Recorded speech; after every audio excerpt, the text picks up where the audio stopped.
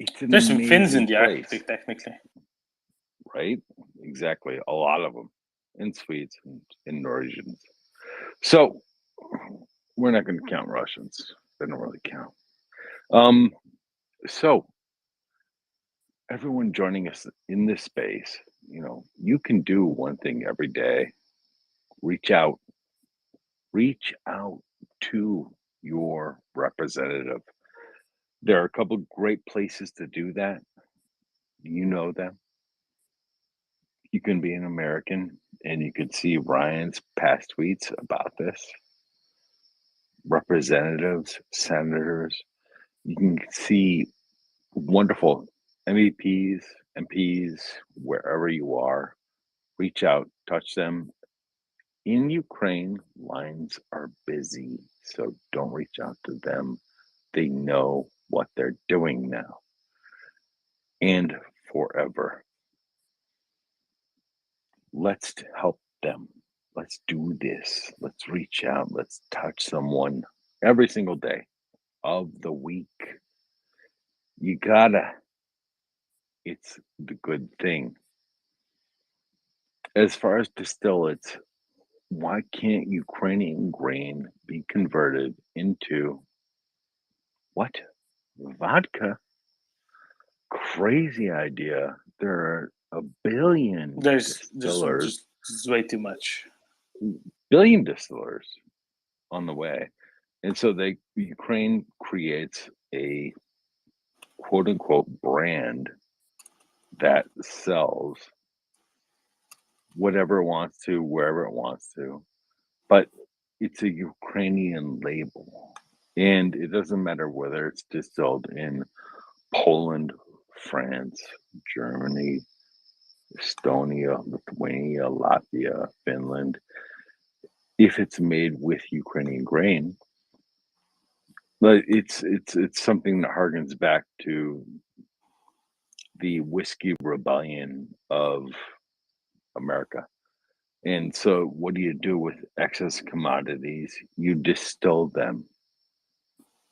Sorry, thank you for letting me be verbose on this space. Thank you for being here. Can I do some maths back at you, Peter?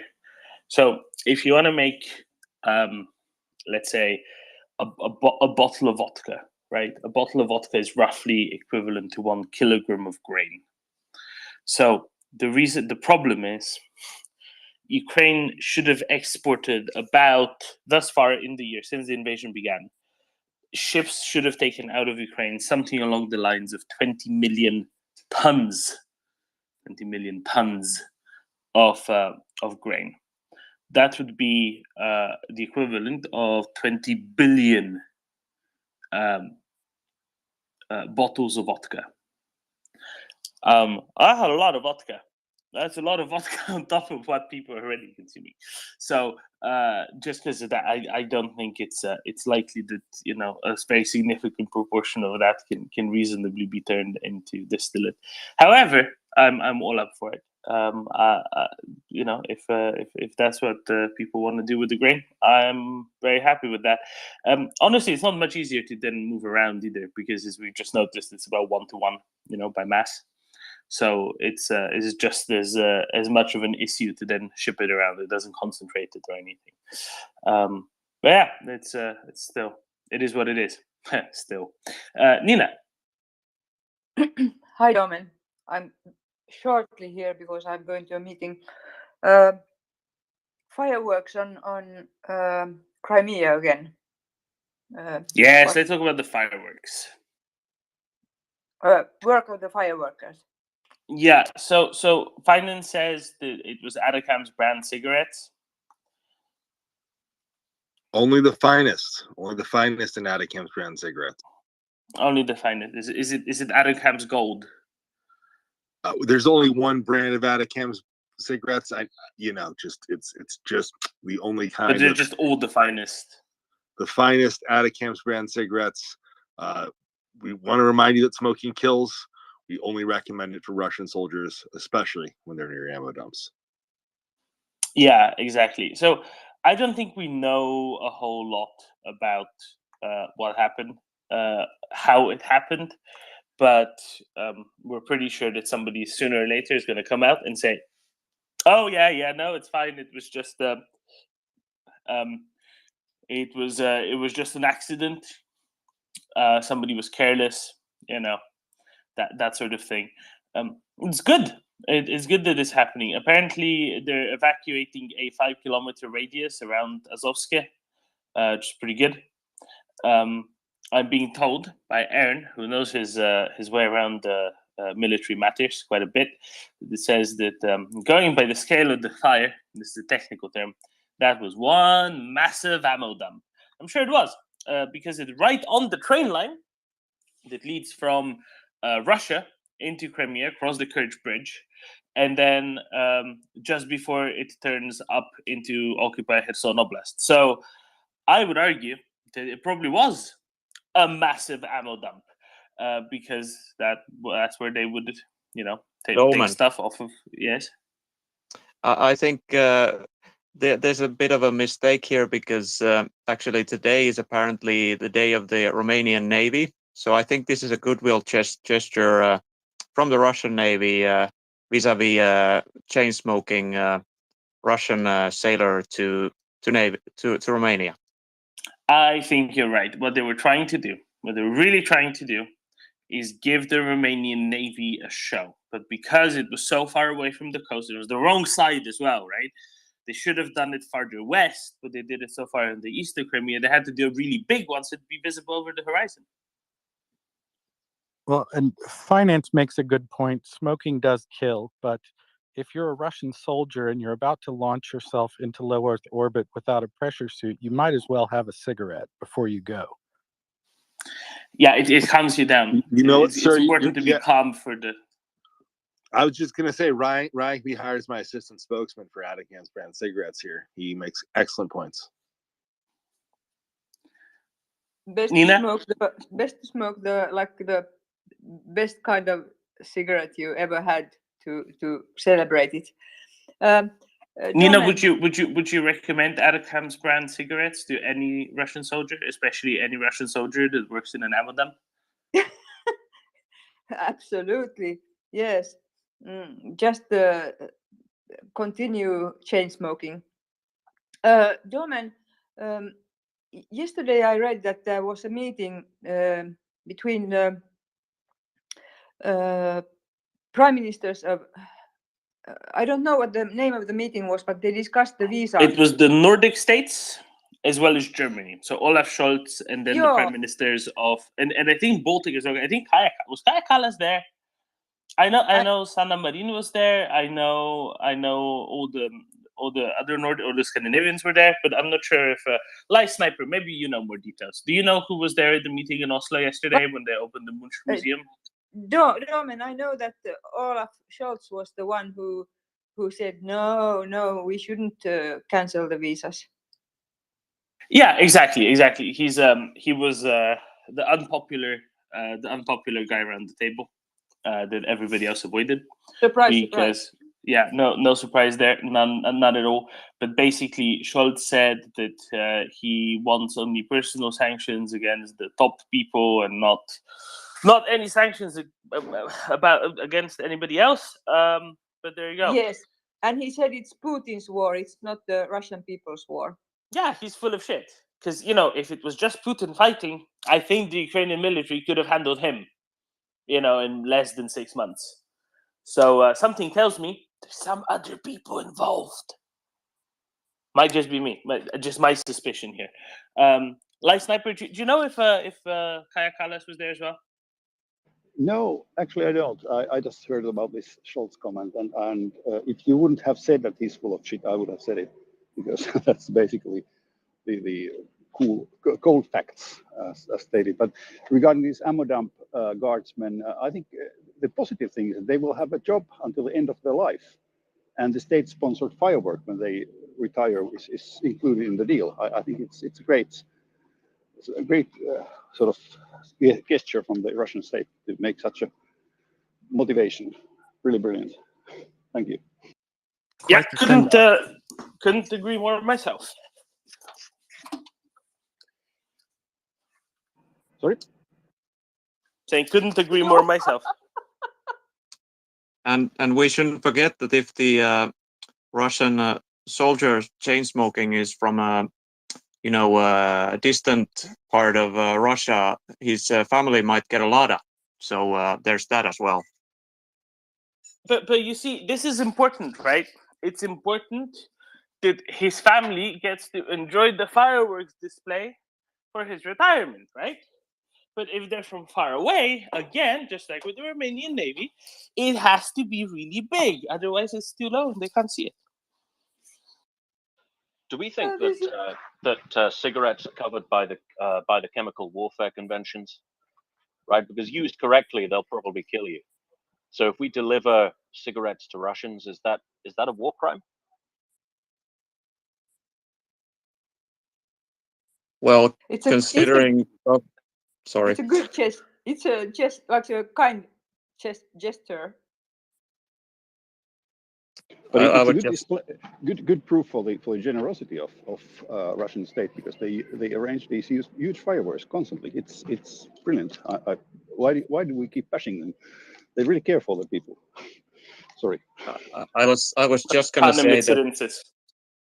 from what I've heard of Russian cigarettes, I think if they are a crime against humanity. So if we send them Western cigarettes and it's just a war crime, then it's still one step up. You know what's really a shame, and finance will appreciate this. It's really a shame that Lockheed Martin doesn't produce more of their missiles in Virginia.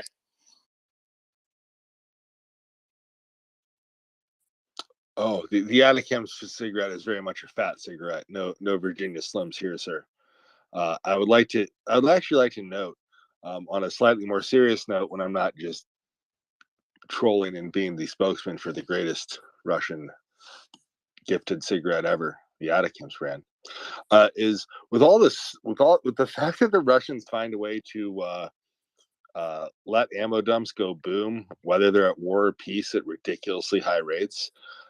It really does bring into question, like, how much ammo they have and how much ammo they produce, because quite frankly, they're not just using old Soviet stock. They have to be producing a decent amount of it. And I'm legitimately curious if anyone has ever done the math on just how much ammo these guys lost not at war for, say, like the 8 years since 2014 to now. Like the ammo they just lost hanging out in Russia going boom because they can't store it for anything. Because the number is probably quite high, and I'm sure somebody with firms data could sort of look at it, because it's not like these things are quiet when they don't work.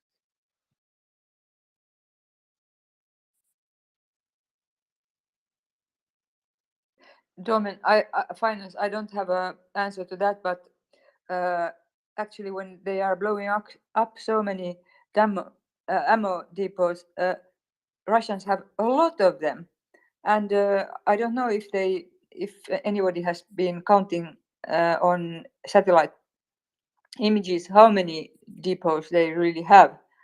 But I don't know also about the size of the depots, but it looks like there is a lot of stuff because it's quite a big boom. Oh, absolutely. I'll just note there are some. I think Ukraine has some friends in a vaunted institution of higher education called the Culinary Institute of America, as well as another one called the Courtauld Institute of Art in London. I think they're helping out with tracking the ammo depots, right? Because the first ones are very good at things cooking off, or cooking anyway, and the second ones are very good at identifying very small differences on pictures. That's dumb, and that's almost Yehuda level. There was yesterday a thread I saw in Twitter. I'm just looking for it right now, where the ammo or the Russian capabilities and sort of number of artillery pieces, how soon they wear out, and how much ammunition they have, and so on. It was a longish thread, and I'm just looking for it. And when I find it, I'll retweet it on my on my account. Thanks.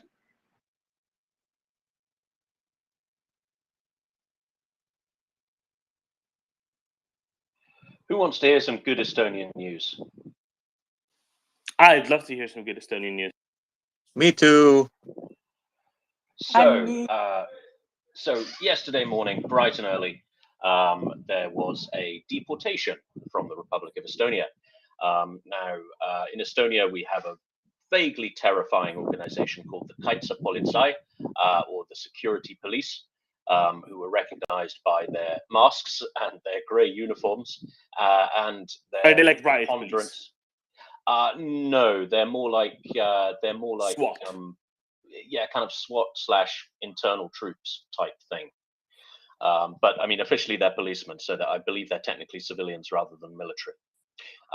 But they're jolly sinister. They always wear, balaclavas and snoods and things, and they carry a lot of weapons and things.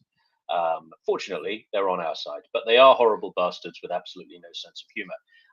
Yesterday morning, they arrested and deported a chap called Ramil Usmanov, who is the head of a KGB front group called the South Estonian Society of Veterans of the Soviet Afghanistan War, which is based in Tartu, which is the second city of Estonia, where our most prominent university is. He is a long-time agitator for pro-Russian causes and generally all-round bad news.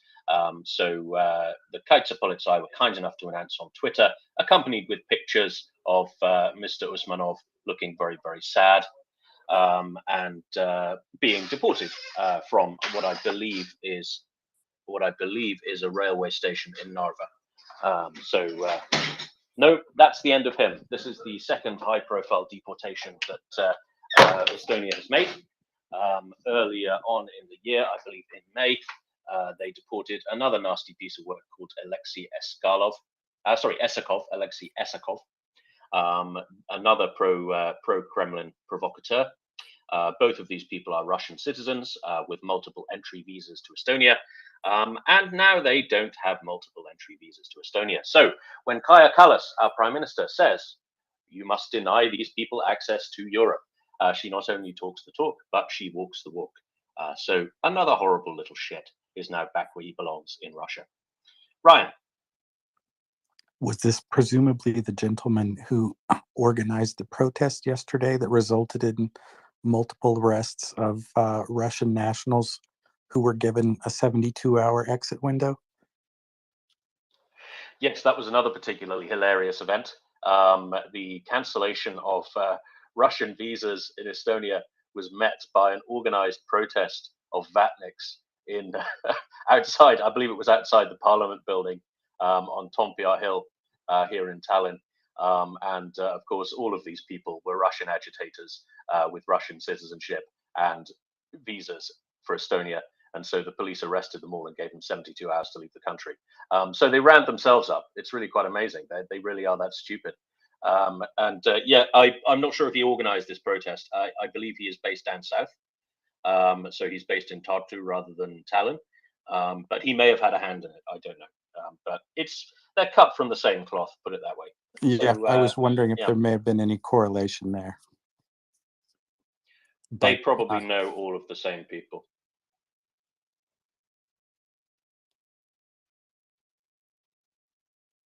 So yes, the Kaitsepolitsei, they will find you and they will deport you if you are a horrible little Vatnik shit. So beware. Vern, good morning, or good evening, or good afternoon, or whatever time it is where you are.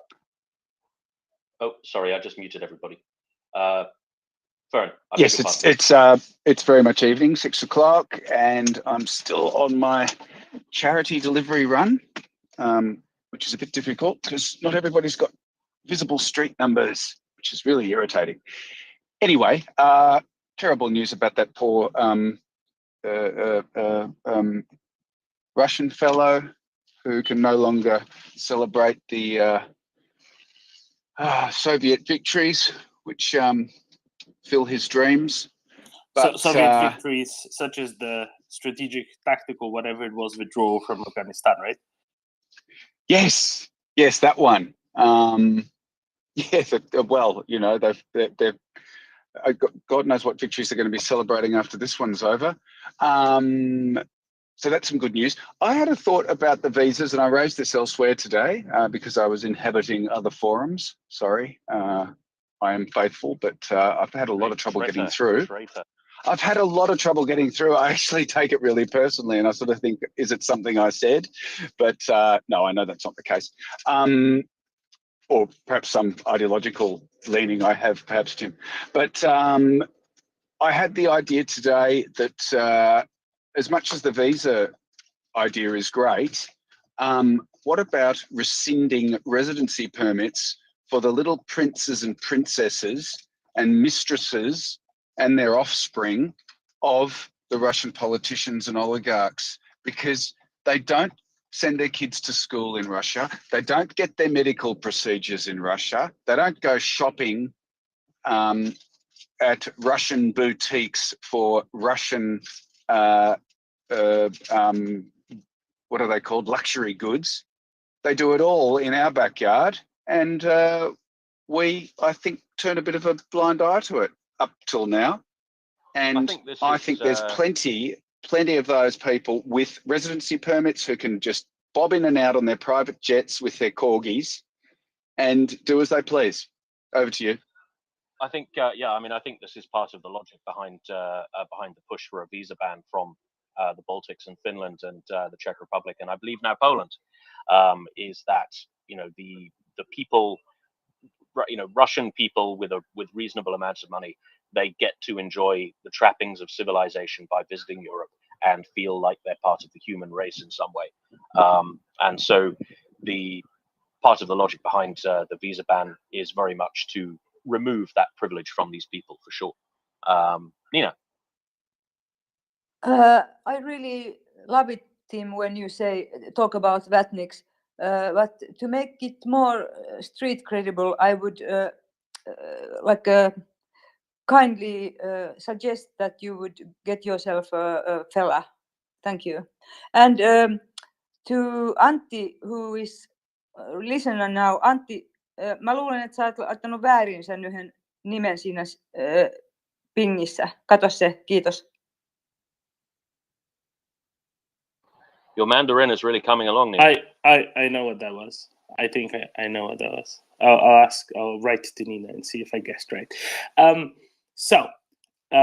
Yeah, I agree, Larry. I think it's great. It's a great idea to kick those with residency permits out likewise. It's just a little bit more involved, and it just means that the list of personal sanctions need to be, you know, added to, which shouldn't be very difficult, but it is always very difficult because there's always someone who says, yeah, but what about no? And what about their rights and the like? And I think that's all a bunch of nonsense. Well, so I can tell you, sorry, Domin, I can tell you, a friend of mine works for a certain bank in the UK, which is connected to a similarly autocratic state, and every single native of that country who works in that bank is a prince. And that's the nickname for being a child of a public servant in an influential position. We know who they are. They don't come to work too often, and when they do, they tend to sleep in the fire escapes because they've been up playing poker and drinking whiskey all night. So, you know, I think it's just time we started turning the screws a bit. That's all. Is it too much to ask? Oh, no. I agree. It's not too much to ask in the slightest. They just need to be added to the lists of those against whom personal sanctions are levied, and they should be. And it's a shame that they haven't been yet. That's where I'm going to leave it, because there's very little else I can say without getting very angry. And when I'm very angry, I'm not a very good co-host. Check the fire escapes at the bank. This makes me curious. I wonder what angry Domin is like. I'm not sure I want to see it. Oh, come on. Angry Axel has got to be a sight to see. You could sell a lot of tickets for that. No comment.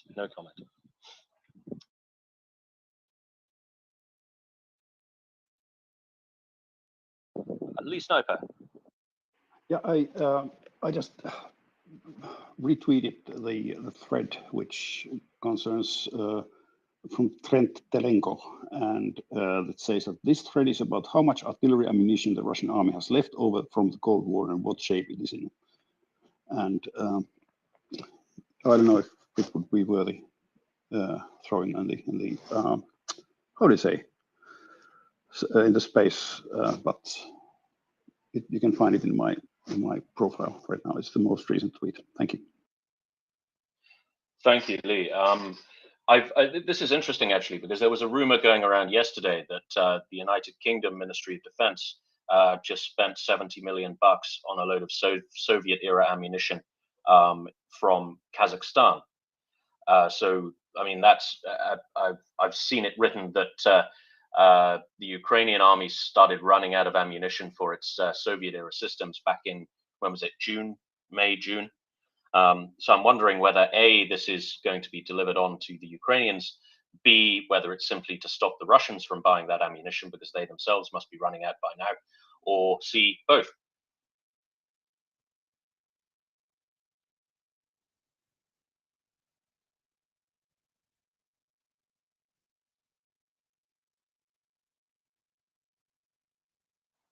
Maybe you could talk a little more about what you know about this, Lee Sniper. Well, actually, it's Lie Sniper, but whatever. Beg your pardon. Because he lies down when he snipes, right? He snipes from a prone position. That's why.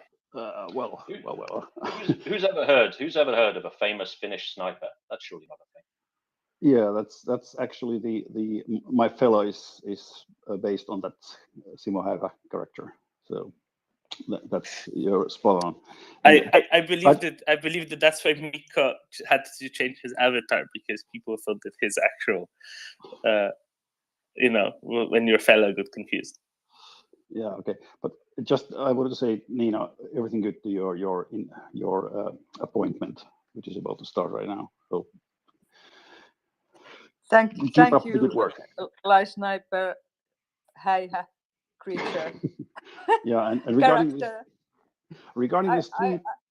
Okay, carry on. Yeah, I will get back to you later. Thank you. Okay, I appreciate it. Thanks. And regarding this tweet, which I just retweeted, I'm not a theory guy, and I'm not a statistician, but I have Trent Telenko is, I think he's got quite a reputable source. So basically, I read through the whole thread. It's a longish one, but I must admit that I can't make even any brief sort of how do you say, executive caption or anything like that about it. It's just it's a lot of information and a lot of evaluation of different things regarding how much ammo they might have and in what kind of shape the guns might be, and how the wear and tear of all the equipment and so on. So if you're interested in that kind of stuff, then I think that might be the worth reading. I don't know who questioned or raised a question regarding how much ammo they might have, but I think some indications. It was me. It was you, my dear friend. Okay. But you are good in Excel, so why don't you put it all in an Excel? I keep Russian ammunition away from my machine. Okay, thanks. Yeah, Lie Sniper practices safety on the internet by making sure that nothing can blow up his computer. Yeah, normally, okay, Nina knows me quite well, and she knows that everything that's not bolted fast, I will make an Excel out of it. So that was not so far-fetched, the idea. Thank you.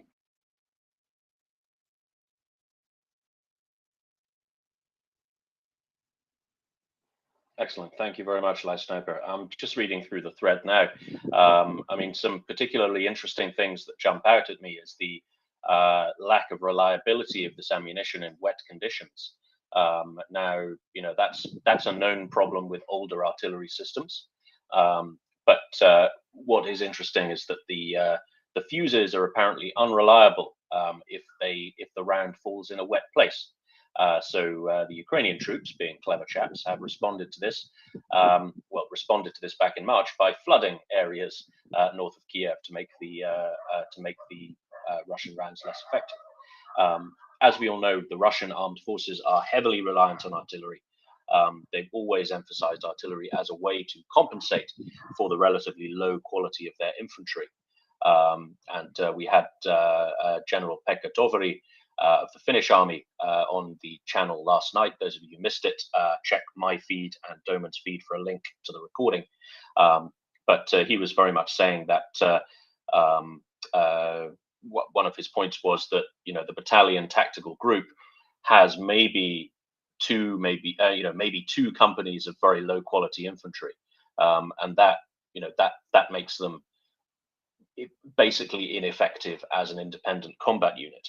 The low quality of the Russian infantry is an enormous problem. They compensate for it with a massive preponderance of artillery across all of their units. They currently, I believe, the figures were they outgunned the Ukrainian army by 10 to 1. At least in the early conflict, that's the statistic I read. But still, it doesn't seem to be compensating for the general lack of effectiveness of their men. Vern.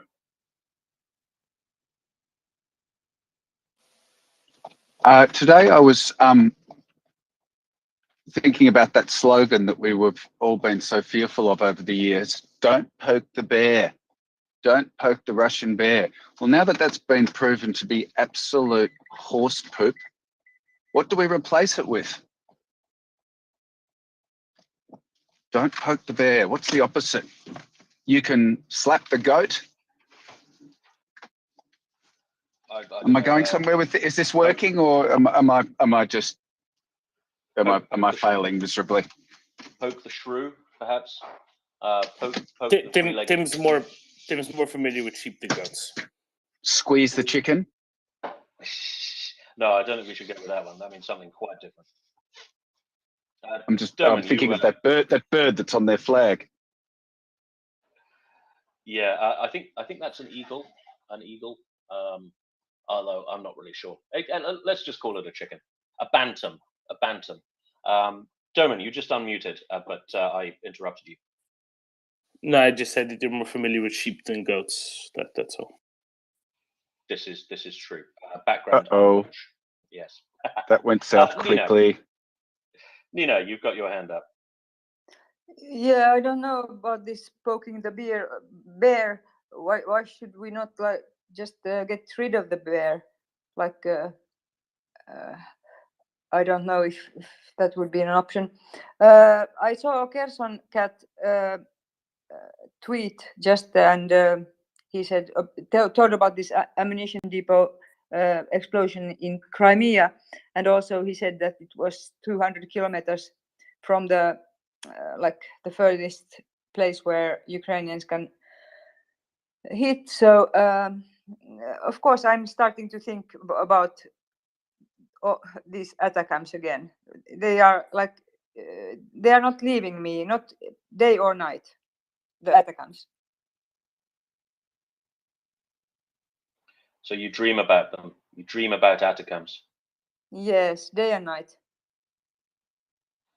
Yeah, this is. There's a tweet here from our favorite feline, Special Kherson cat, who is a Kherson resident who tweets various interesting things about the war from his or her perspective. Now he's tweeted 2 hours ago an enormous explosion in a Russian ammunition depot in the village of Azovsk, which is 200 kilometers behind enemy lines. This is really quite a large explosion, and he's got some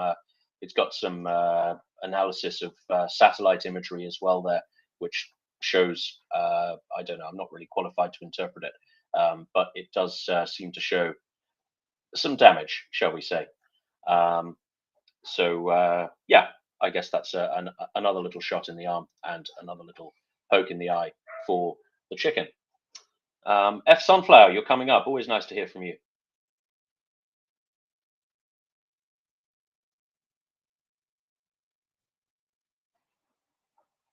Okay, I guess not. F Sunflower, if you can hear us, please stick your hand up if you'd like to say something. You are now on the speakers panel. Doman, shall we have a look at this morning's headlines? Certainly, go right ahead. Okay, so a quick roundup of the news on Tuesday, the 16th of August. Now, Ukrainian and Russian officials have reported shelling near the Russian-held Zaporizhia nuclear power plant, which is the largest in Europe, on Monday. Both sides have blamed each other. Russia claimed strikes from US-made M777 howitzers. I think they're actually British-made M777 howitzers, aren't they?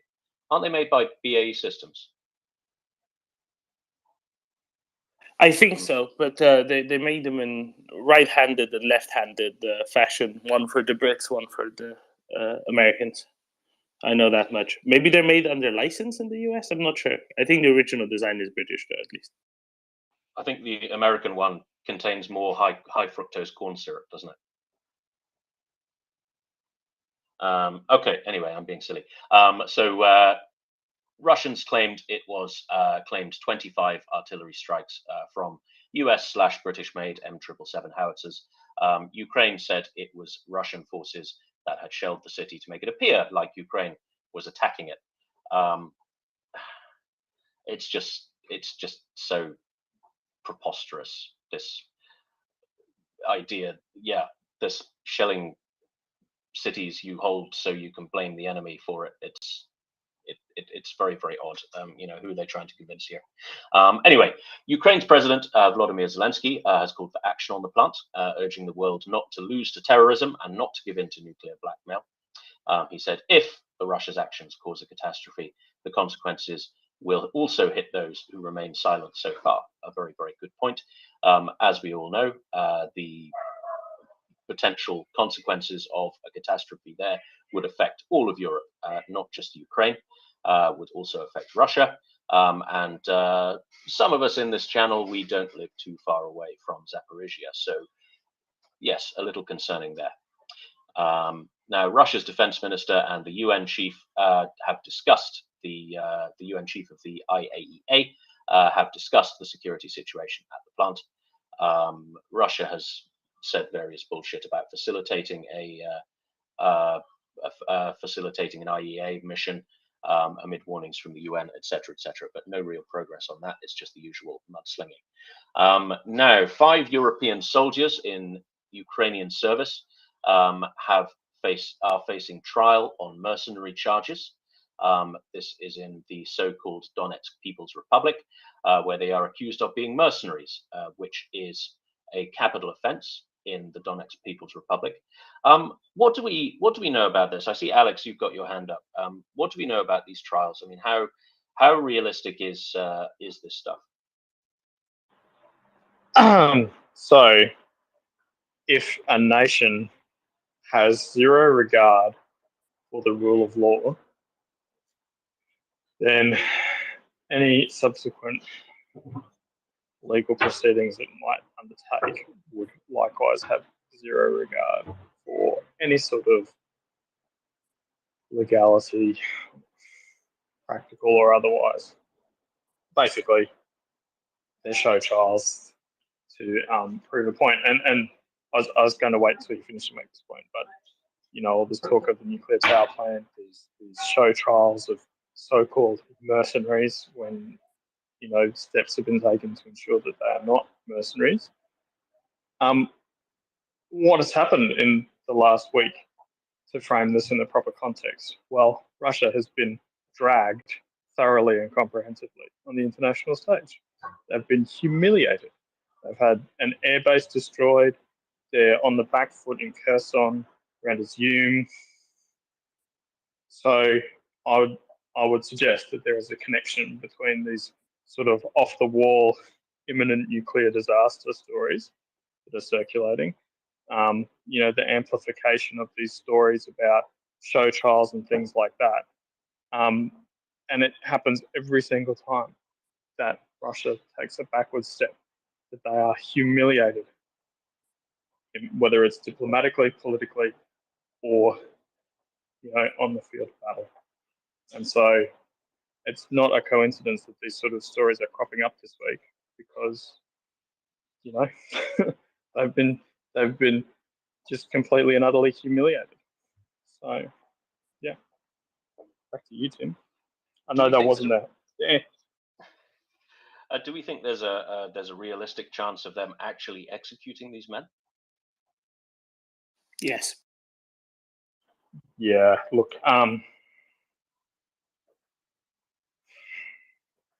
would like to believe the optimists that sort of suggest that these people will be used as diplomatic or political bargaining tools. But I'd have to agree with them. Because I mean, my what's likely to happen in my head is that they charge them, they convict them, they condemn them, and then they release them with a sternly worded letter saying, "Gaha, look how magnanimous we are." Derman, you're obviously a bit more cynical than I am. I am more cynical. The reason why they're structuring this the way they are, specifically that this is a DPR matter, quote unquote DPR matter, quote unquote, fake country that doesn't exist matter that only Russia recognizes. There's a reason for that. They're trying to get A, Ukraine, and B, third countries, the US, for example, the UK, to effectively recognize the statehood of these FSB mafia run quasi republic formed occupied territories, and then talk to them. That's really what they're trying to do, and the people running them are sort of bloodthirsty mafia types who, if they don't get it their way soon enough, that's what I think they'll probably do. I'm not saying they definitely will, but probably, because they don't care about other things really. They care about money and prestige, and once it's clear that these can get them neither, they will see no more use in them. That makes sense. I would just add to that as well. So there is a grim and inevitable logic to Russian thinking in this, and Dolman's right. If there's no practical use for these people, that they will dispose of them mildly. But also that there is the kind of thinking that says, well, we're losing quite badly. Everybody hates us, so we might as well just kill these people, just to let everybody else know that if we catch you, we'll kill you.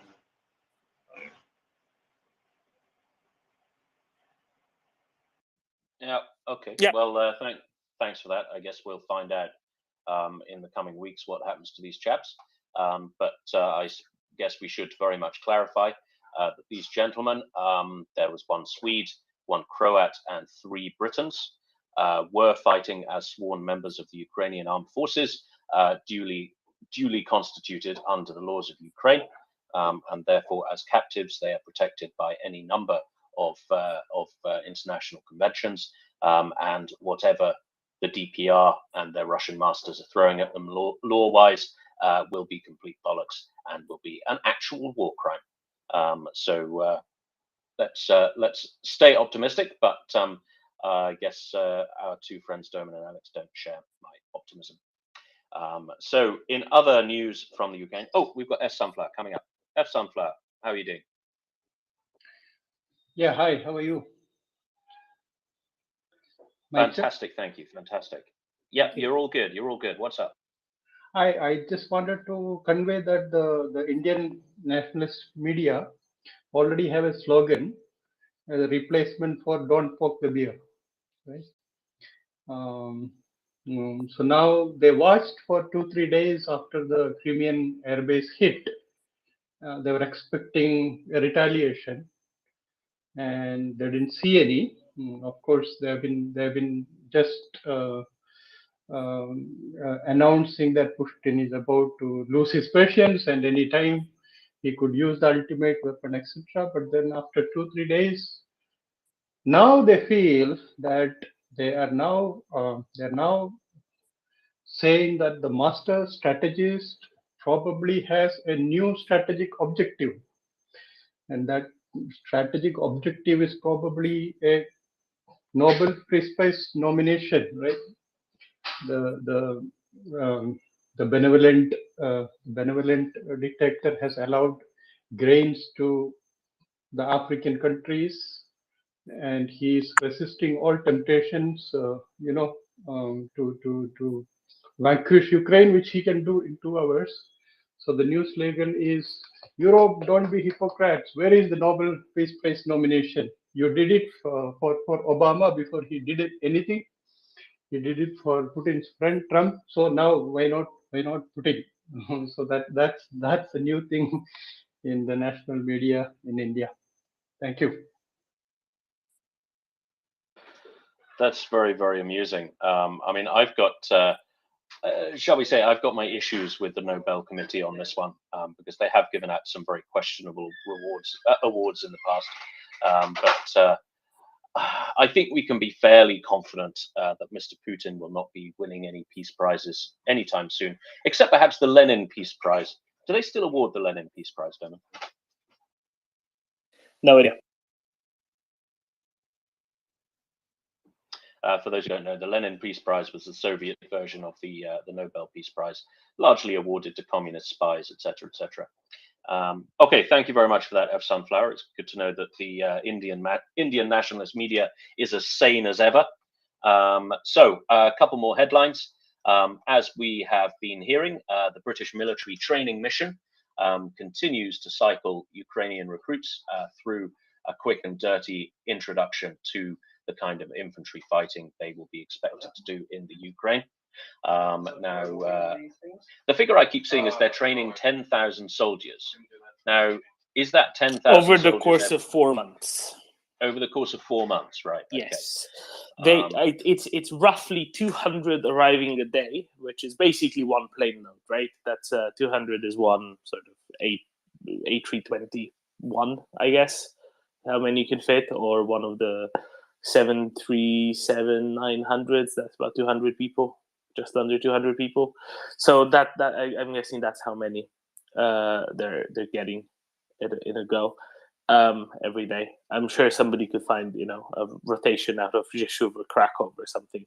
There's one plane that goes every day from there to some base in England. So I'm guessing it's something like that. There are over 1,000 British trainers, I think, in 3 bases around the UK. Plus, now there's going to be 120 Kiwis, 120 Swedes, 130 Danes, some number of Norwegians, only 20 Finns because they need so many trainers to keep all their reservists up to date. But Finland might increase their commitment, and some number of Dutch trainers that I haven't quite figured out. There was a rumor of about 300 actually. Oh, 230 Canadians. Can't forget those. All Unifier restarting in Britain. They're already there. I think they arrived a couple of days ago. But yeah, it's quite a big effort, and if anything, it's going to get even bigger. And it allows for just additional capacity outside of Ukraine, right? For basic training, because that's kind of what Ukraine needs is more people who have some or no military training to learn how to handle a gun and how to do things right. And that's what's being done in the UK. Denmark has also announced on top of that they're going to be conducting NCO training in Denmark. Beyond that, the US is doing some training, but not the basic training. I think the more specialized stuff in Germany.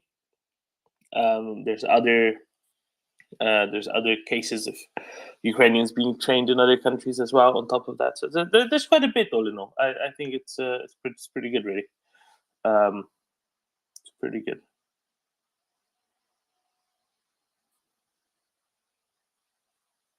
Thank you very much, Dermot, for that update. Okay, so the information being released is that the soldiers' training will be focused on marksmanship, battlefield first aid, not battleship first aid. I'm pretty sure that's not. I was like, what, navies now? What's going on? Well, Russia doesn't have a battleship anymore. I think it's beyond first aid at this point, isn't it? Because it's at the bottom of the sea. Sorry, that was a cruiser. For ship nerds out there, that was a cruiser, not a battleship. I do understand the difference. Marksmanship, battlefield first aid, and urban warfare. Fibua, fighting in built-up areas, also known as fighting in other people's houses, which is the rather cynical British Army term for it. Now, the British trainers, they aim to turn raw recruits into battle-ready soldiers in a matter of weeks. I think that might be the Guardian editorializing this a little bit, but as Doman says, it's a fairly quick and dirty course. I believe it lasts 3 weeks, but if you organize these things very well, as we were discussing with Gunny yesterday, a typical British Army training course involves an awful lot of fucking about and an awful lot of waiting for things to happen rather than doing things. So it is possible to condense these courses. If you're very well organized and you have enough directing staff, you can condense these courses into a fairly short space of time. And of course, their training in Ukraine under their own instructors will be ongoing. So a big thank you to Canada, the Netherlands, New Zealand, and various Nordic allies, including our new friends Finland and Sweden, for sending their trainers to help the UK out as well. Now, there is a referendum in Kherson on the 11th of September, according to Kremlin sources. They have fixed a date for that, 11th of September. This echoes the sham referendums they've held in various other places. In Crimea. I believe they've only actually held a formal referendum in Crimea. Is that correct, Emma? No, there were also referenda held at some point in DPR and LPR, allegedly, in the original bits that Russia occupied and claimed they were separatists, but really they were just occupied territories, administered by a combination of random thugs and some ex-FSB chaps. By chaps, I mean war criminals, just to make it clear. I think there were some referenda there, at least at some point, or at least they were planning some, and maybe they didn't go through with them, and they were planning another one for joining Russia. I think that's kind of the idea. They're all a sham, and the one in Kherson isn't going to happen on the 11th of September either. There were 5 previous ones that they were meant to happen, and then they were cancelled at the last moment. And they certainly won't happen in Kherson. They certainly won't happen in Zaporizhia either, because the city of Zaporizhia isn't occupied. Russians kind of have this idea of they need kind of the whole oblast to be able to run a referendum, which is kind of going to bite them, I think, because it's very depopulated. The occupied territories have a very small proportion of people left. And they can't even ship them in from Crimea now, because the ones from Crimea are fleeing as well. And no way they can make up, the pretense of sufficient number even. But by the 11th of September, they won't have the capacity to run a referendum in Kherson. They won't have a good chunk of Kherson left, I don't think, anymore. So there you go. Why were they cancelled, Doman? Was it because all of the treasonous collaborating scum were killed? Yeah, I think that was a part of it, Alex. That was certainly a part of it. I think there were other parts to it as well, but that one was certainly a part of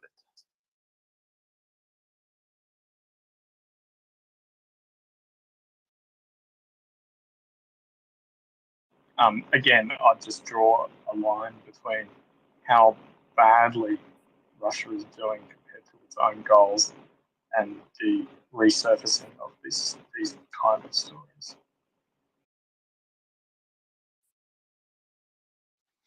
Well, I mean, it's as we discussed yesterday with, I believe it was Doman. It's kind of the preaching to the choir here. I mean, they're not going to get any international capital out of this strange activity at all.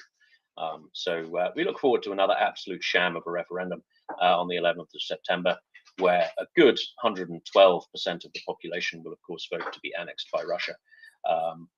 And finally, from the news, in fact, penultimately from the news, Ukraine's parliament has extended martial law for another 3 months. Now, I've got a rather strange story coming out here. Have you heard about this, Doman? Apparently, some members of Vladimir Putin's inner circle have reached out to Western officials to talk about peace.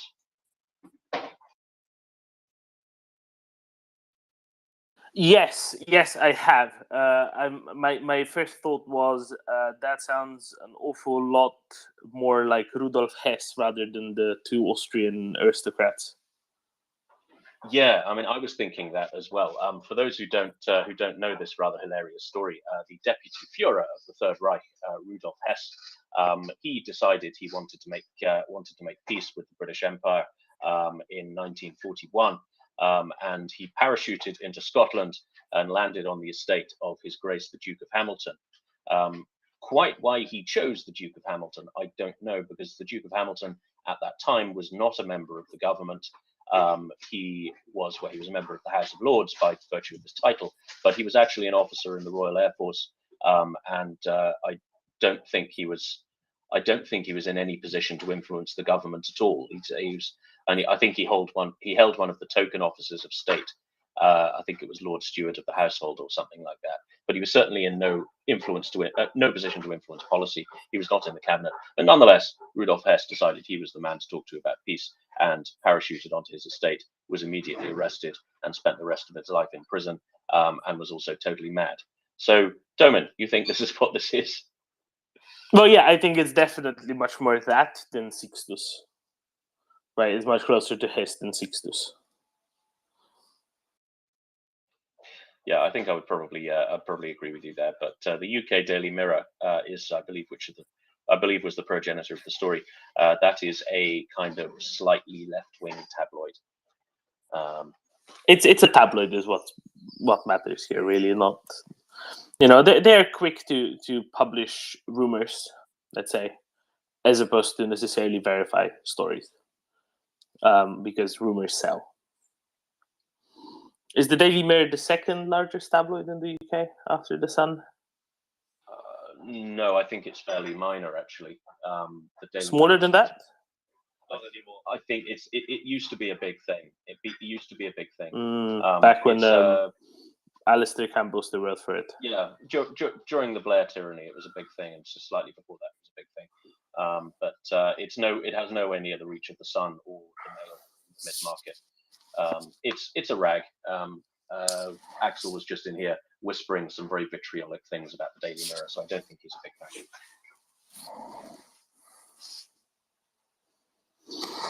Okay, fair enough.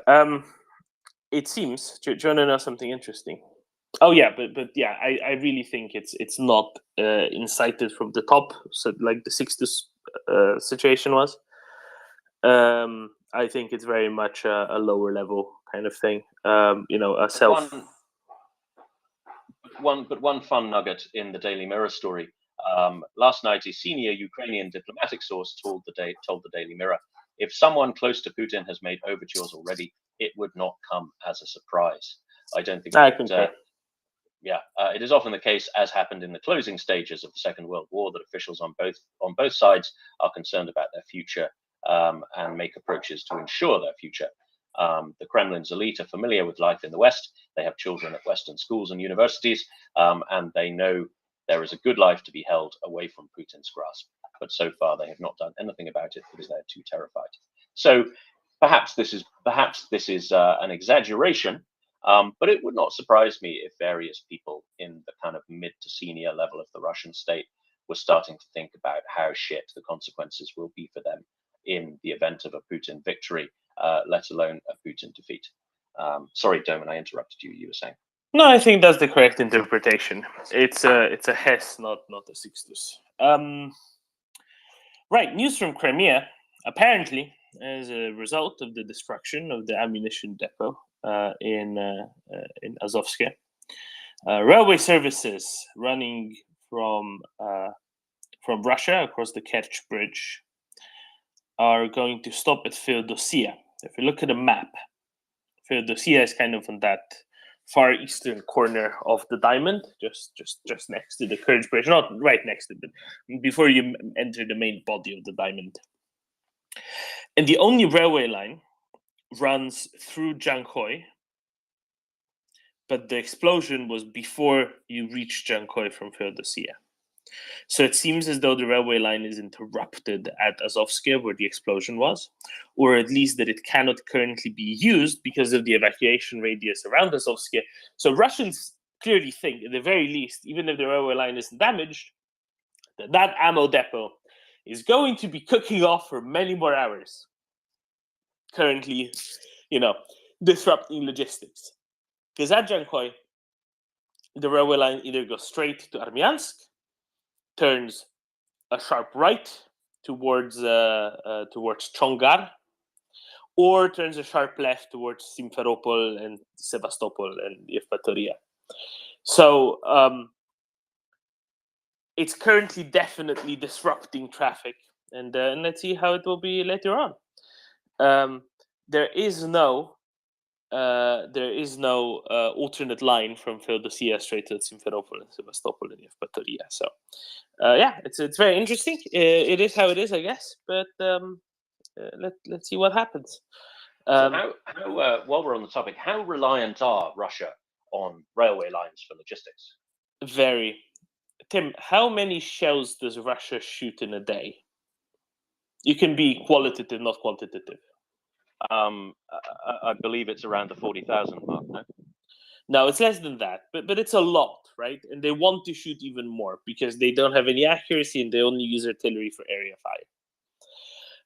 How much does a 152 millimeter shell weigh? Alex? It's quite heavy. Okay. How much does thousands and thousands of artillery shells weigh, Alex? Quite a lot. Yeah. So can you put that quite a lot on a truck? No, you cannot. Rail is by far the most efficient way to move heavy loads along distance. Yeah, that's really what this is about. Russia cannot move the amount of ammunition it needs long distances by truck alone because it's too much. And it's not just artillery, right? It's also tanks and other things, and food for the thousands of soldiers. They do not have enough trucks to move all of those people around easily. That is why that's why they can't rely on trucks alone. And if they only had trucks, like obviously they use trucks, right? They use trucks for the last mile or the last 20, 30 miles to the front line. They're already getting messed up by HIMARS destroying the ammo depots within 60, 70, 80 kilometers of the front line. That's already messing them up royally. Now they have to move ammo depots 250 plus kilometers from the front lines, and they have to rely on trucks for an 8 times longer distance than they did previously.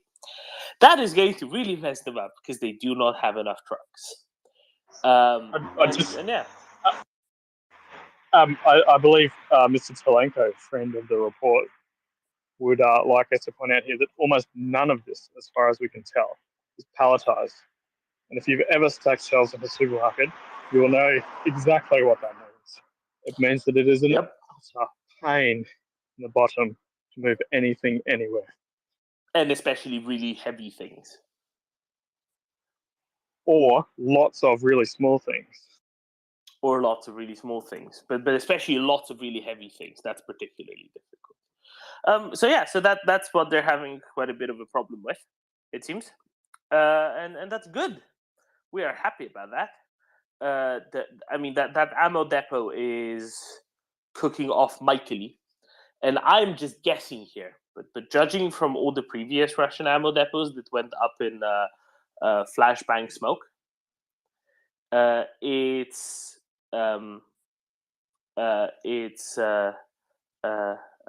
usual that they are right next to rail lines because that's how they get them in the first place, right? So whenever an ammo depot goes off, well, I think it's starting to affect the railways next to the ammo depots. And I think that's probably why the trains in Crimea today are cancelled, because they go too close to the ammo depot. The ones from Russia mainland to across the Kerch Bridge to occupy Crimea anyway, which, you know, I think that's it's just great. Gunny, have you seen the lovely fireworks this morning on Crimea? Just woken up. We got any confirmation of this airfield then getting hit? I don't know about an airfield. I only know about an ammo depot and a substation. Is there an airfield as well? Did I miss that completely? Yeah, someone called Jay in Kiev says he's got reports of explosions at a permanent airbase, kind of in the north. Let me try and find it. I think it's an airfield that people might be mistaking for an ammunition dump. Somewhere called Jankoy. I don't know. My Russian's a bit rusty.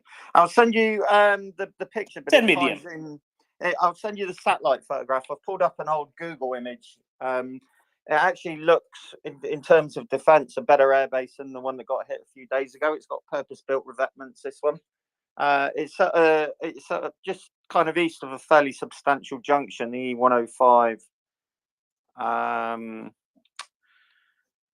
And the E97. I'll send you the log stat of it. But I think that might be what people are saying. I think they might have hit another airfield, as we were discussing yesterday. Yeah, he's talking about, Jay in Kiev is talking about the airfield in Jankoy. I wasn't aware that had been hit as well. So I wasn't either. So I'm kind of sticking to what Special Hersonkat says, just because Special Hersonkat, you know, speaks Russian well and control all the appropriate channels, and I'm quite sure that he kind of checks things that they're somewhat confirmed. So what Special Hersonkat says, there's two things that went up in Crimea thus far that we know. A substation in Jankoy, like a transformer electrical grid substation, and a giant ammo depot. A giant ammo depot just outside of Jankoy. But that's not next to an airfield. And there are satellite images that show where it's located, and apparently that fits to where the explosions were, close to the village of Azovsky. But those do look like revetments in the satellite images. Yeah, but that's not an airfield. Maybe we're looking at different ones to what I am. But anyway, we shall look more into it, because we were very excited that more Russian stuff went up in flames. Either way, if it's an ammo depot or an airfield, I'm happy with both. I mean, obviously I'd be happier with an airfield because it means more expensive stuff. I'd be the happiest if it was an ammo depot at an airfield and both of them are gone together in one big event. But yeah, Gunny, send me that and I'll have more of a look. Yeah, I would be much happier if it's the airfield, to be honest, because it could be that could be where they relocated the fast air after the last one. If that's the case, then that is proof that the Ukrainians are doing a systematic campaign against the air defense. If they're hitting an electrical substation, bear in mind how hard these things are to replace. The next question would be, what's in that vicinity?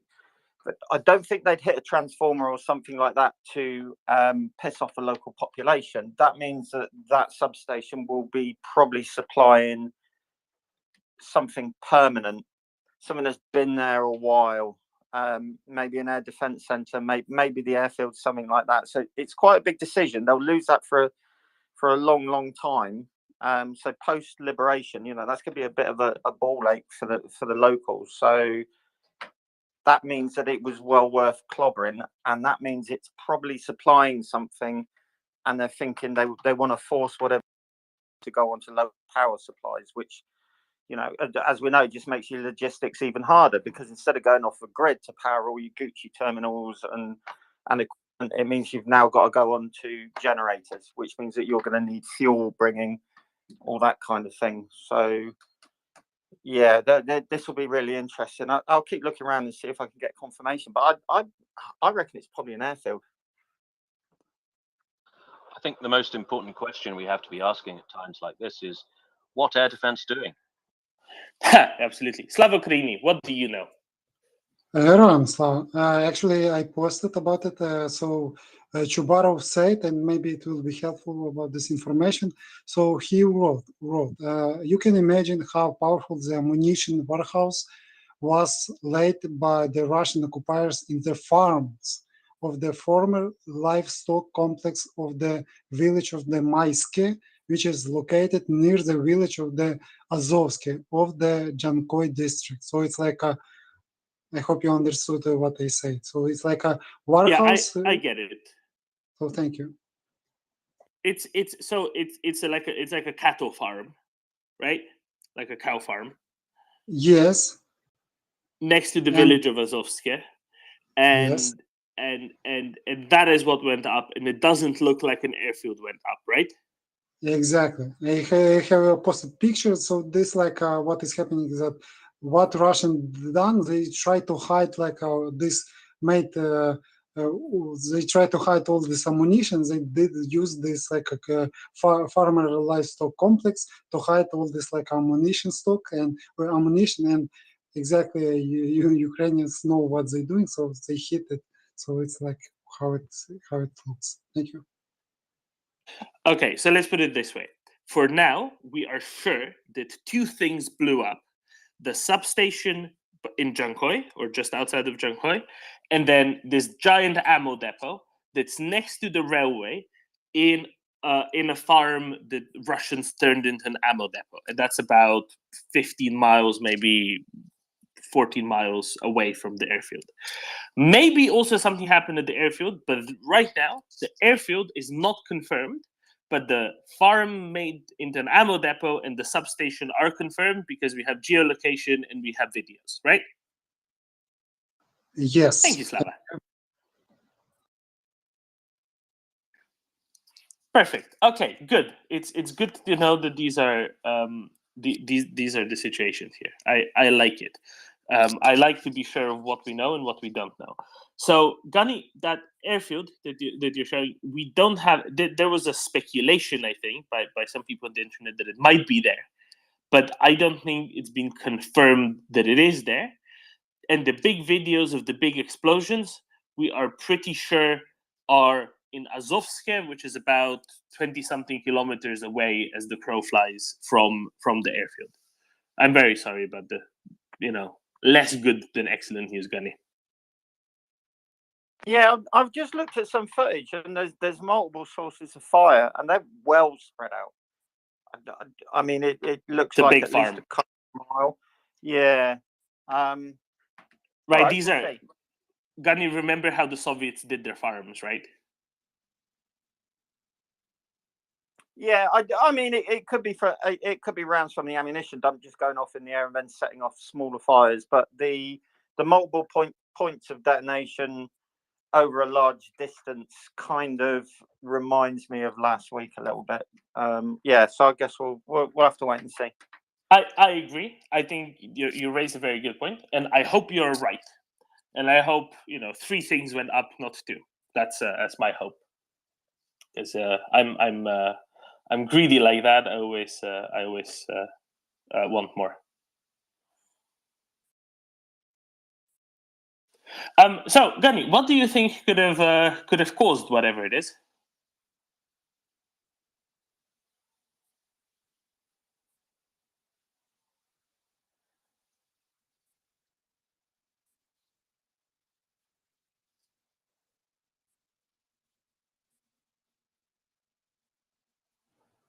Слава Україні! Героям слава!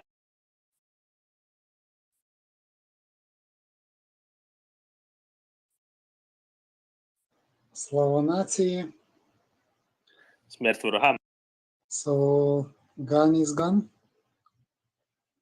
I think Gun is either looking into something or his audio failed. But I don't want to drop him because... There we go, he's back.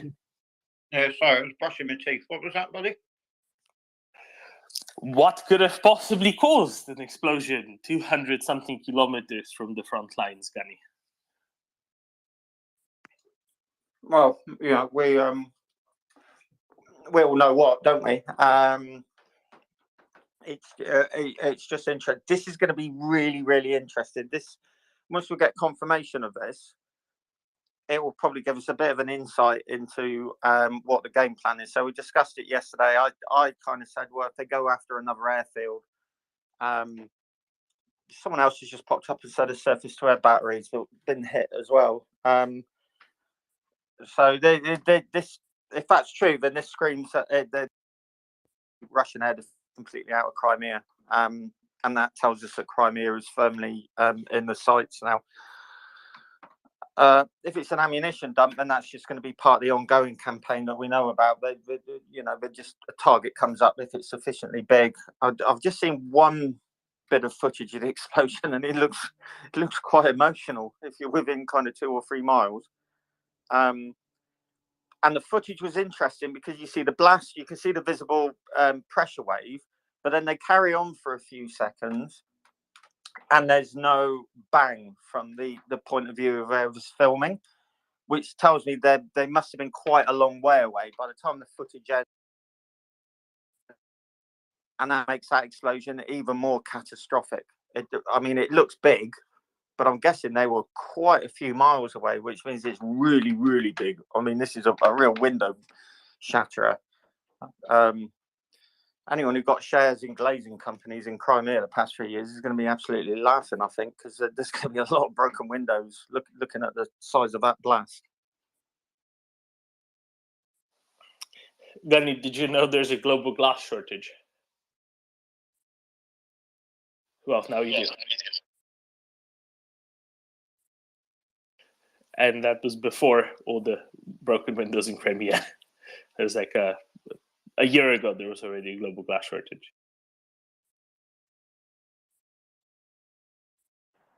Simon, I have a question. Go for it. How many functional train lines are there to Crimea at the moment? So there's a total of 3 train lines that lead into Crimea. One goes across the Kerch Bridge, but that one is currently not in use beyond Feodosia. Feodosia is in the east of Crimea. And that's because the only direction that line goes is from Feodosia to Jankoy, and the big explosions are at Azovske. Sorry, Slava, I'll keep saying Azovske. I know there's a village called Maiske that's smaller next to Azovske, but I'm just going to stick to Azovske. Because it doesn't really matter, right? It's next to the train line either way. Because the big ammo depot that we know is cooking off at Azovske, probably, is too close to the railway, and the trains can't run safely past the big explosions that keep going off and will be going off for a while. Secondly, so that line runs to Jankoy, and then from Jankoy it goes in 3 directions. It goes to Simferopol and Sevastopol. Okay, whatever. But that doesn't go out of Crimea, right? And it goes from Jankoy out of Crimea in 2 directions, towards the northeast and towards the northwest. Towards the northeast, it goes through Trongar, and it can't go there because the Ukrainian partisans have blown a bridge somewhere between Crimea and Melitopol, so it can't get to Melitopol. That's the only way it can go, right? Maybe you can also go to Berdyansk without going to Melitopol first, but that's out anyway because there's a bridge that's just after you enter occupied Kherson Oblast from occupied Crimea in that direction to the northeast of Jankoy. So that's out. And then the direction towards the northwest of Jankoy goes through Armyansk, which is still fine. But then it doesn't, there's no branches before it reaches the city of Kherson. And we're not sure in what condition the area around Brilivka is, which is about halfway between Armyansk and the city of Kherson, because there's at least 1 train that went up in flames there, if not 2, a couple of weeks ago already, and they carried lots of ammo. And let's guess that rail line's not in the best condition. And even if it goes further, it can't reach the city of Kherson because the railway bridge that it needs to cross to get to the city of Kherson across the Dnipro is out of commission. So depends on what you think, Alex, but none of the 3 lines are currently in very good condition. That seems like it might be worrying if you were, say, some sort of interloper on the west bank of the river there. Yeah, I agree. If you are on the right bank of the Dnipro and you can't really get resupplied by any means by rail and need to rely on trucks going on ferries made out of sections of a pontoon bridge, yeah, I reckon that might be worrying indeed. I don't know, should somebody tell them? Slavo Krini, do you think we should tell them? I'm sorry, I have different, not different topic, but have some additional information. I'm sorry. So actually, Gani actually may be right that in Azovsky, Refat Chubarov said that it's actually in fire military base. So it's like a checks out in Azovsky. So you are actually true. It's like a new name, Azovsky. Thank you. Yeah, I thought so. Someone pinned it on Google Maps. It's just the spread of the fire. That's the only thing that gave it away. If you have a look at the Google images, the revetments are nicely spread out. As I say, these are purpose-built ones. These don't look like they're makeshift. Certainly from a distance, it looks like it was a rotary wing base, probably. But the sort of place where you would probably be happier putting fast air, more fit for purpose. So if this is true, I will bet you whatever wasn't killed a few days ago in that air raid relocated there for some reason, and they've gone after it again. That would be really interesting, because that means, if you imagine if you're on a squadron and your airfield gets raided and then they move you to another airfield and say, look, we're going to put you there, it's safer, and then they hit you again. There's a lot of fires there. They might have just finished off, 2 or 3 squadrons, I think. So, Gani, I think, be clear on this, I think the pictures you're looking at are just next to the town of Jankhoi. It seems as though that isn't what went up in flames, probably, maybe. What we have confirmed is about 20 kilometers to the southeast of Jankhoi, at a village called Azovske, like the Sea of Azov, but then SKE after that. We're almost certain that there is a giant batch of explosions going off there. So, Slavo Krini, are you saying there's a military base next to Azovske? So yes, Chubarov said, I just read in some other sources that Refat Chubarov says that in Azovsky, maybe not even close, but meaning in Azovsky military base. So this is like okay. So we're sure that there's a bunch of giant explosions about 20 kilometers to the southeast of Jankhoi, and that's different from the airfield with all the revetments you're looking at. There's a possibility there's also explosions at the airfield with all the revetments that you're looking at, but we're not yet sure about that one. That there is stuff actually there. It's much less confirmed. There is speculation, you're right, that there is something there as well. But let's just hope it's both. Because right now I think it's kind of hard to tell from videos, because they might be overlapping if it's going off at the same time.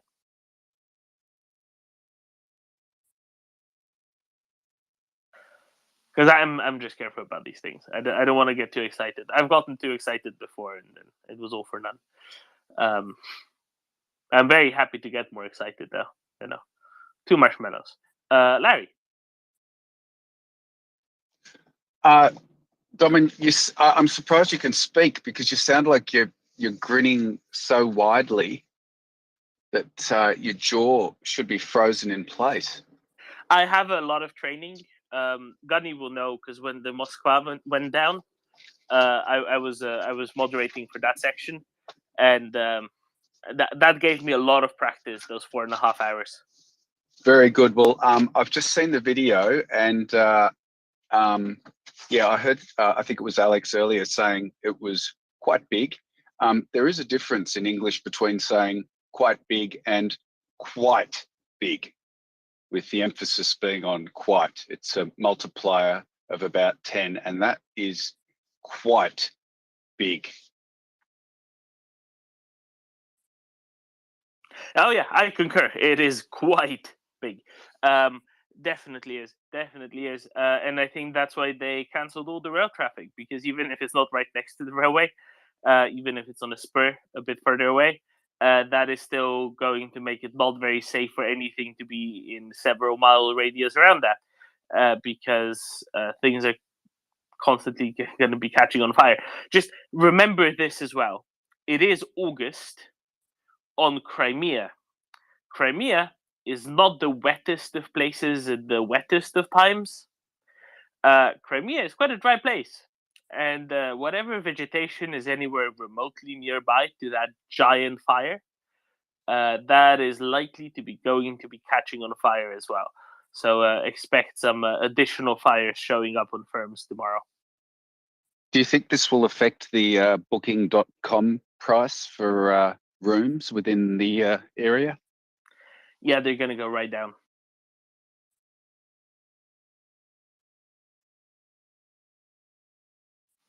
I think the ones in around Krasnodar and Rostov are going to go up, though.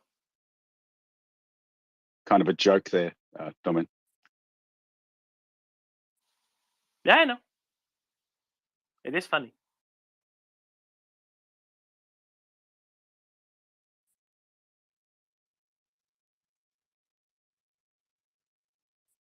Now, while we've got Gunny here, or rather, as we have Gunny here, the UK MOD has a very Navy-focused intelligence update this morning. Shall we have a look at it slightly early?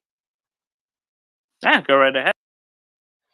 Okay, fantastic. So, the British Ministry of Defence, their Defence Intelligence bit, they release a daily update on some interesting developments on the military side of the conflict in Ukraine. They're usually quite concise and quite short, but they focus on a particular area of Russia's giant fuck up. I mean, Russia's aggression in the Ukraine.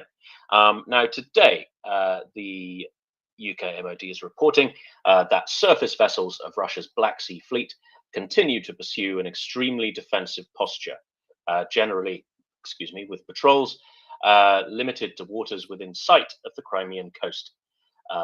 This is contrasts with heightened Russian naval activity in other seas, as is typical for this time of year. They tend to conduct a lot of exercises around this time of year. Now, the Black Sea Fleet continues to use cruise missiles to support ground offensives, but is currently struggling to exercise sea control. It has lost its flagship, as we all know, the Moskva, which was I guess you would call it is it a heavy cruiser? And it's also lost a significant portion of its naval aviation, and it also lost control of Snake Island. Now, the UK MOD states that the Black Sea Fleet, currently limited effectiveness undermines Russia's overall invasion strategy, in part because the amphibious threat to Odessa has now been largely neutralized. This means that Ukraine can divert resources to press Russian ground forces elsewhere. Now, a couple of things I'd like to pick apart with help from Gunny and Doman on this. Now, amphibious threat to Odessa. Realistically, was there ever one? Yeah, the first week, maybe the first few days, there was a lot of thoughts that that's what Russians want to do. Once they pushed past Kherson, and they were, threatening heavily Mykolaiv. Had they broken through Mykolaiv, it could have been a supporting effort, but not realistically, for months, many months now at all. Gunny? Yeah, I don't think on Odessa itself, we were looking down towards the south. There are a couple of potential candidates. So we were looking around that bridge area, maybe a little bit south. And we kind of assumed that they would, when they felt the time was right, they'd try to isolate Odessa ready for some kind of siege. I think Odessa itself, actually on the beach, after their experience in Mariupol, which we still don't have the full story, but from the sound of it, Russian naval infantry got absolutely spanked on a beachhead. It sounds like it's going to be an epic story of complete annihilation coming off the ships. So they probably kind of took that, had a second thoughts about it, and then started looking south. But yeah, after the first month, that became pretty impossible, I think. And once the Moskva had gone, that was it. I think all bets are off. And now, not hope. It would take a massive combined arms operation to get any kind of landing force onto a beachhead. I think they would have to re-establish control over the Black Sea, over the west, destroy all the surface missile batteries, which means they would have to saturate the airspace over southern Ukraine with a full plethora of strike packages, massive jamming, and then the mine threat. They're probably using the ships will be using safe transit corridor, probably coordinates supplied by the Russians, but there's still going to be quite a lot of mine threat out there. I think a few guys were killed off a Ukrainian beach yesterday, sadly. They decided to go swimming and they set off a mine, but I'm not sure what type yet. So yeah, and of course the good news is that frees up. We always assumed maybe 1 or 2 brigades, Ukrainian army, had to be kept on the coast as a ready reaction force. And I would imagine they're probably freed up now, and it's just local defence volunteers just on the off chance the Russians do a little PR stunt or something. But yeah, no, I think that's done and done, that prospect. Now, looking at the reason I'm very, very skeptical, as you are, about this, just looking at the Black Sea Fleet's amphibious capabilities, I mean, they have 6 units, 6 dedicated landing ships, joined by 5 more from the Baltic Fleet. Now, these are Alligator and Rapucha class landing ships. They're really small, right? By the standard of landing ships, they're really tiny. They are 2,000 tons, so the size of a small frigate. They can beach about 200 to 300 troops plus a number of vehicles. So in terms of their actual hardware for any amphibious landing, they can barely manage a brigade here in one wave. So this, even if the threat existed at one point, I mean, it was a fairly minor threat, as you said, Gunny. Yeah, I mean, never forget, the innovation. The Russians do innovate. In 1982, we staged a landing, didn't we? And we had ocean liner sat off a beachhead, being raided every single day. So you can take ships up from trade, as we know, we've done it. That increases your lift capability. You've got a problem getting them off those ships onto the beachhead. But yeah, I remember we were talking about it ages ago, and me and Axel kind of maybe a reinforced brigade at a push, but we said they'd probably get ashore. Their problem would be, it would be an Operation Sea Lion 1940. They'd get ashore, yeah, on an opposed landing, probably establish a beachhead. Could they keep it supplied? Very unlikely anyway. So yeah, now it's dead. It's rare that we see these LSTs going to sea. Maybe one will sail. I had a look at some satellite overheads last month. They're rafted up together. None of the jumble that you expect to see on a jetty from ships. You normally see porter cabins, containers, cars. It's just signs of operational ships alongside. And there's none of that. The dockyard jetties were pretty much empty. So I suspect they've gone dead ship with most of those LSTs. Take the crews off, rafted them up. Last man out, lock the door, turn the lights out, kind of thing. Sure. I mean, I think what we have to remember is that, a brigade level amphibious operation is something that, as far as I'm aware, only the United States and the UK have ever demonstrated any capability in. I don't think even the French are capable of doing this. So it's one thing them having a theoretical capability, which they don't, as far as I understand, but it's quite another thing executing, as you say, a massive combined arms operation. So, Gunny, I've sent you a couple of things. One from Artwar, one from someone else. I think we found, everybody agrees, I think, on where the ammo dump explosions are right next to a rail line, close to Azovske. Russians kind of spread ammo as an ammo storage area, partially in some warehouses that are next to a railway, and partially just out in the open over the course of, I don't know, a mile, maybe 2 miles, maybe more, just next to the railway. And it seems that's commensurate as well with how spread out the explosions are. Also, New York Times reports that a senior Ukrainian defense official says that this is the work of SOF operating in Crimea as well. Slava Ukraini? Heroin, and actually this is why the railroads was damaged, because of these explosions of this like ammunition and all this like military stuff. And but onto this point that again, Gani may be right, because Sergei Stronenko reported that not just explosion in the Jankoy region, but also in the Simferopol region, in the this village Gvardeyske. Also, like this is like a military depot that exploded. So it's like maybe we'll see it's like 3 explosions in the summer in the collective count. So I think. Thank you.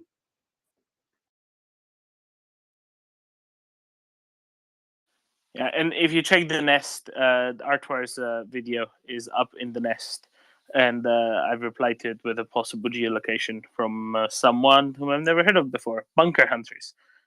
Sounds good. Sounds good to me. So you can check it out there as well for everyone else. Did you say explosions in Simferopol? That sounds good. Simferopol is the capital of Crimea, by the way, for anybody who doesn't know. Sevastopol isn't. Sevastopol is like a separate city, separate administration, even though it's on the peninsula of Crimea. Just by the way. Slava? Yes.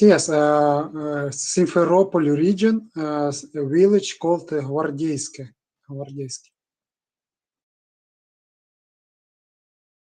Excellent. Most excellent. Yeah, no wonder trains aren't running if it's if it's that close to the railway.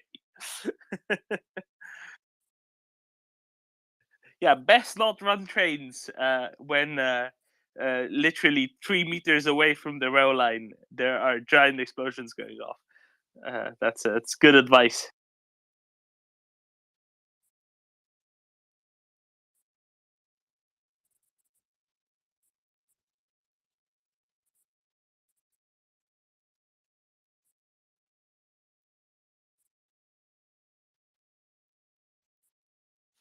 Yeah, it's good news. Good news all around. Even if it's not a, if Ukrainian forces can operate in Crimea, which has been occupied for over 8 years by the Russians, where the Russians have instituted a regime of terror against anyone who might not be, for Russia and for Crimea to be Russia for over 8 years, where most people pro-Ukrainian have either vacated or are lying low or have been lying low.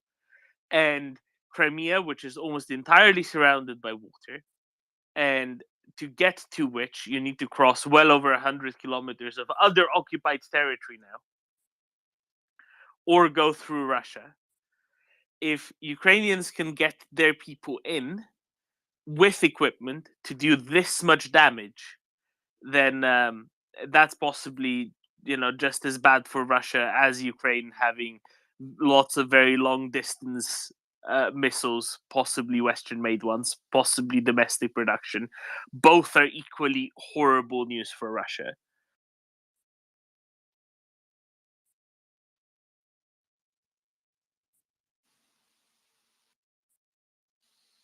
Tim, Gani, what do you guys reckon to that?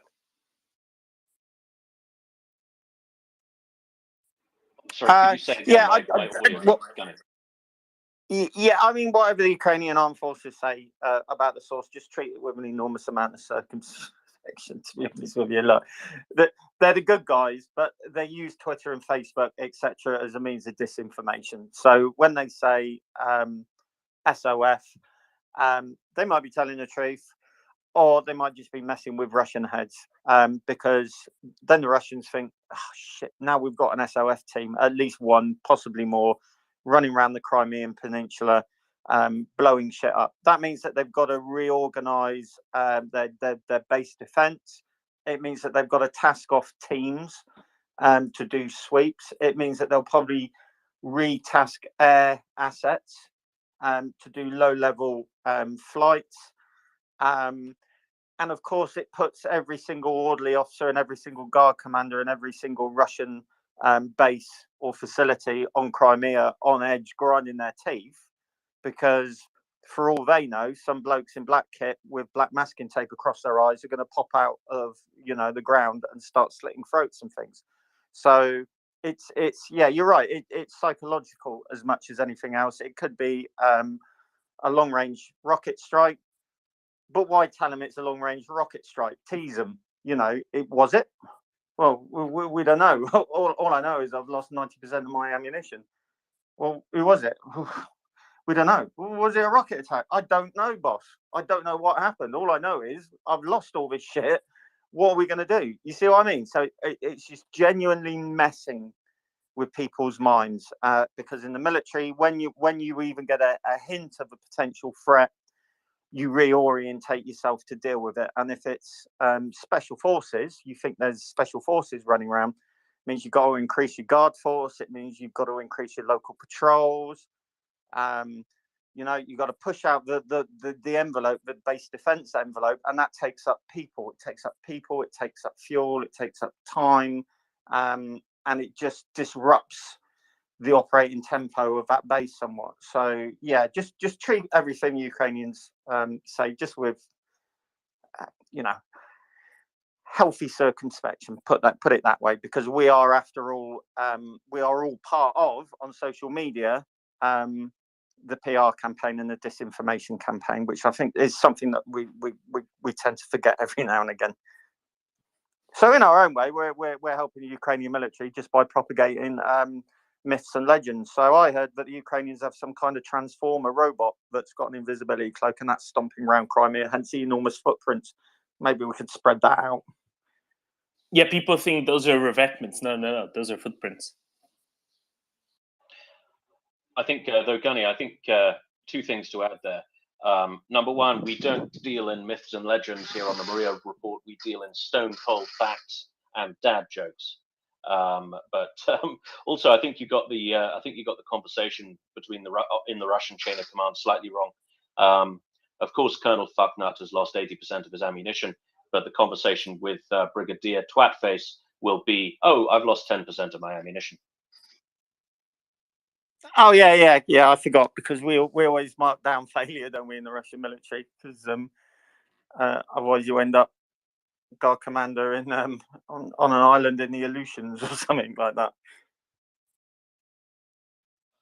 Absolutely. As we dubbed it on the Maria Report the other week, the new name for the Russian chain of command is the inverted chocolate fountain of bullshit.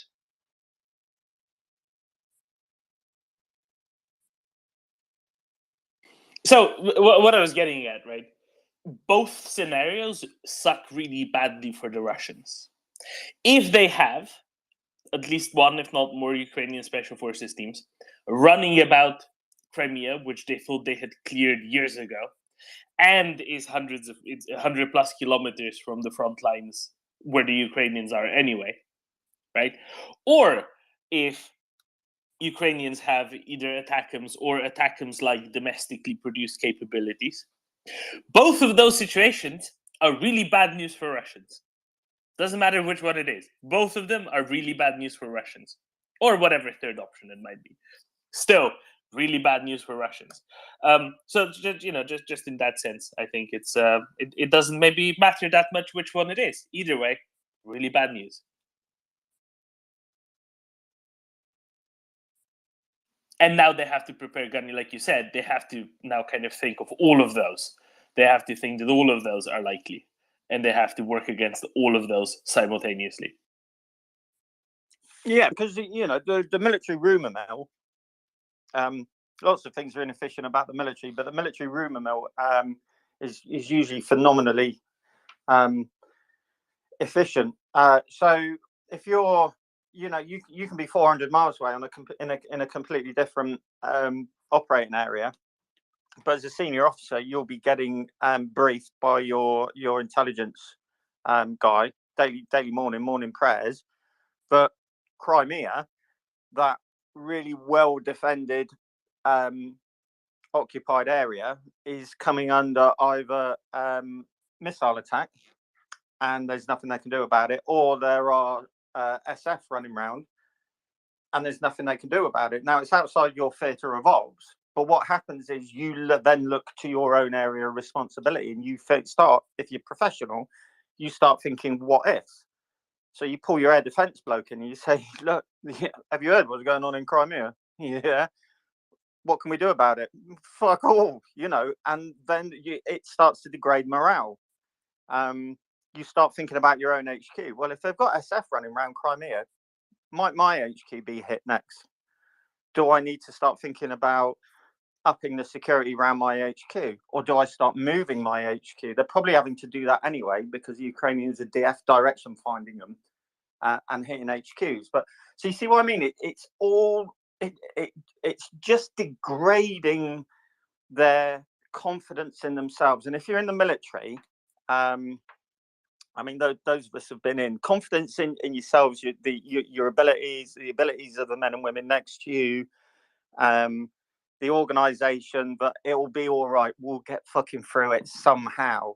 That ability to just push through the really worst stages is absolutely key. If you take that away from military units and you really start to make them doubt themselves, that's really important. Really important. If you can do that at the command level, if you can make the commanders nervous and looking over their shoulder continuously, it's just more workload, more worry on top of people who have already been in theatre for weeks and weeks and weeks. I think we're underestimate sometimes exhaustion on both sides.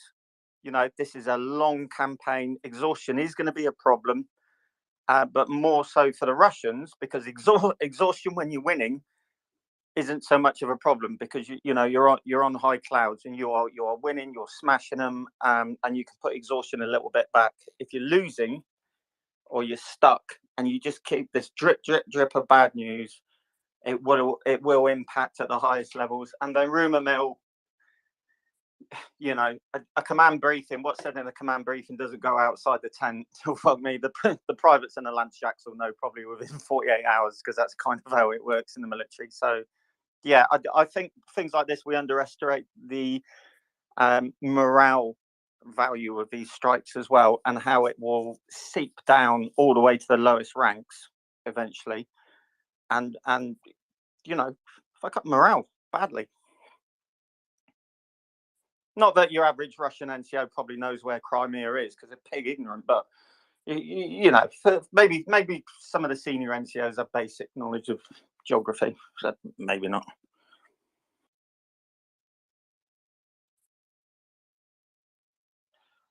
Absolutely, thank you, Gunny. I've just nested a tweet. There's a rather interesting interview in the Guardian today about the fighting in the south. Now they've interviewed a gentleman called Dmytro Platenchuk, who is a PR bloke for the Ukrainian military in Mykolaiv, and he has summed up the war very, very nicely by saying, "We are fighting against fucking idiots. It's good for us, but they have nuclear weapons. Russia is like a monkey with a hand grenade. It's a problem for the whole world," which I think just about sums it up, don't we think? It's definitely a problem for the whole world. On the plus side, the Ukrainian aviation, Ukrainian Air Force, seems to be ever more confident in what they're doing. I think it has something to do with the non-inflatable S-300s and S-400s having been decommissioned. And the inflatable ones are still waiting for the mass evacuation across the Dnipro. Slava Ukraini, what have the Ukrainian pilots been up to the last couple of days? Ramsa, they flying well. I don't really know what you're referring to, but maybe to the post I posted, right? Yes. So yes, report that a lot of the destruction was made from the Ukrainian pilots. And you have details because I moved on. I posted something else preparing, so maybe you give some details for the listeners. So thank you. So the Ukrainian Air Force blew up some more ammo dumps and as well as some troop concentrations of Russians, both in Mykolaiv and Kherson Oblasts. That's both close to that Kherson front, right? Which is really good. It's good to hear that, and good to hear that they get to have some fun as well. That's really the short of it. But what it means is that Russia doesn't have anything like air supremacy, and it can't even keep the much smaller Ukrainian Air Force from striking against their front lines. Thank you for asking me, because I was really on different topic, on different reading. So thank you for that. I'm sorry, I was just trying to highlight something that you've just put up. 7 armored vehicles blown up in those airstrikes as well, which is just good to hear as well. Most excellent.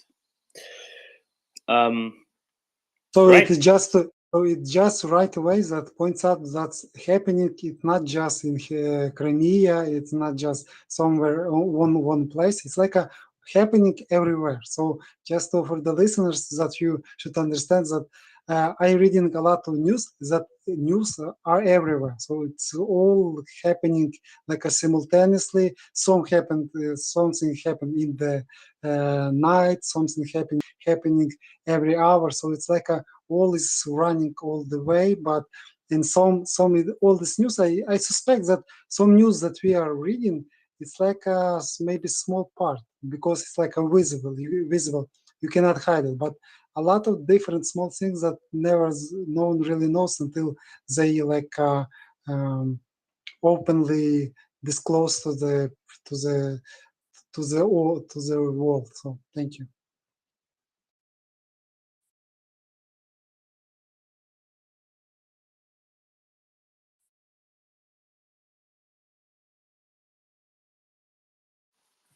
Thank you, Slavokolini. Yeah, that's it's good to hear. Now we don't know how much of that again is true, but we can guess that it probably is true, seeing how many air defense installations Russians have lost to deflation over recent weeks and months. Over recent weeks, especially, we can kind of believe that it is indeed quite likely that Ukrainians are managing to fly a lot more now than they previously had. But yeah, no, let's see. Timo. So Finland's foreign minister announced that Finland will limit the tourist visas to the application times you need to reserve for the tourist visas to 1/10. So they decided that is one legal way which they can limit it immediately by limiting the application times. Like you're only allowed to apply for tourist visa on Monday, something like that, right? Yeah, I guess there is some kind of online reservation system. So they limited and only online reservation system, or there is only reservation time. So they limited the number of the time slots you can reserve to apply for the visa.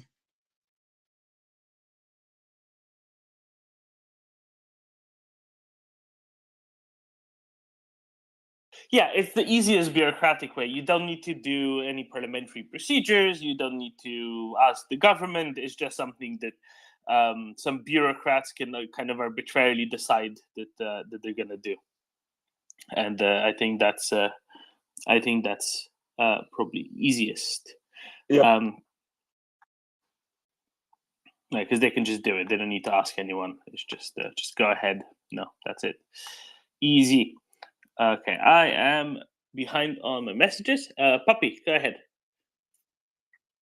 I actually had a sort of military question. Keep in mind can I just say something? Yeah, can I just go say ahead. something? Okay. Go So ahead. right now on the panel, I'll ignore Timu because he doesn't have an avatar. But we have Gunny just left. So Gunny has a dog in his name, in his call sign now, but has the picture of some guy playing plastic tennis. We have Live Sniper, who does have a dog as an avatar, but is camouflaged as a Finnish sniper. We have a puppy who has a Jewish rabbi as an avatar. And then we have Slavo Karini, who has a legit dog as an avatar. It's amazing. And How do you feel being the only human? Sorry. I'm just noting that it's fabulous. Anyway, sorry, Bertrand Russell's puppy. Please.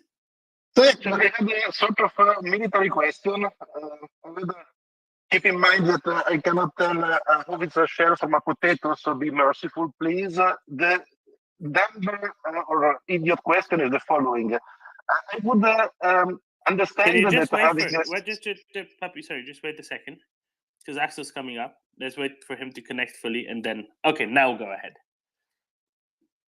All right. So the question is the following. I do understand that having large ammo depots near railroads makes sense from a logistical point of view for the Russians when they're safe, right? But I would suspect that it becomes less clever when the Ukrainians show that they can strike so far beyond the front lines. My question is how hard it is from a logistical and command and control point of view, I guess, to disperse large ammo depots into tiny ones that I presume are less vulnerable. I would suspect not so easy, but I really have no clue beyond that. To do that, you would need to have capable, smart logisticians. Because at some point it becomes a tracking and database problem, as well as an arranging of transport problem. The easiest thing you can do is have a giant pile in one location, and then just all the trucks go to there, pick up stuff, and then go somewhere else. That's the easiest way to run things. If you split that up into a bunch of different ones, then you also need to tell trucks where to go the other way. That complicates things. And you need to then calculate the right availability of trucks in the right positions and right places, and it just messes things up. So yeah, that's kind of that's my trivia understanding of things. Let's see if we can get Ben up. Ben, if you have time, this is talking about truck logistics, which you actually know quite a bit about. Might be helpful, but maybe we can swing back to Ben later when he has a bit of time to jump in. But yeah, absolutely. You know what's really silly though? When you put your ammo depot so close to your only rail line, that it actually blows up the rail line when it starts blowing up. That is really not smart. Slavo Krini. Slavo. And actually, I think it's because why they did it, because they're just lazy. This is like, why do we need to move so long from railways? They just stop the train, unload it, and just move on. And say that, like, oh, do we need to move so far from the railways?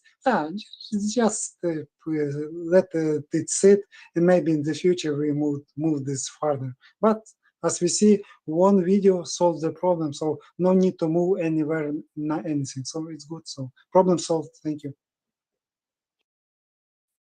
Wouldn't also require, more personnel, more capable personnel, because when you, scale, you have probably a few competent officers that can guard, can give directions on a large ammo depot. But if you have many tiny ones, I suspect that you need to make sure that your people are not drinking too much vodka, and there's only a few of them that can make sure that people are not drinking too much vodka. It goes back to the NCO core type of discussion that we had several times before.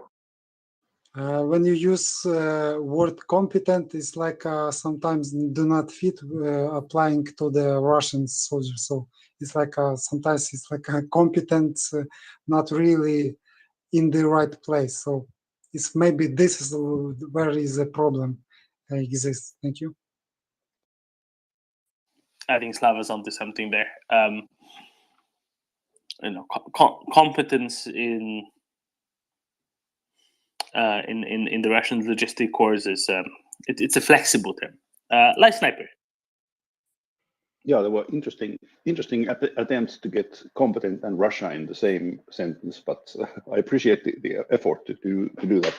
But I think that if I'm informed, the Russians don't use these pallet systems which the NATO troops use for transporting and handling the munition, and that makes every time they have to move them, and be it 10 meters or 15 meters, then it always requires a multiple of effort and manpower than the NATO troops would use for the same task. And at some point, I had the idea or thought that, well, why don't they right away when they come from the train, why don't they just load them on a truck and send the trucks all over the place, like separately, and use the trucks as storage? But quite obviously, they just don't have the capacity. Then they would basically save one sort of loading process. But at the moment, what they're doing, they just leave them there, because every time they have to move them would require a huge effort, and that's why they leave them there, because they don't have the capacity. That's my guesstimate. No, you're quite right. They leave them right next to the railway because it's the easiest for them, because they can just take it off the train and then put it eventually on another train or on a truck. Anything more complicated, they simply don't have the bandwidth for, right? And this is why they're getting increasingly messed up, because they used to fire, God knows how many. They used to fire a bunch of shells every day, all over Ukraine, and now they simply can't do that anymore because they don't have enough shells left delivered at the front lines. And now they're down to only, they used to fire 10 times as many shells a day as Ukraine did. Now they're firing maybe twice as many shells a day as Ukraine does, because the ammo depots that were conveniently close are largely gone. Ammo depots are much farther away. They don't have enough trucks to deliver nearly as much shells as they used to. If you remember that interview in the Wall Street Journal a few weeks ago, where there was I think a colonel, from somewhere on the Kherson front, he said, "No, it's like paradise. We barely get any shelling now, and before we used to get shelled all the time. Simply there's fewer shells, and now there's even more shells that went up in smoke already on Crimea, which is fantastic. Never get anywhere remotely close to the front." Kalle Kuismanen, excellent, more friends. Hello, yeah. So I was just thinking that there's been talk about this shortage of manpower that the Russians have, and now the kind of indication of this ammo handling could be one indication that they have a shortage of manpower. Basically, there's not enough guys to toss the boxes around. And then the other thing is that if they have a shortage of manpower and they're still maintaining over 1,000 kilometers of front, that kind of means that they don't have really very much reserves, which probably I would imagine that would give the Ukrainian special forces quite a lot of room behind the front, and also, of course, when you look at all the holiday makers on the beaches, it kind of gives idea that the Russians haven't really secured very much the Crimea for that kind of area, which you would think that next to the active war, you would have a little bit more security. But yeah, just some thoughts, if you guys think something like that could be happening. No, I think you're right, and I'll point out a few points here. So maybe a month ago at this point, we heard from Special Kherson Cat, right? He's no longer in Kherson, but he has lots of friends around Kherson and knows which Telegram channels to follow. So he was saying already weeks ago, maybe a month ago, that much of the interior of Kherson Oblast, especially closer to Crimea, was completely empty. No Russian troops anywhere. That the civilian population that was left there was just kind of, didn't even notice there was much of an occupation going on because there were no checkpoints, no Russians. In part also because they couldn't just leave 2 Russians in a village, because the 2 Russians in a village would get drunk and then stabbed by someone, right? Sooner rather than later. So there's that, and that probably allows Ukrainians to kind of move unspotted a bit more easily. The other thing is they kind of treated Crimea as a fortress, right? They were just assuming, well, they got everybody in Crimea under control over the 8 years. People either left, or they went to prison, or they were deported deepest, darkest Russia, or they're too afraid to do anything, right? And once they've established this 100+ kilometer occupation territory outside of Crimea, on the edges of Crimea, right, in Kherson Oblast, Zaporizhzhia Oblast, and so on, I think they just thought that Crimea is, perfectly safe now, and they don't even have to try. On top of what you said about them not having enough manpower to do it in the first place, but I think they even kind of didn't even consider they should try to have enough manpower there to do anything. So I think that that's the other factor here as well. What I think is quite interesting is how they go forward from here.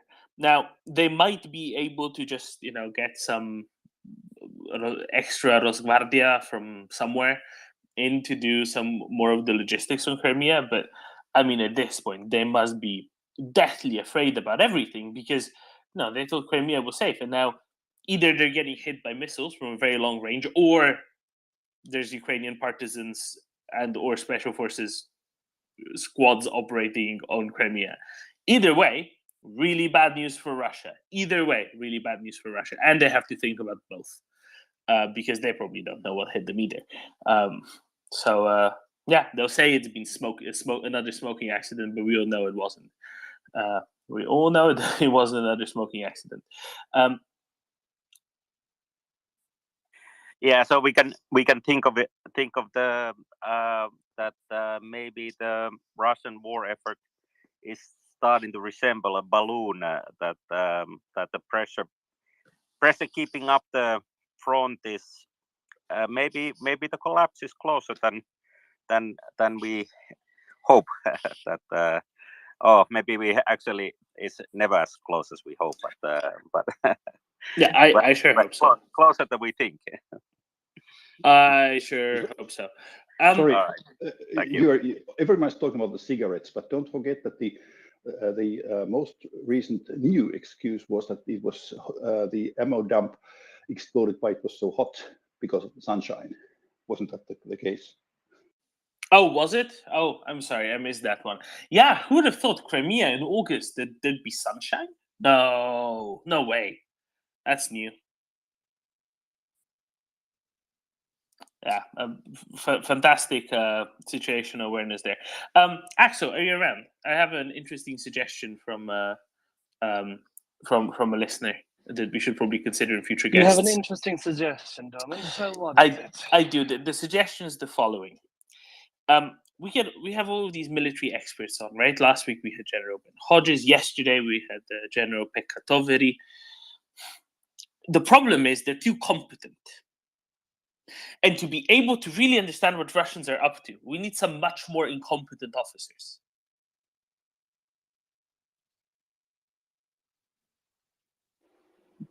What do you want me to tell you? Which kind of trope do you want me to spell out? I mean, are we going to go full allo? Sure. Because then it would be the Italians. Yeah. Well, point taken.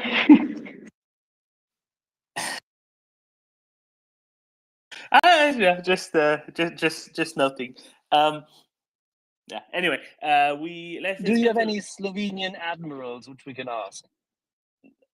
I am not. So Slovenia has a navy technically, and it consists of one like mid-sized boat kind of thing, not a submarine, but like a little. I don't know what they're called. I don't know what the smaller ships are called. Is a corvette relatively small? A corvette is a decent ship, but it's comparatively small. Okay, what's smaller than a corvette? You have smaller than a corvette. Yeah. A sloop. Yeah, but you. It's probably a corvette then. Offshore patrol vessel. No, it's bigger than that, I think. Anyway, there's one of those, and that's the Navy. I don't know who. Well, who but the if head you of that have would be. if you have a corvette, typically if you translate this into NATO syllabus, you would have a major. I mean, he's a captain of the corvette, but his rank would be major. Okay, thank you. So actually, there are two. Apparently, there's a patrol boat and a patrol ship, and they are. Let me see. One is 50 meters long, and the patrol boat is 25 meters long. So that is the extent of the Slovenian Navy. And I think one is permanently in. One was in a repair dock for about 5 years straight. That's why I only thought we had one. So yeah, I don't know who the head is of that. It's not. I'm not sure if it's an admiral. Where is this leading, Dorman? Nowhere. I'm just answering. I don't think there are any Slovenian admirals to suggest because I don't think there are any. So, given the fact that we have too high level, too precisely arguing, and well-educated, experienced, and valuable to listen to experts, you now want what as opposed to that? I'm not saying I want it. I'm just saying that maybe to really delve into all the things that Russians are doing, maybe you need someone a lot less capable to try to get down to that level. You don't need to produce a film called Dumb and Dumber to show Hollywood how dumb you are, right?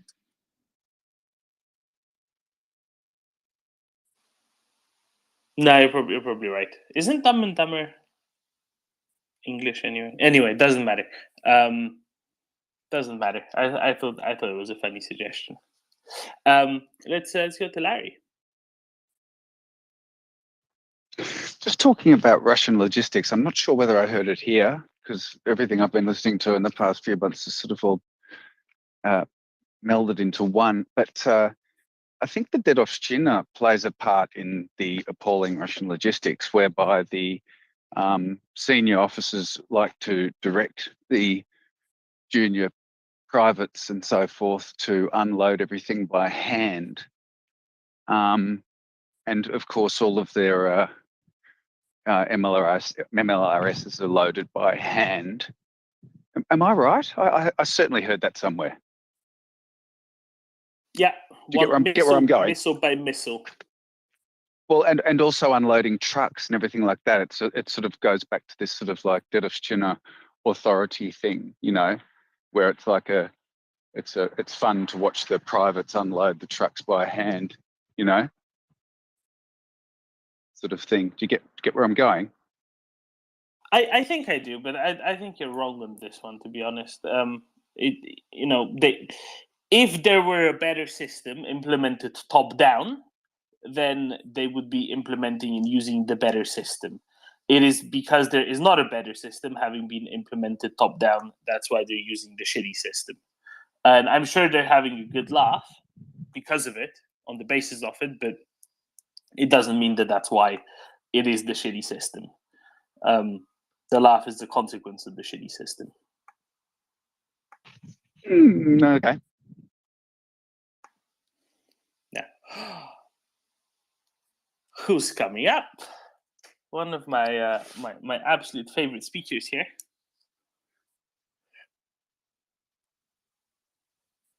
Puppy? So just following up the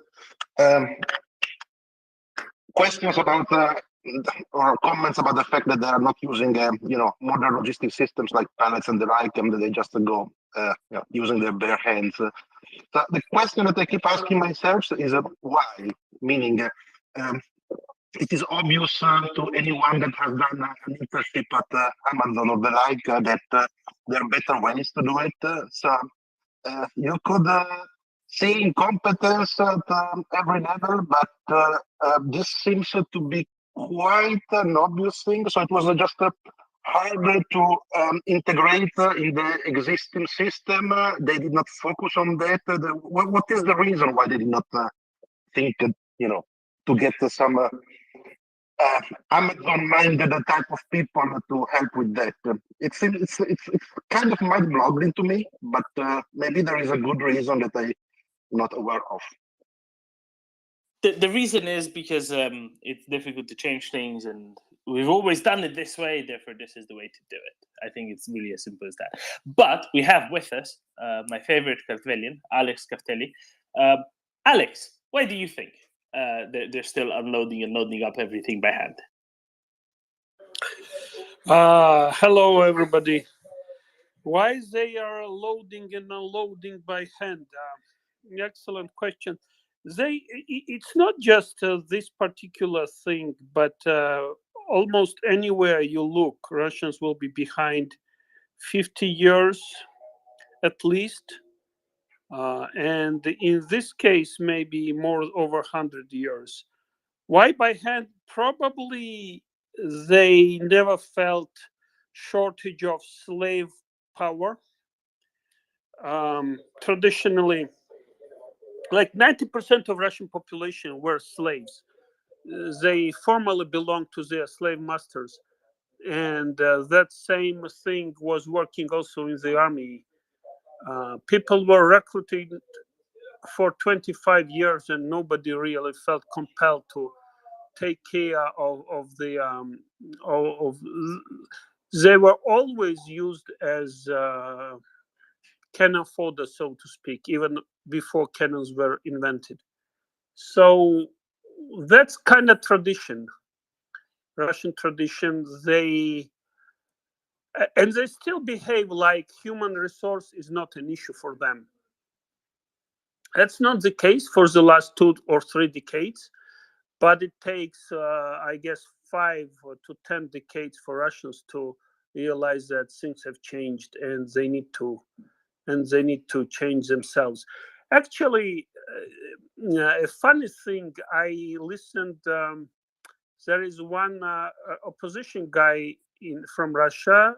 His name is Nevzorov, and yeah, I would say he's controversial person, especially given his early track record. He was almost like Russian imperialist himself, but for last almost 5 to 7 years, he's supporting Ukraine and Ukrainian independence. Actually, more than 8 years now, because last conflict was like, this war started in 2014, and before that there was even Georgia. So he never really supported Russian invasion into any of these places. So, but very early on, he was kind of sort of Russian imperialist, so to speak. Anyway, he is finding very interesting historical analogies, and apparently on one of large meetings of these communists from communist workers, Joseph Stalin was giving a speech saying how traditionally poorly developed country Russia was, and how it got beaten by, like, at different times, beginning from Mongols and then ending with Russian-Japanese war, etc. So yeah, I would say this is tradition. They behave like they will have as many human resource as they need, especially the dumb one that doesn't ask question, basically slaves. Yeah, they don't feel compelled to make any changes. So, that's Alex, the reason. What do you think of all of these lovely fireworks we've been seeing on Crimea? First the airbase, now the ammo depot. What do you think about that? How is that going to affect the? There are 2 let's say, possibilities. Russian military results? Either Americans have given these ATACMS, even though for some reason they do not want to admit it, and using this so-called strategic uncertainty. Or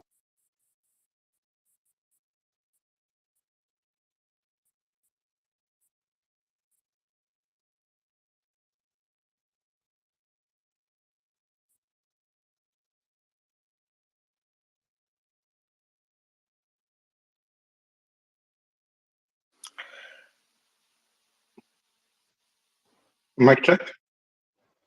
Okay, so it was Castelli breaking up. Okay, let's see if whatever he'll come back on his own, because it sounded like bad reception or maybe a call rather than a. Alex, we can't really hear you. Let me repeat then. So the Makes question. sense. Carry on. The How is it question gonna make was Russians what feel? I Like, think we- about these attackams, right? So one possibility. No, is, so we know that the two possibilities are either SOF or attackers, right? That's fine. We won't figure out which it is. But how do you think it makes Russians on Crimea feel that there are these big explosions happening on Crimea? You know, I try to look at the social networks, what they write, and I do not have a big choice there. But whatever I thought, looks like okay, they do not trust the information they get from their government, which is traditional also for Russia. They know their governments lie and do it all the time. But I don't think they still have even considered that there is an option they may lose this war. I think they are like, they will be blamed. Oh, it's, incompetence of our military, blah blah. But they think that normal, and some say, let's hope things will get to normal. So, as per them, things being normal mean Russians are bombing Ukrainian towns, and they get no repercussion because they are so great. I think they will have big collapse of these illusions in the nearest future. And I think that collapse will trigger events in Russia, which typically occur. Again, they were always very, very arrogant. When they were started Japanese war in 5, which they lost, like spectacularly lost. It was utter humiliations that caused first revolution. But they were watching like these Japanese, they were calling them monkeys. They were extremely arrogant, and they lost their whole fleet to these so-called monkeys. Yeah, they are up for big surprise, I think. And we already saw them fleeing Crimea already as well, right? Puppy. So, on the point of not realizing yet what is going on, we had General Benojos a few days ago that made an interesting point. So, basically, the elites in the, Moscow, St. Petersburg, not those shitty places. Those are people that have gotten used to consider Crimea as essentially a safe destination, right, for their luxury type of vacations for several years now.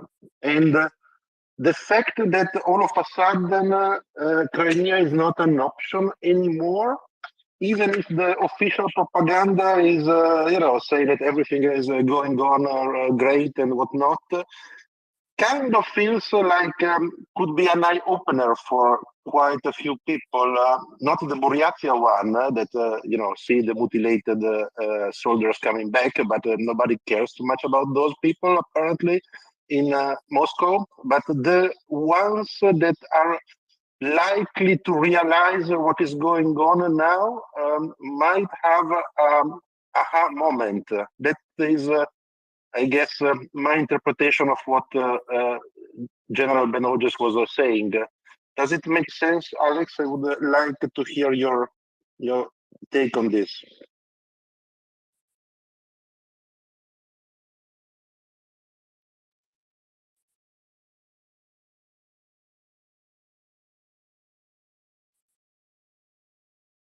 My check number 2. Yeah, I heard you fine. Really?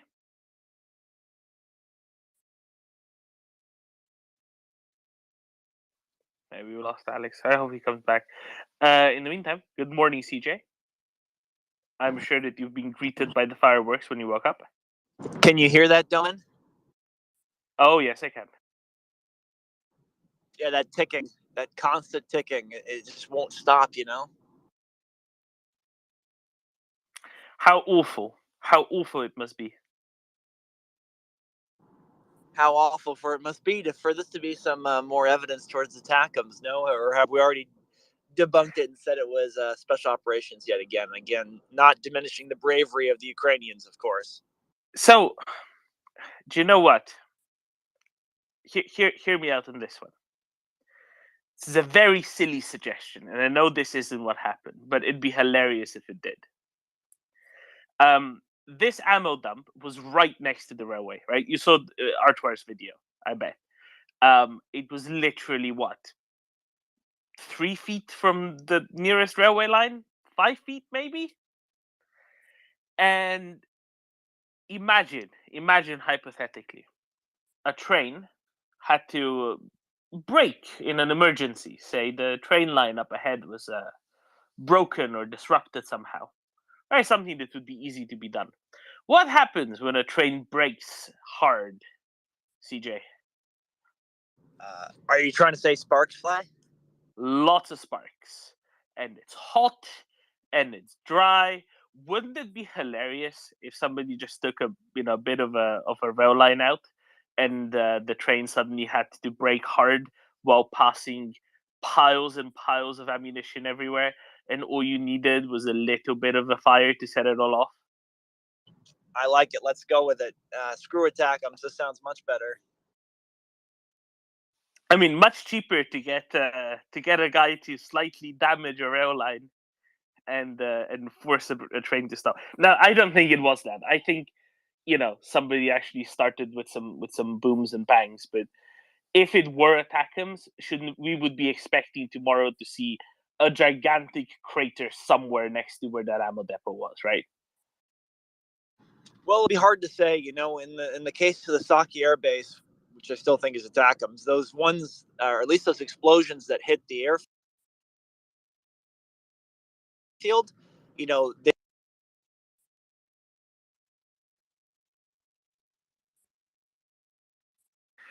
CJ going through his Faraday trench again.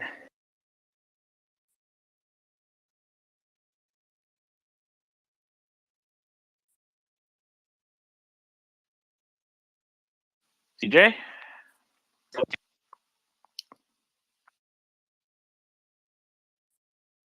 So, we lost you there for a bit. You said those explosions that hit the airfield at least, and then we kind of lost you. Okay, no, he's still in his Faraday trench. But I remember some giant craters on that airfield. And I'd just be very curious to see if we see any such giant craters on this ammo dump area as well. Because if not, then it's more likely that it's a bunch of above ground, slowly cooking off things rather than one big bang that would kind of be necessary for an attackums, I think.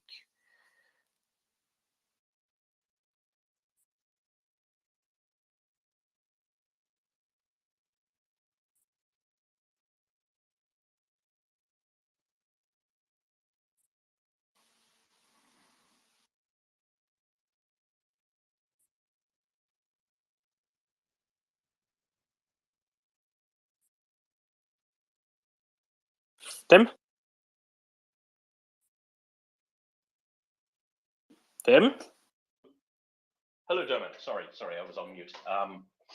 I think it's interesting that Ukrainian info ops are trying to sell this SOF idea, and I can kind of see why they're doing it, because this is taking me back to World War II, and the British and Canadian commando raids along Hitler's Atlantic Wall. These tended to be fairly small operations, targeting kind of isolated German installations, radar stations, channel guns, that sort of thing. And they were really, really very sneaky. So, they were small operations, involved maximum a couple of hundred guys. They were issued with special plimsolls so they could be more quiet. They were issued with special silenced rifles so they could, the actual combat wouldn't be heard. And they would show up out of nowhere in the dead of night, kill everybody, and then fuck off really quickly. And this had an absolutely catastrophic effect on German morale. They were really, really terrified of these raids. And it eventually led to Hitler issuing his famous commando order that any commando forces captured would be shot rather than taken prisoner. And so kind of this kind of creating a mythology around special operations forces, that they're big and scary and very, very dangerous, and they always win, and they can strike you at any time, and there's nothing you can do about it. I think this is very much on the psychological side, don't you think? Absolutely. CJ, do you have your back? Yeah, it should be good now. And Yeah. are we just discussing the different possibilities of what could have happened? Kind of, yeah. You cut off when you said that the hits on the airfield itself, and then you cut off. Did you mean to say the hits on the airfield itself, there are some big craters? There are some big craters, but they're all evenly spaced, right? Which means they're either the same amount of explosive was used or the same amount of explosive was used, regardless of whether or not it was from an air impact or from, ground placed explosives. But to get that uniform shape and size, at least initially right after the blast, it's not going to be random that 3 different craters were, all placed in secondary explosions happen, if that made sense. That would be impossible, quite impossible. Yeah, I agree. The one with the airfield is almost certainly going to be, will almost certainly have been missiles, right? What I'm getting at is, I'm just guessing that if it is a missile, then tomorrow we will see in satellite pictures of this ammo dump at least one gigantic crater, which is different from how it would look like if it's above ground ordnance, the strictly above ground that didn't fly in with a bunch of kinetic energy, right? You won't see giant deep craters the same way if you just cook off a bunch of ordnance. I may disagree. I really, I only spent about 5 minutes looking into this strike so far today. But if it looks like it's primarily ammo, is that correct? Probably. Yeah. So the thing about that is, let's just say theoretically it's ATACMS, right? About 1,000 pounds of explosives, generally speaking. Again, we don't really know which type they have. From there, what you want to keep in mind is, the amount of explosives that could be at this base, right? Artois posted a great video that's in the nest of, basically thousands, if not tens of thousands of MLRS rocket rounds there. It's probably something on the order of at least a couple million pounds of explosives. The crater that causes, if it's all placed close together, or the multiple craters, it'll completely outweigh the explosive potential of whatever missile or ground explosives were used to cause this. So it will be, in this case, if it's just ammo, they're impossible to tell, as opposed to if just aircraft or vehicles or some type of metal infrastructure is more damaged, then you can kind of get a clearer picture of what was used to take it out. But in this case, I fear we may not have a good understanding just by looking at the satellite imagery what hit it. No, I guess you're right. I was oversimplifying quite a bit. But you know what I'm getting at, right? When you have a missile that's hurtling, a giant heavy missile that's hurtling into the ground at Mach 4, there's also kinetic energy that helps kind of the crater look a bit different than simply what happens when ordnance cooks off more slowly and more gradually, not all at once in one giant blast above ground. That's what I kind of what I meant. No, and I think that makes perfect sense. Doman, if you excuse my naivete, can you sort of on like using a clock wheel or just using Chongdar's reference, where is this base exactly in Crimea? So if you follow that rail line from Chongar, which is on the border of occupied Crimea and occupied Kherson Oblast, right, and you just follow it south, let's say south by southwest, you get to a town called Jankoy. And Jankoy is the major railway hub in Crimea. All the railways in Crimea go through Jankoy, all of them. This particular ammo dump seems to be about 20 kilometers to the southeast of Jankoy, towards the Kerch Bridge, at a village called Azovske. So it makes the movement of supplies, westward from the Kerch Bridge and northwards towards Melitopol much more difficult, correct? Pretty much. So there's already a bridge that's somewhere between Chongar and Melitopol that's already been taken out. So that railway was already out. What this does is it makes it impossible to get by rail from Sevastopol or Simferopol to the Kerch Bridge, or vice versa, as well as to get from the Kerch Bridge to Armiansk and onwards towards Kherson. That's what this one blocked off. And this is important to note as well, that it's just a rail line and an ammo dump. Civilian traffic can still escape on the Kerch Bridge for now. By road. Yeah, so I wonder now, obviously it's midday in Crimea. Have we seen any videos or pictures of Russians making a beeline for the Kerch Bridge again? I was under the impression, almost 3 or 4 days after the Saki Air Base strike, it was still pretty congested with people leaving at a regular pace. Yeah, the question is, could we even tell the difference from what's been going on the last few days and now? But I think you're quite right. I don't think we've seen any as of yet, but I'm sure that's going to emerge as well. Apparently, there's a big plume of smoke in Simferopol as well. Simferopol is the capital of Crimea. It's a bit inland from Sevastopol, so there's a lot of stuff going on. Live Sniper, did you see anything? No, I actually had something else, because I just like 2 tweets which raised my attention.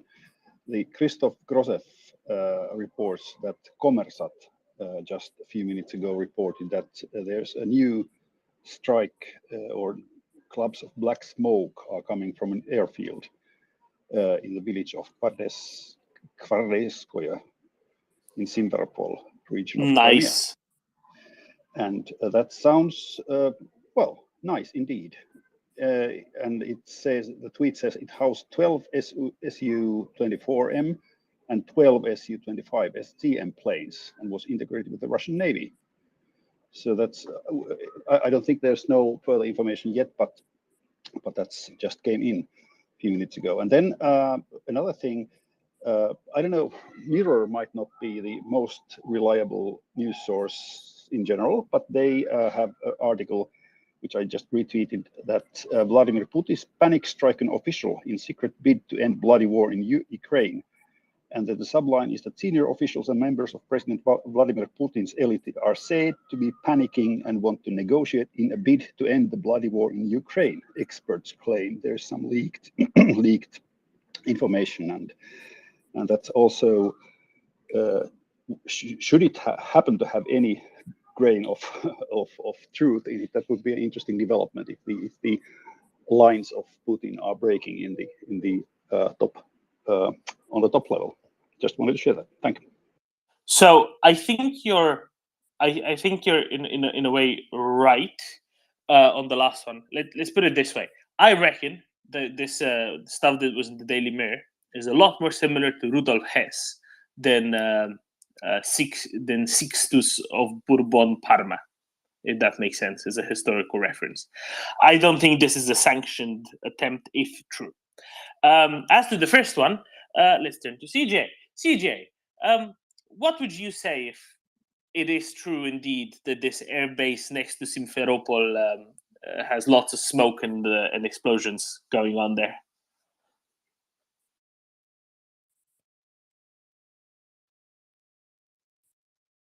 CJ? No, the only thing I would say is, take the Russians with a giant grain of salt. Any sort of effort to even pretend to be negotiating, I think we've seen this a couple times before, correct me if I'm wrong, is just sort of a ploy to maybe gauge interest or kind of confuse the Western support for Ukraine, just to kind of make people think that there might be an off-ramp available and sort of the slow down military aid. So I would definitely take it with a lot of caution, but at the same time that it also could be very true that they are very much at the end of their rope.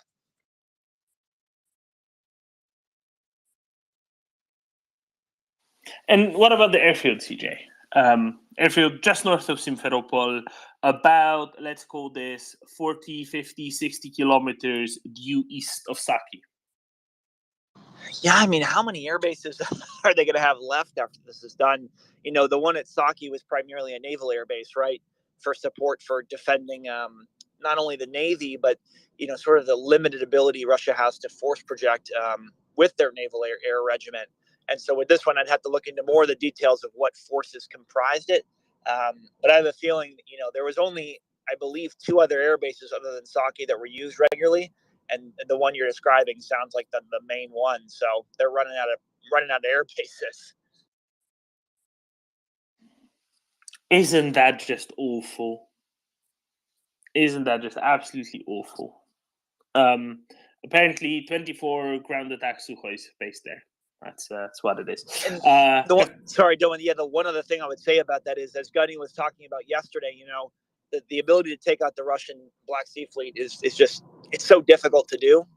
But these air bases seem to be a prime target, and without the air cover required, the Navy becomes more and more vulnerable each day. And I think that's what we're looking for. We're looking for basically the trigger to have the Navy leave all of Crimea, and I think that the rest will follow soon after if Ukraine can force that.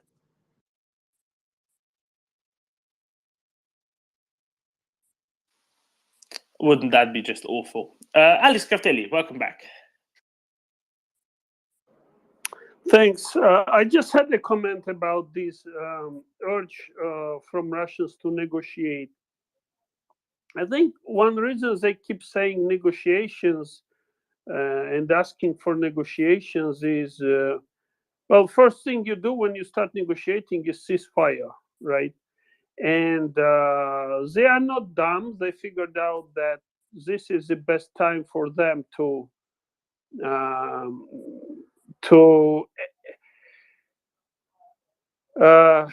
declare a ceasefire, because this is like the best they can get at this point.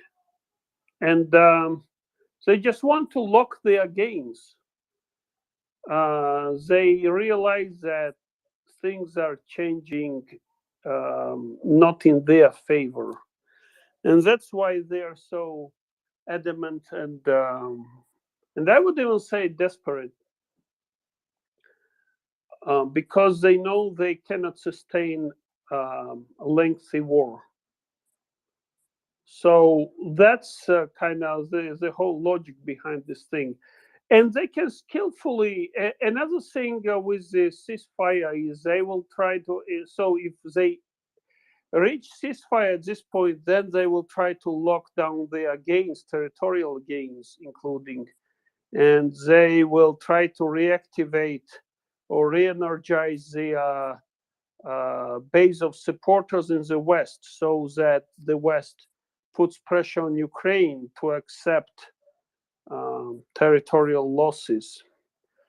And I'm not saying this is kind of how things will develop, but that's what Russians are hoping for, because this is how they behaved in the past. So hopefully, and we can see how skillfully they outmaneuvered and duped so many people with this grain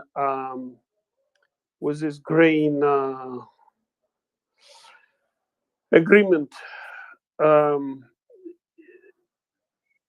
True, they could not get to all of what they wanted, but that's given. That comes with territories. What they got was already above and beyond of what they deserve, frankly.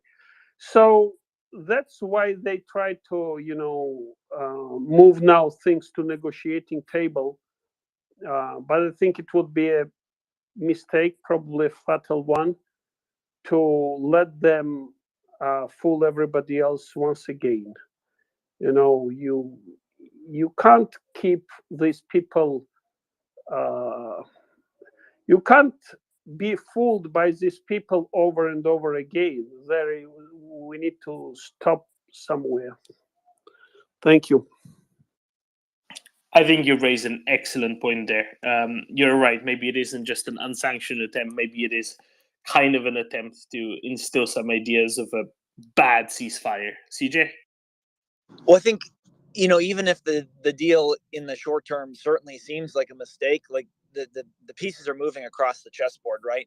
If Crimea falls to Ukraine, even before a lot of other things happen in this war, maybe sooner than we anticipated, then the conditions to maybe have a new grain deal or have NATO possibly assist because the Black Sea Fleet is gone from that area. I think even it could have been a good distraction for Russia to think they're winning at one thing, and in the meantime they're losing their main strategic goal of this war, which is to sort of solidify their control of Crimea. If that's gone, the grain deal will kind of pale in comparison, if that makes sense.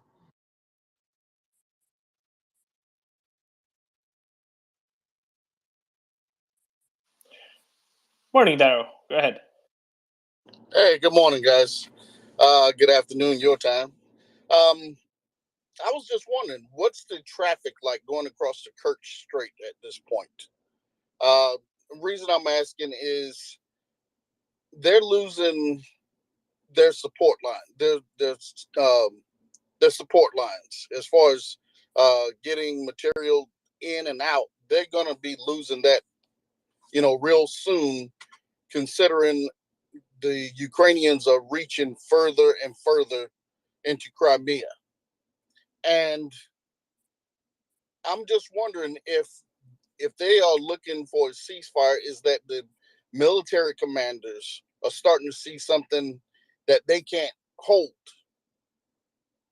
And they're going to try to do their best maybe to consolidate forces, but at the same time, get out of these areas where it's not going to look good for them in the very near future, considering the supply lines are getting cut.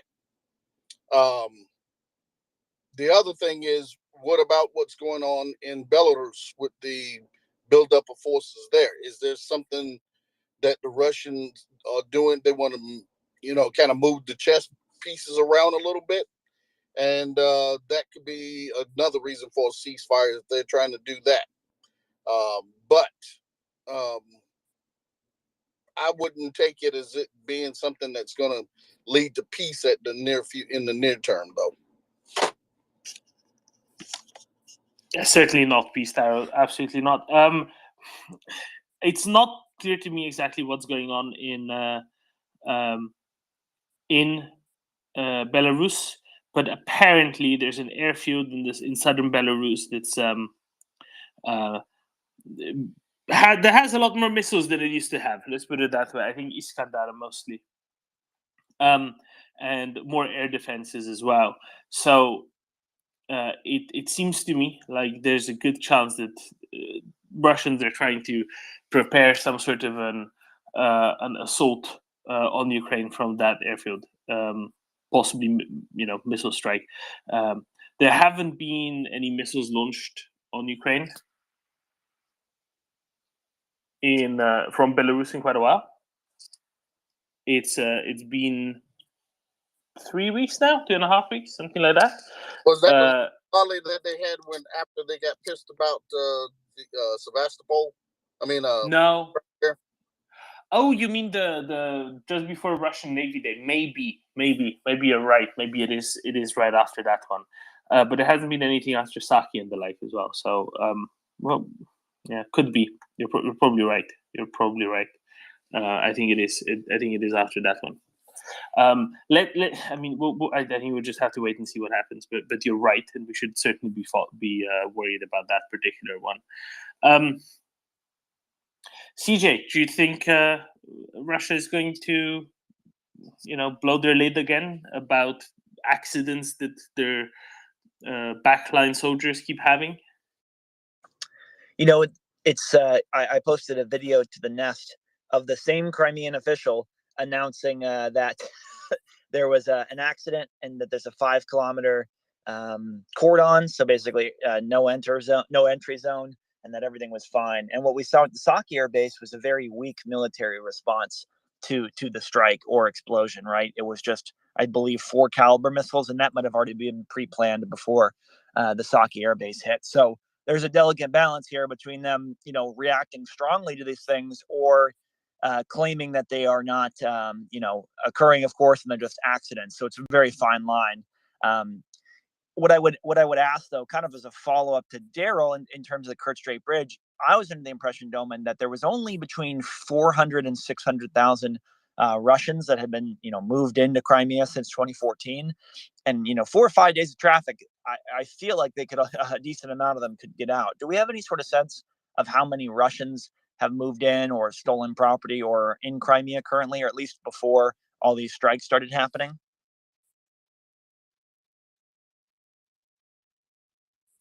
I think that's a good question. I'm sure somebody does. I don't, however. But you're right. In the hundreds of thousands of people moved in recently. But remember, on top of that, Russia already had a very large naval base in Crimea previously, right?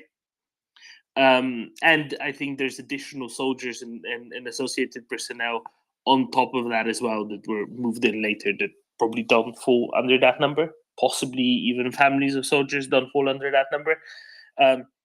So I would suspect the total number of Russians imported into Crimea is larger, but not all of them will be, additionally registered civilians in Crimea, if that makes sense. It does. I have seen that. Oh, there we go. Someone's got an No, answer. just. I have seen Ukrainian sources claiming that 600,000 Russians have been moved to Crimea since the occupation. I can try to find the source. I'm going by memory, but I'm pretty sure that 600,000 was the number that was given. I will Google it and come back with the actual source in like 10 seconds. And apparently the head of Crimean Tatars says 1 million, roughly, Russians have been moved into Crimea. Alex Kafteli, do you have a better grasp of this, maybe? Maybe you'll know something. No, not better for sure, but I cannot find the source now, but I think I saw at one point the number around 200,000 that moved recently. But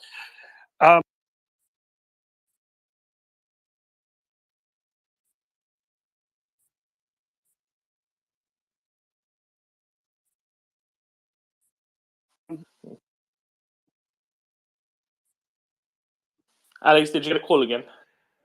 and before that, like there was no base even before these events.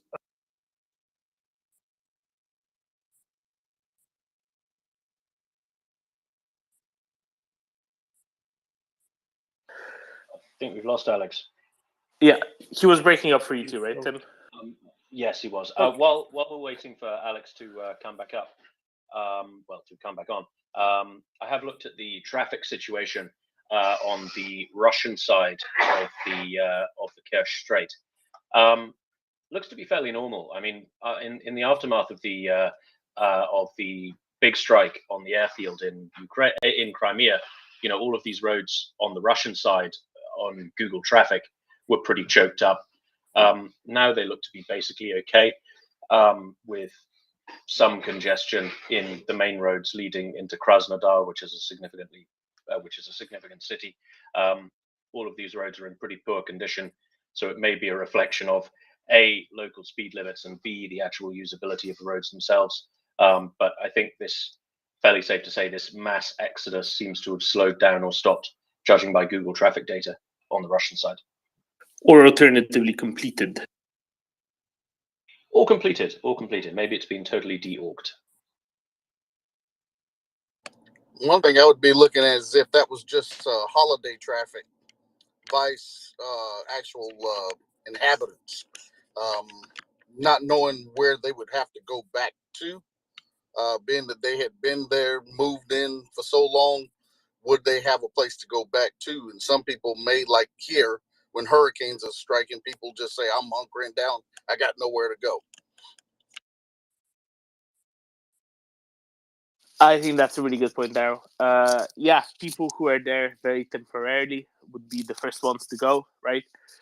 People who have been there for a few years already, they might think, maybe it was actually an accident. What if it was actually an accident? What if, right? It's a really good point. Yeah. They also have that mentality of the empire. You have those folks that they are the settlers and they are up for the hardships of that type of life.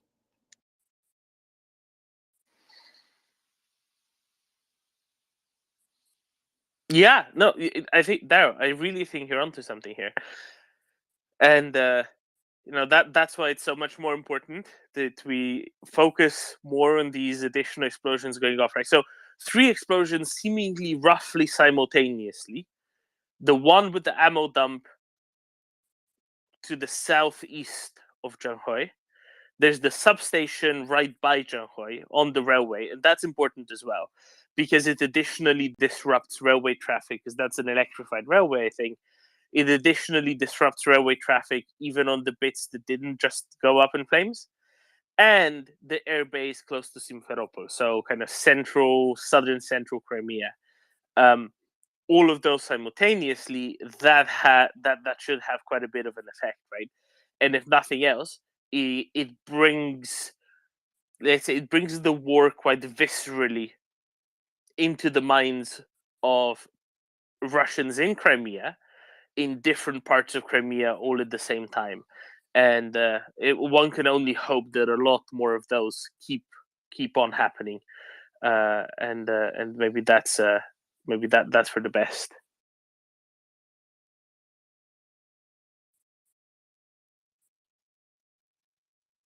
What do you think?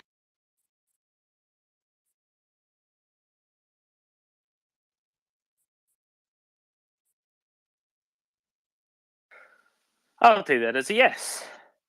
Slavo Karini, what do you think about all the explosions that we've seen in Crimea today? It seems like at least 3 separate events then. Seems like totally coordinated, and actually I read that explosion on this power power substation. Thank you. It's like it was maybe accidental fire from the explosion on the ammunition, which is really, I don't know, is it possible or not, but it's like it was noticed that I read. And it's pretty coordinated. So also another thought about the video from the train. I saw a lot of the meaning ammunition, a lot of the machinery. I did not see any people. Where is people? Are they in somewhere, maybe in Kazarma or maybe some? Why no in the middle of the day? I don't know what time it was, but why there is no people in the military, like ammunition stuff? So depot, ammunition depot. It's for me, it's like interesting. Why no one's like a protecting it? No, maybe many. Why no? There is no cover. No, many now. Like I see for the security, no cover. So my thoughts. Thank you.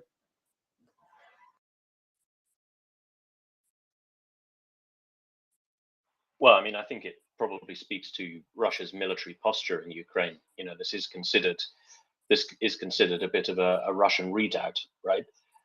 So perhaps they're not as conscious of security as perhaps they should be, or perhaps they're incapable of providing that security as they're busy elsewhere.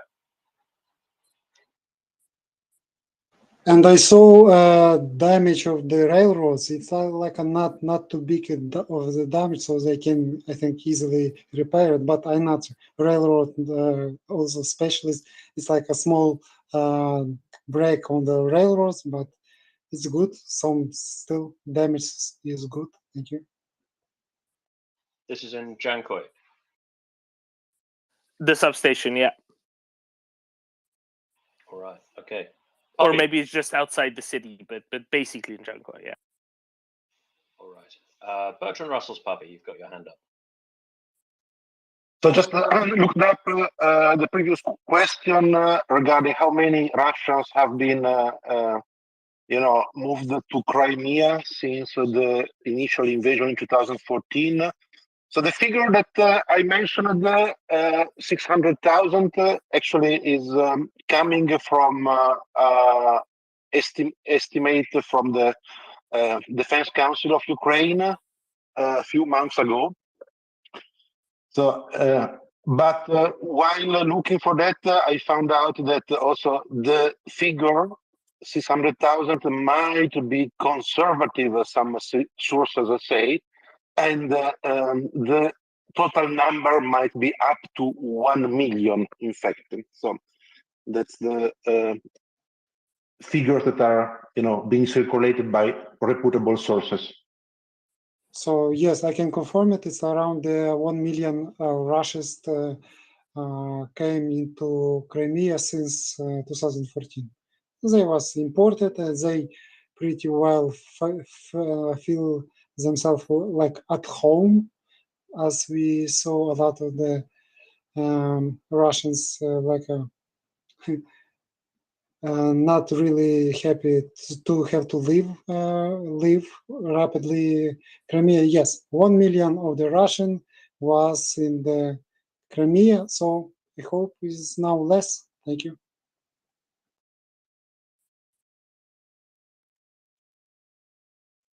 And I also, okay.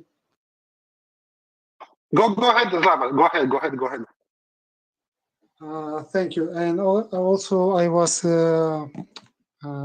joined at the end of the conversation with Alex Kavteli, and he mentioned Nevzorov, and I just wanted to share my view on the Nevzorov. I do not follow him, but right when he was still in the Russia, he was I noticed him that he started to say against the war, against the Putin. He's like a really reborn anti-Russian, anti-war journalist, activist. And I followed him about.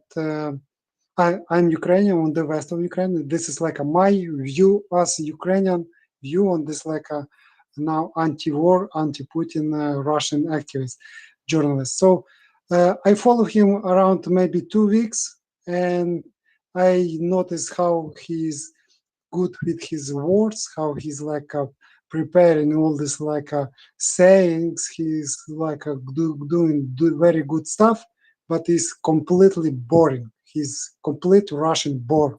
And after 2 weeks, he's completely no value. Everything he's saying, he's just manipulating. He's using his words just to bring in more stupid stuff to the world. So he's just a Russian bore.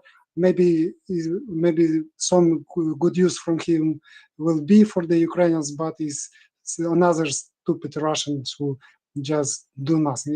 And about when we see later, he's bringing this Ovsyannikova. He's he doesn't pretend that he does know that Ovsyannikova doing in the Russia.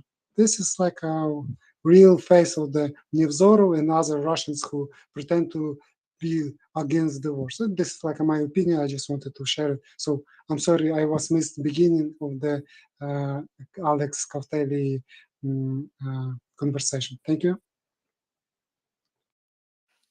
Thank you, Slava. Yeah, let's talk more about that with Alex next time he's up, because I think that might be a good idea. You guys actually can read and follow this stuff, hash it out. We can vibe. We can fight, yeah. But Alex is usually good on stuff like this. Not fight, vibe, meaning vibe. Yeah, okay, that's better. Good. Excellent. Let's go to Papi and then to George. Papi. So, question for Slava. In fact, do you have a sense for which regions of Russia these 600,000 to 1 million people came from? Actually, I don't know, but when I saw the video, it's not rural areas of the Russia. It's pretty good, fed Russians area, I think, because they are pretty pretty white, meaning they are not like some deep Russia. They pretty Western Russia. Yes, yes, they know what they do, and they like pretend they completely know what they doing in the Crimea. So maybe I'm wrong, because for me it's like a not really interesting topic. But I think what is happened. All good fed Russians important to the Crimea. Other not good fed Russians was as soldiers important to the east of Ukraine, yeah, as soldiers to fight, and some later on the occupied territory of the Ukraine, other part of the other poor Russians like started to come into Kherson and other regions where they try to also just live like a normal, better life for them as they as I wanted to be. So from what I saw video from the Crimea after this explosion, looks like it's not too poor Russians. Thank you. No, I completely agree. And Crimea is kind of like a premium destination, premium territory as far as Russia is concerned, right?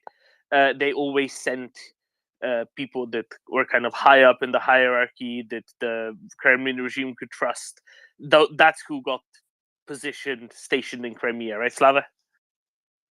And absolutely, you're right. And actually, someone was from the soldiers on the space a few weeks ago, and he said that a lot of the military, all the generals, all the military soldiers was like with the families, was like a it's for them it's like a place to rest, just to live, just to enjoy it, like nothing's happening. But in case you just like a military stuff, this was like also noticed that this is like a good, warm, sunny place for people who not in the rush. It's like a can relax. So this is exactly right. Thank you. Exactly, and somebody's messaging me as well, like Western, Southwestern Russia and military families, but not just any military families, like officers' families, and people with some like regime credentials. Important people. Exactly, 100%. I think we're all on the same page here. George, go ahead. Good morning. I was going to ask Slava, so does he have any idea why the mushroom season is early in Crimea this year? I may have idea. Thank you for the question. So there is some like a time limitation, and maybe I would say time frame for the Ukrainians. So what the Russian done is they done a lot of the stuff that Ukrainians are at the big positions that the Ukrainians need to not to rush, but do some preparation for the winter. So I think what is happening with the Crimea and all the other places with all these mushrooms, just to not to allow this war to be frozen, because what we are being notified in Ukraine maybe 2 weeks ago, that Russia now employing new like a propaganda and new tactics that at current situation that we see that they are losing a lot of the ammunition, military equipment, and big counts of the people, soldiers. They need urgently to like prepare again, meaning they need more soldiers, and for that they need time. And what they are now planning, they want to freeze like all this like a combat, all this fighting. But Ukrainians see this, they doing like a helping it, like a moving forward, not allowing it to freeze at times, because it's like it can be dangerous. So this is like a tactics for Ukrainians, not allowed to freeze. Thank you. Yeah. So really quick, someone had asked about the rail, and Doman, I didn't see the picture, but just an FYI, the rail that's cut, if the bed is a concrete bed, all right, if the rails are running through like a concrete because of whatever, something's going on with the ground underneath, if the rail links are cut where there's concrete, that's because you just can't pour that concrete and 2 days later slap the rail on and drive a train over it. It's got a cure. It's not like a road bed. You're talking about a lot more weight with a train than you would with like a vehicle. Just an FYI. That's a really good point, George. Thanks, Slava. From what I saw, it's not like it's not not that type. It's like they're using it. Sorry, not cement. I mean, it's not what you call it. Sorry, George. What type it's? So George was talking about when you have rails running that are embedded in concrete, I think. Concrete. But I'm sorry. this Yes. are concrete sleepers. But yes, what I saw, it's not concrete. So it's like I know that it's using this like just I'm sorry, gravel. Gravel, Ross. Thank you. Exactly. Stones. Yeah, stone. Exactly. Gravel, Exactly. okay. Yeah. But thank you for clarifying So, that, Slava. So it's a gravel base, and then they have concrete sleepers on instead of wooden sleepers. So that's where the concrete comes into it. So it is relatively easy to fix. The thing is, the ammo dump is right next to the tracks, and I mean, like 5 feet, 6, 7 feet away from the tracks it starts, and obviously you can't drive a train past a series of deflagrations and detonations going off, right? So while the tracks might not even be cut necessarily, they're definitely currently in danger. They're not usable at present for sure, and won't be for some hours. Larry?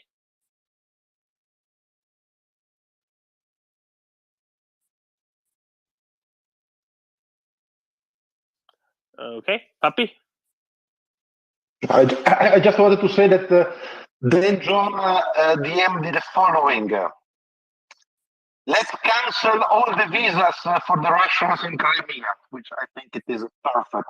So I just wanted to give credit to Dan John. This is exactly the right thing to say. Thank you. Couldn't agree more. Okay, Larry's back awake. Go ahead, Larry. I wasn't sleeping, I assure you. Slava Ukraini, I wanted to ask you a question. But first I want to say, Slava Ukraini, Heram Slava, Slava Nacis Med Voraham, Ukraine ponad все, Prava Ludina ponad все. I hope that's covered everything. Slava, could you explain to people what Crimea is going to be like in the future now, when there's no Russians there? How pleasant it's going to be without that Russian base and all of the political and social intrigue that has been there for the past, I don't know, 70 years. Can you sort of think about what it's going to be like? Could you describe it? Could you go that far? Thank you. Thank you. Interesting question. Just a reminder that in Ukraine we do not plan too far. It's like a 1 week just for Ukrainians. And actually, on your question, just yesterday, President Zelensky announced that he gave an order that for the preparation for the transition from Crimea to the Ukraine, meaning to the normal transition to the Ukraine, because we know that in Ukraine, Crimea is not completely how to say. Still a lot of the Russian. We don't know how many there is. All this like collaborators, and this is like it's not gonna be so fast. Meaning it's a process, but all is started, and Crimea is gonna be rebuilt, and Crimea is gonna be renovated. From what I'm seeing. it needs renovation because from my visits long time ago, it still was like a Soviet Union type in the time when this Europe already was in the west of Ukraine. So it's gonna be renovated and it's gonna be made for the people, not like a military base. This is like a main problem with the Crimea right now. Even though we saw that some Russians just normal like on the beaches enjoying the sun, but still it's like a big military base. And if it's gonna be a military base, maybe for NATO, some discussion was a few days ago on the space, but for people, it's gonna be for people. It's always, we had the responses from our officials. Crimea is diamond, I think, diamond of the Black Sea. It must be for the people, it must be respected this way. And a lot of the Crimeans, Kremli, meaning and Crimean Tatars who was living and live in the Crimea, it must be done for the people. It's going to be beautiful. I mean, a lot of done after the liberation of the Crimea is going to be beautiful. So I hope it. So don't have a real picture in my mind, but it's going to be great. So people going to working on it very hard. So just highlight President Zelensky give an order for transition of Crimea to the Ukraine. So to the be united. Thank you. Thank you, Slava. I think it's going to be wonderful. As soon as Puppy said, all the Russian visas are cancelled and they're kicked back out. Daryl. Okay, I had to hit my button. One of the things that you got to think about when you are talking about that rail line that was next to that explosion is the heat. That heat can temper that rail depending on how hot it got. And you're talking about having to replace all that rail up through there because of you get a heavy weight on the rail that's been tempered like that, it'll crack right under and it'll shatter. That rail will shatter if you got a wheel that hits it. And you really don't want to run rail on something that's been hot like that. So that's something else that you think about when you got rail or any type of metal structure that's been subjected to high heat. And you're looking at maybe a mile of rail, right? That they can't touch probably for another day, maybe two, because it's not going to be in a position to be replaced. And there's several parallel tracks there, many of which, and not all of them, probably have to be replaced. That's a good point, Daryl. This isn't going to be an easy job. It's not just a wait a few hours, maybe 12 to 24 hours for the thing to stop cooking off. But actually, then it's a big repair job, and it's not just something you can go around. Well put, Daryl. Thanos, go ahead. Hey, good morning, everybody. So, it's an interesting conundrum, and I appreciate that you guys were just touching on it in describing what does Crimea look like after the war. And one of the legacies, I don't need to tell Slava this, you lived there, you lived this experience, but for those who might not know, one of the legacies of the breakup of the Soviet Union was the Russian diaspora spread out all throughout what was the Soviet Union. So, you have these ethnic enclaves all throughout Eastern Europe. And so I wonder if we're going to find ourselves in one of those enduring balkanizations whereby you have ethnic enclaves who are engaged in perpetual simmering warfare with each other. So, Slava, I know you don't speak for the Ukrainian government, but do you have an idea on, is there any discussion of uprooting all Russian people or, recent Russian transplants, collaborators, people who are accused of collaboration? It's a damn hard thing to work through. And there's risk on both ends. I was wondering, I'm not trying to paint Ukraine in a bad light. I just know that these are the hard issues that countries have to work through and think about, even when victory might look like it's pretty far over the horizon. Thank you for the question, and also I want to clarify: I'm not I'm not from the Crimea. I visited Crimea just for the vacation. So I lived for some time, but not for long, maybe a few weeks. So it's a great experience.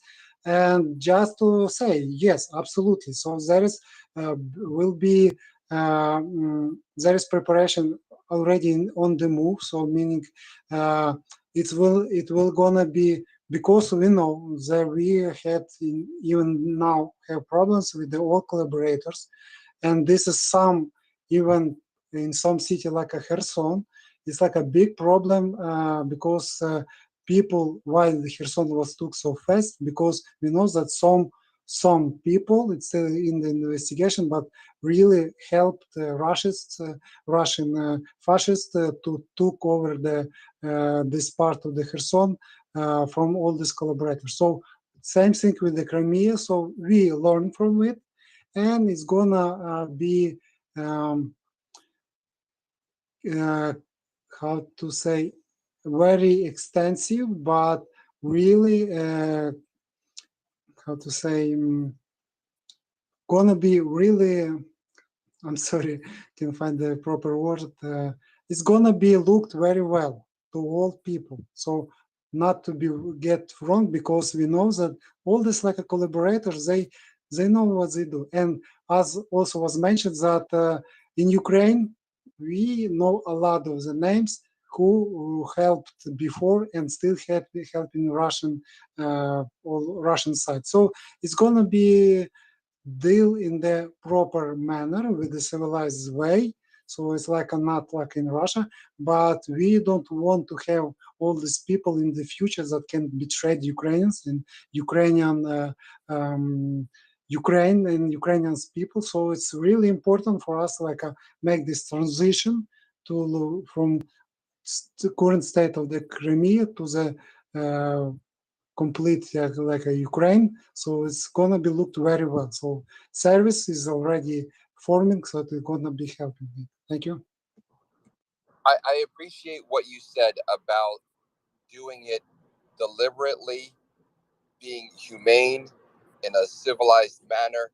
And I just have to say that the strategic communications, so how this is expressed to the rest of the civilized world, especially the West, how this is executed is of the utmost importance. For example, Roman yesterday was having a fantastic discussion about countering propaganda, but he slipped up just once and said a comment. It was off the cuff. I didn't take it seriously, but it could be repeated. And it was a kind of a ding on freedom of speech and how it was being abused.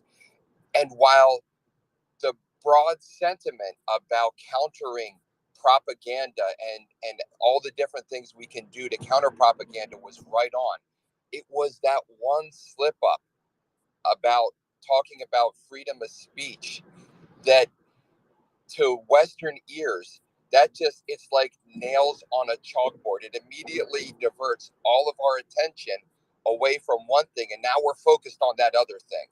And so I would call these things third rail issues, right? Things that if you're going to operate around these third rail issues, much, much, much care must be taken, because the last thing we want to do is screw up the foreign aid, screw up, the momentum, right? Screw up the narrative. These things can fall apart in an instant, and it's just one of those things where I cannot urge enough to, if you have any say with anyone about being careful, and I just appreciate everything you said, so thank you. So, Thanos, I wasn't sure what Roman said yesterday because I wasn't around anymore at that time of day. But I'll put it this way: let's agree on this, and I think you'll completely agree with me on this one. Let's focus on weapons deliveries that Ukraine needs, and help that Ukraine needs to get to be able to kick the Russian military out of territories where Russian military has no business. And that should be number 1, 2, and 3 on the priority list, right? Absolutely. My point is that by being aware of those third rails, we can do a very good job of making sure we don't accidentally step in anything. That's my only point, because there's so much goodness going on and the cause is so undeniably righteous that we don't want to give any naysayers over here any ammunition to poo-poo anything that we're doing or to start generating up their own propaganda. So I think we're all violently on the same side here, and we agree about the focus. My point is looking at we call this red teaming in the military. So what is the opposition doing? What is the opposition thinking? What are they waiting for us to do? What are they seizing upon? That's exclusively what I'm saying. So I'm agreeing with everything that Slava is saying, and I'm saying please be aware of those third rails, and that people, including media who is friendly with you today but is looking for that story. The only thing that the American and Western media loves more than an underdog story is that an underdog who becomes a big dog wins, and then we get to knock him back down again.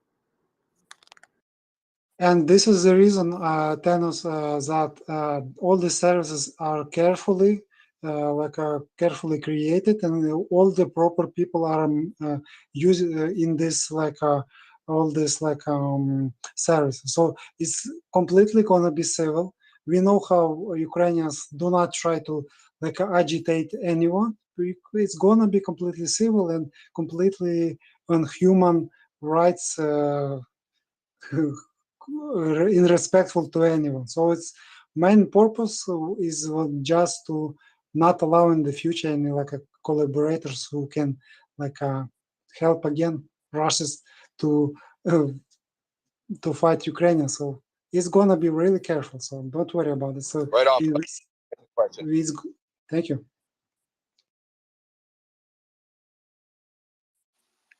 Okay, and let's just summarize briefly for anybody who's just waking up. I realize it's 7 a.m. on the East Coast in the US, 6 a.m. in the Midwest. No, but this is important, puppy. You can laugh away, but people are waking up. They want to know what's going on. So what we know definitely happened this morning is at least 2 big explosions on Crimea, quite likely 3 on Crimea. One of them is an ammo dump to the southeast of the city of Janghoi in, let's say, northeastern Crimea. Giant ammo dump seemingly right by a railway that is currently cooking off. Probably like a mile-long ammo dump by a railway in some warehouses right next to a railway line. That's very significant because that is the one railway line that leads from Russia across the Kerch Bridge into Crimea. It's between the Kerch Bridge and the first switch point on the railway in Crimea. The other explosion that we know went off, we have video of it, is in an electrical substation next to Janghoi in northeastern Crimea, about 20 kilometers further down the line from Kerch Bridge towards, past this ammo dump that's currently cooking off towards Janghoi. Very important as well, railway logistics for Russians through Crimea are getting demolished. They've already destroyed both railway lines that lead from Crimea into Kherson Oblast on the Kherson Oblast side, right by Crimea. Now they're targeting the railway logistics even within Crimea. This is well over 200 kilometers beyond the front lines. And there's extensive reporting on additional explosions in an airbase close to Simferopol in the south of Crimea, close to Sevastopol, north of the city of Simferopol. About, let's say, 50 kilometers or 30 miles due east of the Saki airbase, the one that got blown up, a few days ago. So massive explosions in Crimea, massive fires in Crimea, big problem for the Russians, directly seemingly on the military airfield, where there's about 24 fast jets permanently stationed, as well as a big ammo dump all going up in flames, which would be causing a whole lot of problems for the Russians going forward. Larry?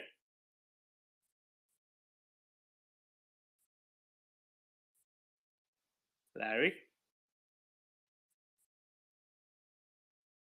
Yes, I'm here. Can you hear me? Yeah, go ahead. Oh, yeah, no, look, I just wanted to thank Slava for that explanation about Crimea. And yeah, I mean, I'm maybe not everyone knows, but the fact that there was that Russian Black Sea Fleet base there for so long had a real impact on society there. And when I was last in Kiev, I had the pleasure of meeting, someone who I'd describe as a member of the Tatar intelligentsia. And he just spoke in the most incredible way about what had happened to him and his family and his friends since 2014. And, people, now is probably a really good time for people to read into Crimean Tatar culture and history. They, will be the priority, I think, to be resettled and reclaim their lands when the time allows, and I'm sure Zelensky and the team behind him are going to do that, as Slava said, with all the dignity that and respect that requires. And I guess there's just a part of me that thinks that every Ukrainian family who's perhaps lost someone in the field of battle will be gifted perhaps something as well to reward them for their sacrifice. Just crossed my mind. Thank you. Thanks, Larry. Yeah, I'm sure that will be done in the fullness of time. Hey, Slava, this picture that you posted, was this the airbase in Khvardaskaya by Simferopol, or is this the airbase in Jankoy? I think it's Jankoy. And I'm gonna open up again and gonna check it out again. And so this airbase in Jankoy, is there reports of there being fire at the airbase in Jankoy as well?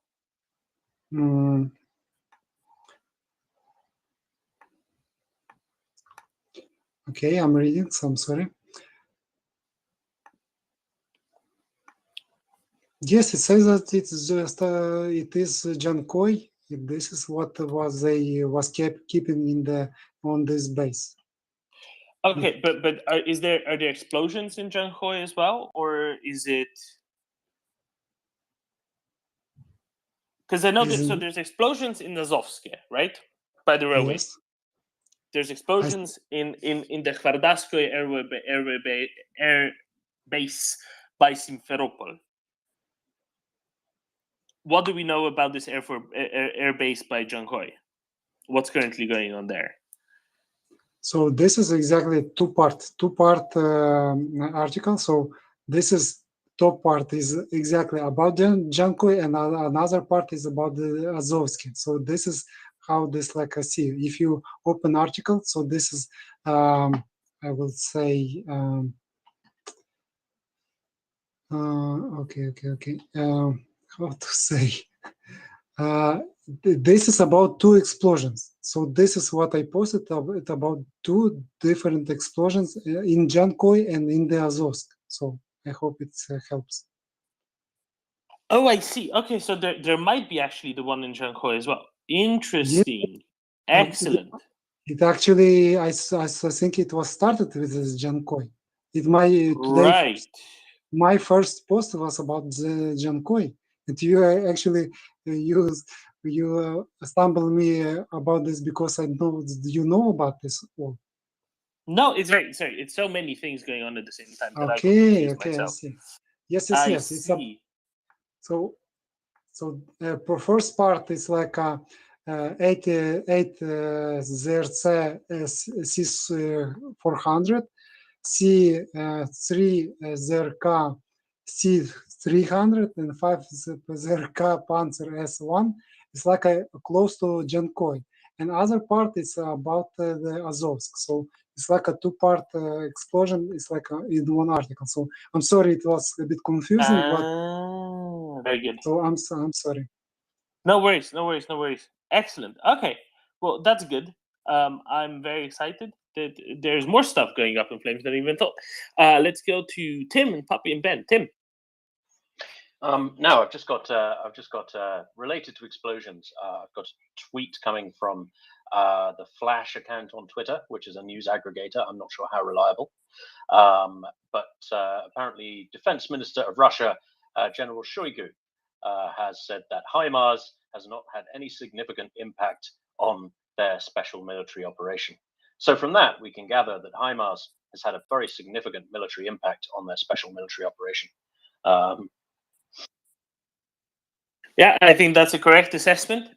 That's why the Russians tried very hard and destroyed 76 out of the 16 HIMARS that were shipped. I'm thinking this timely announcement might be related to the ongoing explosions in the Crimea. Probably it is. Probably is. Yeah, no, all the HIMARS parked on that third floor of the building near Kharkiv, I'm sure all of those have been destroyed. Papi.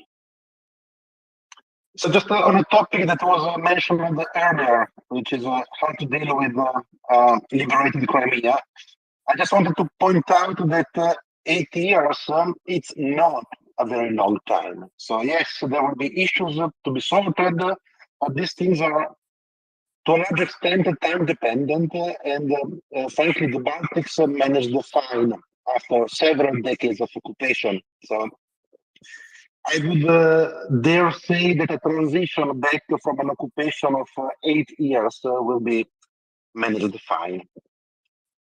Also, just one additional. You concur. Okay, I'm happy when you concur. So one very quick additional topic, which is I would be actually very much interested in someone who is ethnic Crimean Tatar, I guess realistically maybe from the diaspora, speaking on this page, on this space. So if anyone has an idea for a suitable guest, I'm just putting it out there. It will be interesting at the time for having such a guest, probably. Just it. I agree. I think we just need to be very careful to have someone who doesn't have any close relations left in Crimea, because we don't want them to be, revenged again. And I think this is part of the reason why we kind of stayed away. We kind of stayed away from now. From that, just because we don't want to get anybody's relatives into trouble. And of course, many have left, right? But I think that's part of it. Ben, welcome. Thank you. Good afternoon, everyone. I had a question for you, Domin. I'm a bit of an idiot when it comes to transport links and logistics on the Russian side. Why does it matter that they're hitting that the Ukrainian army is hitting Crimea, considering that there's a much more direct route from, or I assume there's a much more direct route from Russia proper to the front line? So you're saying on the through occupied from Rostov, through occupied Donetsk Oblast, through Zaporizhia and Kherson Oblast. Is that what you're getting at? Yeah, exactly. Like I would draw a line, and I assume there's a train, there's a rail line, and on the other hand, the Ukrainians seem to be spending a lot of effort hitting stuff in Crimea. I assume they're not wasting their ammo on nothing. So what am I missing? What you're missing is that yes, there is a line. What you're missing is that the line goes through Melitopol. The only line that they control goes through Melitopol. There are only two ways to get from Russia to anywhere in Kherson Oblast by train. One line goes. One option is to go through Melitopol. To Melitopol, you either get from sort of Donetsk Oblast through Volnovakha, or you get there from Crimea. Volnovakha, you might remember, has been completely destroyed. And I mean completely destroyed. It's a city where nothing is left standing pretty much because of the way that the Russians took it. Russians took the city of Volnovakha by demolishing it first.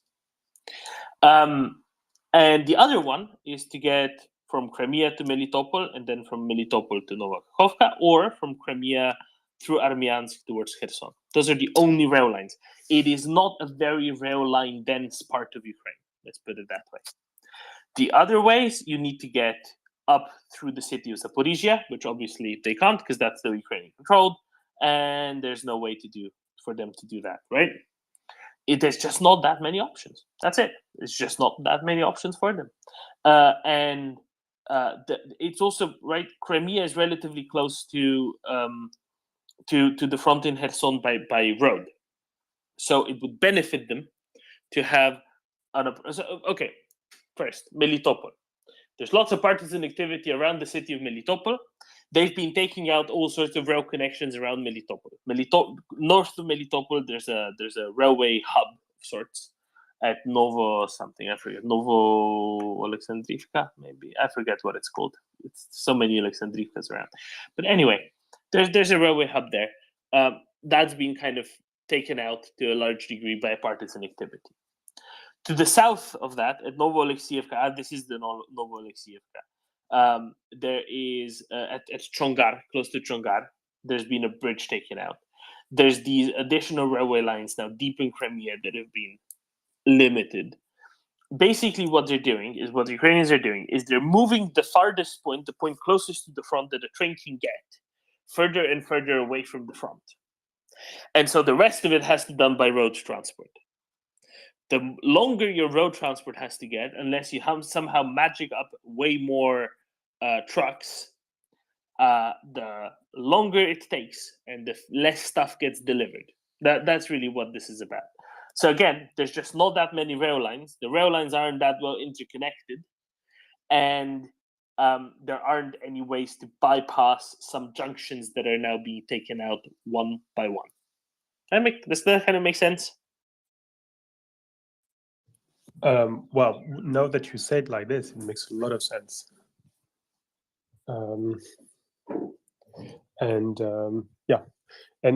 it also begs the question, like, why would they attack in a place where their logistic links are so weak? I mean, I don't know. I'm very confused. Like, there's this depth of... Because they thought they'd get a lot further, is why. They thought they would immediately get a lot further than they had. As opposed to, they thought they'd get all the way to Mykolaiv, they thought they'd get Zaporizhia, they thought they'd capture Kryvyi Rih.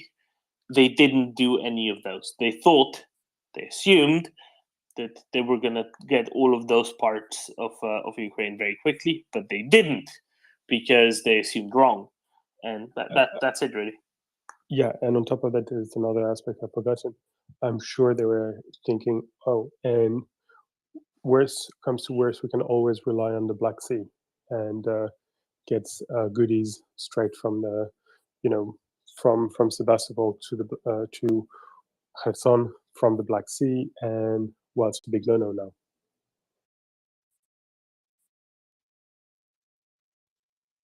Exactly, right, and they couldn't do any of those, and now they're kind of in trouble. Antti.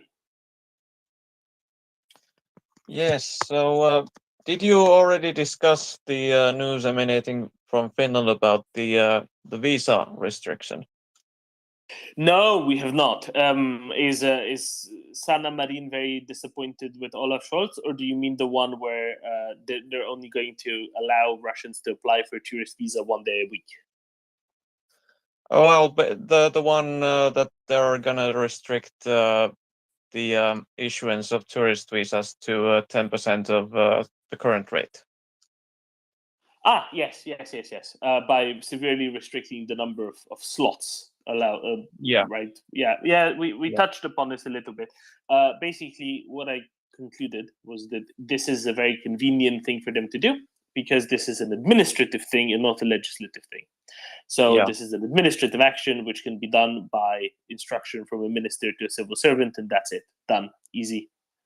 No further discussions need to be held. And yeah, that's about it. Sounds good to me. Yeah, but I mean, one could make the argument that even one is one too many. But given the fact that they couldn't restrict it totally to 0, then one might ask, why 10%? Why not 1% or 1 per month? Antti explained to me why they could not reduce it to 0. Oh, I believe there was, at least in the news piece, there was something mentioned of the Schengen Treaty, that it somehow prohibited them from reducing it to 0.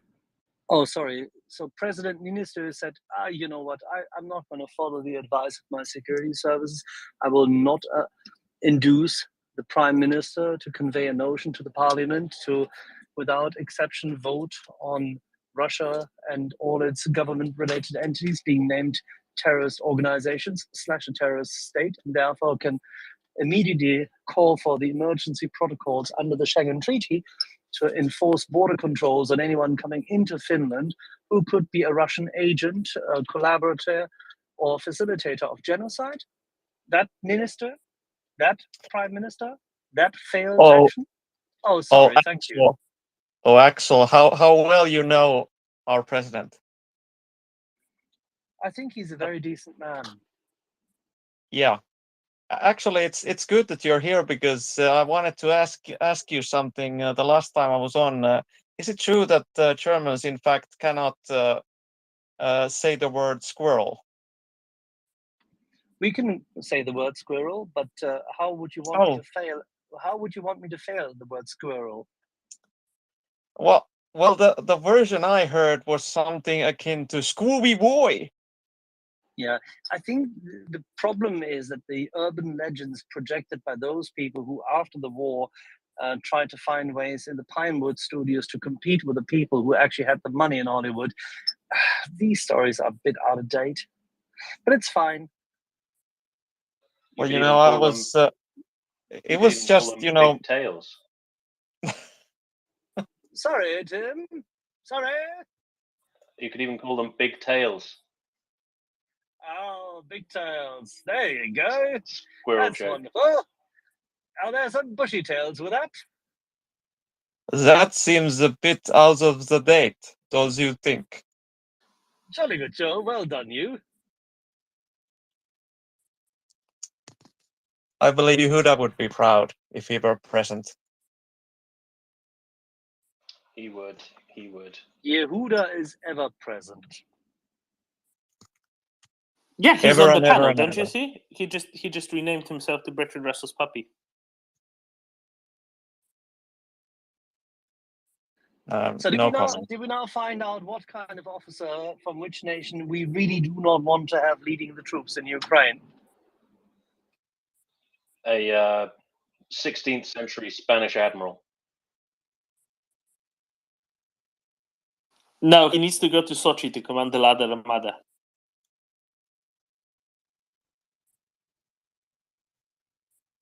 I can see this was a seamless reconnect to the space. Nothing happened in between, right? No, nothing happened. We are still stunned by exactly how many things went up in flames and bangs and whooshes and booms in Crimea. Because now we're thinking it might be 4 separate sets of bangs and whooshes and booms and flames and smokes. So a total of 4 cigarettes, then. Yes, some of which might have been Atacam's brand, and some of which might have been, oh my god, there's actually Ukrainian SOF squads operating 200 kilometers behind the front lines in an area that we thought we've cleared 8 years ago. Brand cigarettes. Many moons ago, a Frankfurt-raised young man with a proclivity for the tunes of the Balkans came out with a song a few years in of his career called Disco Partisani. I think we should call this, in this case, Sigaretto Parmisani. because there must be some Italian content to it. It must be gluey in some shape or form. It must be tasty, because otherwise, how is it possible that the cigarette is so attached to these targets? It's impossible, isn't it? If you think about it, there is no possibility for an SOF or partisan effort in that regard to boom up these pieces. That is complete and utter trash. It's too far off the front line. The infiltration is hard. Spotters, maybe, but not the ones who glue it up. Yes, and wasn't there actually some kind of Ukrainian official statement to the effect that it was SOF, which would be a total, if it were really special forces, they would never admit it in that fashion. Can we have someone from the Ukrainian armed forces, please, from their communication staff, maybe, but preferably someone who is senior and in the armed forces himself? Could we have him read this report out without grunting and laughing?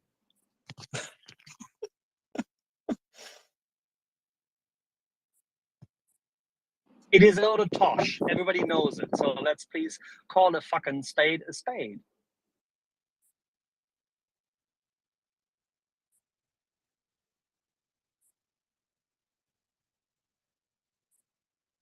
As I mentioned earlier, I think the opposite. I think that the crediting of these strikes to SOF is possibly a terror tactic by the Ukrainian authorities, aiming to convince the Russian forces that yes, we have very widespread SOF capabilities. Yes, they are in your neighborhood. Yes, they will kill you. It's kind of it's the kind of World War II commando thing, right? If everybody's terrified, their morale goes through the floor. You don't even have to conduct that many successful operations to maintain this mythology around your SOF capabilities. But I see we've got our resident psychologist coming up, Tom, who doubtless has a view on the terror effect of commando operations. Of the orcs. Tom, of the orcs. Well, Tim, you basically said exactly what I was thinking, that there's what's happened, and then there's attribution, what caused it to happen.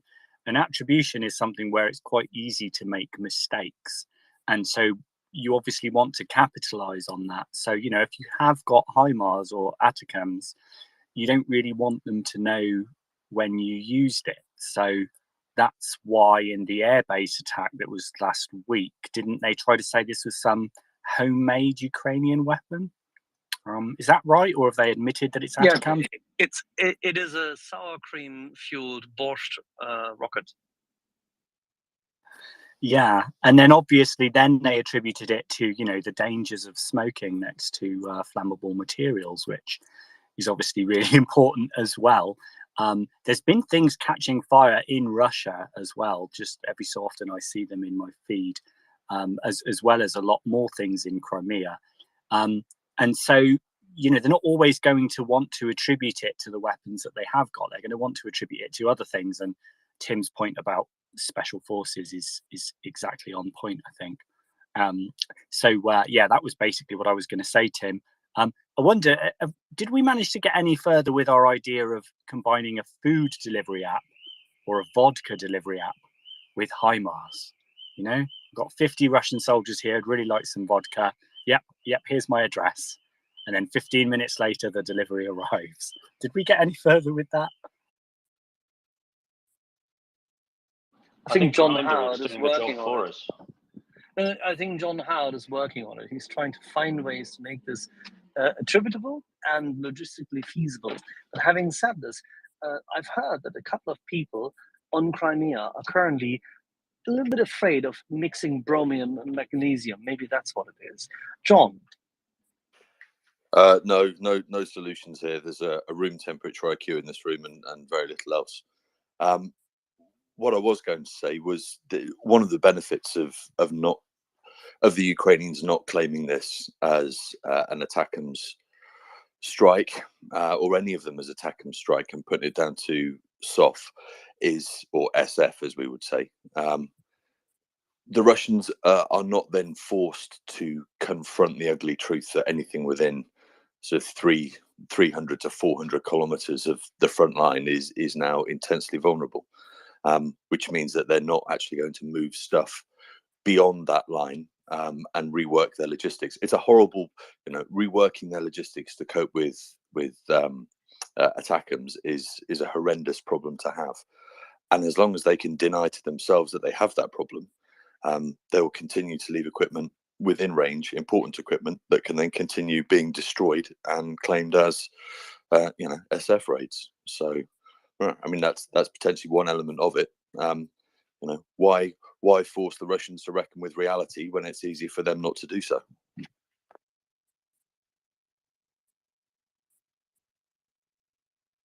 Keep them guessing.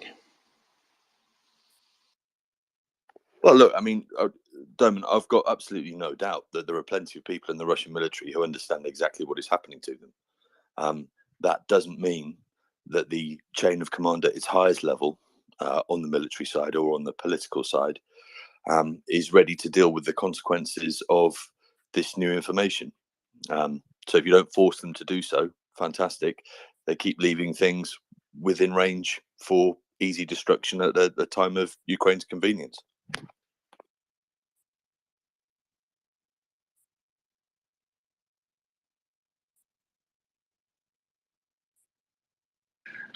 Or as our other friends would say, at your leisure, boys, at your leisure.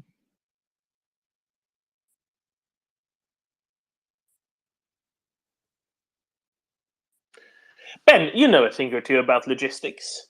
What is this doing to the Russian logistics, and who should they definitely not talk to fix it?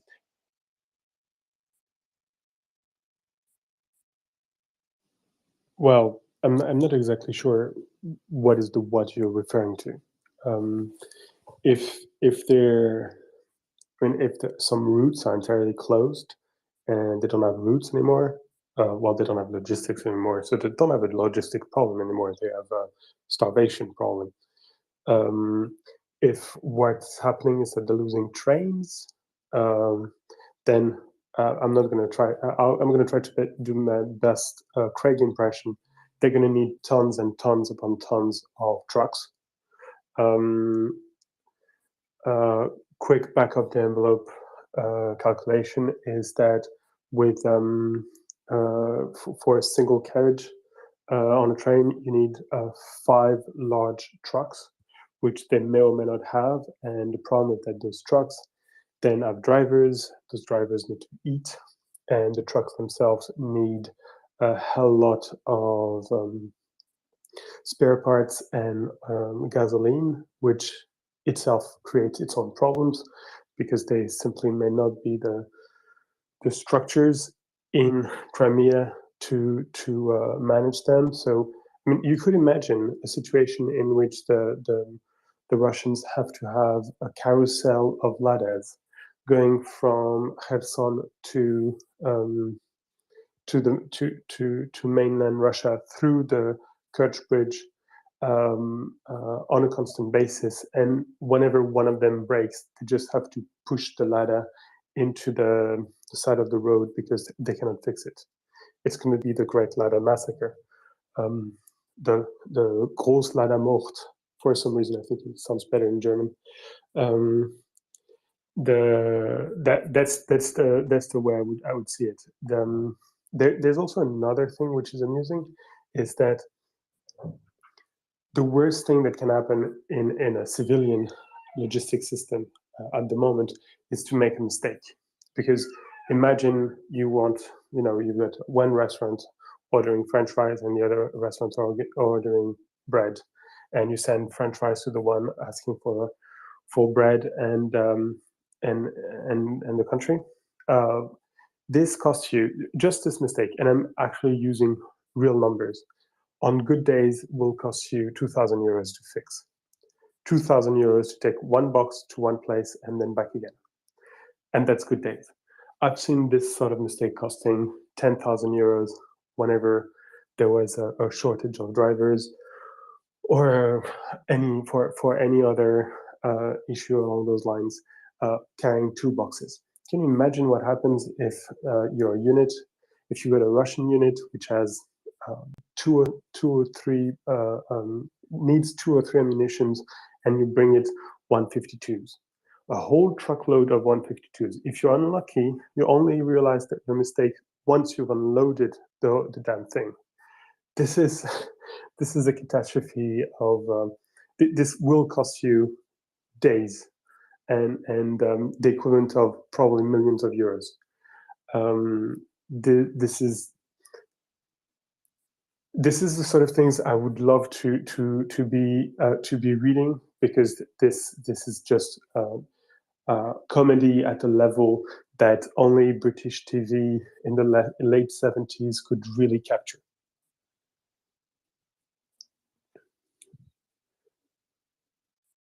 I don't know how to say "allo allo" in slangy Russian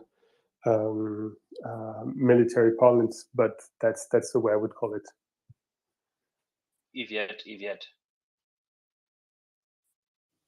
Then there we are. If only we knew a fantastic, very good writer of scripts that also has some military background. I don't know. Maybe we could push the idea to Sir Chuck. I am all up for that. Let's go to Tom and Antti, and then maybe we can have another round of comments. Tom? Yeah, so I was just trying to think about a bit of the bigger picture of what's going on, because I think I remember back in, it was either late May or early June, I think it was the head of the Ukrainian intelligence services was saying that, you know, the big Ukrainian counterattack wouldn't come until late July or early August. And I think we're sort of seeing that to a certain extent with these rocket strikes, whether it's HIMARS or ATACMS or whatever. But I think all of us have been anticipating this push on Kherson for some time now. And I think whilst there's little probing attacks, there certainly hasn't been any kind of big push. And I think perhaps the reasons for that is that the Ukrainians don't have to rush this. I think that for every week or every month that goes by, the Russian forces are going to be more corroded, their logistics are going to be more degraded. And I think, isn't the UK and our allies training up something like 10,000 troops every month? But that makes me wonder. 3 months, I believe. Every 3 months. All right, thanks for correcting me, Tim. And what that makes me wonder is that obviously the Ukrainians aren't rushing this because they can attack later on. But given that the weather's going to change, what I'm wondering is, when in the autumn and it starts to rain again, do we get back into the mud season? And how much of an issue is that in the southern Ukraine compared to sort of northern Ukraine? It's not an issue until about November in Kherson. Right. So if it's not an issue until November, that leaves them with what, half of August, September, and October. So that gives them about 10 weeks before, you know, tanks and things are going to struggle to go across open fields. So and they must be thinking about this on a strategic level. They must be thinking, if we're going to go into Kherson, when's the best time to do that? If we go in right now, the Russians have got a reasonable amount of people there. They've got a certain amount of ammunition. If we degrade them for another 2 or 3 weeks and then go in, it will be safer. But if we wait too long, we might be starting an offensive that's difficult to complete. Does that make sense? I'm just speculating here. I'm being a bit of an armchair general, but does that make sense, guys?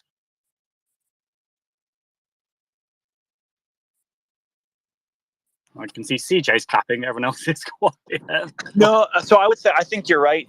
Generally speaking, Tom, you know, there's a consideration of risk for time, but you know, sort of if you just take the purely military approach, you know, as you kind of mentioned, there's certain conditions that need to be met irrespective of time. So, for example, if the conditions could be met where Russia basically has a skeleton crew in Kherson or Crimea or evacuates most of their personnel back to the Donbass, then the conditions would be met.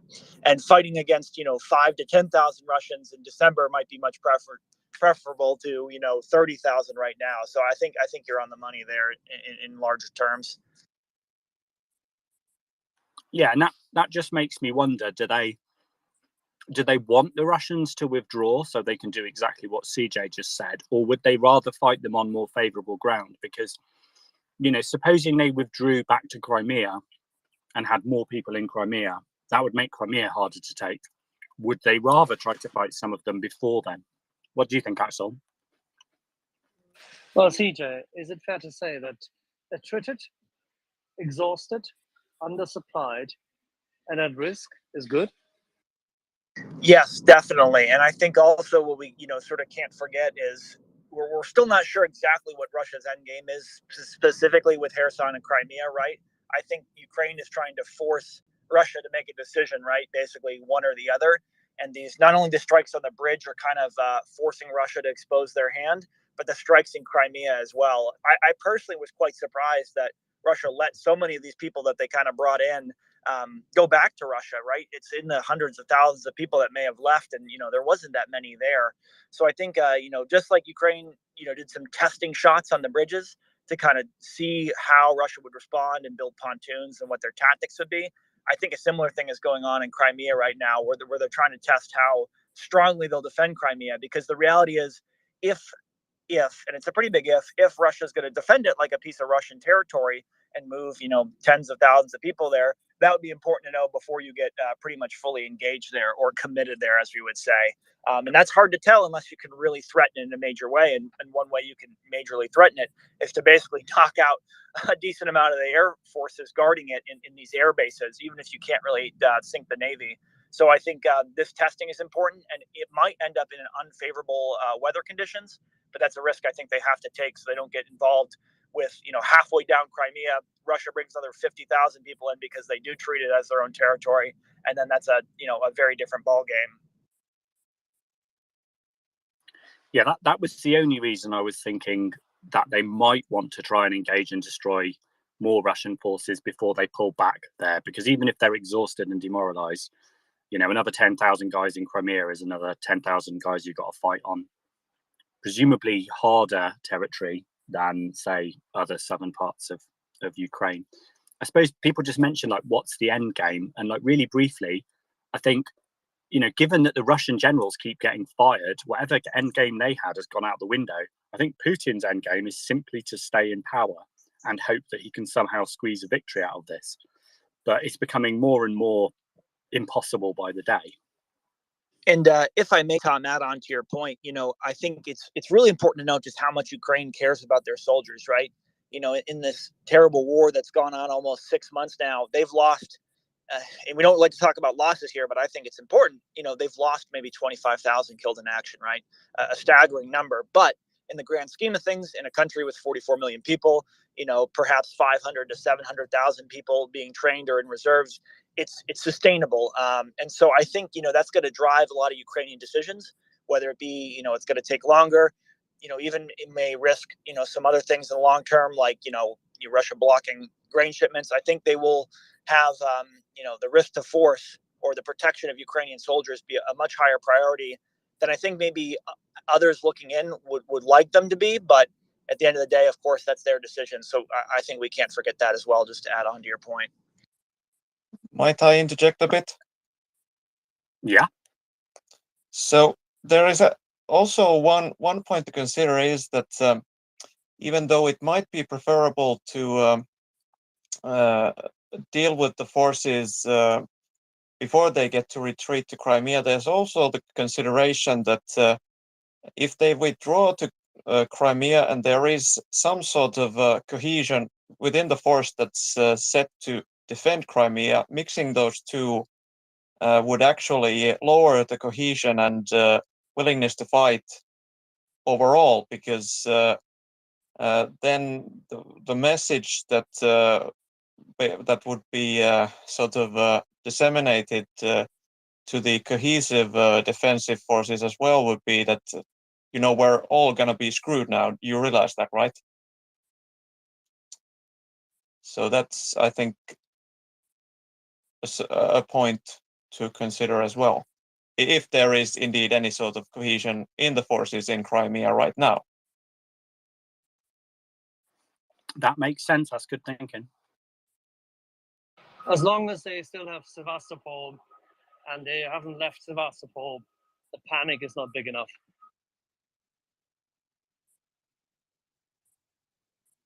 True enough. True enough. Maybe the plan is to get as many Russians as they possibly can to withdraw to Crimea and then destroy the Crimea Bridge. Well, I think it's important to note that, you know, while Crimean civilians are leaving Crimea Russian citizens in Crimea are leaving via the Kerch Strait Bridge, you know, when the Kherson pullout is happening or people are getting rotated from there, the command and control centers and supply nodes aren't necessarily being moved towards Crimea. They're being moved towards Melitopol and the rest of Zaporizhia. So this is an interesting situation where, and that's what I'm trying to get at with, you know, trying to assess what Russia actually deems a strategic priority. Is it the whole South? Is it just Crimea? And it seems like Russia still believes that, you know, even if they lose Kherson, they could still hold on to a chunk of the South, in addition to Crimea, which may prove to be a bridge too far, if I can use the saying, because, you know, it's going to still be covering so much of a vast distance and so many different fronts. And the reality is, if Ukraine can get to the Dnieper and, God forbid, cross it, you know, before this winter sets in too badly, it could create a situation where, you know, both Melitopol and Crimea are threatened, and then, you know, Russia will have to make another bad decision again, and we'll see what they do. So you just made a market garden illusion, which is great because it fits.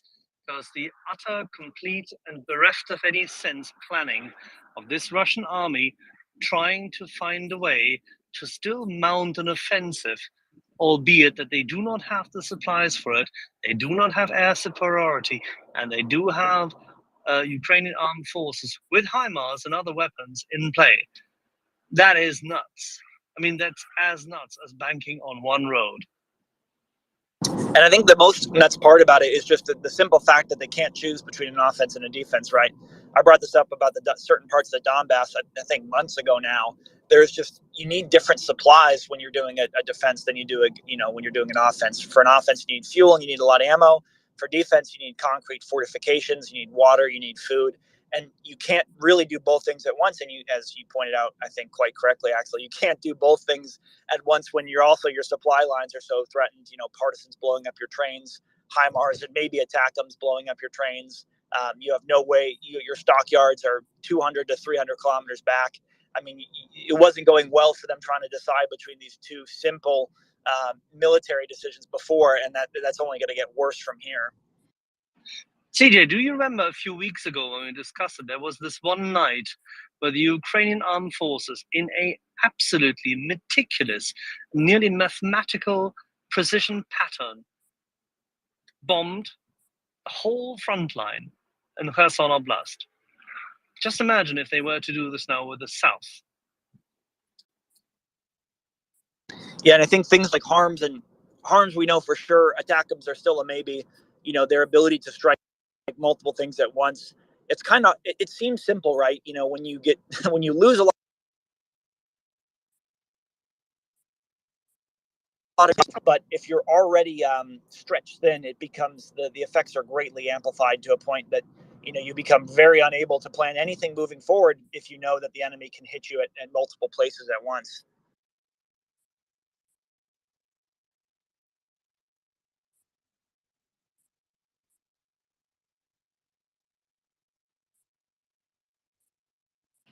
John. Thanks, mate. Yeah, just building on what Tom and CJ were saying, really. And this isn't some huge insight, but if you look at all of the activity over weeks in the round, it points to something much bigger than Kherson. I mean, you know, an army moves on interior lines. Obviously, the Russian army, as we know, is heavily reliant on the rail network, and the Ukrainians are slowly, systematically dismantling the interior lines of the Russian position in the south, so that when it comes to an offensive by Ukraine, Russia's ability to move manpower, to move fuel, to move ammunition will be confined to roads. That will be very difficult to do. They will be easy to target, and they're shaping the south for an offensive that could absolutely wreck the Russians, I think. And for me, it seems pretty clear that's what they're doing. Maybe, obviously, I could be completely wrong, but that's what it looks like. And I would expect this to continue. So are you telling us, and CJ, please correct me if I'm wrong, John, are you telling us that it's not unreasonable to expect them to kneecap the Russian logistics in Kupiansk with proper amount of use of HIMARS, to then dissect them, Melitopol all the way down to Berdyansk, to make sure that they really have no capacity to supply the south from the east, and then attack Kherson, meaning a triple goodie? Yeah, I mean, I don't know how they're going to do it, but if you look just as an example of what they've done to the west of Kherson, they've effectively segmented that that section of Kherson Oblast that the Russians hold on the West Bank, and I think that they're just going to do that on a much larger scale, from Crimea all the way up to Melitopol, as you said, and across that whole southern front. Effectively, I mean, I'm not talking about over to Mariupol, but in the vicinity of Crimea, between if you did a triangle between Crimea, Kherson, and Melitopol, I would expect that that's where most of the action is going to be. I'll make you a gentleman's wager, as our friend Tom calls it, on a regular basis. Before the end of this autumn, you'll have Mariupol free. I think, well, I mean, depending on how that offensive goes, I think that's more than possible. Because you know, I've said my opinion for what it's worth, and I'm not a Russia analyst. My opinion all along has been that once they crack, they won't bend; they'll shatter. I think, because I don't think that they've got the morale or the technical skill at the small unit level to be able to adapt to a major setback and reset. As long as the Ukrainians have the mobility and the logistical support to be able to keep pushing them and prevent them actually reforming major new defensive lines, I think they could absolutely overrun them in the south. I mean, that sounds very ambitious, but I think it's possible. I think that's what they're shaping towards. I think they're taking away the infrastructure that Russia will need to be able to maintain themselves once real combat operations begin in terms of Ukrainian offensive. But yeah, I mean, this is all just spitballing, isn't it? We'll see. Yeah, I'll just comment briefly because I know Bertrand's got his hand up. I mean, I'd very much like it if they were able to have a big push south from Zaporizhia in the sort of general direction of Melitopol or Mariupol, in order to really, really cut off all of those Russians there. The advantage they'd have with that is they wouldn't have to cross the Dnipro. Whereas if they take Kherson first, all of those bridges they've just been blowing up, which put the Russians in a bad position. Well, unfortunately, the Ukrainians will be in the same position if they wanted to push forwards and sort of capitalize on a Russian retreat or route. They wouldn't be able to quickly follow them across the river in order to capitalize on that. Whereas if they push south from Zaporizhia, then they'd have the potential of doing that. The thing that I would worry about, not being a military person at all, is how easily they could defend their flanks pushing south, because they'd be opening up a lot more front. And if the Russians did have any capacity to counterattack, I don't know how easy or difficult that would be to defend from. But I very much hope they could liberate Mariupol by September. But you might be being a bit over optimistic there, Axel. But I hope I'm wrong. So I don't want to bet against you on that, because I want to be wrong. I want you to be right.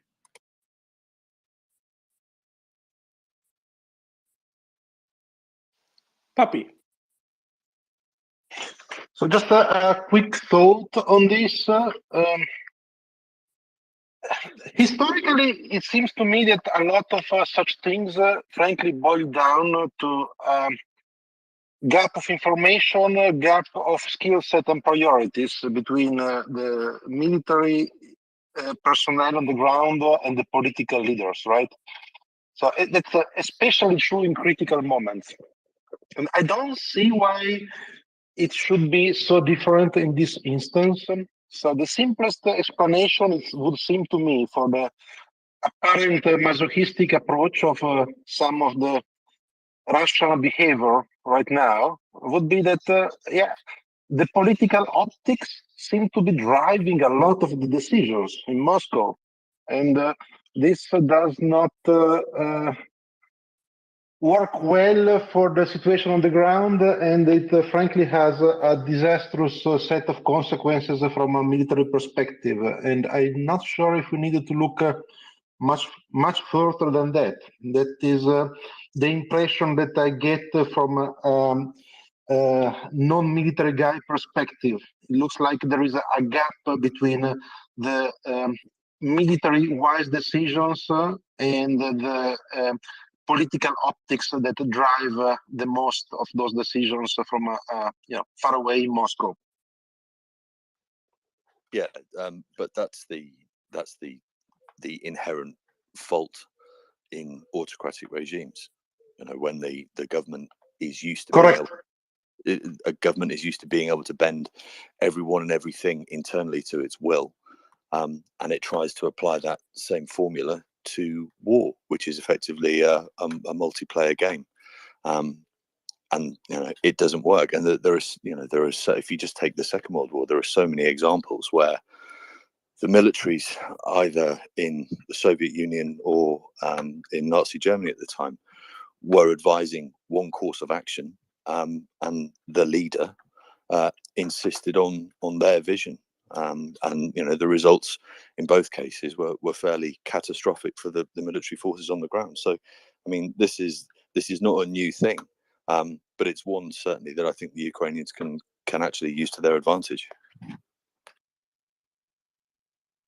Absolutely. Yeah. I might add that you can go further back than World War II and look at, Tsar Alexander trying to be the wise man in the battlefield and, ending up with the catastrophic consequences of being defeated in the battlefield. So, yeah, there is a long history of this happening. This seems to me to be one clear case of exactly this particular scenario.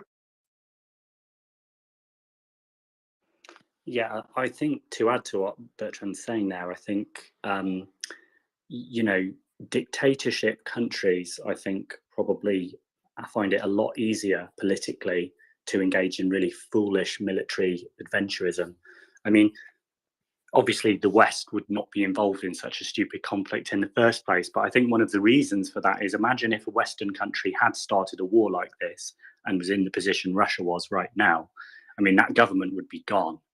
Like, if not imminently, then eventually they would be voted out. And knowing that, they don't engage in such adventurism, whereas, regimes like Saddam Hussein's Iraq and modern day Russia can do that because there's not really very much their citizens can do about it, even if there was like an effective opposition. So I think, Putin is able to keep demanding of his military that they continue to do something that is impossible and just leads to them, well, frankly, dying and the military being degraded and the military image of Russia being in the gutter, really, compared to how powerful I think we all thought they were a few months ago. And, I'm reminded of threads that Kamil Galeev had written about, say, the Russian-Japanese war and how badly the Russian Navy did in that, and how it destroyed the mythos of the all-powerful Russia, and with it, the mythos of the all-powerful Tsar.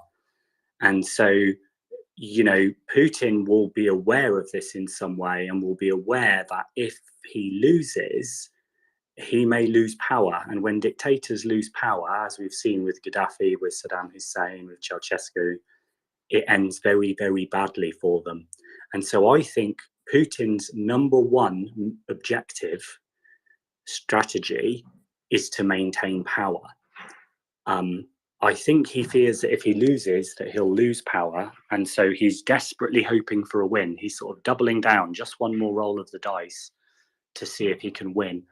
But if he thinks there's a way he can maintain power still, I think he would be prepared to withdraw the troops from there before they rout it. I think if it looks like they're going to rout, I think that would be even more dangerous for Putin than if he tried to declare some kind of victory and pulled them out it gets very, very difficult to predict what on earth he might do. But yeah, it's going to be very interesting to see how this all pans out. Yeah, I Just sorry, Bertrand. just one quick additional point strengthening your argument, Tom, which is by default, an authoritarian regime does not encourage an open flow of information, because nobody wants to tell the authoritarian boss that things are not going well. So that is seemingly what dooms many of the authoritarian regimes in history, and we may be witnessing in real time this particular scenario happening. So, yeah. Actually, I'm not really worried about what they're telling. But John, please. Sorry, Axel. It was just a very brief one. I just very, very gently push back on Tom a little bit there in terms of democracies not embarking on foolish military misadventures. I mean, for me, Iraq in 2003 was the most stupid thing a Western country has done since the Second World War. It was even more foolish than Vietnam in terms of the long-lasting effects that it's had on the region, effectively wrecking the Middle East from a stability, security perspective. What I would just say that where democracies differ from authoritarians is democracies are generally self-correcting, because, as you say, people will only put up with nonsense for so long. But in terms of having the initial bad idea and being able to carry it through, I think we've demonstrated ourselves more than capable of doing that ourselves. Yeah, so on reflection, I think you're right, because I think unfortunately that was a terrible misadventure. We perhaps should have concentrated on Afghanistan, and that might have turned out differently.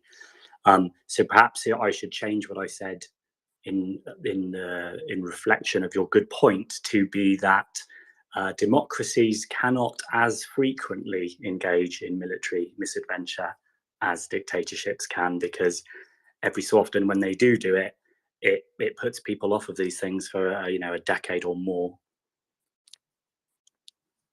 Even worse, it swings the pendulum in the hands of those who are utopian Marxists and try to undermine democracies being focused on national security. That is the main thing. Overbearing leaders in democracies who've been voted in by whatever kind of populist movement of discontent, see Tony Blair, with their utopian Marxism view of life, obviously fall prey to these things.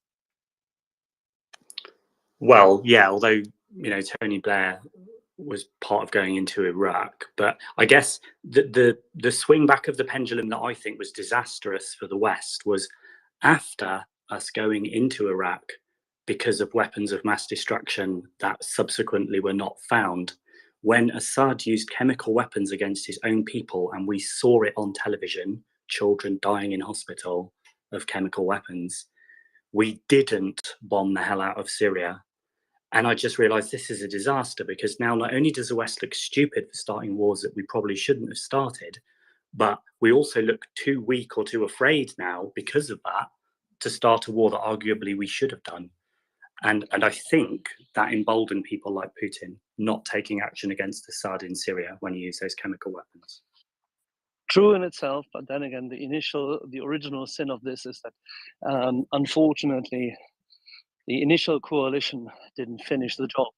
Saddam Hussein should not have been allowed to remain in power after invading Kuwait. This should have been finished there and then. The genocide he inflicted upon the Kurds is despicable. And the weapons of mass destruction did exist because he used chemical weapons against the Kurds. And that is a case in fact. Case closed. The problem is that people at a later stage made up a story in order to justify remedying a mistake they made before. Yeah, most definitely. They should have finished the job in 91. Yeah, I mean, again, there's a lot of logic in what Axel says there about, should we have finished off Saddam the first time round? But I think the larger folly, one that I hope that we certainly policymakers have learnt from, is the idea that we can parachute democracy into societies that have no historical cultural memory of it or any huge desire for it. And certainly in the Middle East, I think that has been a major misunderstanding on our part, and we swung back the other way in the Arab Spring, and actually worked against some of these democratic movements to shore up some of the major monarchical dictators in the region. So yeah, but in terms of Syria, I mean, I have to disagree with Tom. Yes, what Assad was doing was absolutely horrific, and defeating or assisting substantially in the defeat of Assad would have just meant that the so-called caliphate that then had to be mopped up afterwards would probably still be ongoing now. There'd still be a huge Western footprint. Even more people most likely would have died, and we'd be facing an even bigger disaster. Well. Hey. If the MI6 would have dealt with whatever we believed Erdogan to be doing with his putsch, we wouldn't have the ISIL issue. Yeah. Well, of course, that had nothing to do with any external forces. That was purely the Turkish military, as I'm sure we're all absolutely convinced of. And yeah, what a keystone cops that effort was. But yeah, it might not have been a terrible thing if the Turkish army had proceeded to hit reset, as it is wont to do on occasion. But yeah, I'm not really sure. I'm not really sure how much of a safe subject this is to be getting into.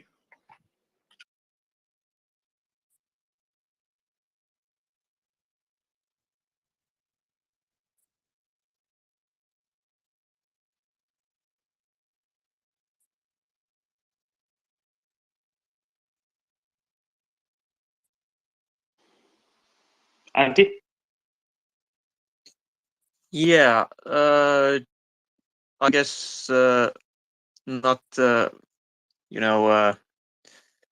safe subject comment. I think isn't that a cue to perhaps move slightly to a different topic for a moment? You can try. So I was wondering if you guys saw these lovely photographs of Finnish 120 millimeter mortars being handled by Ukrainians.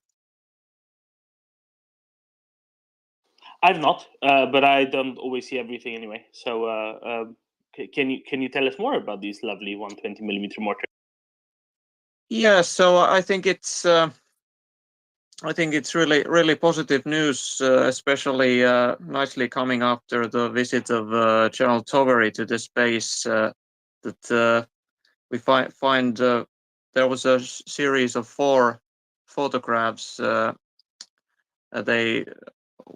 I think a Ukrainian weapon tracker published them, but I think there was some also official source as well.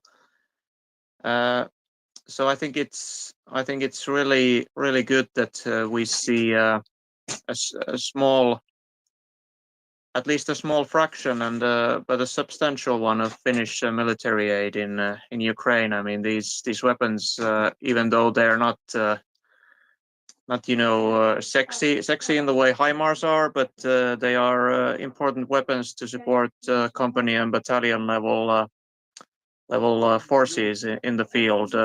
High angle fire to about 7.5 kilometers range. That's the stated maximum. So it's a really nice piece of kit that can be relatively easily moved about in the field. So yeah.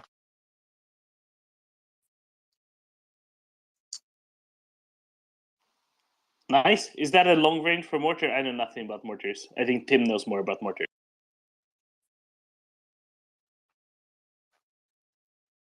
Well, the 120 millimeter mortar is the heaviest of this sort of weapon around, as far as I know. So it's kind of at the edge, because the other mortars are then if you go next in line, that's 81 or 82 millimeters, and that has a significantly shorter range. I don't remember it out of hand, but yeah, that's the heavier mortar. Yeah. Finnish heavy mortars. Finnish heavy mortars. Sing all day when Thank I you, see Axel. this. Of course, you should have You should have a lot more of that now. Yeah, yeah. The Vammas plant should definitely Vammas should definitely open up loads of more production lines for these cute little puppies. But Wait, I'm told since 3 weeks your production lines in Finland actually work reasonably well. I hear that summer breaks for people in the weapon system industry have been culled for the first time since the Second World War. I think that's a very good sign. it is because normally the whole of Finland shuts down for July, so that is a sign that the right people are taking things seriously. And of course, nobody in Finland ever mentioned anything about sending any mortars to Ukraine, right? Everything was just, No. we'll just send some stuff, and then eventually gets discovered. Yeah, exactly. I would love it if even heavier pieces of kit wound up in Ukraine. And oh look, what's here? Leopard Antti, 2. what's the Finnish word for boom? Boom Perfect. I love it. or bomb. Or there's a more technical term, perkeleen kova räjähdys. Slowly again, Antti, perkele and what? Perkeleen kova räjähdys, or perkeleen iso räjähdys. I mean, there's Finnish language. It's like poetry, isn't it? Perkeleen iso räjähdys. Okay. Yes. I have no idea what I know what perkele is. I don't know what the rest is. Iso is big, and räjähdys is explosion. Okay, fair enough. Damn it, what a big explosion. Okay. So that was my contribution to our civilized space. I think it's fine. I don't think we'll get too many complaints about about Finnish swear words. That's all fine. Excellent.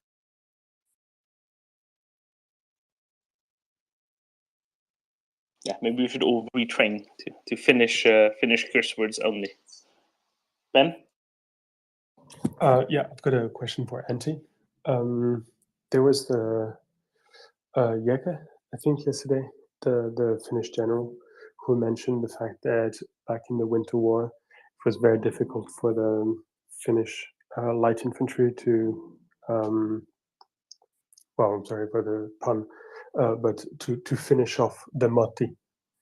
Do you think nowadays light infantry would be able to finish Motti in a more expedient manner through javelins and stuff? Well, I think it's yes and no, because given the right terrain, the right circumstances, the light infantry today can have loads of kit that that our light infantry back in the day didn't have. But you also have to remember that in those days, the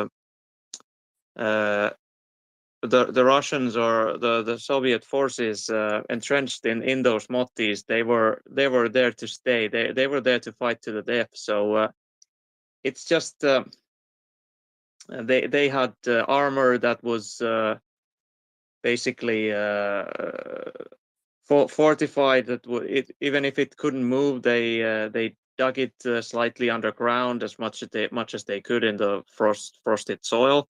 And they had artillery pieces set to fire 360 degrees all around, and they had anti-aircraft weaponry that was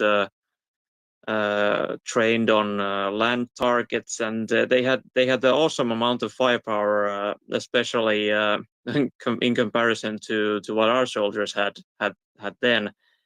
So, but and like I said, they had the will to resist to the end, and I just I find it difficult to believe that the Russian soldiers, if they were encircled in Kherson or other places, that they would have the will to resist. I mean, I think it's like General Tovary said, that it's unhealthy to underestimate your enemy, but still, it's I have no doubt that the Russians can defend entrenched positions, but to what degree, and because it takes a certain amount of stubbornness. It takes a level of morale to resist when you know that you're going to die in the foxhole you're in. And it's hard to see that the Russian soldiers today have that will. Might have gone a bit on a tangent, but was that the answer you were looking for? Well, it is an answer. I'm happy that you gave it. Yeah, you're right. It may not be everything around techniques and material. Just the will to fight may be sufficient, which may explain, which may also explain why they're reinforcing Kherson so much, because they're probably thinking, okay, we cannot afford a single large defeat. The first one was sort of managed to camouflage as a feint, but the second one is going to be a bit too obvious. So yeah, that's interesting. Thanks a lot, Andy. Yeah, because I mean, with these with the weaponry that the Ukrainian light infantry has, they can certainly take out strong points and pillboxes and armor that's entrenched in some kind of position, but it still doesn't give them non-direct fire capability, which is usually required to take out because even in certain terrain conditions where light infantry can be successful, it still needs support to be able to, even if, let me put it another way, even if they could penetrate the forward positions, they would still need under indirect assistance to be able to first make the point of, oh my God, my English is failing me. The point where they manage to break through, it needs to be secured, so the both flanks, and then so that they can move on. And it's still, the Russians, they still have quite a lot of heavy and light weaponry that can inflict casualties, even if they are low morale, and without sufficient artillery or air power, or both of those, it's much more difficult to avoid sustained casualties when you're doing offensive operations, and especially when you get what you get from combined arms operations is that when you have the armored element, you have, like Tovary said yesterday, you have mobility, you have firepower, and you have protection. Which is why it is so insidious that Western nations are denying Ukraine the capacity to protect Ukrainian men fighting, which is why it's so perfidious and absolutely silly and completely immoral that they're not giving them main battle tanks, IFVs, and fucking proper strike platforms. It is absolutely sickening. The likes of Scholz and Macron and all of these guys have blood on their hands. Exactly.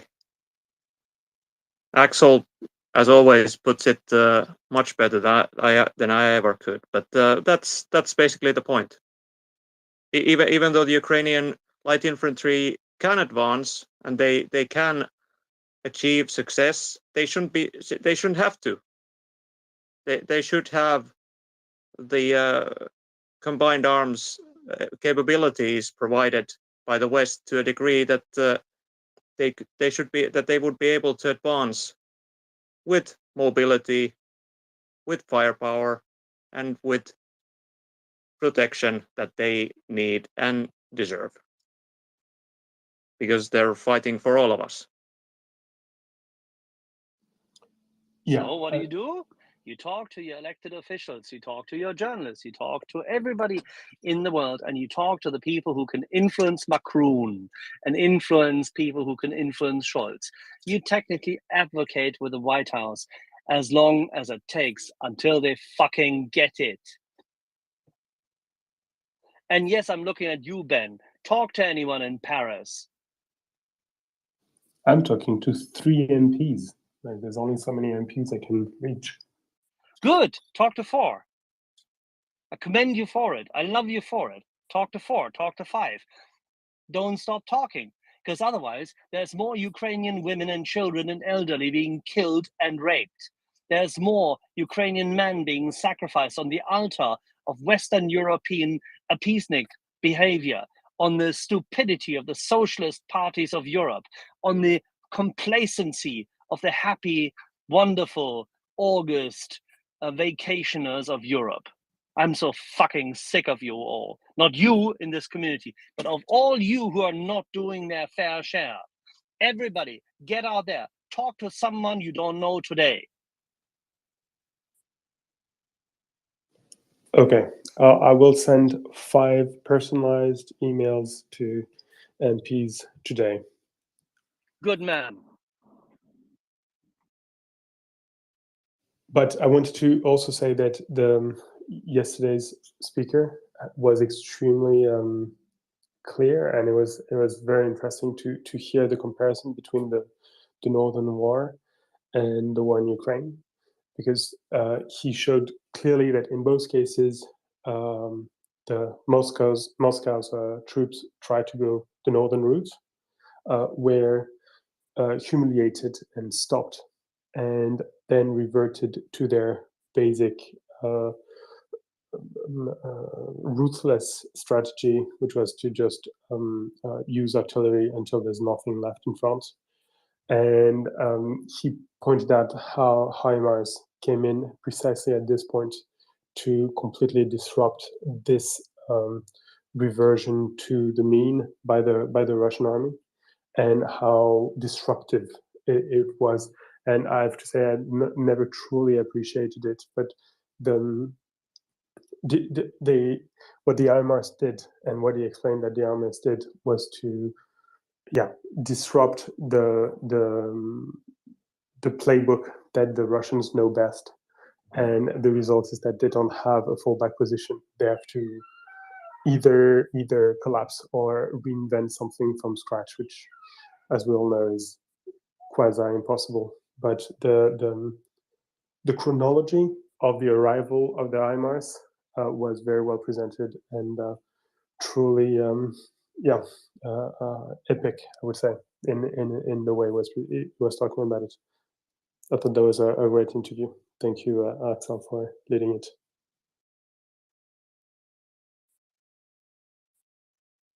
Okay, I'm saying something nice to Axel, and of course he dropped off. Axel is here. I didn't drop off. I just have to do a couple of things to save lives.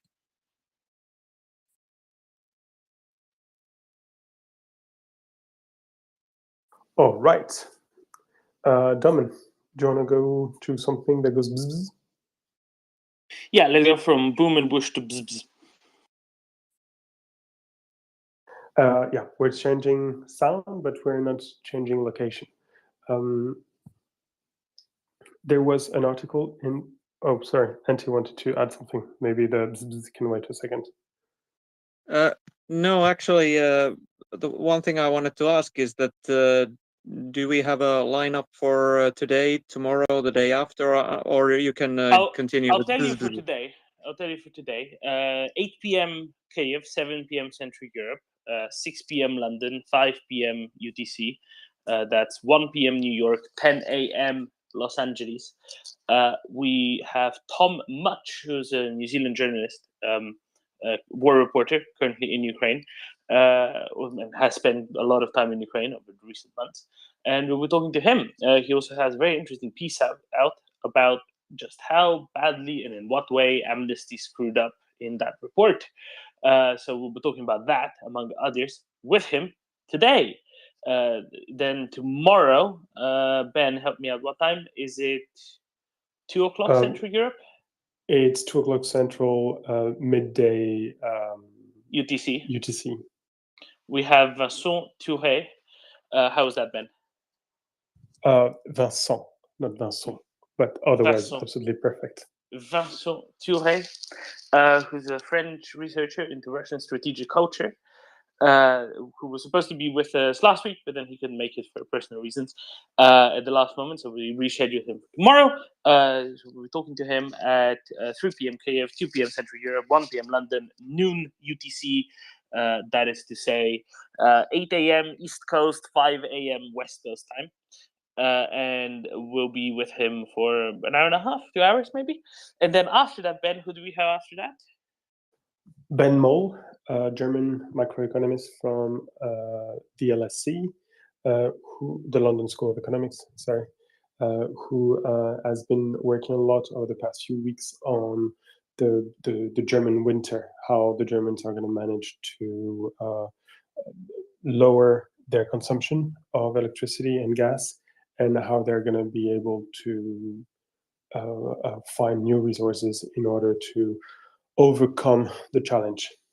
So we will be with him from 8:15 a.m. West Coast time. That's 11:15 a.m. East Coast time, 15:15 UTC, 16:15 London, 17:15 Paris, Berlin, Warsaw, 18:15 Helsinki, Kiev, Tallinn. And then lastly, on Thursday, this is the last one I'm going to give you, Andy, because we have so many guests. On Thursday evening at 1700 UTC, that's 1800 London, 1900 Central Europe, 8 p.m. Kiev, Helsinki. We'll be joined by James Fallon, who's a neuroscientist and a psychopathy expert, and we'll be talking to him about Putin's psychopathy and more broadly what makes the Russian military so bloodthirsty and torturous. So today, first one's today, 5 p.m. UTC, 6 p.m. London, 7 p.m. Berlin, 8 p.m. Kiev, with Tom Much, a New Zealand journalist, war reporter from Ukraine. Ben, things that go bzz, bzz. Yeah, just one final one on the question of guests. I've made a quick list, and we're dangerously close to 70 guests that I could find or remember. So we're doing a good job, getting close to 100. And that's all thanks to, well, mostly thanks to you, Domin, and also to the people who are doing all the work in the background to find all those guests. I don't know if I should mention that, but a lady whose name starts with a V is doing fantastic work. Alô, bom dia, meus amores. Como estão? Tá tudo bem? Eu espero que sim. Rita, English, please.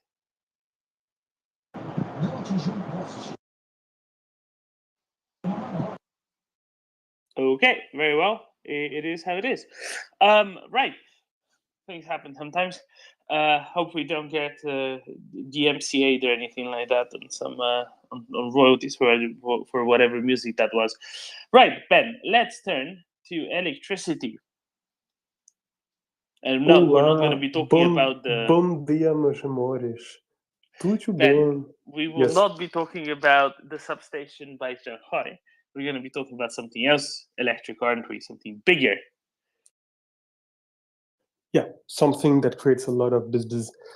There was, when was it? 2 days ago, in the Wall Street Journal, a very good article, I have to say. I even noted down the names of the journalists who wrote it, Joe Parkinson and Drew Hincham. They're both on Twitter. You're welcome to follow them if you want to. They wrote a great article. So the article was on a topic that we've covered before with Ben Schmidt and Mark Nelson, but they wrote it in such a way that even idiots like me could understand. And the way the article starts is like this. On the 5th of August, the Ukrainian members of the staff in the Zaporizhia nuclear plant realized that all the Russian engineers that had been sent by the Russian company in charge of the plant now had suddenly disappeared. And by the time they started looking for them, wondering if it was a joke or trick or something, shells started to fall on the vicinity of the immediate vicinity of the nuclear plant. So what the journalists are saying clearly is that the Russians not only shelled their own, well, that place that they were controlling, but on top of this, they told their own men a little bit in advance so that they would be able to retreat and not be hurt by the shells, even if the shells were ending up somewhere else.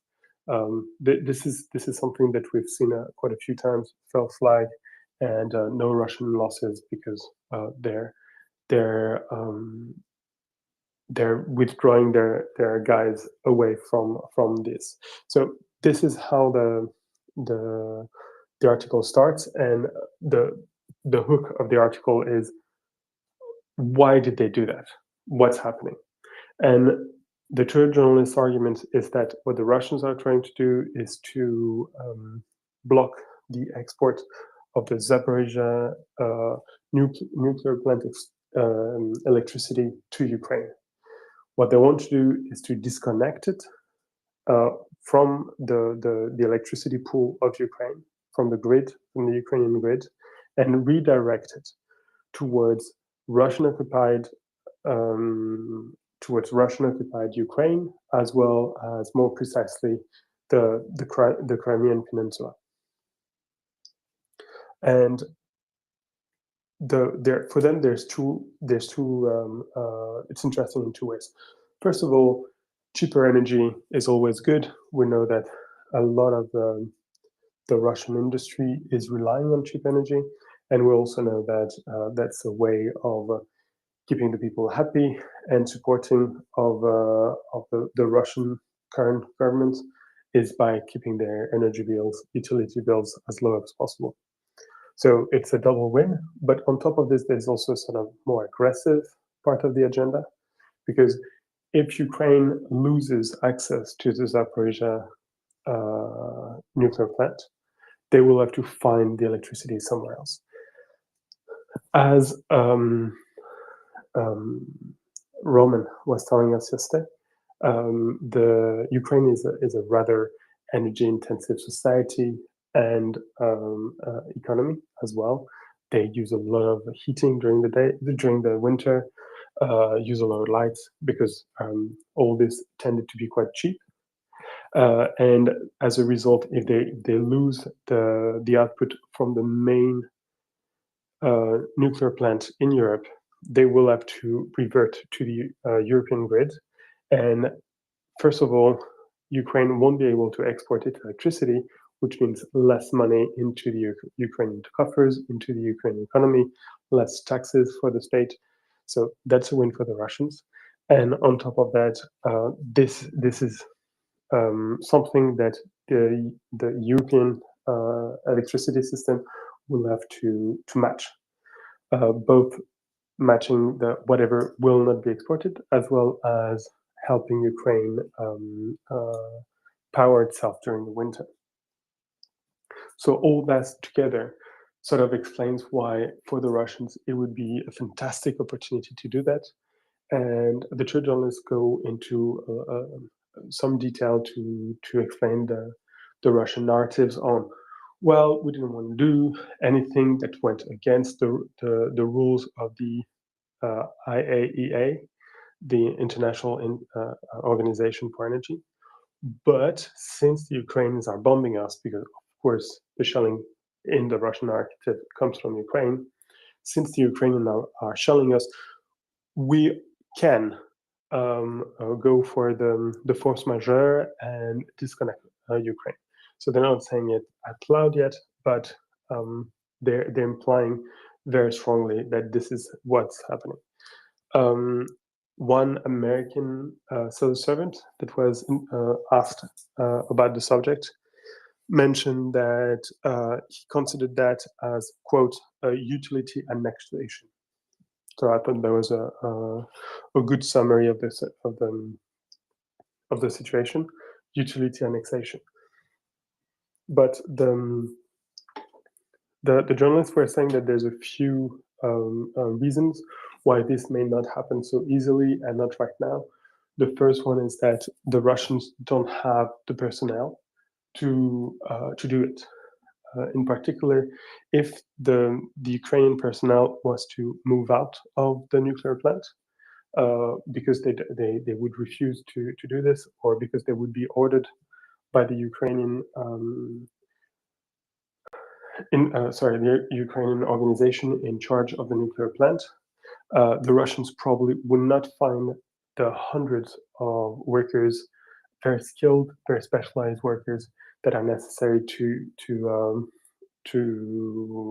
handle the nuclear plant, and as a result, it would probably be they would probably have to either shut it off, or in any case, they would not be able to finalize their plan. And the other thing, which is not mentioned in the article, but which you and I, Domin, have talked about before, is the fact that some of the lines that connect the Zaporizhzhia nuclear plant to occupied Crimea have been shut down.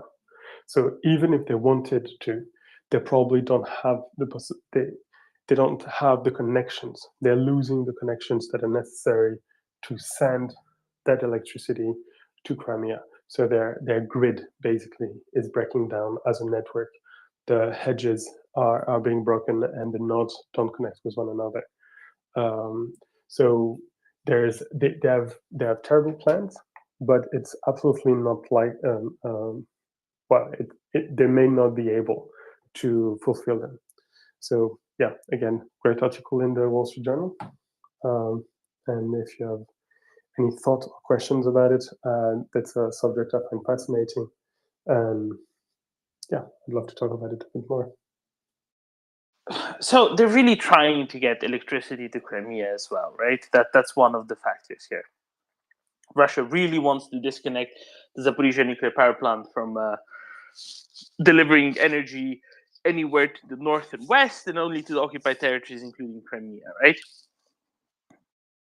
Yeah, absolutely. Because what happened in 2014 is that we know that the Ukrainians stopped sending water to Crimea, but because of international regulations, they could not stop sending electricity.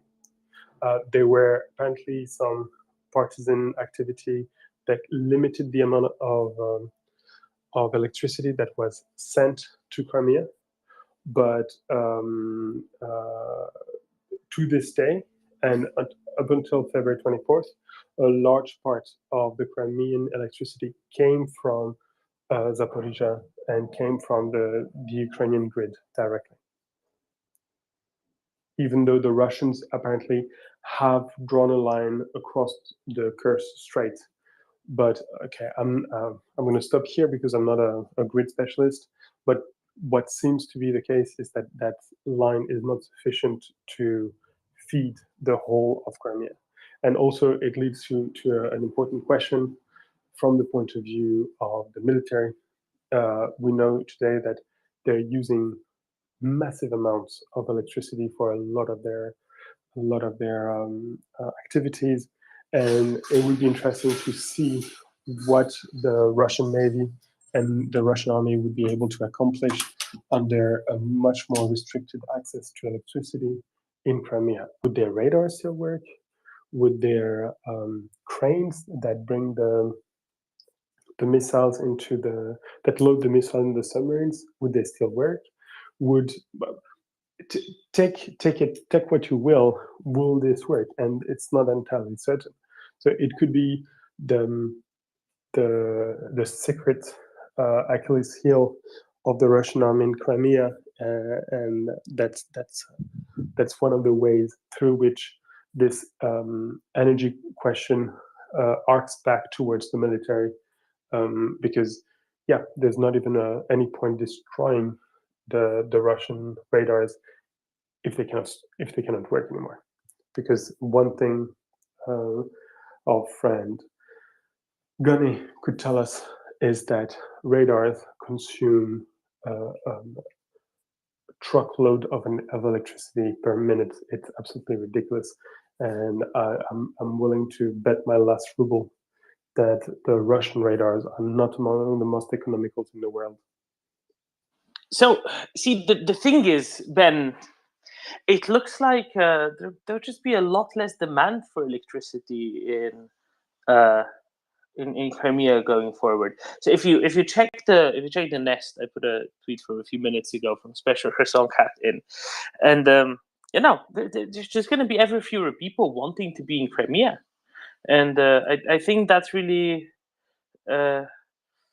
really going to bring down the demand in Crimea. So maybe they really won't have any need to do this anymore, any need to reconnect the Zaporizhzhia nuclear power plant to the same grid as Crimea. You're laughing, but it's I mean, you're saying it in jest, but it's quite likely that if there's no civilians having problems with their not being able to, if anything else, to watch Russian TV and get access to their propaganda, the political pressure on reconnecting Crimea to the Russian grid might be limited.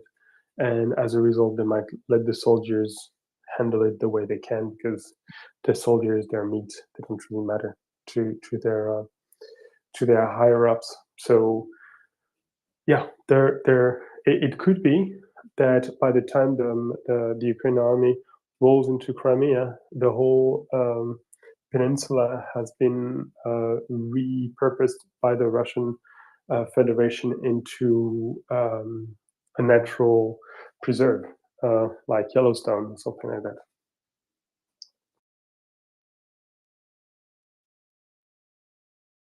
Untouched nature. That would be nice.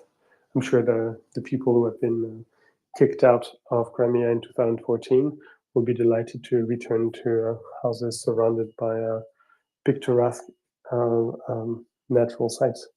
Do you know what's really funny? People are congregating at the railway station in Simferopol.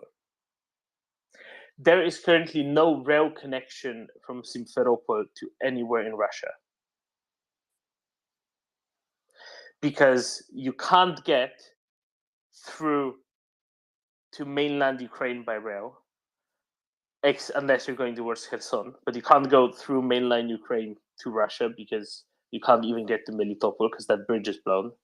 And you can't go to Jankoy and then from Jankoy to the Kerch bridge by rail, because you have to go through Jankoy either way. This is the only rail out of Simferopol goes through Jankoy. But once you get to Jankoy, the only place you can go to is Armyansk and towards the city of Kherson, because if you go straight, you'd end up at a bridge that's blown towards Melitopol. And to the right, if you turn towards the southeast, you can't go there anyway, because there's the giant ammo dump that's detonating right next to the railway at Azovsky on the way to the Kerch Bridge. So what are they doing at the railway? Is what I asked.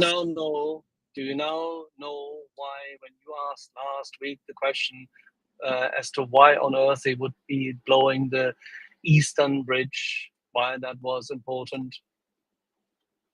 Oh, I knew why it was important at the time. Okay, so you already read the timetables for people to escape from Simferopol. Good.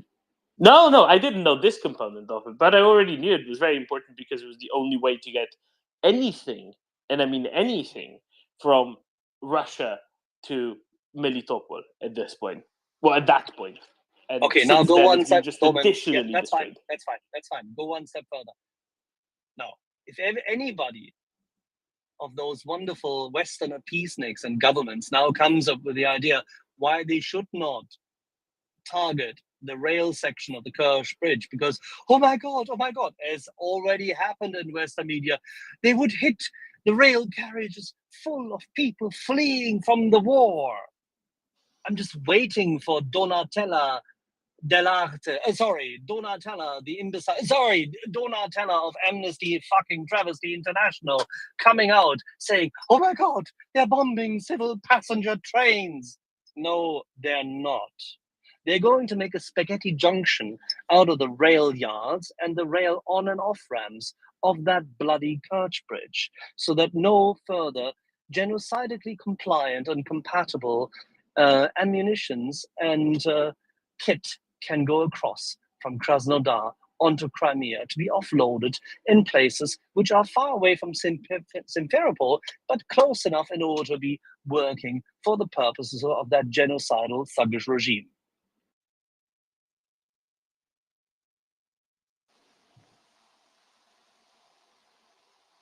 Yes, please bring me some Western media trolls for today. I'm in the right mood. Actually, I'm sorry to say, I think we're fresh out. Well, then you'll be surprised. At a later stage, Tom Much will come join us, and he has actually had the pleasure of speaking to Donatella.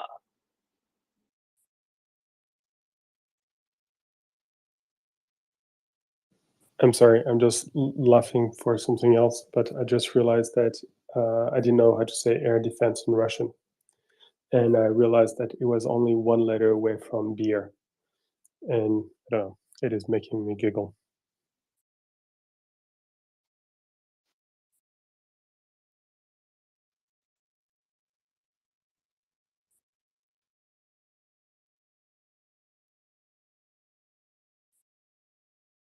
Okay, last night we were lucky enough to have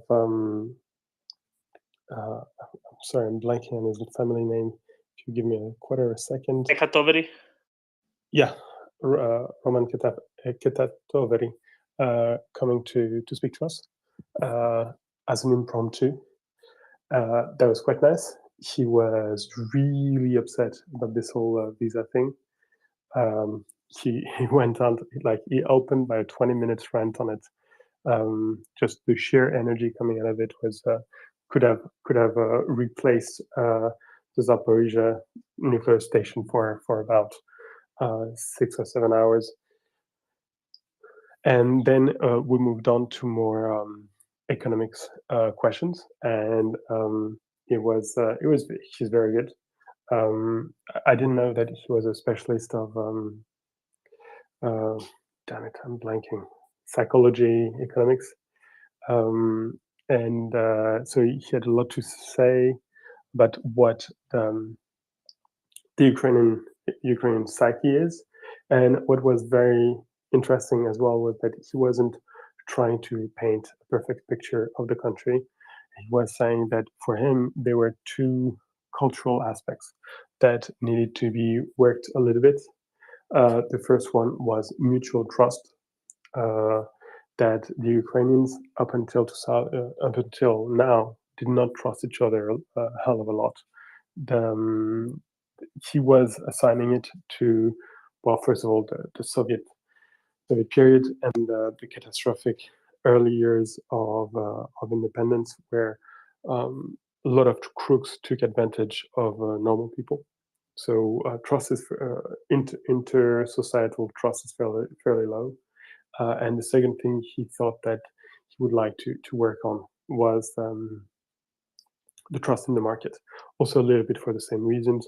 A lot of the monopolistic oligarchs moved in and took advantage of quote unquote the new market economy to completely build fortunes unduly. And he was it was very touching because he was very open about those problems, and also he was extremely positive and hopeful that they could be solved. We had a quick talk about sausage, Ukrainian sausage. But can we interject one thing? Because I hate the fact that you just made it out about the market economy. It was nothing about the market economy. What he said was about the new opened society at that point in time. And just because something seemed open, it was not a market economy. Under Leonard Kuchma, it was an oligarchy, not a market economy. I know that French people have an issue with this, but you need to really restrain yourself in that regard. Oh, Axel, I'm sorry, I didn't come through. I did not express myself correctly. What I meant to say was, it was under the banner of "quote unquote" market economy. I did not imply. I didn't mean to say that it was even a functioning market economy, and let alone what any economist would consider a functioning market. That's not what I was trying to say. Don't worry. Thank you for the clarification. That is much appreciated, because it would have been like one of those Clinton statements that she should put some ice on it. Okay, I'm really not getting the reference, but fine. I don't mind. I don't mind cool ice. It's particularly hot right now in Paris. Ice would be good. So yeah, so it was very hopeful, and it also shared about his project. He's opening in the coming few weeks an American university in Kyiv, and he's targeting there. He's having a real strategic view of what he thinks Ukraine needs in terms of professionals, and they're going to try to work on this. And so let me remember what he said. I think he said literature experts, people into critical theory, and no, of course not. I'm just saying this to annoy Axel. He mentioned IT engineers. He also identified anything related to engines, and he especially mentioned rocket engines as one place where the Ukrainians already have a significant advantage, and they should work on it. And the third one, to my great shame, I don't remember it. But what was very interesting was that he said, yeah, there's a lot of things that sound good, but we cannot do everything. And so we're focusing on these three programs of excellence that will help the country both internally and as well in terms of capacity for exports and building the Ukrainian, rebuilding the Ukrainian economy from the ground up. So yeah, that was great. The reconstruction started, and it's not like your father's reconstruction. They're just not putting back the bricks where they were, even though this will have to be done as well. They're looking forward. They're building a better country than what it was before, and yeah, things are looking up on this front. And yeah, that was good. And yeah, I think he's always a great speaker, and whenever he can come back, I think we'll all be delighted to have him. Oh yeah, no, he mentioned something else. He was very candid about the level of losses that the Ukrainian economy has taken and how much it has shrunk. Just in terms of territory, population, already it's a completely different beast. Millions have been either taken away and are now on the Russian occupied territories, or had to flee, either internally or to foreign land, which as a consequence has shrunk the Ukrainian economy. And if you add to this the fact that the armed forces are now employing close to 1 million people, as well as a number of people who are indirectly supporting the work of the armed forces. What was Ukraine even as recently as February 23rd and what it is today is completely different. Ukraine is really a war economy. They're doing it like for real, like in a way that Europe has not done it since World War II, and it was so by understanding this also made the whole Copenhagen recent the whole recent Copenhagen summit. Yeah, to try to support the Ukrainian government with money to support the Ukrainian economy as all the more important because they need it. They absolutely need it, and they need also long-term commitment, not just a sort of shot by shot, because people on the markets cannot fully trust a shot-by-shot approach. If the next 3 months or the next 6 months, the whole thing just collapses, there may not be the appetite for it. And so he was arguing in favor of a long-term, solid commitment for Ukraine from the part of the international community. So there. Did you note why it's important Hello, to have everyone. grants as opposed to loans? I would like to Hello. thank you for your astonishing support from all Ukrainians that you're bringing on this panel. Lately, there was a topic in Washington Post newspaper.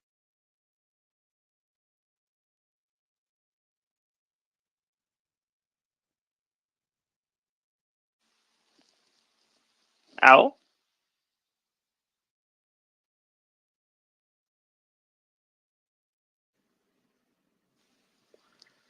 Hello.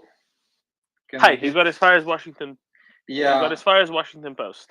Yeah, there was a post in Washington Post about pre-war intelligence gathering and how US and all the allies tried to convince Ukraine that invasion is going to take place. So I assume not everyone has a subscription to Washington Post. So if somebody has, can they? No, Owl, it's simple. We for cat litter paper, we have the New York Times typically, and it's bad enough already, and it's completely sufficient for the amount of cats we don't set our dogs on. All right, I got you. Thank you.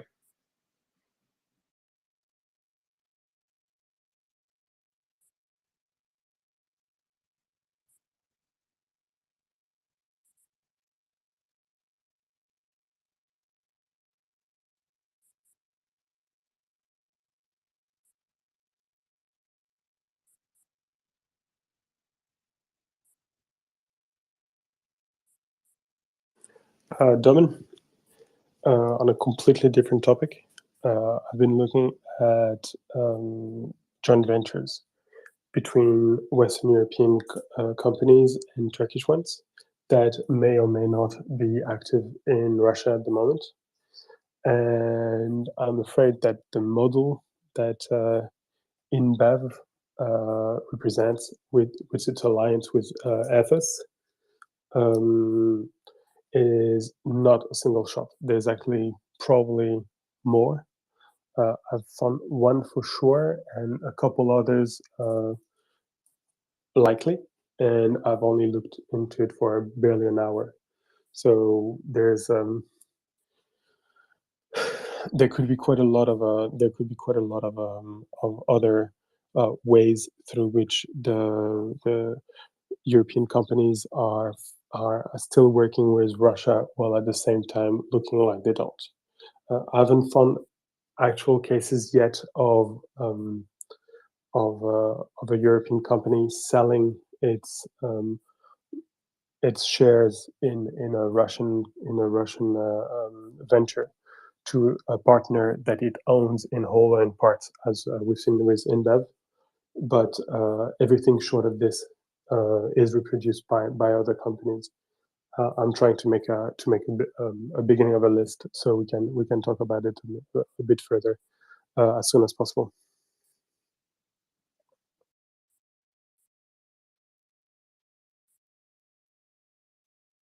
Maybe let's rehash the whole beer story from the start. So in 2011, was it?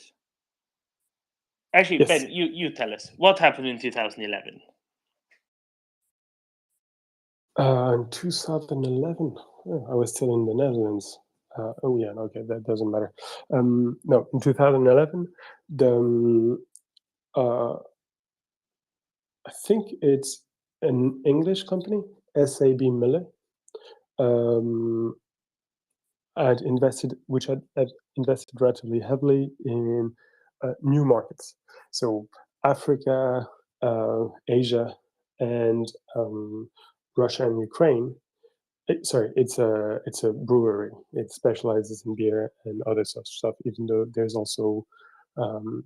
they're also selling Coke, I think, in some places. They had a business in Russia and Ukraine, and for some reason, they decided not to handle it directly anymore, but to pass it on to another company, which was looking to expand in those markets, and that other company was Andalu FS, which, as it turns out, is the largest, the market leader in beer in Turkey. So a very big company, headed by a very important man in Turkey, a very rich man, and so that was the first step. And then 5 years later, in 2016, oh sorry, I forgot an important point. They didn't sell it for money; they sold it for shares. So SAB Miller, the English company, the British company, became the proud owner of 24% of its Turkish counterpart. So what you have now is a British company that does not have direct operations in Russia anymore, but has a share in a Turkish company which has direct operations in Russia. Forward 5 years, and you're in 2016, and apparently they had a lot of money, or it felt intelligent for them to do this at that point. Another large brewer, this time the Belgian AB InBev, decided to buy SAB Miller. For the markets that were super important, DFT talked about it constantly for several weeks. This was a very, very big operation, and so it worked. Apparently, it didn't work very well. Over the next few years, some of the assets of SAB Miller had to be shuttered. But the new company, InBev, the Belgian company, had acquired SAB Miller, and with this company, the 24% in FS. And that's where it gets a little bit complex, because the next year, the Belgians realized that through their ownership in FS, they were doubling their own operations in Russia. In effect, their InBev had operations going on in Russia, but as a result, they were competing against a company they own a part of at the moment. So it felt silly, so they decided to do a joint venture. So they created a joint venture between FS and InBev, and this sort of little monster became the main player on the Russian beer market, which is fairly sizable, so that's quite a lot of money. And so we're in 2016, forward a little bit, and we arrive in 2022. The Russians attack, there's the full-scale Russian attack on Ukraine, and a large amount of pressure is put on Western companies to withdraw from Russia. And apparently, InBev does this immediately, very, very fast. Early April, so barely a month after February 24th, they withdraw, sell off their assets in Russia, and walk away. The detail is, who do they sell it for? Sorry, who do they sell it to? And the person they sell it to is their partner and FS, the Turkish guys. So what you have is, but of course they own FS to a large extent. So what they're doing is that they're selling their assets to another company which they own in part. So they're almost selling to themselves, and then they walk away.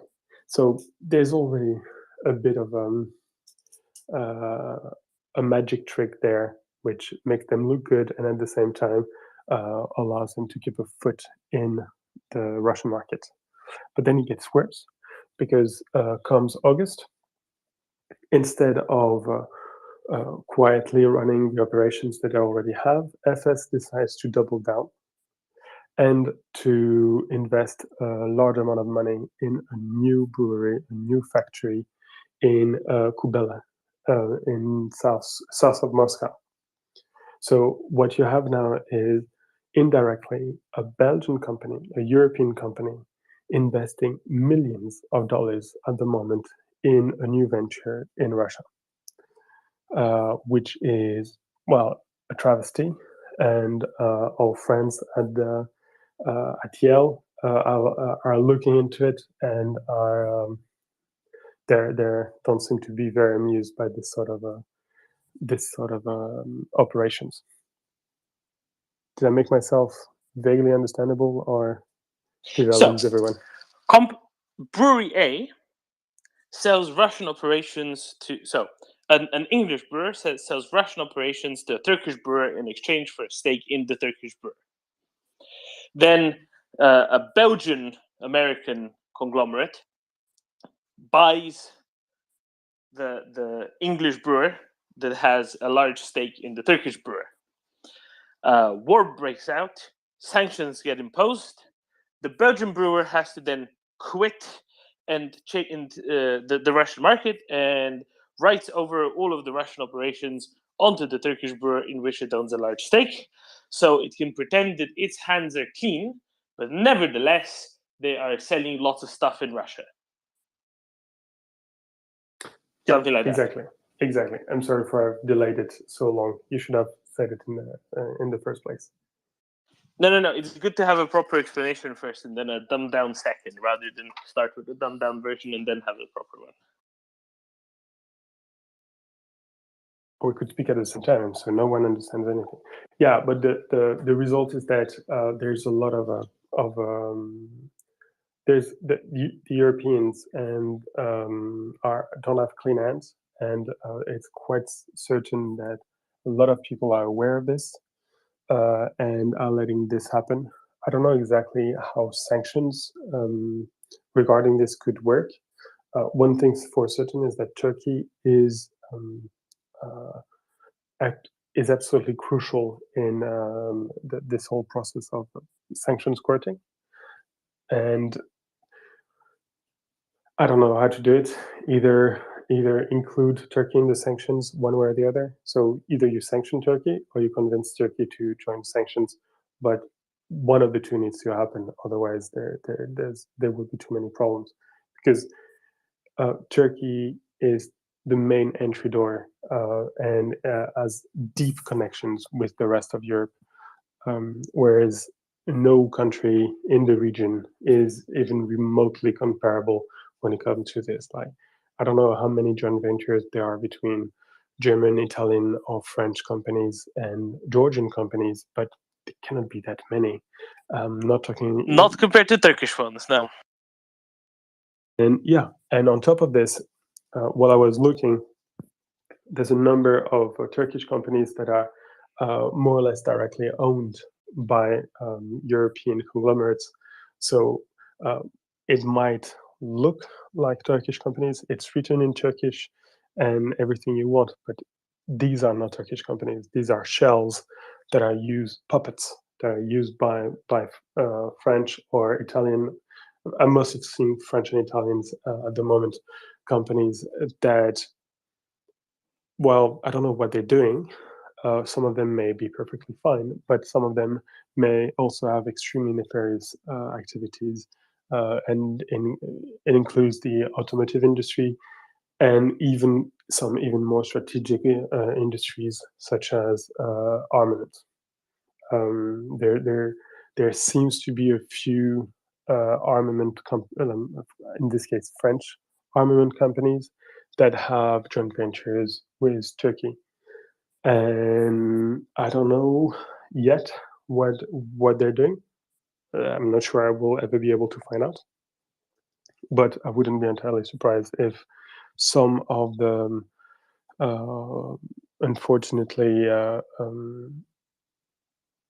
armament that is rolling out of Russian factories at the moment has French assets in it, and so some French equipment in it.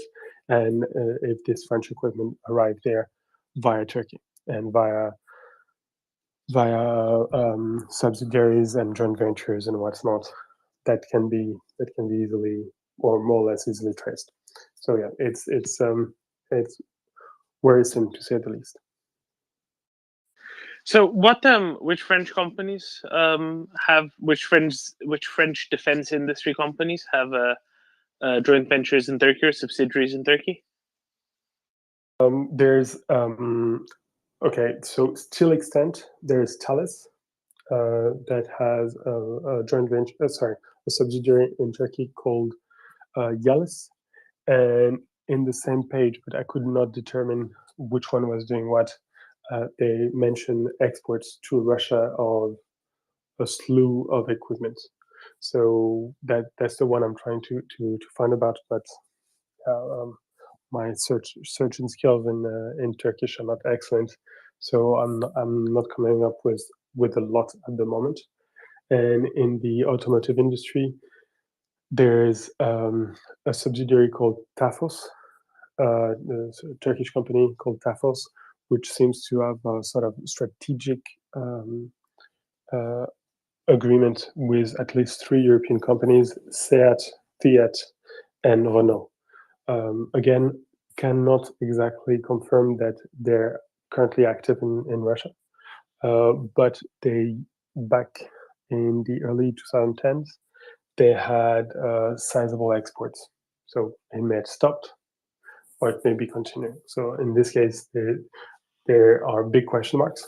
I don't know if it's sure or not, but it feels like there's a pattern, and if I look under enough rocks, I will find something.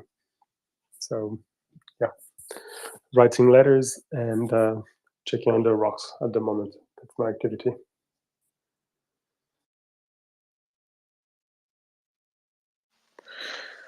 Okay, so maybe let's explore a little bit more how Turkey can be used as a bypass, just to clarify things a little bit. We've heard previously, for example, that what was it? What Italian products were it that 500 million worth was exported to Turkey suddenly 1 month, and then an extra 500 million was exported from Turkey to Russia that same month? I don't recall. It was some very specific sector of manufactured goods, of industrial goods. It's things like that, really, right? Because Turkey is a relatively large country, relatively large market. It doesn't look nearly as suspicious if you suddenly sell quite a bit more to, than say, if you sell quite a bit more to Georgia in a given month, right? Or to Uzbekistan, because those are smaller markets, much smaller economies. Turkey is also relatively easy to get to. There's plenty of very established trade routes that lead to Turkey from, especially from Europe. So just because of that, Turkey is very convenient. The thing you said at the start, I think it's an interesting thing to discuss. Maybe you said either you include Turkey in sanctions one way or another, either as the one that sanctions or the one that is sanctioned, right? That's kind of the two options that you have. But at the same time, I mean, what you I can't tell which is easier. Yes. Can I use an historical example and maybe an alternative? So the back in the days, so all the way up to the late 19th century, embargoes and the likes were a stuff of war. There was either you were under embargo or you weren't, and if you were under embargo, you would have warships of a given nation just patrolling in front of your harbors.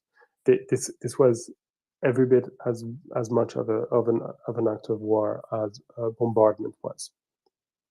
And then comes the First World War, and a lot of more delicate thinking, playing around with the rules, and you especially the question of the neutrals came up, because you couldn't put a neutral under embargo, as embargo was an act of war. But on the other hand, if you let the neutral act as a platform for, a conduit for your enemy's trade, then your embargo is pointless. If you leave such a large door open in your blocker system, it may as well not do a blockers. And so the question emerged during the First World War, especially in regard with Holland, the Netherlands, which, as you know, was neutral at the time, but was also very, very close to Germany. So it was very difficult for the Allies to let important material arrive in the Netherlands, because anything they were afraid would help the German war effort. On the other hand, if they blocked every and anything, well, they couldn't they couldn't go forward anymore, because if they blocked everything, and if they included the Netherlands into the blockade, the Dutch economy, which was a small and very open economy, would collapse. So they had to strike a balance, and the balance was stricken by the heavy use of statistics. They went through all the trade statistics of the Netherlands over the past 3 years, and they told the Dutch, we will allow you to import up to the average of those past 3 years for any product that you want. If there's any other any more than this, and it will not be given to you. And that's what they did. It's kind of similar to the rules that the European Commission tried to institute on Kaliningrad, right? For the rail transit from the bulk Russia to Kaliningrad through Lithuania. The idea was kind of, well, you can take through as much as Kaliningrad typically uses and no more, right? Yeah, that's exactly the same type of thinking, but with the extra amusing bit, which is that the Kaliningrad statistics are probably completely fake. So for all I know, they tried to, they tried to bring tons of vodka and missiles and called it lentils, but now they're stuck with importing only tons and tons of lentils. So that's a humorous part of the situation. Yeah, and as we all know, that dal is a regional specialty in Königsberg. Cannot hurt. Dal is good. Or we know a few Egyptians who know recipes to be done with lentils. They can also do this. Oh, I'm sure. Only one dish which survived from the days of Königsberg, and it's called klops. Please do not say this word in front of me. It's fantastic food.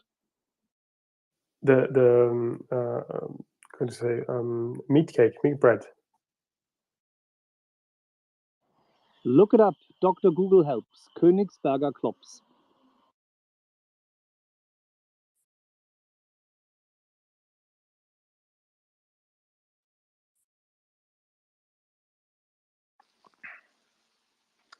From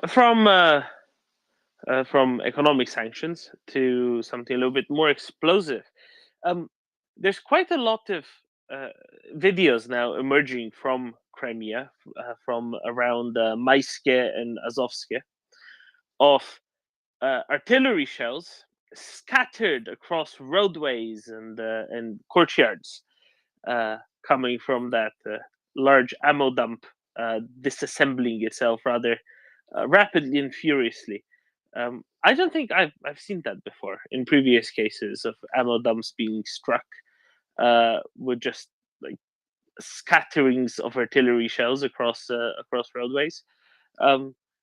Maybe it was because other places were just farther away from things, or maybe it was just because they were in more recently occupied territories and the security was a bit tighter. But it's very interesting, to say the least, to see somebody had to drive down the road and avoid the artillery shells just strewn across the road at a kind of a random disposition. Well, I think it was Trent Telenko who very early during the war pointed out the fact that the Russians did not have politicization and the forklift necessary for modern logistics, and that just confirms it. If you need to unload a train by hand, well, you're not gonna take the boxes of ammunition 10 or 15 meters or 50 meters or a kilometer away from the rail tracks, because you have to carry it just by yourself, and also that would increase the unloading time by 600%. So you just take them, drop them, move on to the next, and then you need to leave them there. So what is probably the case is that those makeshift entrepôts, open air entrepôts, if we want to call them like that, must go all along the railway for kilometers, because they're not modern warehouses. I would like to announce to everyone that we have been joined by our resident logistics, especially rail logistics expert, who goes by the name of Craig, whose life ambition currently is to be employed by Ukrzaliznytsia. Craig, have you heard what's been going on today? I have, yeah. Don't tease me. That's a life dream right there. If somebody offered me a job at that company, I would take it happily. I was being serious. Yeah, no. That's a dream job right there. I have been following what's there. I would focus our attention, if we're going to talk about rails in Crimea and what this means. You just have to, let me pull up the, hang on one second. The map of railways in Ukraine. There is. Sadly, I did not invent it, but somebody did send me it. But it's not, so it's not just the railway map that I'm talking about. Hang on one second. There's something else that I want to focus on as well. Hang on one second. If you have a link to that, can you send that to Ben and I so we can talk about it better? Absolutely, yeah. Okay, I'll come right back. Let me get this stuff organized, because there is something I want to point out to you. So give me just a sec. Perfect. I'm on the edge of my seat.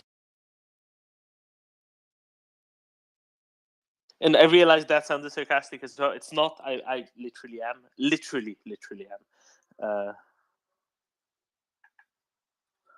Aha. Yeah. So I just sent you. I just sent you the name of that, the nearest town.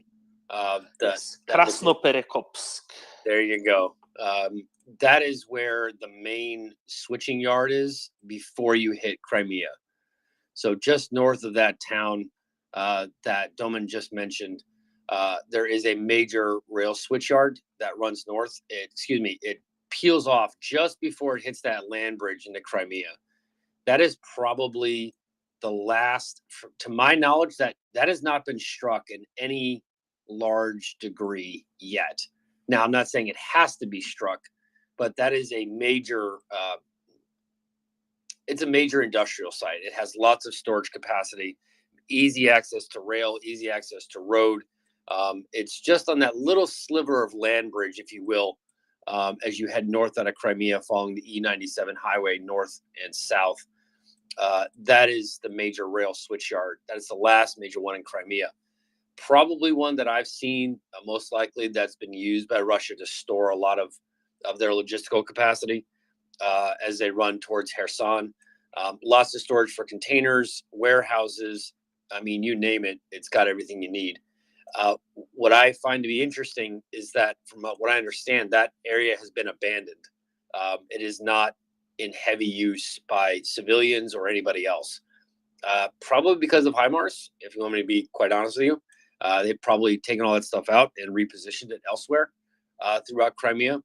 But it's a good example of the capacity that you have there for logistics. It's good, it's modern, it's updated, it has cranes, it has transloading, it has the gauge that we've spoken about a lot. Lots of room there to store stuff. But in regards to what Ben was talking about, it's not just about having storage capacity we're talking about. It's about having the ability to actually get this stuff off the train in a timely manner and in an organized fashion. Trent has done a good job kind of walking us through, what you need. You need to palletize, you need to use cranes, you need to do something along those lines. This is an area that is perfect for that. But from what I understand, there's not a whole lot of activity there anymore. There was a lot in the initial stages, but there is not anymore, simply because trains can't run north anymore. The rail moves in parallel to the E97 highway. It just follows the road all the way north.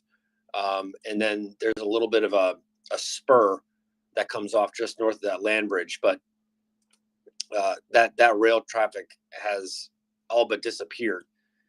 And probably that's a good thing, because they're going to need a lot more locomotives to get Russians out of Crimea, because they're queuing up.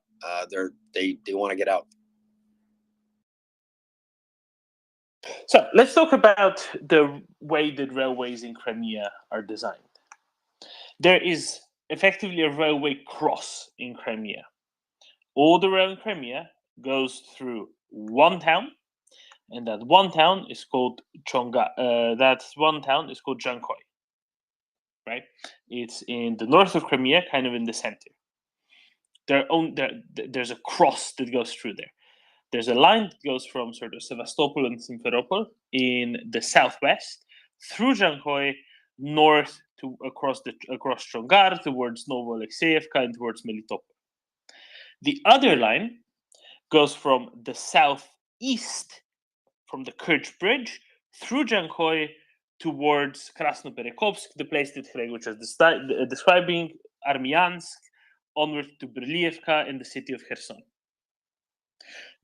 Those are the only two lines really in Crimea. There's some spurs off those, but fundamentally everything goes through Jankoy.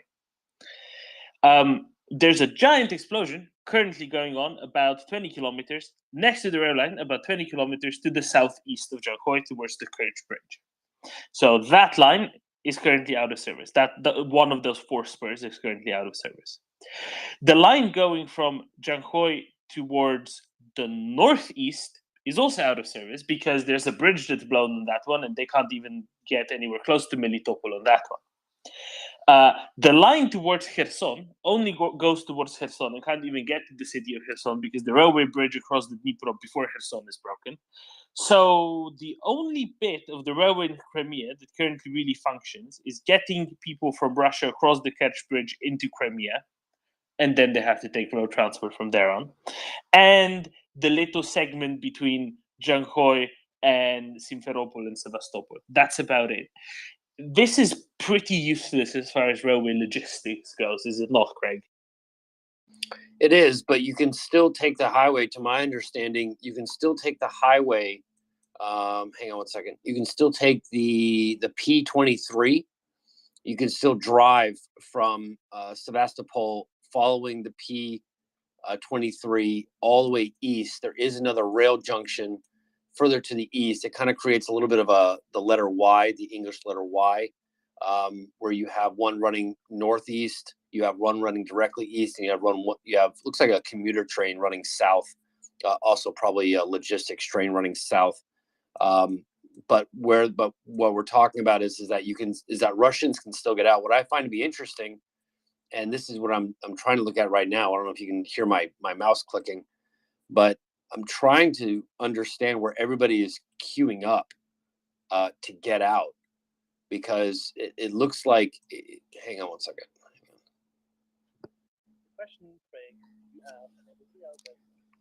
Axel, You're very weak, Axel.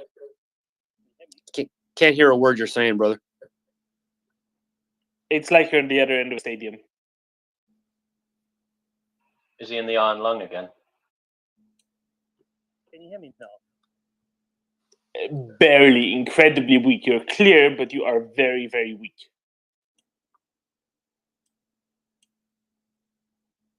He's training Liverpool.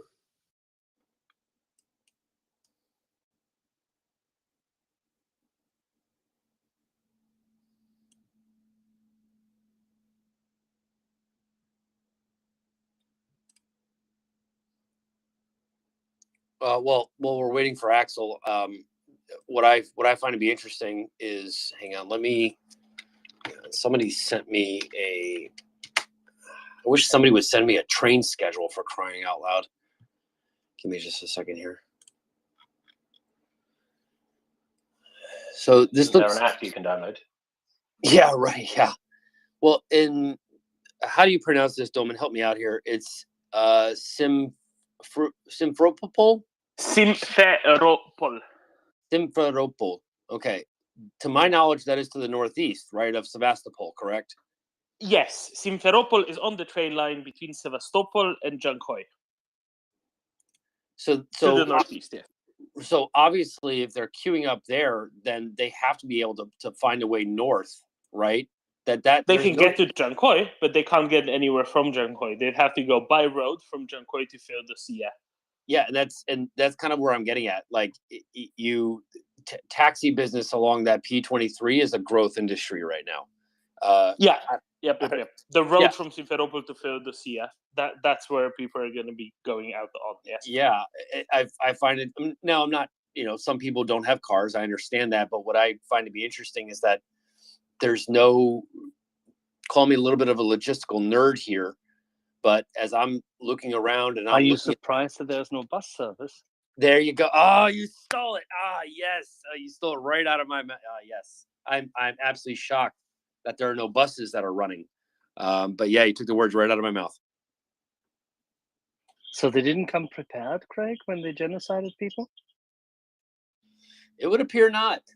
It would appear that there's like no preparation whatsoever, because it's not that far of a drive. It's a 35-minute drive from Simferopol to that other town. Feodosia. Thank you so much. It's about a 45-minute drive. It's not very far. It's got a major highway that runs that way. But there's exactly what Axel said. He stole it. If you look around, if you have a lot of people waiting around, generally there should be some bus services. There should be some public transportation to get you there, because not everybody has a car. And sometimes you just rather take a bus than a train, because you have to go up and then you have to go down south again. What I find to be interesting, as Axel pointed out, is that there's that road. Hang on one second. Let me actually hold on. Maybe I can track the traffic pattern here. Hang on. Let's have a little thought experiment. So we're going to go from there to, let's see. Let's go to that town. Nope, no vehicle traffic at all. Interesting. And Google is providing traffic delay information for this area. So I'm doing it both ways. I'm doing it from west to east. Oh, there we go. All right. We got a huge bottleneck. We got a huge traffic jam. So for those that are interested, there is a very large traffic jam just outside of Sevastopol. It is about 3 miles outside. You got a traffic jam approximately about 10 miles long, trying to get out. It looks like there's a bottleneck forming as the roads split off. And it looks, that's a pretty long traffic jam. You can just go to Google Maps, put in your directions, and there's a big bright ribbon So if you want to really get a laugh, take a screenshot of that and tweet that out and ask everybody, where are you going? Wait, where are you going? We were just having fun. The party was about to start. And it looks like, 1, 2, 3 kilometers. Hang on. 5. Yeah. There's Craig, about a 6. Go ahead. You have to understand. Very many people who came from Russia in recent years to Crimea, because they heard that there were lots of empty houses because the Russians kicked the previous occupants out. Or the previous occupants fled because they didn't want to get imprisoned and tortured. Or the previous occupants were imprisoned and tortured. See, people who came from Russia instead, they are very sensitive to proper workplace health and safety. And once they realized that there are people in Crimea who smoke on their workplace, well, they just couldn't have any more of that, could they have? That's what they're going at. I can't imagine any other reason. It seems to be a pretty good reason. I'm going to kind of monitor this throughout the day because it seems like it's only getting worse. The red just keeps on going to the northeast. I hit refresh, and the traffic jam just keeps on following. It is, for those that are interested in a good laugh, it is the P23 highway.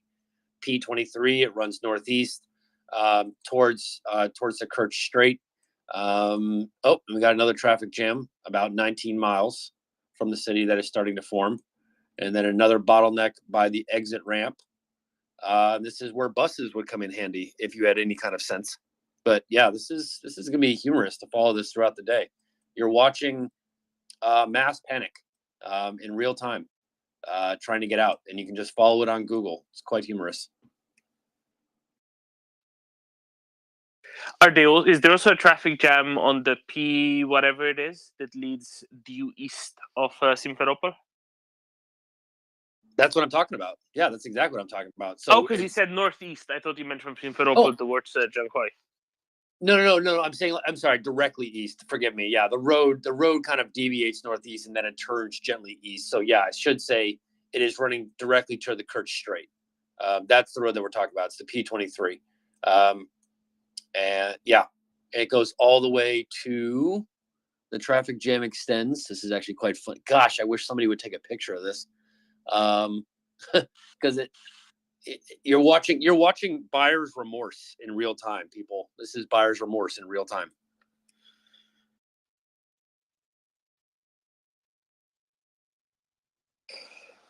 I mean, is it buyer's remorse if they stole it in the first place? Yeah, fair point. Yeah, no, this is okay. So I'll just say regret. This is regret in real time. Yeah, this is the traffic jam in the middle of the city. So all you need to do is just follow that red line. It actually starts right where the main squares are, what you in the United States might call a rotary. So here in the United States, we call them rotaries. They're the little circles, the plazas, the squares, if you will, in Europe.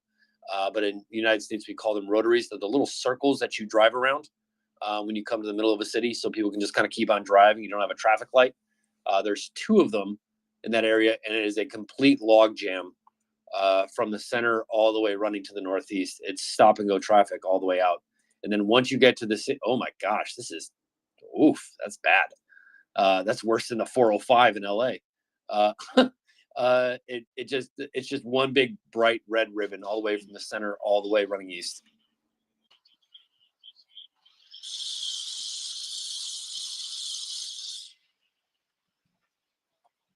Axel? Sorry, apologies. I have some sawmill going on in the backyard. I apologize. Right, Craig, I will send you some broadly phoneticized city names. Much appreciated. The Crimea. That's a very good thing for him. Yeah, no, it's good. They're easy. It's just and we can hear out what Dr. Nick has to say in the meantime. Hey, I just have to say, because, this is just amazing. I am so excited and I'm giddy that this is happening, and maybe it's a little bit of karma happening, and to see it in its full glory. Maybe not full, but it's maybe it's starting to blossom. um that Russians are starting to go back to from whence they came. Kind of like what Dom said earlier about how they slinked themselves across from the Kerch Strait, and to take up occupancy of these homes that perhaps belong to Tartars, or um, you know people that perhaps they were killed, or perhaps left, fled Crimea before. And this was Russia's MO. This is what they've done for centuries in Ukraine. Either outright killing people, or people fleeing, and then importing people from Russia proper to take over these lands. And then it's just all the way up until the modern day, and to now see these people leaving is just amazing. And I'm so happy to see it. So that's just what I wanted to say, and I hope we continue to see this, and then I hope that that bridge just gets blown up somehow. Kind of like I mentioned yesterday, whether it's that they're training some Jaegers, or training with some Jaegers or some SEALs, or something like that's going on that we don't know about. And somebody can blow that thing up somehow. I know it's hard, but I I, want for to see one, it gone. am excited that we don't know about it, Uh-huh. because it will be. I for one, am Yes, me excited that we don't know too. about it, because it'll be even better when it happens. Yes, exactly. It'll be like Christmas. Yeah, quite. Or any other holiday, or a completely non-denominational holiday, depending on what you're into. But a Right. big celebration, one way or another. And one thing I want to highlight is the following. Back a month and a half ago, when Russians evacuated Snake Island, they said that this was done as an expression of goodwill. Right. And at the time, I noted that it is clearly the only way to get any goodwill out of Russians is to dump a whole lot of lead on their heads.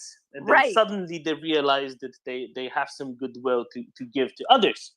Right. And this is what finally Ukraine has started to do in Crimea, one way or another. There's a lot of things going bam and whoosh in Crimea, and suddenly we see all of these expressions of goodwill. Right. By the what should we call them? Occupiers, settlers, Yes, colonists, colonizers. right?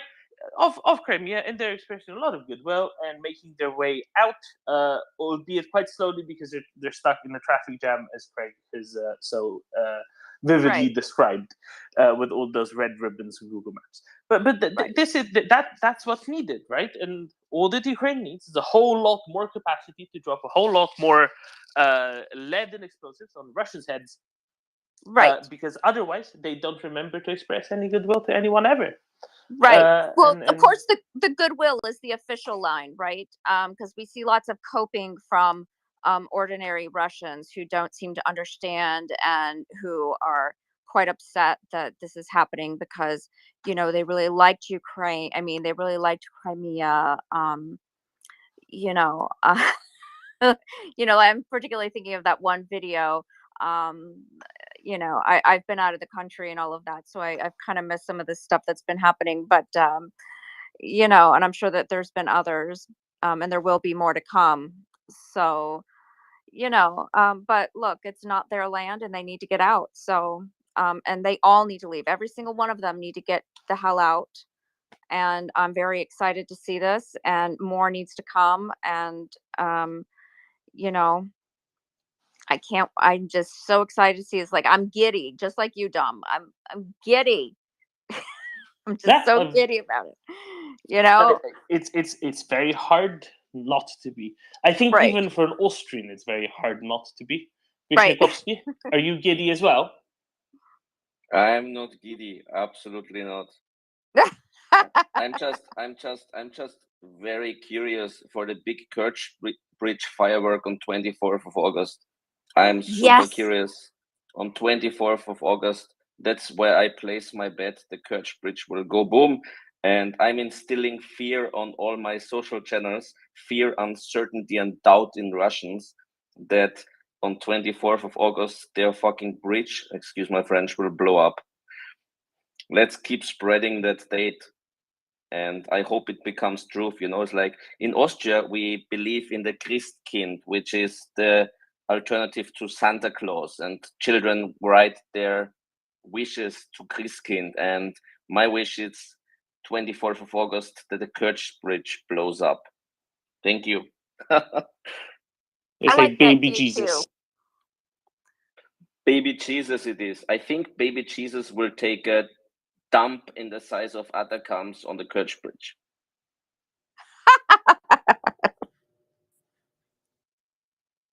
So if I could just, there appears to be, I'm just refreshing my traffic thing one more time before I have to head to work. But by all intents and purposes, hang on one second. I'm trying to see if I can figure out what's happening. Cause I don't start laughing yet, but there appears to be a car accident just based on traffic patterns and movement. These are roundabouts. These are designed to alleviate traffic. But there's a red ribbon from the center of Simferopol to the next rotary, and it has been bright red the entire time for the past 20 minutes. And then after that, it turns blue. That's generally an indication of a traffic accident or something has broke down, because nothing, it's bright red all the way from there to there, where the train station is, where everybody's kind of, hanging out, the main square. It's kind of like the bus depot, if you will. And then it stops at KUI. If you guys really want to get a good laugh going, there appears to be some kind of log jam. It is KUI BYSHEVA square. So you just go to that square, put in Google Maps. That has been bright red for about 30 minutes now. So that's probably, and then after that, it turns blue. Probably a good indication that there's been a traffic accident and they're trying to clear the road. So sucks to be a traffic cop today in Sevastopol. It's not going to be a good day for you. Drink lots of coffee, because this is probably going to be an all-day event.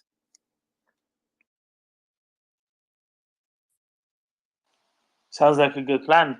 No, just one more time, Craig, before you go.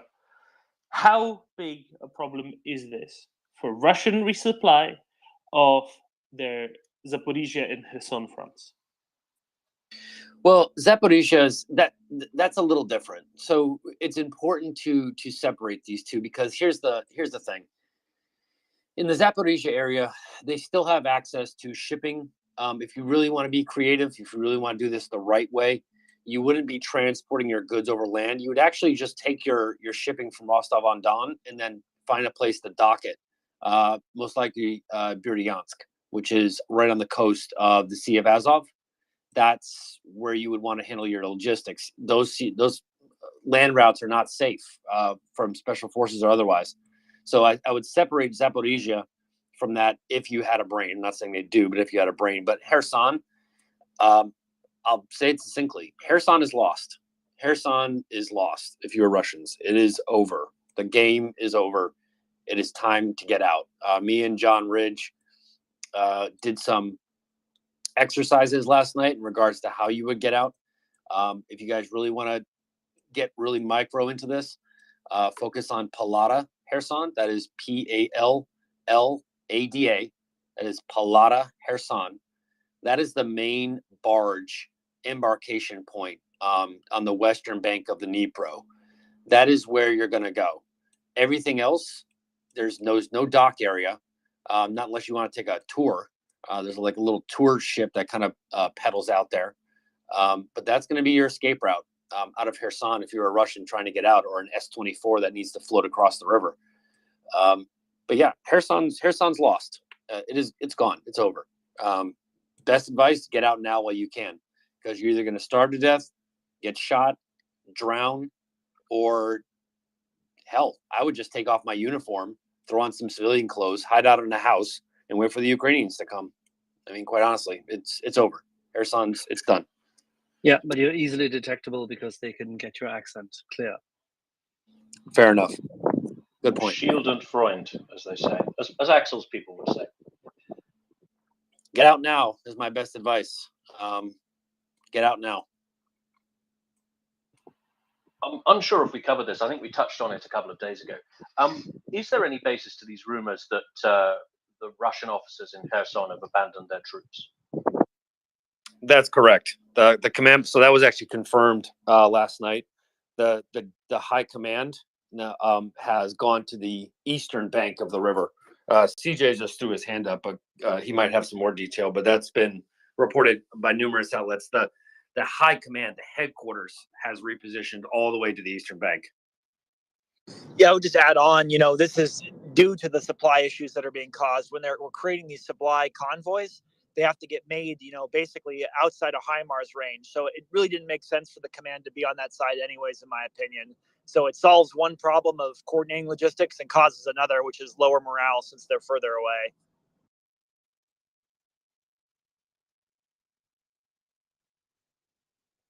The important thing, if I could, CJ, while you're here, I think the important thing is to keep those M777s as far away from these embarkation and de-embarkation points as possible. As Russia, there are still some units north of Kherson. There are still some, VDV and regular army units there. Ideally, you wouldn't want them all to die. You would want to get at least some of them out. But the important thing is to keep those M777s away from those embarkation and de-embarkation bottlenecks, because then you just get a Donetsk River crossing, like we saw several months ago, where you just line up those 777s, pre-sight it, and then pull the trigger.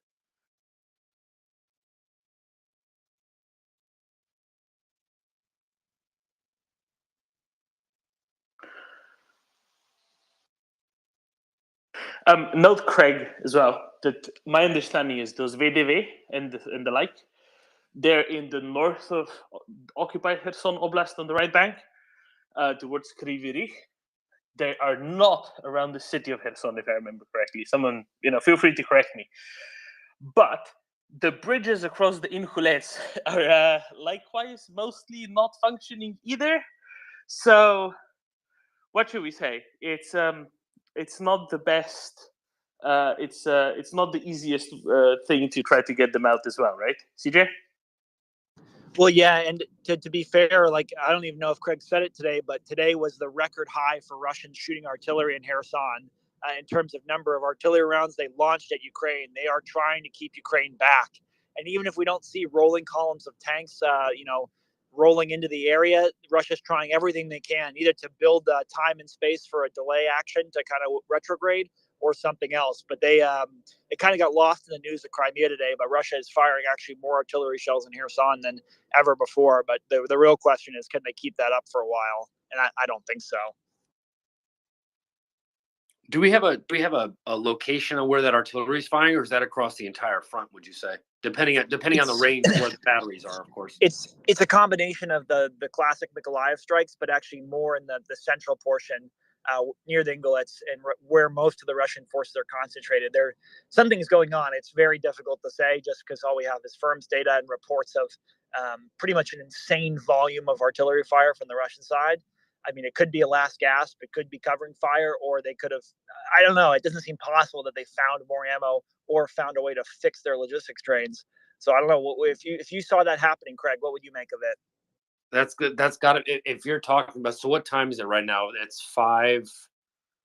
What is it? What time is it? But yeah, 5 o'clock. So it started around noon when Crimea started to get hit, local time there, and then it's been increasing through dusk here, and no one's really sure what to make of it. Again, it's kind of spotty reporting, but it is different than normal. You can't, because that's they continue through the night and then they attack in the morning. This could be what you call an offensive defensive move, where you push out a little bit to create room for yourself, right? Rather than kind of being suffocated by the coils of the snake, right? So you try to, the worst thing you could do when you're being squeezed by a snake is to breathe, right? That's how a snake actually gets you, because every breath you take in, the snake can actually squeeze you more. And so what Russia could be doing by this artillery is by using it, as Axel said, to prep the ground. I'm not an operational guy, so I don't know how that would work on a tactical level, but you would prep the ground and then, you know, use that artillery as a screen to move forward. But that isn't like an offensive. It's actually more of a defensive, offensive room to give yourself space so you don't, you know, what's the mile range on an M777 CJ? What is it? 25, 30 miles, give or take? With Excalibur, it's 25 miles. So standard range is probably about 18, 19. Exactly. Yeah. So you're trying to, again, I just emphasize embarkation and de-embarkation points. You have to keep those places out of artillery range, because the only way you're going to get artillery, as CJ pointed out, is through this area of Palata. This is where, that I've come to find out over the past several days, Russia has been moving its logistics, because there's an embarkation on the East Bank and a de-embarkation heavy industrial area with cranes, pallets, forklifts, everything you need is in that area of Palata, where it's a great docking area for barges that Russia stole. And so, to CJ's point, it's not about getting stuff across the river. It's about getting stuff to the river to cross. So to answer CJ's point, there's no way you're going to fix that, because I don't care how many barges you have. It's like buses lined up in front of a stadium that doesn't have any people in it, right? It doesn't matter. And so it's just, I think that in my mind, if you're going to fire this much, if you just break out the old calculator and pencil and paper, if you're going to fire this much volume, that has to be your reserve. That has to be everything you got to create space for areas for you to sort of get your heavy equipment, electronic warfare, your really sensitive stuff you really don't want people to capture. Get that out of Kherson now, because while you don't care about you know, a minority ethnic Russian, you do care about your electronic warfare and your sensitive information. You would hypothesize. And Craig, just to be clear, right, around the port of that little island to, let's say, west south of the city of Kherson proper, the one that's called. You were a little broken there, Dom, and I heard island. Where are we looking? Palada, right? It's the little island just off of the. Yes, that's where the port is as well. That's like the old port area of the city. Correct. There's site. So me and John and a few other people were doing some Google recon last night, and we determined site A and site B. There's two ways to get out of Kherson, and I think it's important to talk about. The area along Palata, you risk that's an embarkation point. It's very industrial. It's not an Azov steel plant, nowhere near it, but it's a very industrial area. You could just cross the river. There's an inlet right there where you can simply cross over. Tons of cranes, tons of stuff to move. It's literally, you could see it. You could literally see it from the other side of the river. That would be considered site A. Site B is further downriver, but that has a very small scale. So if somebody's looking at me and says, "Hey, how many can we get out?" I would look at it and say, "Well, the port capacity can't be scaled up, because I need to move cranes. I need to move heavy machinery. We have to lift stuff off the boat, because there might not be a ramp. Well, how many ramps do you have? Well, I have 4. Well, how much does that take to move in a day?" Right? All these logistical questions start to kind of pop up. And so that would be site B. You wouldn't want to blast that de-embarkation point, because there's a lot of civilian housing down there. I mean, a lot. Very, very dense residential areas. So you don't want to be targeting that with HIMARS, because obviously you risk civilian casualties. But the far side of the river, the eastern side, right across, there's a monument of the first shipment. You can actually Google that. Just Google monument of the first shipment in Kherson. And then you look right across to the eastern bank, you're going to see 3 little inlets that are obviously artificial. Those are man-made. That has tons of capacity for you to unload, to de-embark whatever you need to get off. So those are probably your 2 most likely exit routes if you're Russia right now. To what CJ's talking about, it could be that the Russians saw the Ukrainians moving up, trying to get within artillery range of some of these points, and they're trying to kind of create this screen, like Axel said, push forward a little bit and buy themselves a couple of days, maybe. One thing to know, Craig, if I remember correctly, this is some reporting by Ukrainians. That island where the port facilities are on, you say there's lots of civilian housing, yes, but my understanding is that the Russians cleared out civilians from that area largely, and that they've been kind of fortifying it and using it as a base. I think that Ukrainians would be much happier hitting that with HIMARS than you might think. Are you talking about the Western Bank? Or you're talking about the Eastern Bank? I'm talking about the same bank as the cities. Oh, okay, yeah. No, well, you know what I mean? I don't know that they cleared them out, but, I obviously have more of a caution when it comes to civilian casualties. But, yeah, if they're cleared out, then, yeah, fire away and have a good day.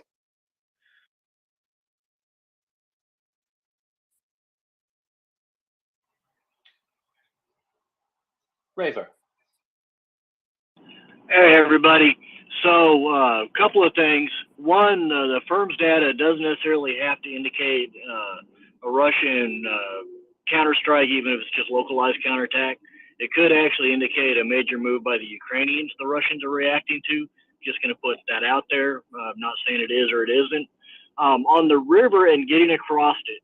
So the rivers in Europe are really, really low right now. Does anybody know the current depth of the inlets and the Dnipro and how wide the channels are? A lot of the Russian stuff can swim. Most of it can ford.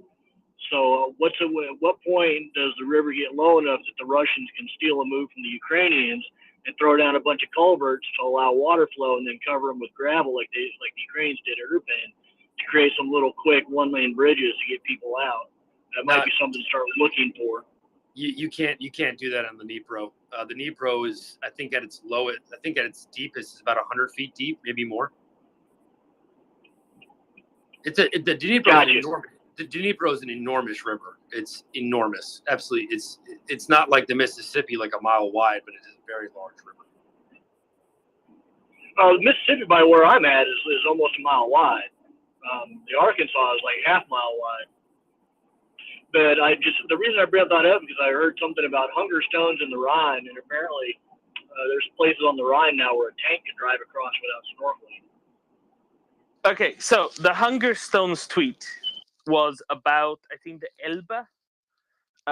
If we're thinking of the same one, and somebody misinterpreted because there were 19s written, but they were carved in upside down, so people thought they were 16s. So there was actually 20th century stuff. But it's a very different weather situation where the Dnipro starts from, and the watershed of the Dnipro, than that of the Danube and the Elbe and the Oder and the Rhine. So it's not nearly as dry as those. Also, the flow is very heavily regulated because the last dam on the Dnipro is the one in Nova Kakhovka. And so I wouldn't be surprised if the Dnipro was roughly consistent from year to year, just because that accumulation lake upstream from Nova Kakhovka is so giant. So they don't really have to care of what the weather is in a given year. The Inhulets, maybe. The Inhulets is a small river. It's perfectly plausible that has a really low water level. But the Dnipro and Kherson shouldn't really be affected that much by it. And you have to understand that the Dnipro Dam was built, in a big socialist conundrum between 1927 and 32. And it's huge in terms of its capacity for Ukraine. So 1.5 gigawatt. Key aspect of this, it has slowed down the water flow into the delta, has changed the way the biosphere actually works. It has changed everything Kherson was before. Even if it were to break, this is another thing, even if the Dnipro were to break, nothing would really impact Kherson. It would impact everything on the left bank.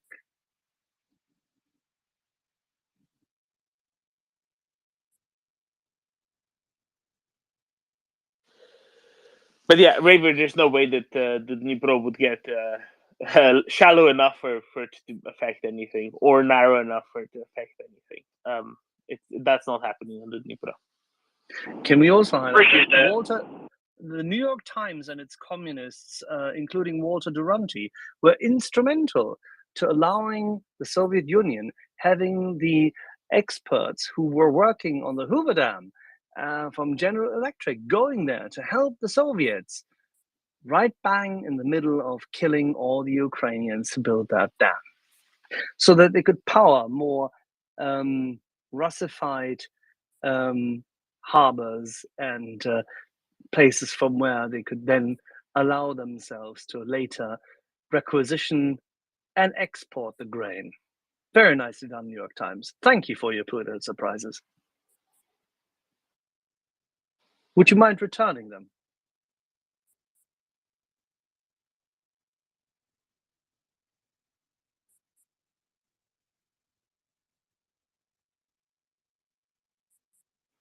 And on that happy note, Doman, take it away. Give me some troll blood today. Nobody wants to, be drunk, eaten, whatever it is. We do have a new speaker up with us, Sigrun, whom I'm gather is from Iceland by the last name, but I don't think she's a troll. Sigrun, are you a troll?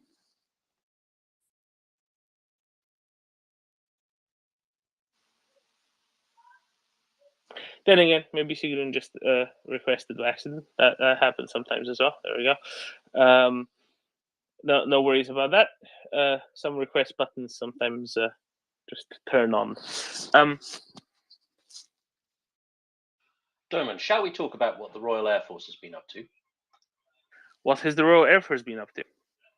The Royal Air Force has been a very, very busy, tiny air force, and a Pakistani open source int project has reported that a number of C-17 Globemasters, which is the heaviest transport aircraft the Royal Air Force operates, has been bouncing between Rawalpindi in Pakistan, Cyprus, so British forces, the British possessions in Cyprus, and the Cluj International Airport in Romania, carrying something.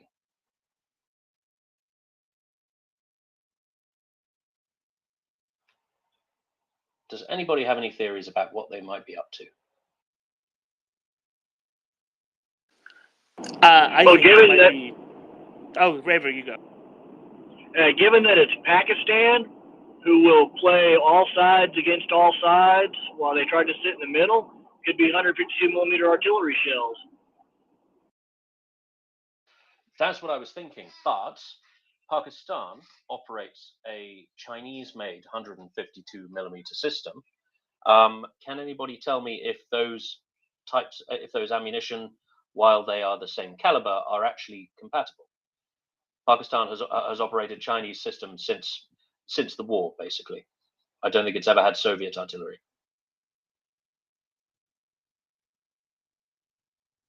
Pakistan also has, if I remember right, T-84s.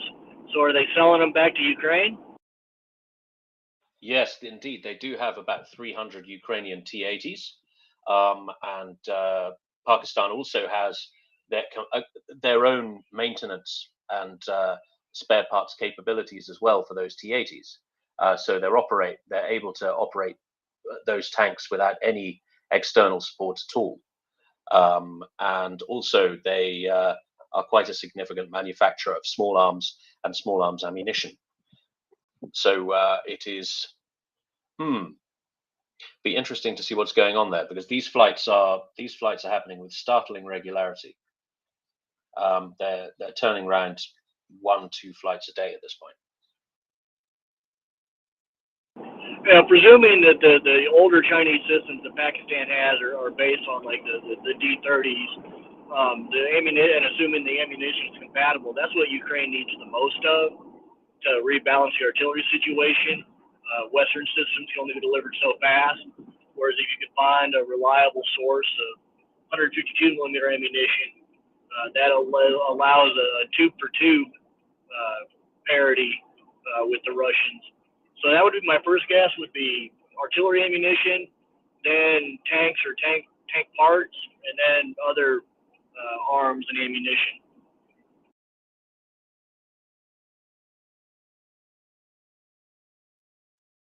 Yes, and another curious thing is how this might how this might fit in with a rumored arms deal between the British Ministry of Defense and Kazakhstan, for which I've only seen Russian sources, so I'm not particularly confident on whether or not that's a real thing. But allegedly, the British Ministry of Defense bought about $60 million worth of stuff, mainly Soviet-era ammunition, from Kazakhstan in the previous few days. And so it's entirely possible that this has something to do with that. But beyond that, I'm kind of speculating here. Derwin, do you know anything about this?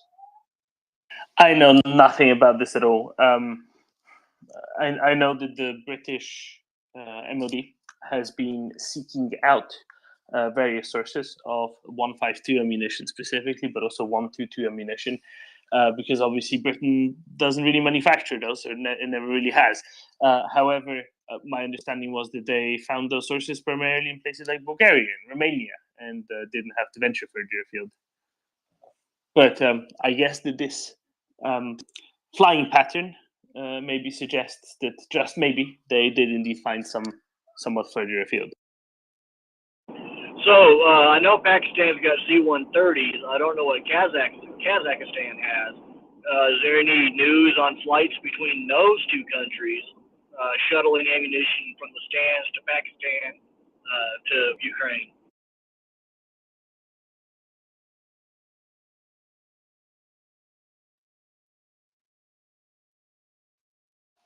Actually, I was just going to ask, could you even get from Kazakhstan to Rawalpindi in a C-130? Yes. Yeah, you probably could. Absolutely. Because that's quite a lot of Asia you have to cross there. Yeah, so if I remember right, Pakistan got some C-130Js. Their pilots were trained here in Arkansas, and that plane's got transatlantic range. Right. Okay. Tim, the answer is yes. Cool.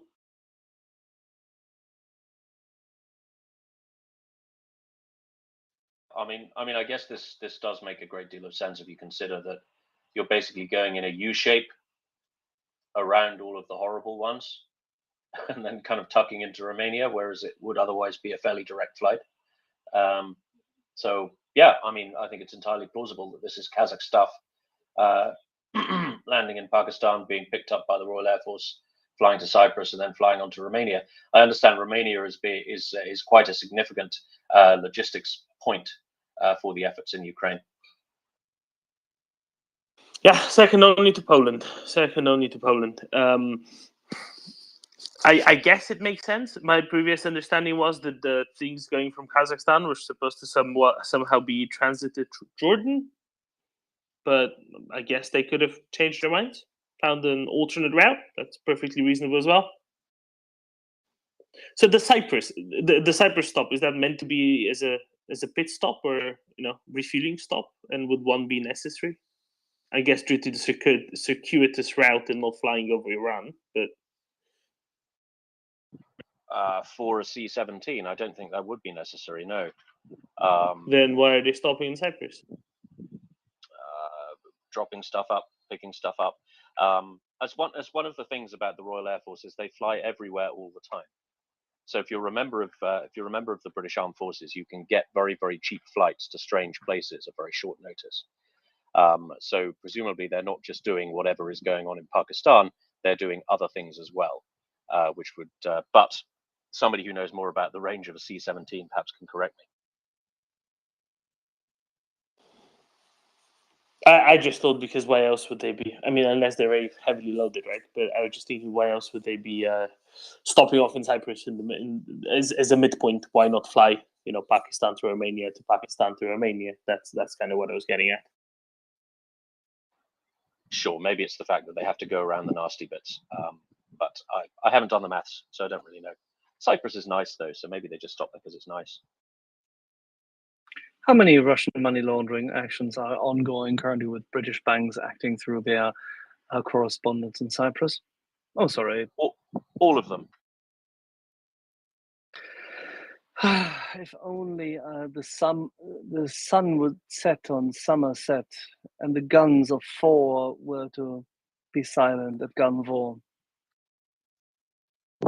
I like the Somerset reference. I'm still looking forward to the Finns dropping a bomb on us, relatively speaking. Can we get mogged?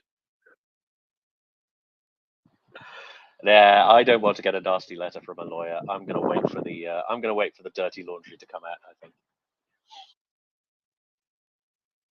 It will be very old, early Victorian laundry, right? Oh yes, it'll be long johns and starched collars and all of that stuff.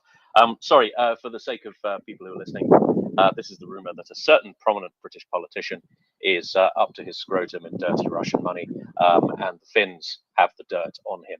And the Finns are our new best friends. So hopefully this little twat will be going down in flames. But more than that, I wouldn't like to say. Oh, there was this wonderful skit of Monty Python with the twit of the year. Oh yes. That's exactly what he's like. Yes. Raver, I apologize, I interrupted you. Oh, that's fine. I don't really follow British politics. It's just the little bit I do know. I think Sturgeon and Corbyn are my 2 least favorites. I was just wondering if it might be one of them. No, of course, the SNP is a KGB operation, but this is a different. This is as is Scottish nationalism in general, but this is a completely different twat who is a Westminster politician and not Jeremy Corbyn. I don't think we can even out Jeremy Corbyn. I mean, it's quite obvious that he's been working for our enemies for his entire career, and he's a revolting anti-Semite, and nobody cares about him anymore. Imagine getting expelled from the Labour Party. How much of a dick do you have to be to get that done? Crikey. Did he spend really that much money on paying it out to other anti-Semites, such as Donatella Rovera? I don't know is the answer. I mean, the Labour Party doesn't have any money, so it's not really in any position to bribe anybody or fund But anybody. who then sponsored this coalition against the war with the people of Hackney's biggest ever woman shouting off rooftops? Oh, you mean Diane Abbott? Yes, of course. Since she's out of Thursdays, she had nothing else to do, right? Yeah. The Stop the War Coalition. I think that's funded by Iran. I think that's an Iranian op. Actually, there's a lot of Russian money in there too, but it's okay. Anyway, they're all 2 cheeks of the same revolting multi-cheeked ass in British politics. And Amnesty is their newest cheek, supposing it wasn't already. The And upper, the lower, the outer, the inner, many cheeks. Yeah, it's a system of multiple sphincters, each pumping out the same shit. Right, and for our American audience, this was all still compatible with the applicable rules for radio. Yes, apparently. But we've got an expert on trolling on the panel with his hand up. So decoding trolls, welcome back. Thank you. Trolls mean things you run in the middle. You're very quiet, mate. You're really quiet. We can't hear you.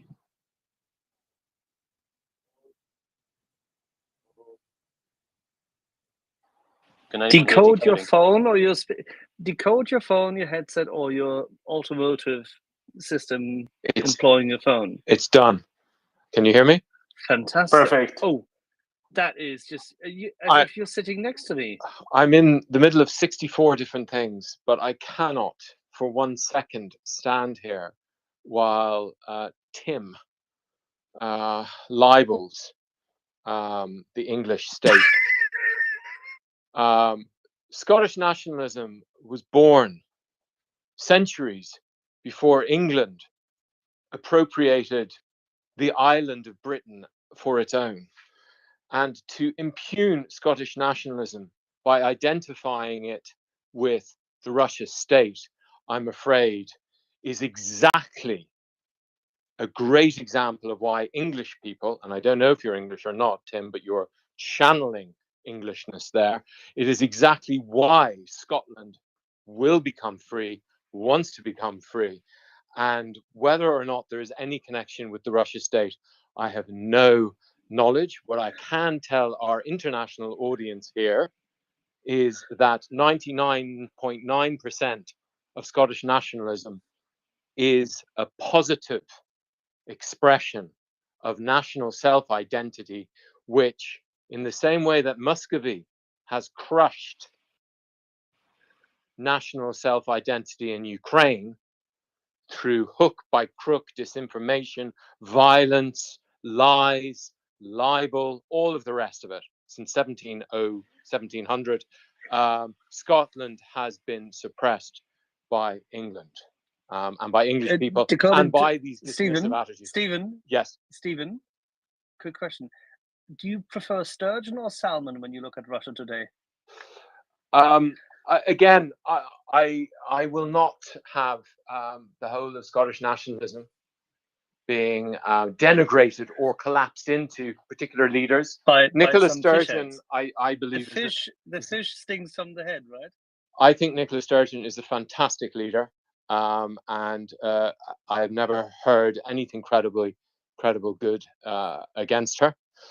How long has she been in charge of the party which has tolerated Alex Salmond's attitudes to young staffers? Well, again, remember British dirty tricks, and I'm sorry that the entire British establishment, and I say this to someone who is educated as part of it.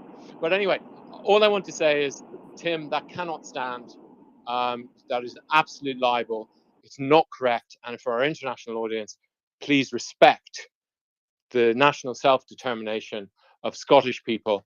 And I'll leave it at that. I honestly can't work out if you're joking or not, Decoding.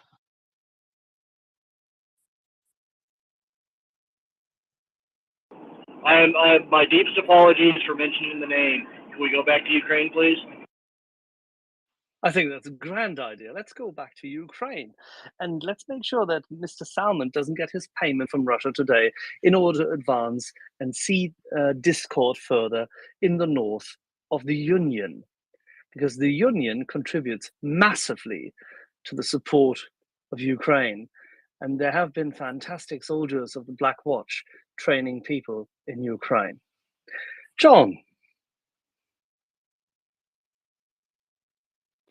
Oh yeah. Sorry, I'm not sure how I can tangentially pull this back to Ukraine.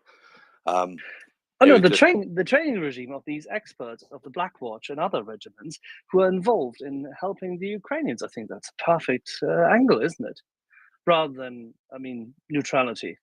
Yes, the Black Watch are very fine soldiers. Scotland actually asked England for union because it was flat broke. And the English accepted, and Scotland rejected its independence in a free and fair referendum in 2014. They have a free vote there, John.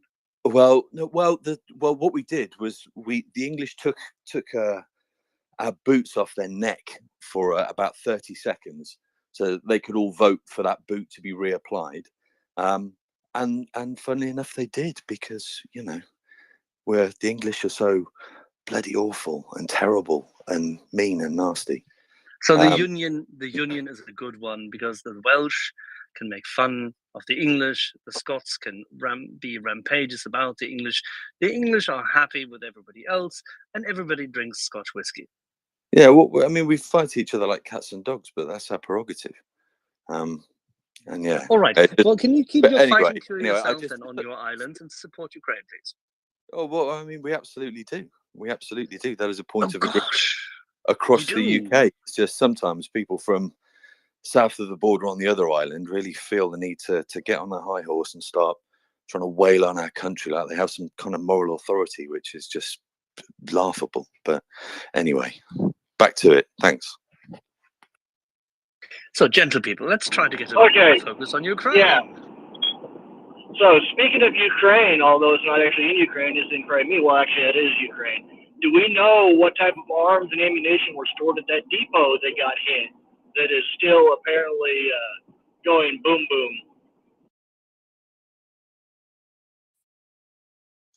That is an interesting case because the secondaries lasting that long indicate that there's a lot of separate individual storages and a lot of compartments with seemingly a lot of individual grenades and the likes, because otherwise it would have gone off in a significantly big. Oh, sorry, I just muted everybody by mistake. I do apologize. Yeah, I realize that, but do we know, was it a naval depot, an army depot, an air force depot? If we know which branch of the Russian armed forces controlled that depot, it'll give us an idea about what Ukraine's thinking. No idea who controlled it, but I can tell you there was a lot of both tubed and rocket artillery stuff there.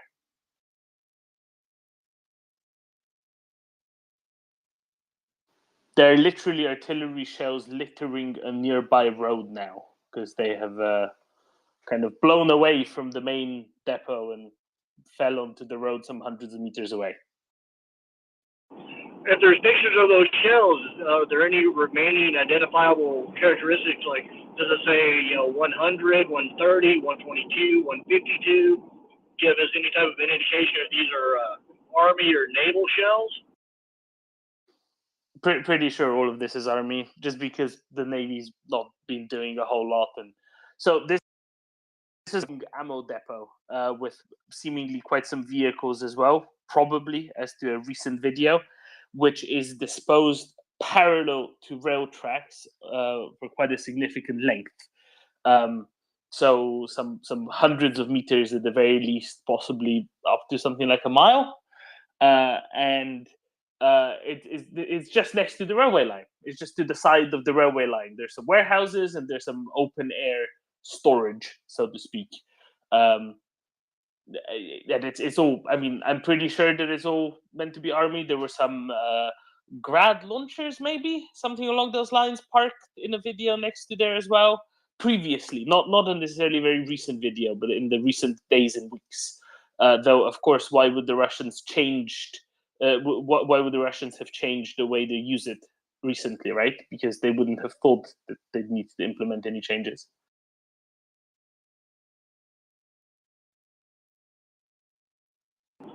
That would indicate Army.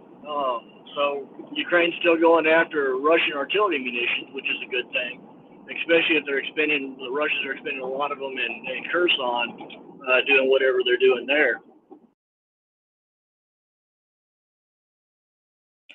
And if anything, we hear that the massively increased use of artillery shells today, right, in Kherson somewhere, which makes a difference because it also means that they're going to run out more quickly from what they currently have in stock. Remember, there are no rail lines that can currently deliver anything from anywhere that Russia holds to anywhere that Russia controls on the right bank of the Dnieper.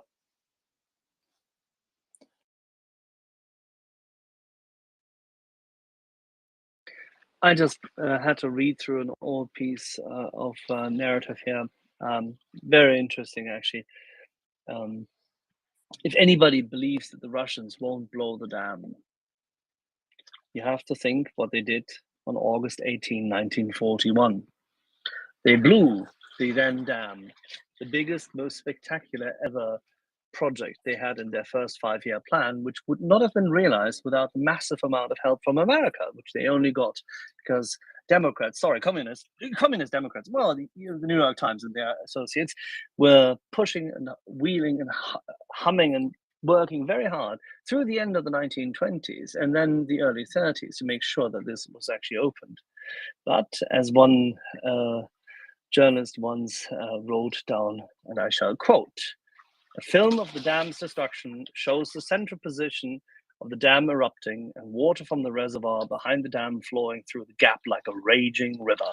People living downstream had no warning as village after village was ripped apart. No official count of the dead is available, but estimates range from 20,000 Soviet to 100,000 Ukrainian human casualties. Dam tragedies are bad enough when the result of weather, but they are unspeakable when done on purpose. Think about it.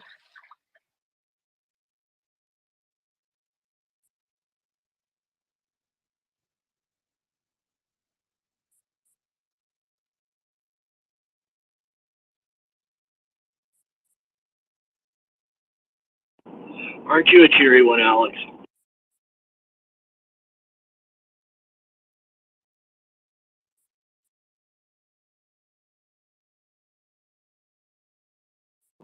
So what's the closest point of Ukrainian approach to this dam? What is wrong with you? Jesus Christ.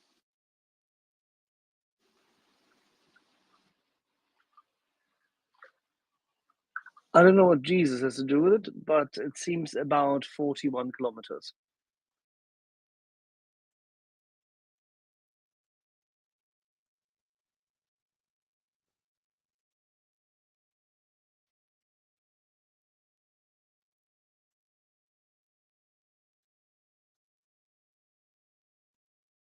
So any news on the apparent report that somebody in Putin's inner circle is trying to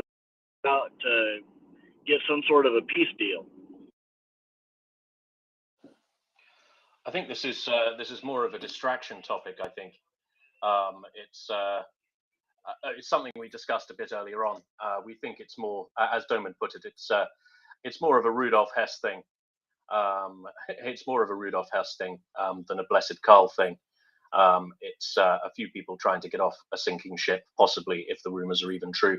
But I think it's no coincidence that everybody wants to talk about this when there are bombs falling on on sensitive parts of Crimea, the supposed Russian fortress. Not that I'm accusing you of distracting, Reva, but I think everybody, including myself, was slightly distracted by that. Yeah, I was just asking for any updates. Yeah, at the best it's that. At the worst, it's an intentionally fielded story to get another one of just stop the war, just stop the fighting narrative started again. To complete ignorance that there are still millions of people in occupied territories, and Russian troops that no longer have to fight get to commit more genocide. It seems like that's another attempt to maybe start that as well. Decoding.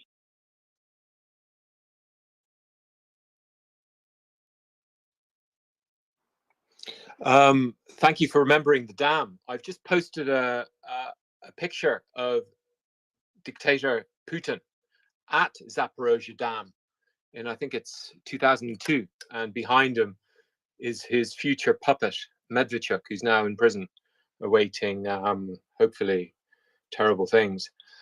Who was going to be the puppet king who would take over from Zelensky, but alas, came a cropper and ran away. But anyway, thank you for remembering the dam, and I just posted that picture of Putin regally waving at Zaporozhye Dam, which, you're right, was built by General Electric, and I can't believe that. I mean, can't believe it. What were we doing? That's like arming. That's like the Germans building the weapons, which we all pay in our taxes, or would pay in our taxes. Yeah, but this was done decoding.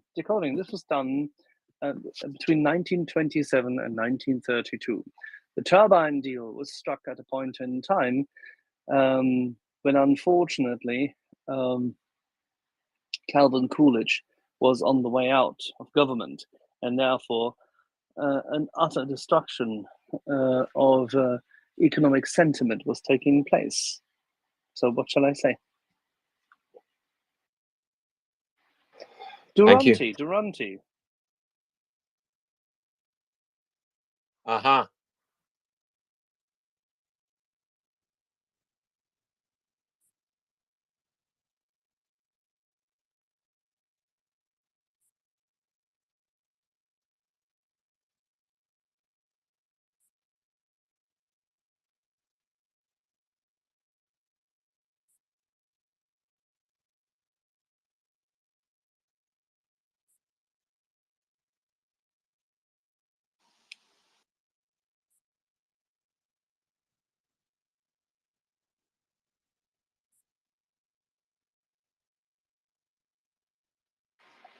Gentlemen, I'll have to make a cup of tea. I'll be back in 5 minutes. Very good. And in the meantime, Carolina.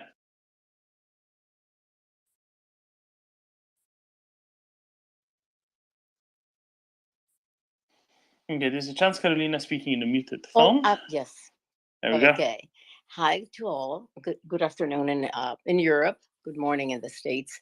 I wanted to add about the 1920s and GE in in Russia, and I wanted to say that in the 1920s, many American corporations participated in the USSR with engineers and planning and construction, and it wasn't just GE. It was Ford Motor Company, GM, a lot of them, and Azov was built with the assistance of lots of engineers from the United States who went there. Ford sold multiples tractors to Stalin in those years and in the next years that followed. So it was a practice of the United States to encourage companies on their own to invest abroad, and many of them went to the USSR in those years, in the 20s, in the late 20s in particular, and up to 32 and so. So it wasn't unusual at all. It was encouraged. But it wasn't with American funding. It was with private funding of those corporations. And it's not well known, but it did happen. That's all. Okay. Thank you, Carolina. Yeah, absolutely, that happened, and it probably wouldn't have happened, right? Where the details, especially then in the early 30s, were the details of what the Soviet Union was doing at home, more widely known, especially in the US. Sure. And then we come back to the question of Walter Duranty and the New York Times, and the willful, planned out, not just ignorance, but what shall we call it? Changing of facts. That allow those companies to, with a public clean conscience, support with technology, with material, a regime that was, as is well known, killing millions of its own by inducing an artificial famine in the most famine-proof area in Europe, if not the world, right? Because of the particular soils, etc. So, right. It all kind of ties together, I would say. Right. And it truly was unknown. It really was unknown until quite recent in the United States. I don't think it was discussed much. Even the famine of 20 and 21 during the Civil War in Russia, that is hardly ever mentioned in any book. You sometimes encounter that some are aware of Holodomor, but even that, it's not until recently that there's an awareness of that as a result of the war in Ukraine. So Stalin was quite close to most Americans and to most of America, the world. Yeah. And in the summer of 21, he tried to eradicate populations both close to Zhytomyr, where the Volhynin were living, meaning both Germans as well as Jews. And then he did the same thing to the Volga Germans, because he was just executing the plans the Cheka had served up for the Russian Tsars, but didn't execute. And the same thing happened then later. And then finally, Stalin got his wish. And in the Second World War, or at the advent of the Second World War, eradicated the Volga Germans. We all know all this. And everybody in Europe knows. And everybody in the State Department should know, but Foggy Bottom loses the data all the time. Everybody in the DOD knows. Everybody in the war colleges knows. Everybody knows. Yes. But nobody talks about it. Mm-hmm. Yes, and the press was quite silent all throughout it all. Even the owners of the New York Times, Jews themselves, kept very quiet about it as it was occurring. It was just out of sight. And for most Americans, it really was unknown outside of those agencies and government that you speak about, sadly. Mm-hmm. Thank you. I do have one more question. After Khrushchev proceeded with stopping those deportations officially and condemned the crimes of Stalin and so on, I have read that most of those who had been moved about and deported were allowed to return, except for the Crimean Tatars. Is that correct? And did that No, occur? it's not. The Volga Germans also were not allowed to return. What was the reasoning for it? Is there any? Do they need any? No, they don't, of course. But do we know why that? What the motive would have been? Was it just that geographically it was a gem of a place, or was it because of their Muslim ancestry or ethnicity or what? When you talk about the Volga Germans, they made their pastures pretty damn solid, and the Volga area beforehand had not been very sensible, but they made it arable and workable. But that's a different ball game. The Crimean Tatars had the unfortunate situation that Crimea always had a strategic position in order to rule the Black Sea. Yeah. Therefore, they would not be allowed back. I see. Okay, makes sense. And what is the exodus right now with what has been occurring? And I don't have enough information, but are most of the Russians who are there now? Is there a number as to who's exiting at this point? Is there a massive exodus of Russians right now that are trying to escape, if you will, or what do we know at this point? We know there are traffic jams, significant traffic Right. jams on the direction of Kerch Bridge out of Sevastopol and Simferopol, the two biggest cities on Crimea. So that's good. That's what. A lot of them there were traffic jams for I think 3 days straight Yes, after the Saki following airfield strike. Earth, yeah, I'm seeing that on Google Earth. It's fantastic. Yeah, and that It's just means fantastic. there's more, right? Yes, I would think so. There were estimates of anywhere between 600,000 to 1 million new arrivals from Russia after Russia illegally occupied Crimea in 2014. So there's a lot of them to leave. On top of that, much more Russian military is there than was before, right? Because they only had that relatively limited naval base in Sevastopol compared to the many bases that they operate now in Crimea, and they have over the recent 8 years. So there's a lot of Russians that need to go back to Russia that have arrived in Crimea the past 8 years. A whole lot of them. I don't think they can all get out in 4 days, even with the traffic jams. Of course. Well, I wish them a lot of misery and lead. Because well, we know why. Okay, thank you. Doman, Hey, I've got some absolutely terrible news that I'd like to share in a little news flash. May I? Certainly. Is there So, new Dr. Sandero? No.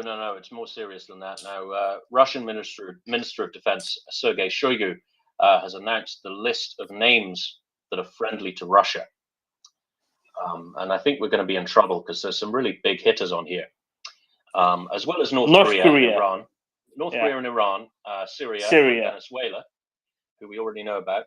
The list, this mighty coalition, has expanded to include Burundi, the Republic of Guinea, Cameroon, Mali, Sudan, Uganda, Chad, Ethiopia, and the Republic of South Africa. Now, I don't know about you, but I'm really considering my position here. Perhaps I was wrong all along. Yeah, Burundi is really the clincher, isn't it? That's the one that does it. Yeah, that's the one that really made my sphincter tighten, right? Anyway, very silly. But please carry on. Right, let's go on to Jerry and then Michael. Jerry. Once again, let me express my thanks to this space and the astounding intelligence that occupies the space. I mean, intelligence. It's like peering in on the National Security Council here sometimes, and it's remarkable how this space leads the popular press in its source of intel and analysis. That is, 36 hours from now, the popular media, popular press will be expressing the astonishment over the traffic jams of the many thousands of Russians who are fleeing the scene of the crime. Just astonishing, but and the analysis in depth down to the very pairs of railroad tracks and highway spaces, highway traffic circles, where there are traffic jams and populations who are seeking to flee, that are clearly identified. Just a pat on all of your backs. Craig, I was listening earlier when I was able to bounce out of other commitments. Craig was given a clear analysis that you'd see that in entirely different circles, but to have that publicly available, I'm just saddened that I can't widen the band further on this space. Time will tell. Working mightily on this. Tomorrow we'll have another little conference where we discuss how we can make that happen among some folks that I'm aligned with. I wish you could get out. Just going back to a couple of things, reaching back through history. Don't be too hard on Herbert Hoover and his contemporaries for trying to make arrangements with within the Soviet Union, which is still recognized as Russia in the United States. Is going back as early as 1859. The United States developed a doctrine of policy of dealing deftly with Russia. 1859 was the first instance where the United States sought to be careful with the Russian Empire when we sought to accept the overtures or go into negotiations for the purchase of Alaska. That was done principally because the United States, and this is directly out of U.S. archives, because the United States wanted to avoid a conflict with Russia. We knew that it was a dangerous power. It had troops, Russian troops, are stationed as far south as Monterey, California, and we wanted them out, and have for a long time been pretty,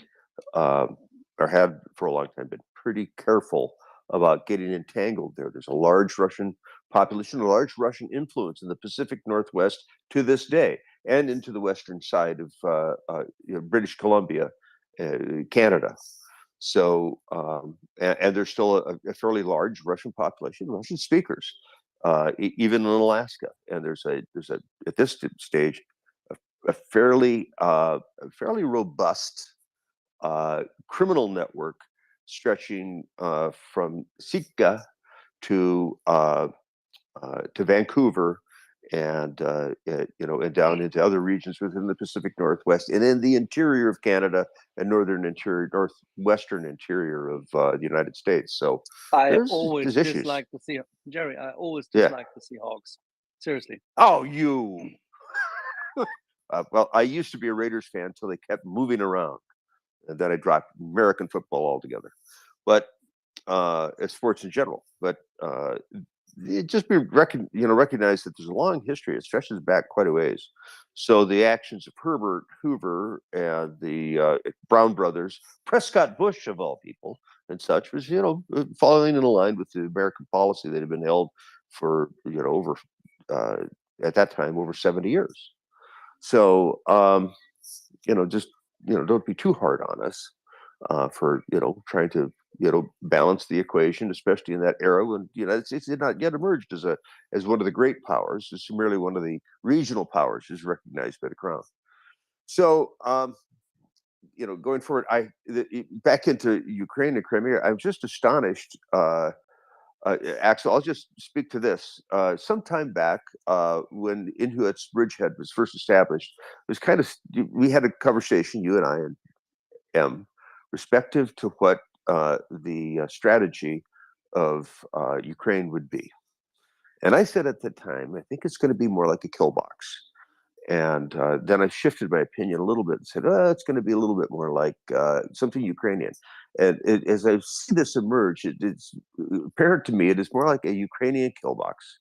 They're definitely deftly removing bit by bit, corroding bit by bit the means by which Russia, Putin, and those sons of bitches can prosecute this war, taking away their strength, eroding all of their capabilities, very carefully inserting teams that will remain quiet and silent, but strike at the opportune moment to create the maximum amount of of chaos and disruption, and whilst eroding the ability for the Russian military to move about.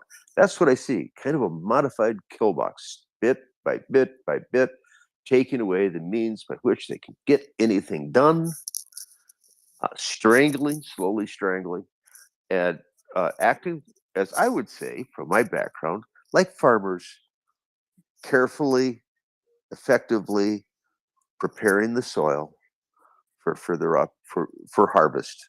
And I hope this is the beginning of the harvest there in Crimea. I don't think it is. It still seems really far-fetched. They're going to move a lot of that, but there seems to be, at least if it isn't a harvest, there is fruit on the vine, so to speak, and it's really exciting for me to see that that erosion take place, see that sector by sector deconstruction, and it's new strategy of modern warfare. Wow, really something cool to watch. Terrible in its case, but very interesting stuff. And oh, by the way, Blackwatch, yes, they're doing a lot. And Scotland, I'm Scot. Hard for me to depart from them. We're all friends of the Union. Yes, all friends of the Union. The Crown, I have mixed emotions.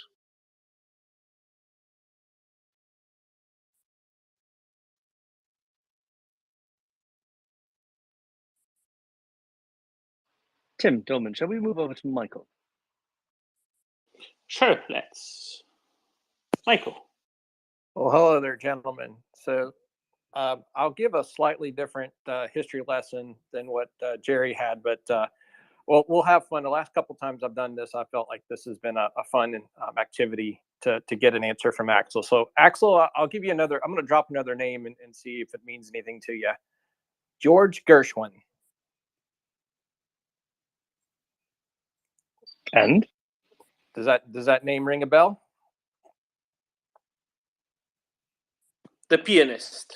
When I think of Gershwin, I was just about to say, when I think of Gershwin, I think about the shellac, which I still have in storage here. Okay. Well, not quite. So I kind of talked a little bit earlier about United States history and not a lot of knowledge about things like the Holodomor and Ukrainian history. Kind of got my brain going a little bit. So I'll do a quick, Burt Connections, if you know that series from Britain in the 80s and 90s.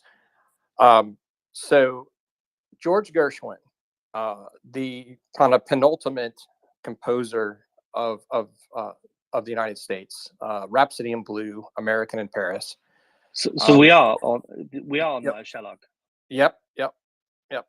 So he his grandfather was actually born in Odessa, and his lineage is of Ukrainian Jews. And it was during a lot of the turmoil and pogroms and things that were happening in the latter part of the 19th century that his father and mother immigrated over to the United States. So if it weren't for a lot of the troubles and things that you see there, the United States would not have been gifted with one of its greatest composers. Rhapsody in Blue will turn 100 years old here in just a couple of years, actually, which is very surprising. What was something that was quite a horrible tragedy in that time became a gift to the United States. And it's a shame that we don't know enough about that, but that you've got a lot of immigration that's happening right now, a lot of talent leaving Russia, and maybe there's another Gershwin in the works that's happening, and that's unfortunate for Russia, but fortunate for us. People will vote with their feet. I just hope we get this over It's soon. also unfortunate for us because if the Russians always just emigrate and never fight, that will never change. No, indeed. I hope that does change. And, I can't help but think An American in Paris is one of my personal favorite musicals. If you've never seen it, it's an outstanding musical. But when he talks about, I got rhythm, he says, I've got daisies and green pastures. I kind of wonder if he thought, had Ukraine in mind possibly about that. But that's all I was going to say. That's a tragedy, but people are going to live their lives no matter what. Yeah, and I grew up with that kind of music, playing off shellac. So, well, excellent. Well, if you want to sing a few bars of "I Got Rhythm" one day, I'd be down with that. But otherwise, thanks for letting me have a little bit of time. You're always welcome, Michael.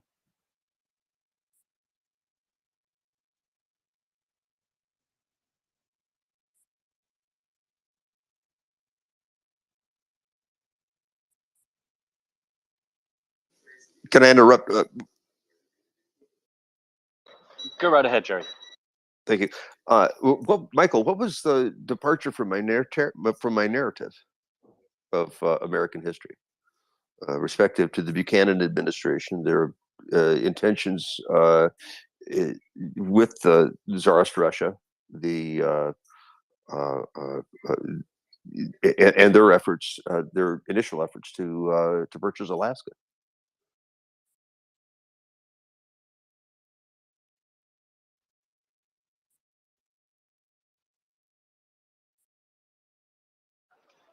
I'm sorry, Jerry. Were you addressing somebody in particular?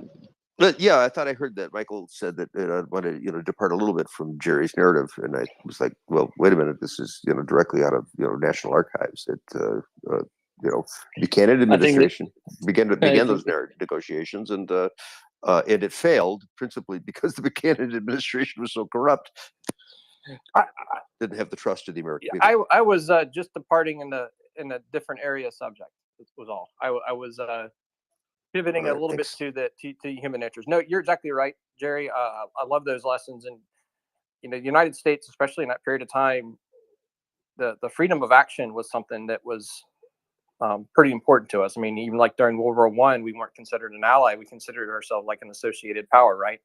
The United States didn't want to get down in the dirt quite so much and be a conventional European power. So that freedom of that independence, and I think you see that in emerging powers. I definitely see a lot of characteristics of how the United States was at that time in India right now.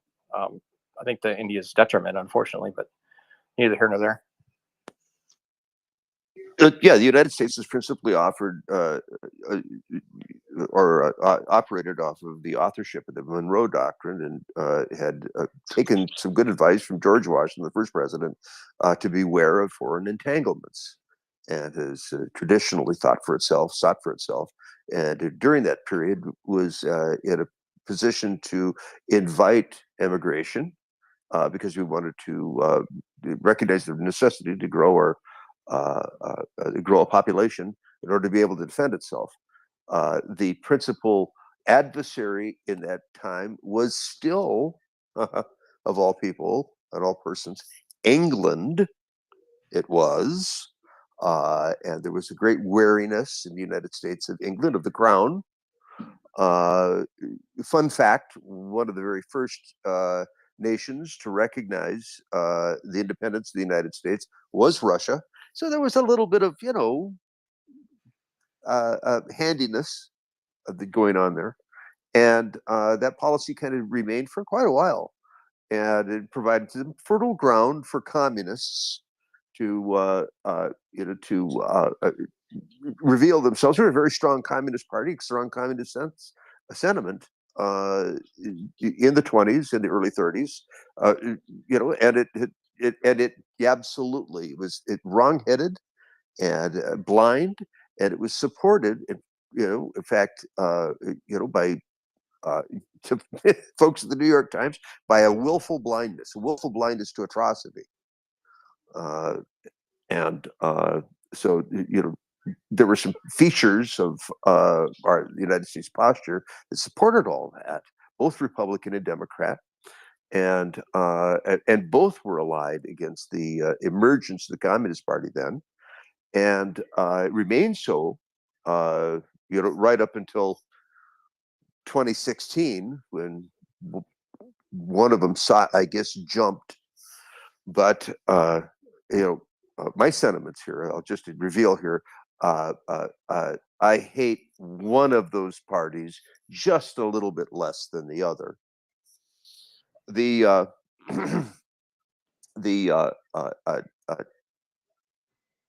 factors here is, we need to kind of recognize that, not get too wrapped around the axle. Sorry, didn't mean no pun intended.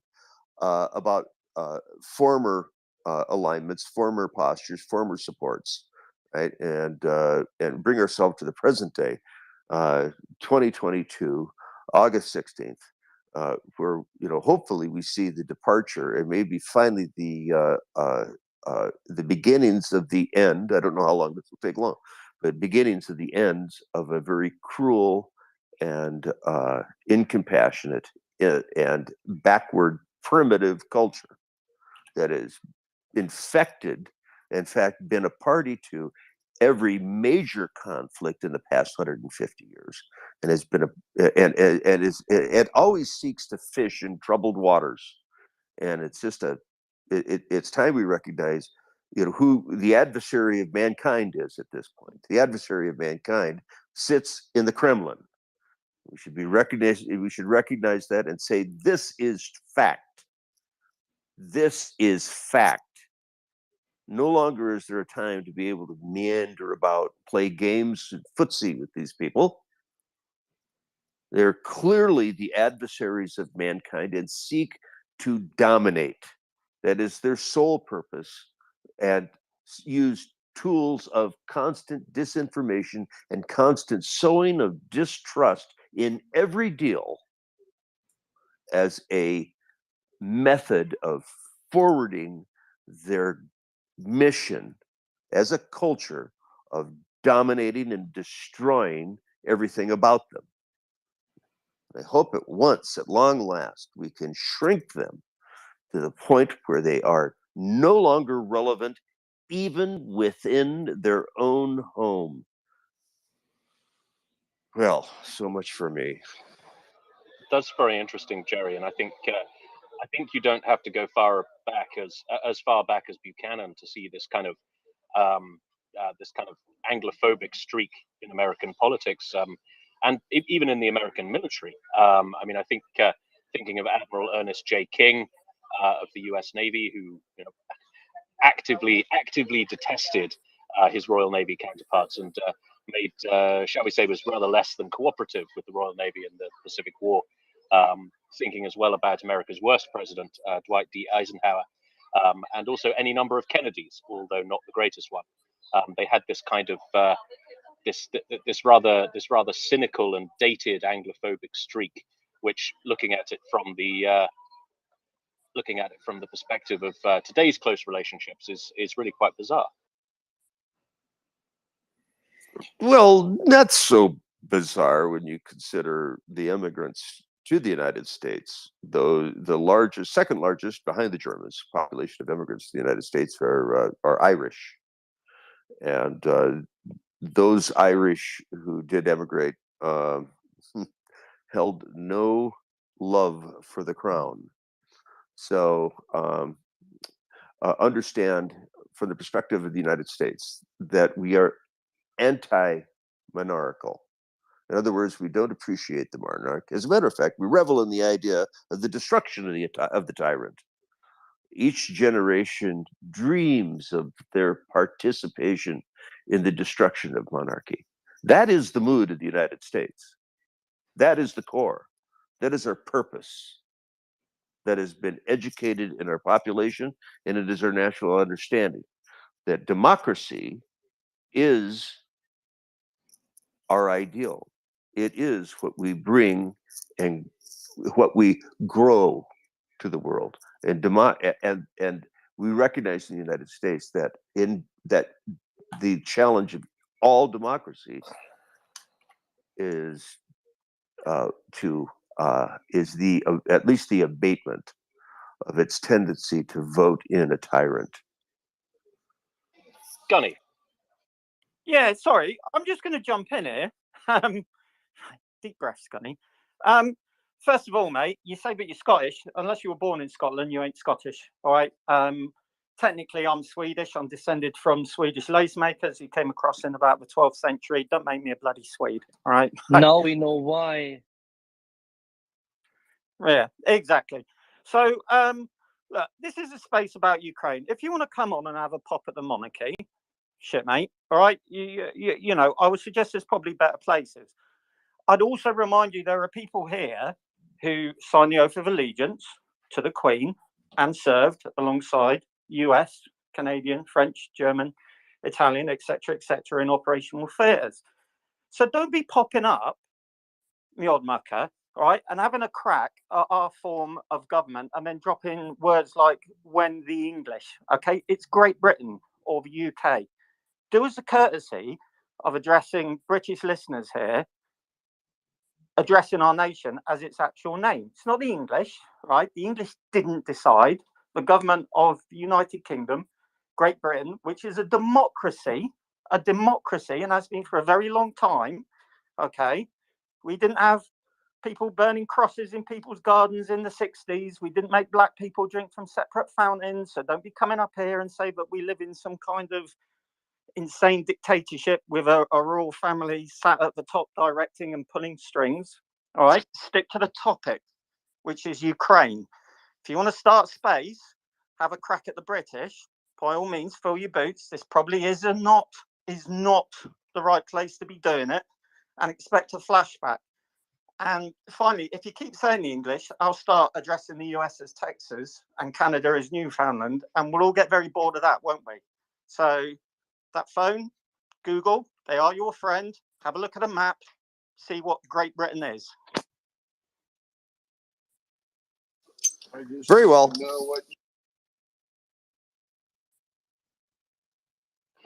I think it's probably time to move on. I'm not sure whose hands were up in which order, but let's go to I Like Wendy. I Like Wendy.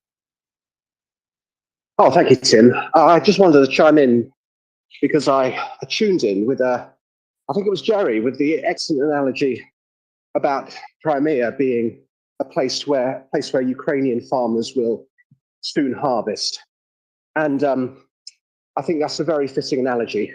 I think on the last point, yeah, it is incongruous to describe anti-monarchical tendencies with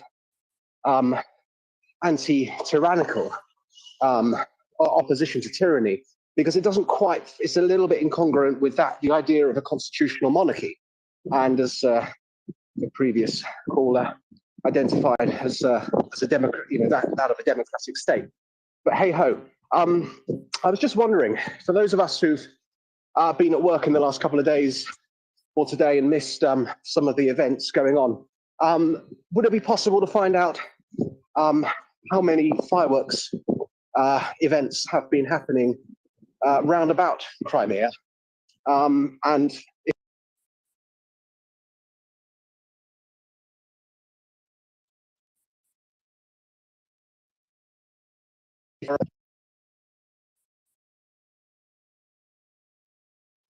I like Wendy. I'm not sure if you were breaking up just for me or for everyone.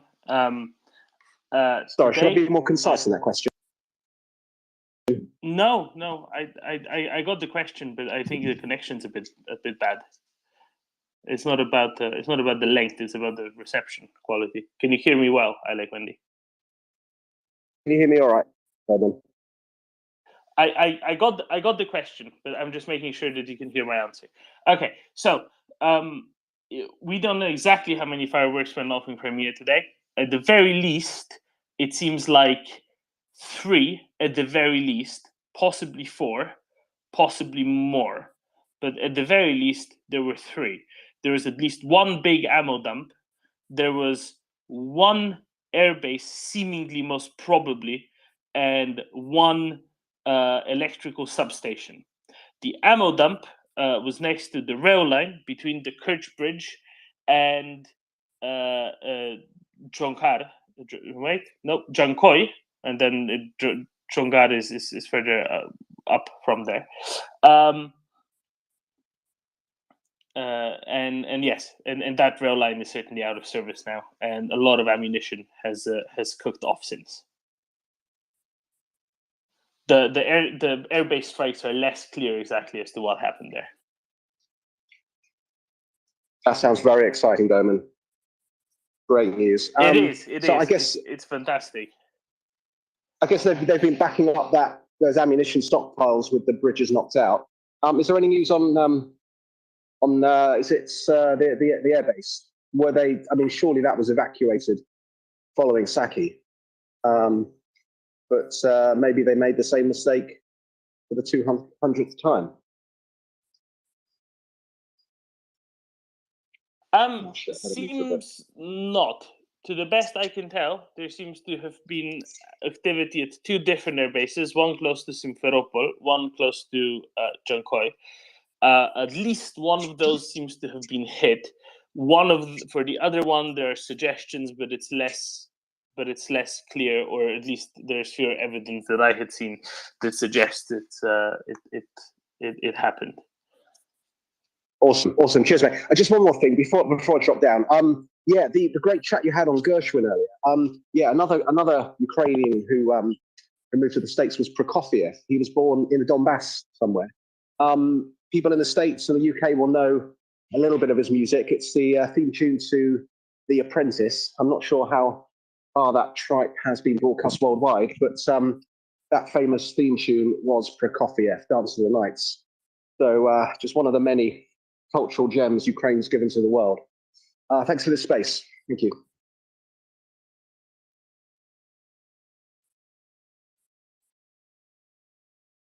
Thank you, Alec Wendy. Who do we have next? I think we have Dr. Nick and Dan and JJ and Michael. Dr. Nick.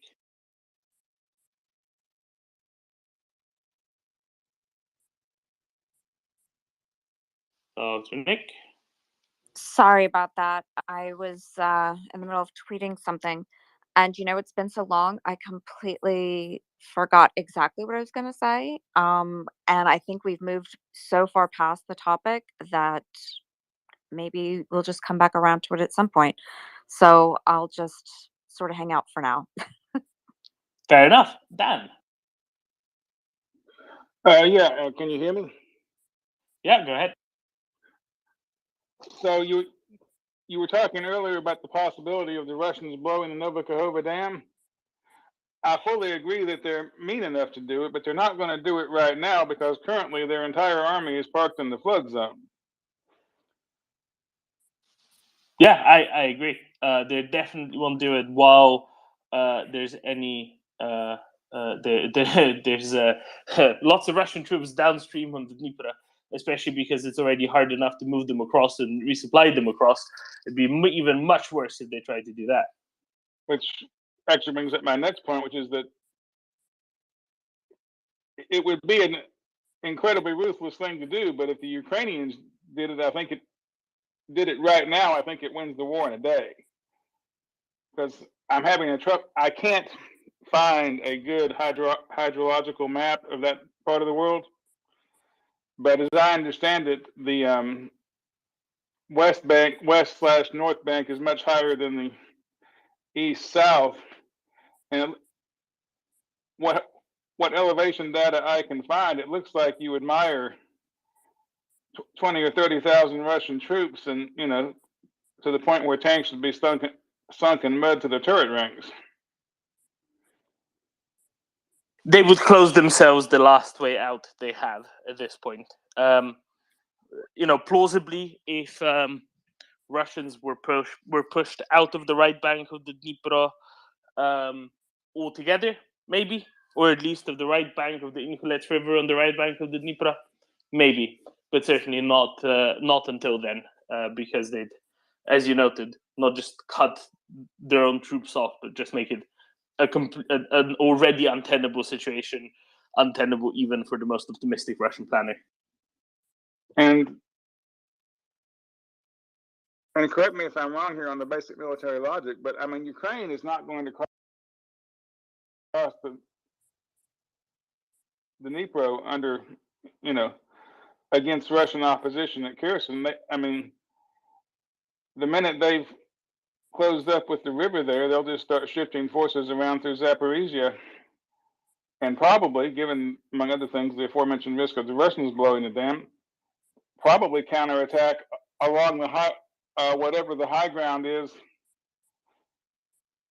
towards Melitopol, and not give the Russians that opportunity. I can't imagine the Ukrainians putting a significant military force in the dam flood zone until and unless the Russians have been pushed way, way, way, way back from the dam.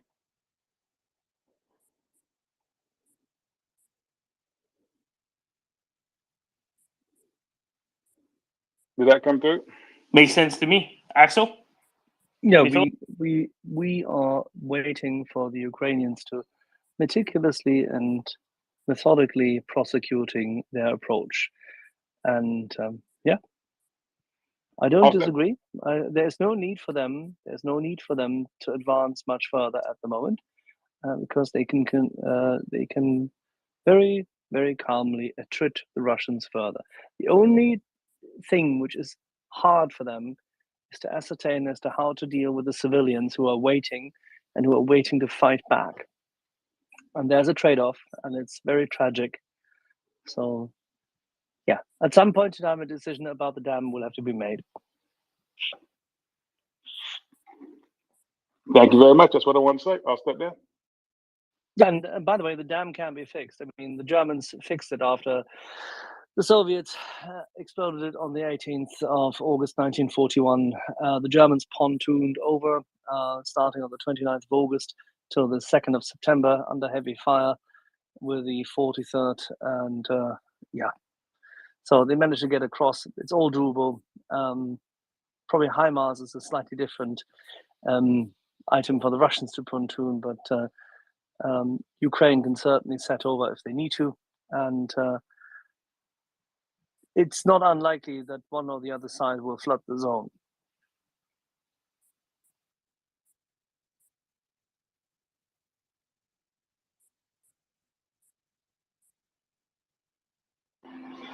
Okay, let's go to Michael, and then I believe JJ has a section for us on trolling. Michael.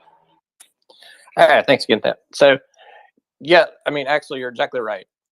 Basically, the Ukrainians are on the ascent. The Russians are on the decline in terms of their capabilities. I think the only thing that I've heard of in the news that the Russians can count on is they're going to get some drones from Iran, and they're losing a lot of ammo stockpiles. So they're being degraded, and the Ukrainians are on the ascent. And I think as long as this is the case, there's not necessarily a need to take unnecessary risk if the balance of forces is continuing to swing in your favor, because you can continue to wait until that risk level goes down. I'm not a military person by any means, but I know a little bit about risk management, and it seems like the Ukrainians are willing to save civilians, save their troops, and prosecute this war in a way that preserves human life, which is I think that speaks to their values. And I think just kind of going off just a smidge about what Jerry said,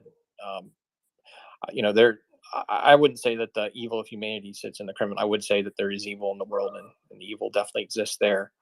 I just hope and pray that this continues to prosecute where Ukraine's on the ascent, Russia's on the descent, and then Russia has a reckoning. And this may not be the most popular thing in the world to say, but this is just a little bit, my Catholic Christian kind of background, and that is, I hope that we get to a point where Russia is in a position where we can, as victorious powers, show them grace, where they can enter the community of nations as a peaceful, democratic nation that no longer threatens their neighbors.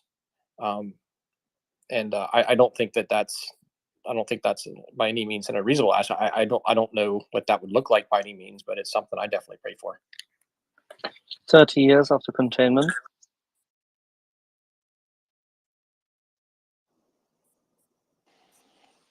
Takes a generation sometimes. Yeah, I mean, who knows? You know, these things, the timetable on these things is not necessarily ours.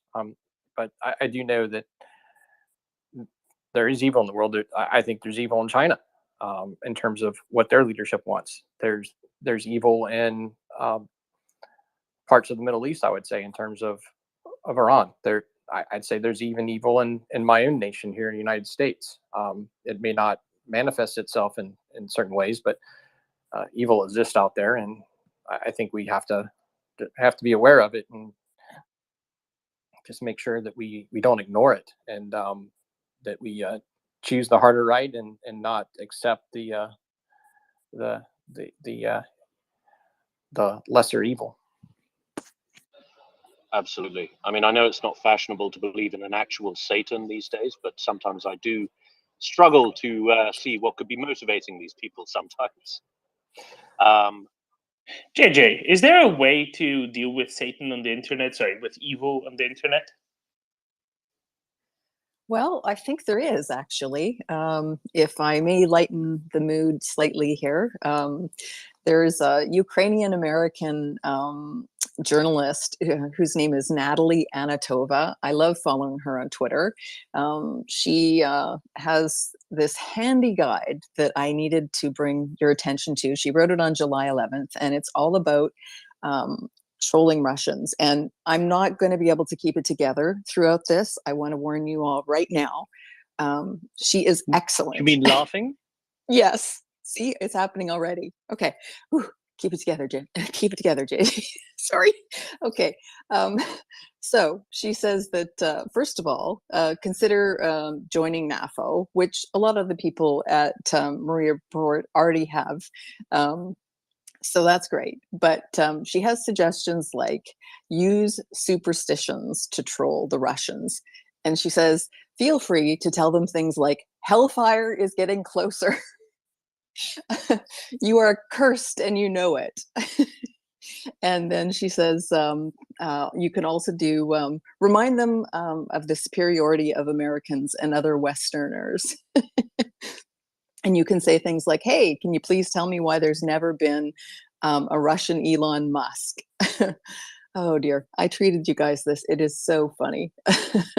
And in particular with Russian generals and higher up military, you control them by saying things like, we're all aware of your past. Think you'll escape purges when Russia inevitably loses this war? Oh, that's amazing. You can It has to hide. be noted the previous big batch of purges, the famous big batch of purges, was before the war. Oh my goodness. She says you can say things like, you can hide your dirty money for long or nah. And you can hammer home their losses, including things like blessings from St. Javelin upon all of your soldiers. And remind them of the places that they'll never visit. So anyway, I tweeted you this article. I've been laughing for at least 20 minutes while I've been waiting to come up and talk to you. I don't know if anybody else has some trolls that they'd like to add, but this was a good one.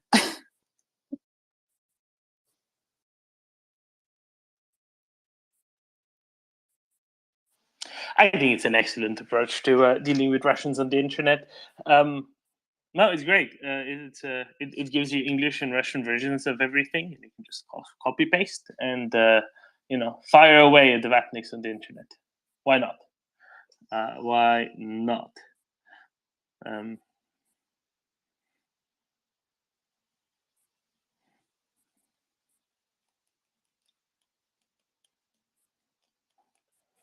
I like how they highlight that you should hammer home the losses that they've sustained.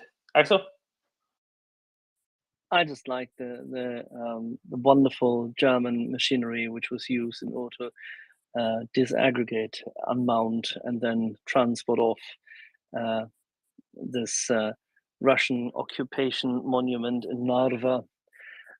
there's a wonderful link to 100 photos posted on the national radio and television station of Estonia's homepage, err.ee. Maybe, Domin, you can tweet out the link I just sent around. And the photos speak for themselves. You don't need to learn any Estonian. You just click on the link which says 100, meaning gallery of 100 photos, and you'll enjoy it. And it showcases that good old German equipment from Mercedes-Benz is extremely helpful in order to get rid of the trash the Russians brought. Don't forget the Battle of Narva was hard fought because at that point in time the German Wehrmacht tried to protect Estonians from the occupation by the approaching Soviet troops, who then, having finally won the battle after a long stalemate, came into the country, raped, pillaged, looted, and killed people. But fortunately, due to the prolonged battle, which went against the orders of Mr. Schicklgruber and his Nazis, by the way, it went much longer than they wanted because they wanted the troops somewhere else. But the division commanders on site decided that they would not let go. Many tens of thousands of Estonians managed to escape to Gunny's homeland, Sweden, and beyond that, to Canada and the United States. But for the sake of historical accuracy, let us be under no illusions as to Chancellor Schicklgruber's intentions towards Estonia. I mean, Generalplan Ost called for the depopulation of Estonia by 50%. Well, that is not the Reichskanzler's plan. This is a plan of the maniac. And by the way, the Generalplan Ost was set up by Heinrich Himmler's troops at that point in time. So you have to be significantly more specific in that regard.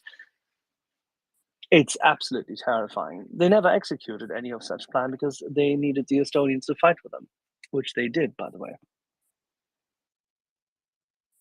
Yes, absolutely, as both conscripts and volunteers in various places.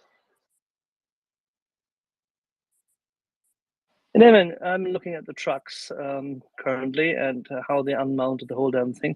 And it's outright funny that the excavator used in order to drag down that dang thing is the only non-German equipment. It's from Kobelco.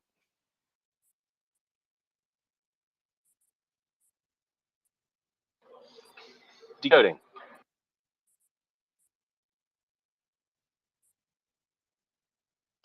Decoding Sorry, trolls. Are you here to there's decode also some trolls? Scania. I have to correct one thing. There is one Volvo truck as well. So, Gunny, your home country is involved. It's not my own country. It's not my own country. I wish it was. You declared it as such. You said No, so. I You're of didn't. Swedish origin or Swedish extraction. I said we're descended from them, and I'm about as Swedish as I am combat fitness test ready. And I absolutely promise you, the chances of me putting a Bergen 55-pound on my back, all right, and smashing out 8 miles is zero as it stands. So no, I am not Swedish. I'm bloody British. From this day onwards, you will be of Swedish extraction here, darling. You're just looking for a bite, Axel. I'm not going to bite. I'm not biting. Let's assume Axel was talking about Leyland rather than Scania, and go to decoding trolls.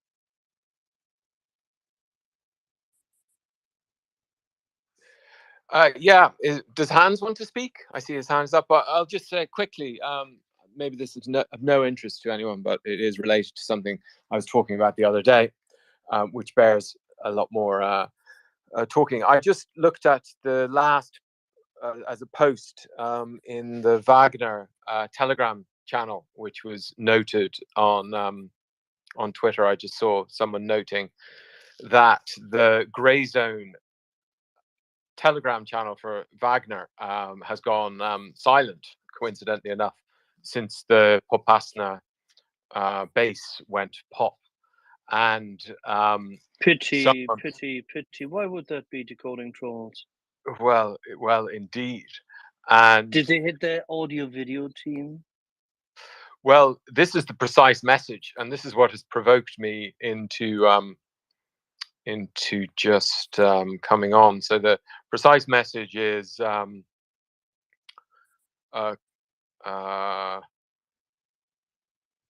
the owner of the channel Grey Zone, known as 500, call sign White, was hit by HIMARS OB Popasnaya. It's hard for us to talk about it.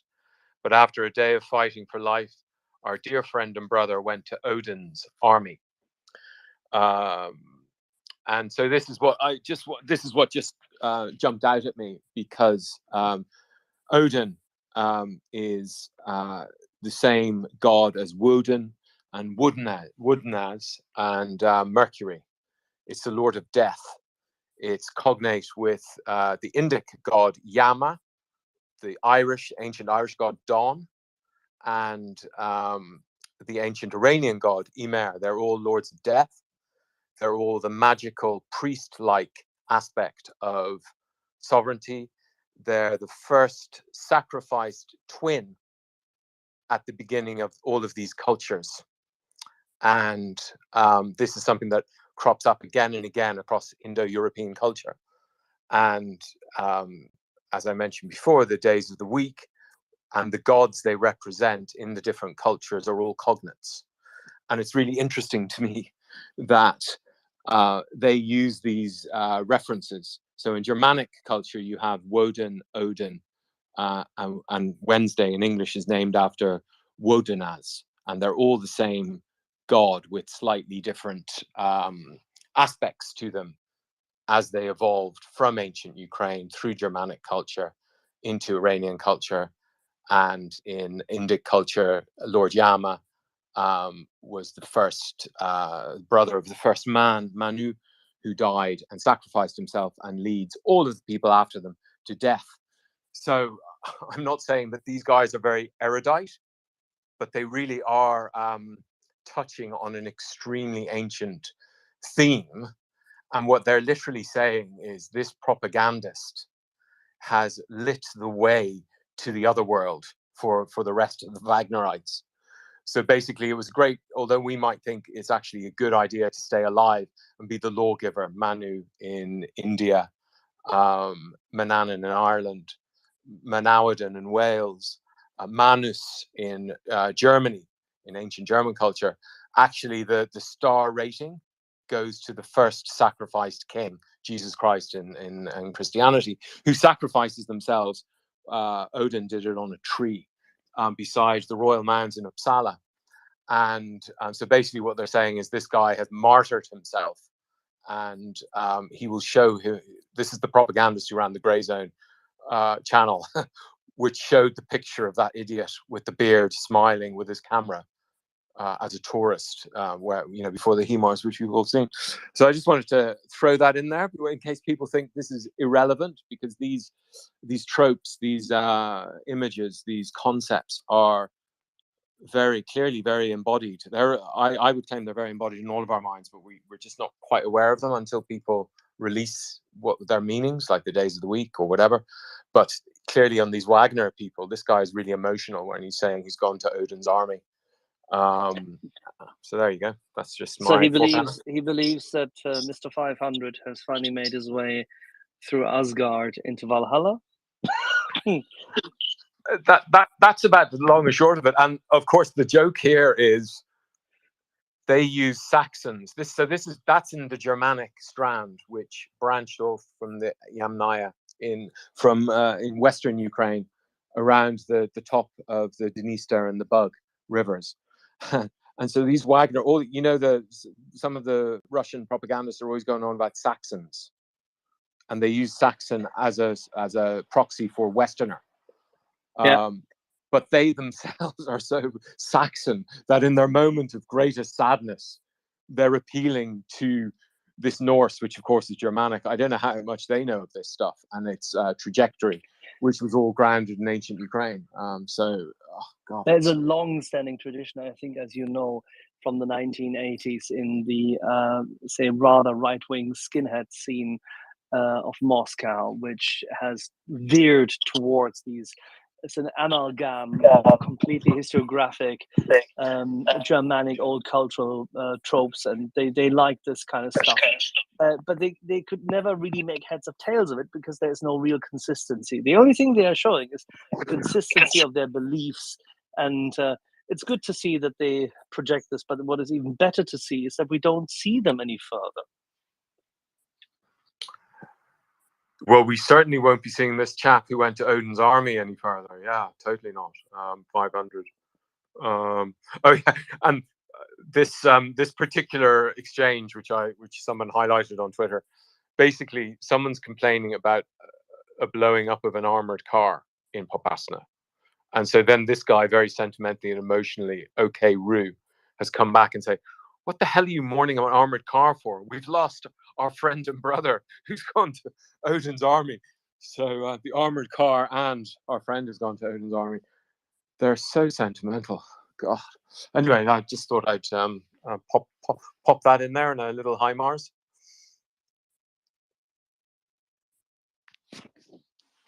Poetic it's funny that it's not a high Mercury.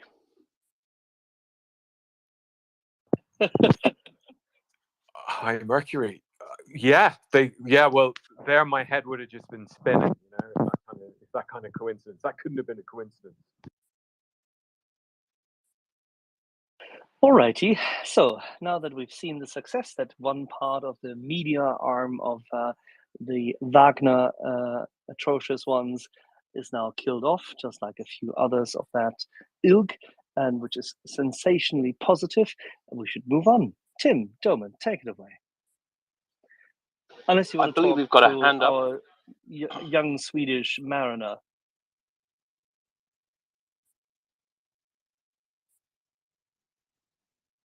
I have an observation on Swedish mariners. Did you know that all Nordic military vessels have a barcode on them instead of a pennant number? Did you know that? It's so they can Scandinavian. Jesus, Get Tim. it? This one will make Yehuda proud. Yeah, sorry, that was really sub-Yehuda stuff, wasn't it? I'm sorry, Hans, you've had your hand up for ages and ages and ages, so please accept our groveling apologies. Hans, take it away. Thank you, and mic check, and happy Tours Day to you all. Loud and clear, my friend. I'd like to go back and ask a few historical questions, since we were on George Gershwin and his family a little bit earlier.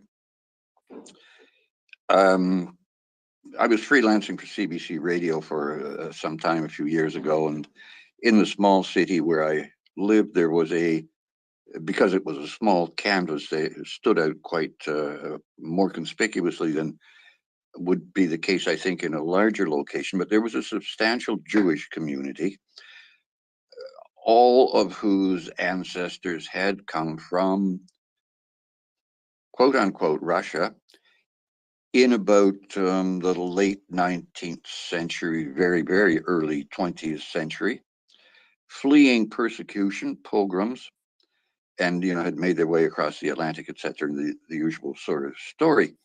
But what I'm wondering is, how does this pattern of persecution, or does it at all, tie into the standard Russian practice of deporting, exterminating, persecuting minority people, minority races, and so on and so forth? And subsidiary question to that, the pogroms, but they anti-Jewish pogroms kind of occurred in the same time frame, late 19th century. And I'm wondering if these were orchestrated in some sort of way. I don't know. I haven't a clue. But they seem to, crop up all over the place where Jewish communities lived in Russia, and I don't know in what part of Russia. So I'm wondering, and Axel, help me out on this, would you? I don't know the English word for it, but the German word is Hetze. Was there some kind of organized Hetze, anti-Jewish? Hetze is actually, it's a general term. It's inciting. Okay, yes, speech. yes. An incitement to hatred, I guess. Was this in any way orchestrated? Give me some Yes. background on that. And does it fit It in with the was. pattern? Does it fit in with the pattern? It absolutely does. It does. Please explain or elucidate. Dr. Nick, you want to go? Yeah, sure. Well, I mean, it's again, it's beyond Putin. It's beyond the Soviet Union. For the Jews, it dates back to imperial times. The Pale was really instituted under Catherine the Great, and the Pale is Ukraine. It basically extends through most of Ukraine. Right. And so, because it was the edge of the territory, they Right. pushed the Jews to the edges of the territory. Right. These were obviously the undesirables, and they didn't want them in Russia proper. Right. And so the Jews were, forced to the edges. They weren't allowed to travel. They weren't allowed to, work certain jobs or do certain things Yes. without permission from, Catherine and all of that. Of course, they went through horrible Russification like other people in the territory of Ukraine. Some of them were German, some of them were, Ukrainians, some of them were other, ethnicities. But nonetheless, they were all Jewish. Those who were Jewish, those, that we're talking about, the Jews right now. And this continued throughout the period of imperialism through the Romanovs, as you talked about, including through the end of the 20th century. I'm sorry. And so, it continued to some degree through the Soviet period as well, to different degrees. But yes, what I'm trying to get at is, was there in the late 19th century, very early 20th century, some more intense expression of this imperialism Yes. that I led got to the? I got you on the history here, Hans. So Okay, please. all right, let's go through this real quick. Russia, starting with the Grand Duchy of Muscovy, was always pretty anti-Semitic. Jews not welcome. However, when the partition of Poland happened, the Grand Duchy of Lithuania, circa the 14 and 1500s, was as tolerant as it got back then, and so it had the largest concentration of Jews in the world for the time period, which became the Pale of Settlement. That's Right. where all those Jews in Russia came from.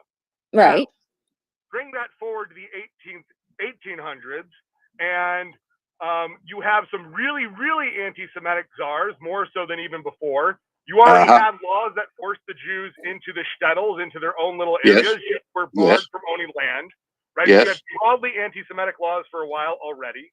Yes. Then you had a really anti-Semitic czar, which we know in the Jewish community. He was called Tsar Haman II, harkening back to the Purim story of the guy who tried to kill us all. And in the 1800s, the czars put into place a policy to basically, in their ways, eradicate us from their empire. And it was basically the 1/3 policy.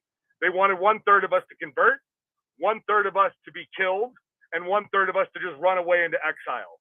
So that's when you saw a heavy increase. And I don't know if it was formalized under Haman II or if it was formalized later, but clearly you saw this kind of stuff starting with Tsar. I think he was Nicholas I. I'm not sure exactly his name. I only know him by the Jewish term. That was in the early 1800s. Yes, And the Nicholas. goal was Yes. forcible conversion, forcible pogroms, and a lot of forcible conscription into the military. So the press ganging you see now in the DNR and the LNR, this is a cultural thing that the Russian Empire has been doing all the way back since the Tsar's time. And it used to be they would just run through the shtetls and pick up any man of military or just below military age and force any Jewish kid and force him into the Tsar's army for a 20 or 30-year period. Right. And then you would see, and I mean, when the Tsar would supposedly try to investigate pogroms, you would see cities that would have pogroms with thousands killed have another pogrom 5 or 6 years later. Like, if you look up the worst pogroms ever, there was no change, there was no investigation, there was no accountability. You would literally see another pogrom a couple years after that. So this was systemic. It came all the way from the top. It was codified in this, I don't remember the exact terminology. As I said, it was basically the 1/3 policy. And that was the way Russia was dealing with its Jews during Imperial Russian times, more or less until the Russian Empire fell and became the Soviet Union. It was better or worse under different czars. But once the cat was out of the bag, as it will, you know, whenever things got bad, the local guys would just, you know, relieve the local unrest and political pressure by unleashing all the local Russians or Cossacks or Poles, whichever one it was, onto the local Jewish shtetl, if there were Jews in that area, which, as pointed out, was not in originally the Russian center of like Muscovy, because historically Russia was historically didn't let us in really, so we didn't go there because it was always anti-Semitic as shit. It just picked up a bunch of Jews when it partitioned Poland and didn't immediately kill us or boot us at first. So that's how that history wound up working. Well, also you want to include that you know, the gosh, why am I forgetting this? Because I wrote this whole thing about this. The Protocols of the Elders of Zion was the biggest ever lie. commissioned, right? That was commissioned by you know, the imperial government under Nicholas II. And so that's something to remember as well. Okay. And, you know, obviously we know it's been debunked. It's completely not true. And that was something that was spread across Europe, as we know. You know, look, Russia has a very long history of anti-Semitism and spreading spreading this anti-Semitism and white supremacy across Europe, and you know, Putin's doing it now, and so that's why it's quite funny to think about these Nazis in Ukraine when really they're the ones that are the Nazis, and always have been historically. So you know, this continued through the USSR. Now, I will say that Lenin didn't. He wasn't that way. Okay. Technically, he did not agree with anti-Semitism or using it Sorry, as a what? tool. Sorry, what? Go That's ahead. wrong. I'm sorry. No, that's wrong. Lenin was the one who co-signed the order to relieve the Jews of Zhytomyr, together with the Germans, the Volhynians, that's the northwest of Kiev, of their beholdings, of their money, and everything else. And he also Well, was happy for them to be relegated out of Odessa, with literally everybody having one trunk for them to emigrate to the United States. Lenin was also the one who signed Lenin was also the one who signed the order to dissolve the Jewish community in what was Petrograd and then became St. Petersburg, or later then Leningrad. I'd be very careful giving Lenin any credence. No. I'm not saying it like that. And you missed that Lenin and somehow, despite how awful the Imperial Russian was to the Jews with their 1/3 policy, their reoccurring pogroms that forced my family out. I actually knew my great grandmother forced out by pogroms. Right. As a young woman from the Tsar's Russia, she lived long enough, God bless her, that I got to know her in the 90s. She lived to be a very old woman. But we have to remember that after that, a mixture of the very secularized Jewish communists and the non-Jewish communists pursued an incredibly anti-Semitic policy of exterminating all Jewish practice. And right. put anyone showing any signs of Jewish observance. Oh no, that's definitely true. And dissolved and murdered No, anyone that's running definitely true. underground Jewish teaching. You know, I'm very close to the Chabad guys, and the guys who, you know, the Rebbe of Chabad left 10 guys when he left there with a promise, a minion of guys with a promise to keep Jewish life alive. And they made a deal to do it until self-sacrifice, right? They were going to do it right until the and all of them either were killed or wound up in a gulag and having to have political machinations done to get them out of a gulag and out of Russia, because none of them survived to old age making it in Russia, because all of them wound up dead or imprisoned and then shipped out, or imprisoned then dead. Right. Everyone they It worked got with dead. All the guys who tried to keep Judaism dead.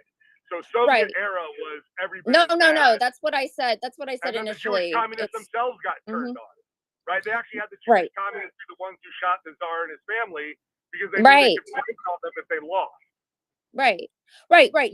I mean, I don't want to pretend that there wasn't like massive problems. I'm saying that by comparison, it wasn't that Lenin was not as bad as, say, Stalin in particular, as Stalin. Trotsky was a Jew. He was a secular Jew, and he really took out his angst on Trotsky, and his hatred of Trotsky out on all Jews in the USSR that were remaining, even though Trotsky was gone. Right, and you have to remember that the Russian racism, right? That in Europe, we are a race. We are not a religion. Oh, right. We No, I know. very. So to the American mind, Judaism, many people think we're just a religion. We're both. Right. And here there's some sort of argument. We sociologically fit in differently in America, and different Jews fit in a different way.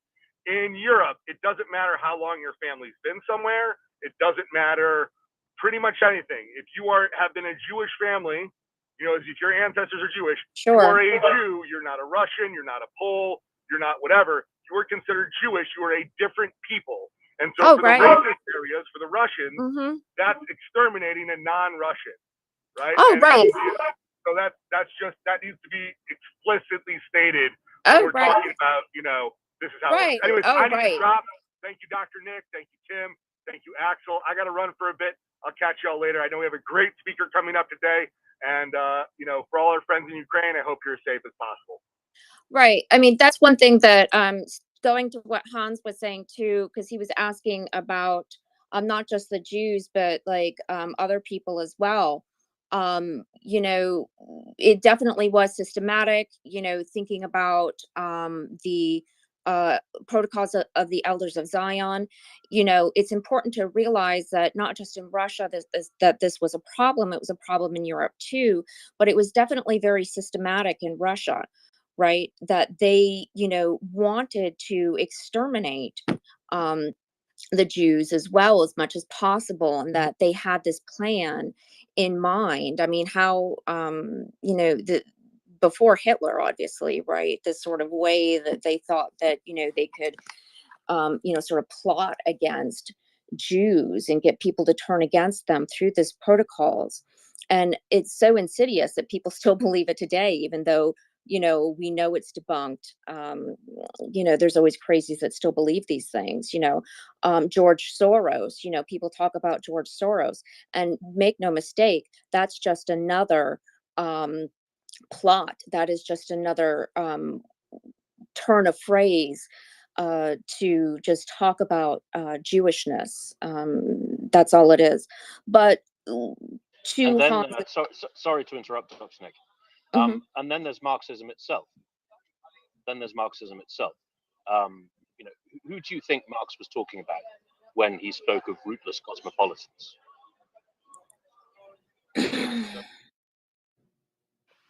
He spoke of the money changers. But let's move away from this topic. We have a lot of hands up.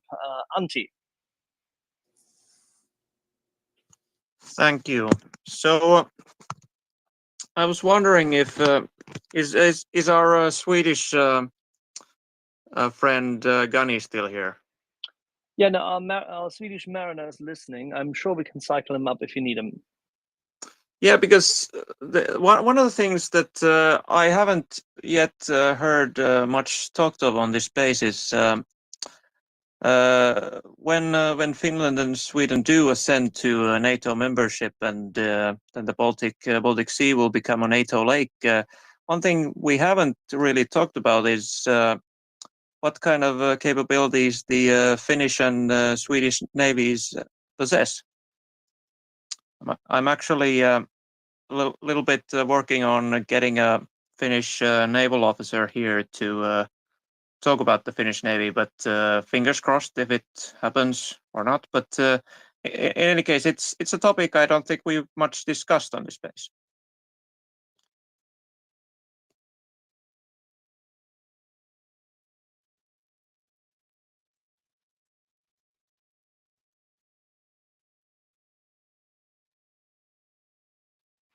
Tim, you were clapping your hands whilst I'm chopping wood. I apologize, Tim.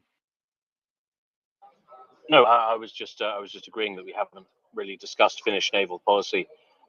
As a man who has absolutely nothing to contribute on that topic, aside from revolting puns like Scandinavian, but I see we've got Battle Moose coming up, so I assume Battle Moose wants to talk about something like this, but let's give it a go. Battle Moose. I was going to say, did you see that albino moose in Sweden that was coming out? And it comes out every time that they put an application in for NATO. So it's basically prophesizing the ascension into NATO. Absolutely, yes, I did see that. I had no idea that there was such a thing as an albino moose. Clearly, you're the subject matter expert on moose. Is it moose? What was the plural of moose? No, it's moose to you, but it's Uncle Waldo to me. Uncle Waldo. Plural right. of moose is moose.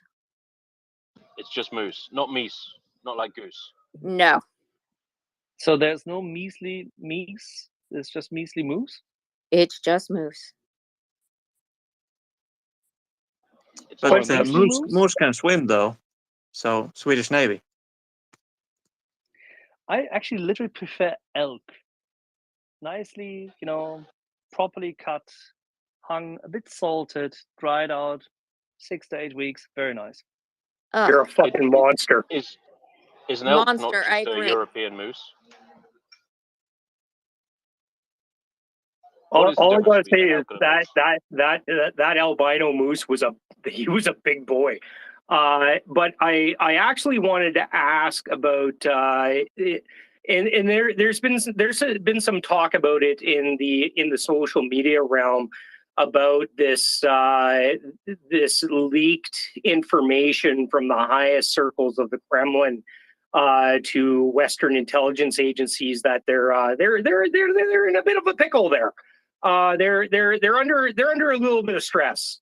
I guess they underestimated the effects of Western weapons against their red hordes, and they're a little discombobulated. Now, what gives me pause is I'm only seeing this in tabloids. None of the mainstream media, or none of the media I would trust. I wouldn't throw the mainstream media in there, but none of the media I trust has picked this up yet. So is there any hint on this?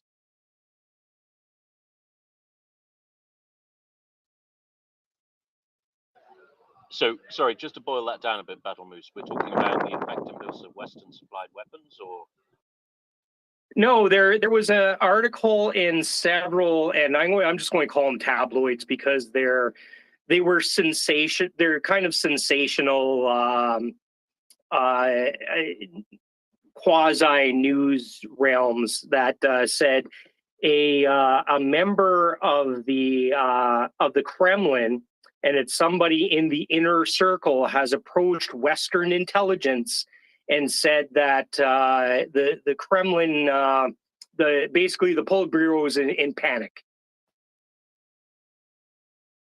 Sure. So this is something we have discussed with a reasonable extent on the space today. Now, Domen's view, and I think my view as well, he's got me convinced here, that this is a kind of Rudolf Hess situation, right? This is a few nutters who've seen the writing on the wall and are now attempting to salvage what is left of their political power by, if it's true, potentially sending feelers out to Western powers. I mean, it's it's a bit silly, really, because ultimately this is Ukraine's war, right? This is Ukraine's territory. This is Ukraine's war. Any Russian, that there's no separate peace here. There's no separate peace. This is the price of peace is withdrawal completely from Ukrainian sovereign territory as internationally recognized by everybody who isn't Russia and their cronies, right? So, well, let's not forget the piece about returning every single Ukrainian citizen to their homeland, dead or alive. absolutely, yes. So not just Ukrainian land, but all of I believe the last count was 2.2 million kidnapped Ukrainian citizens who are now in the Russian filtration camp system, whatever they're calling it. Yes, there is a very clear price for this. There is a very clear route back to the human race for Russia and Russians. And that is those things. It is stop being a genocidaire, withdraw your forces from the internationally recognized border of Ukraine, return her citizens where you hold them, and then maybe we can talk about your political normalization. Then maybe we can talk about the easing of sanctions. About Then maybe, 800 billion of reparations, probably. oh yeah, I mean there'll be some of that. But the price of peace is very clear, and this is why I have a certain amount of skepticism towards this notion that a few people in the Politburo around Putin are kind of putting feelers out. What are those feelers going to touch? We know Kiev's price for peace. We know that it is total. And so unless they're in a position to end this war tomorrow, which is within the power of Russia, then, frankly, they can go fuck themselves. This is a Rudolf Hess move, right? As we all know, Rudolf Hess, the deputy Führer of the Third Reich, decided that, realized that a war with the Western allies was a terrible idea.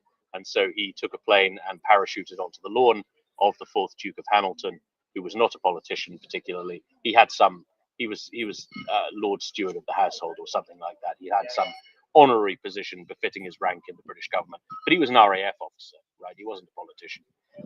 And Rudolf Hess decided to parachute in to the Duke of Hamilton, of all people, landed on his lawn, was immediately arrested by farmers with shotguns, and spent the rest of his life going steadily madder in prison. And so, if ever there were a more worthy fate of any member of Putin's inner circle at this point, that is surely it. So, forgive my skepticism, Battle Moose.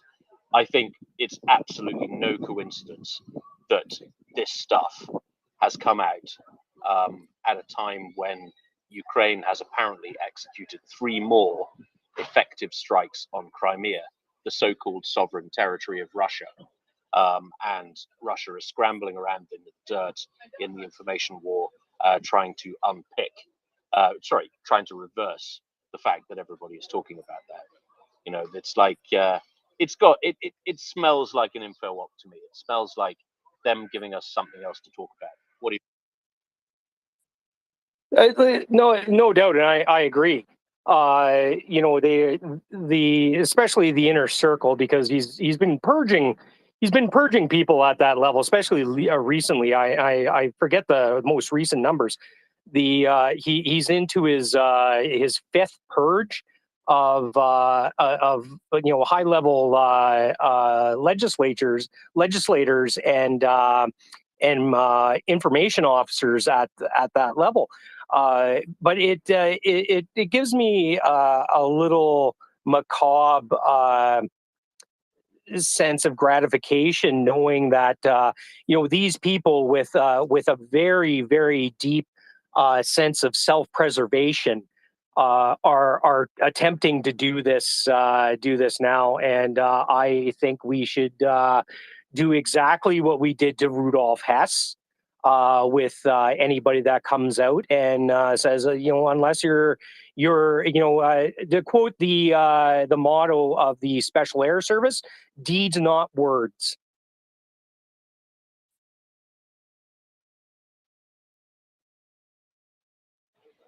Absolutely, I would agree with you. I mean, aside from the kind of inverted chocolate fountain of bullshit model that we've established on this space, I honestly wouldn't like to speculate on how exactly the Russian political system works.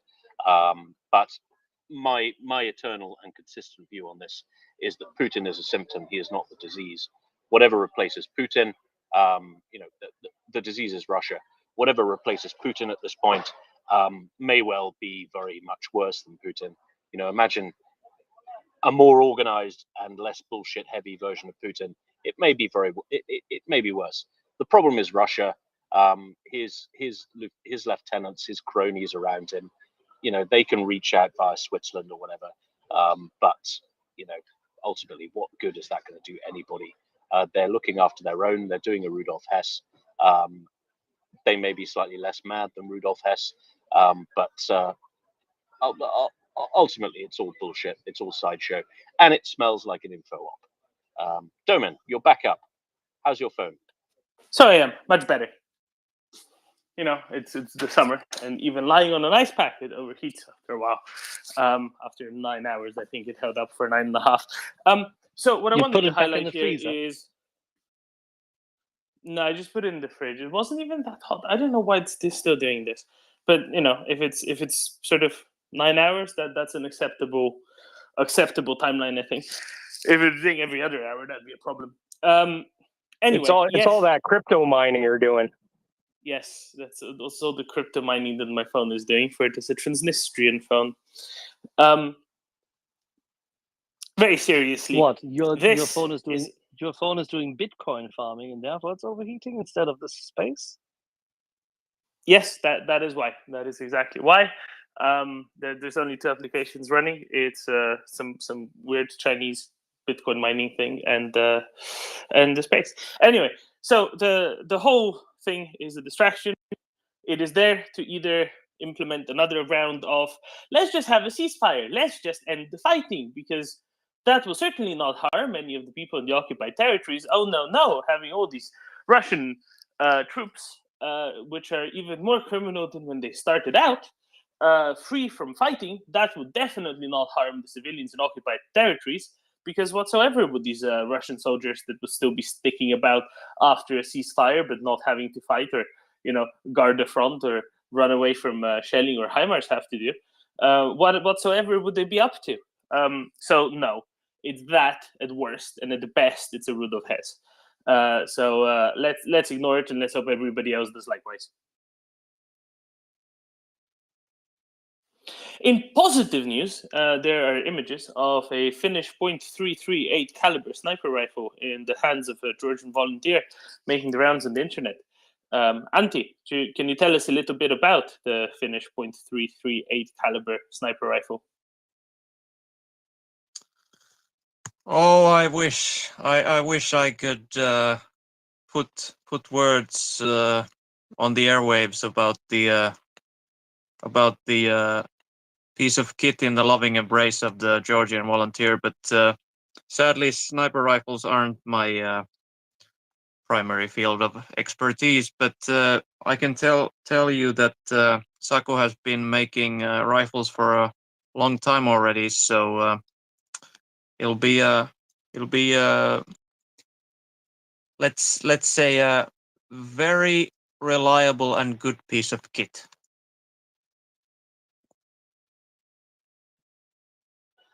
Absolutely. As we all know, the Finns know precisely nothing about snipers. No, nothing. We are peace-loving. We are a peace-loving people. Yes, peace through snipers. Yes. Peace through victory. The only way, Axel, the only way. George, would you like to talk about the sniper rifles?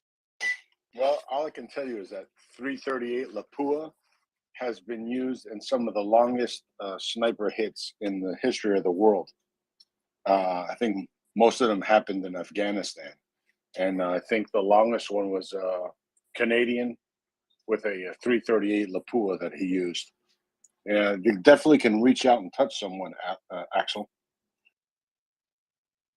I'm not against it.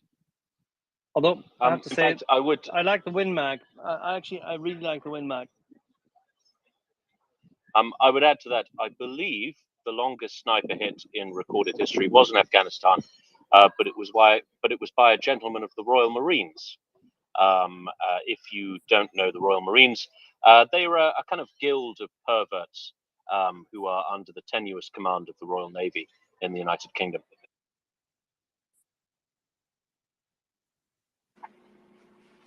I'll have to check, but I'm pretty sure it was a Canadian bloke.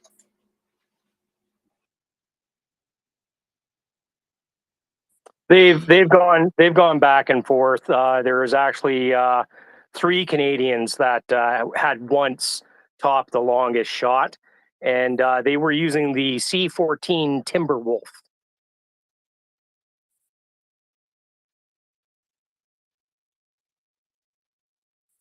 Right. If it's Canadian, Leonard will undoubtedly know everything there is to know about it. Sorry, Leonard, but I just have an expectation that you are fully informed on anything to do with Canada.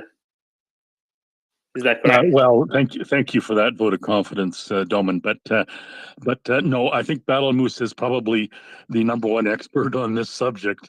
But yeah, the convention, the orthodoxy in Canada is that it was a Canadian sniper, and it was a 338 Lapua Finnish caliber, and I mean, Battle Moose can give you probably chapter and verse on that.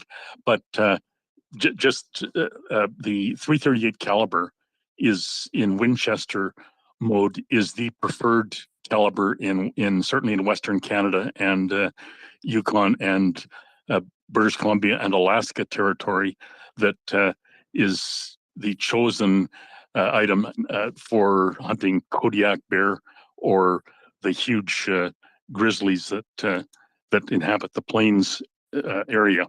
And the only comparable caliber would be this 375 H&H British Holland, which was made fairly significant and famous on the plains, the Serengeti Plains in Africa. But yeah, the 338 Winchester is still a highly preferred caliber of choice for defense from the say larger bear species in Western North America. Thanks. Fortunately, we have the world's biggest nerd on small arms topic coming up, which is Imperious Guardsman. Imperious, you're up. Yeah, just sort of for the record here, that longest kill was by a Canadian sniper with a 50 caliber. So not exactly the work of a 338 Lapua, but as Leonard has mentioned, it was originally a big game cartridge. And after their experience at having to engage targets at quite a long distance in Afghanistan, the U.S. military did evaluate it in their machine guns. There was a modification, well, a sort of improvement of the M240, which the British members of the audience will know as the GPMG, that was upgraded in certain ergonomic factors, but the important point was it was rechambered for 338 Lapua as a sort of longer range suppression weapon. It can defeat Kevlar armor at ranges of up to 1 kilometer and has a maximum effective range of 1.75 kilometers. So yeah, definitely can reach out and touch some Russian officers, and there's not much they can actually do about it.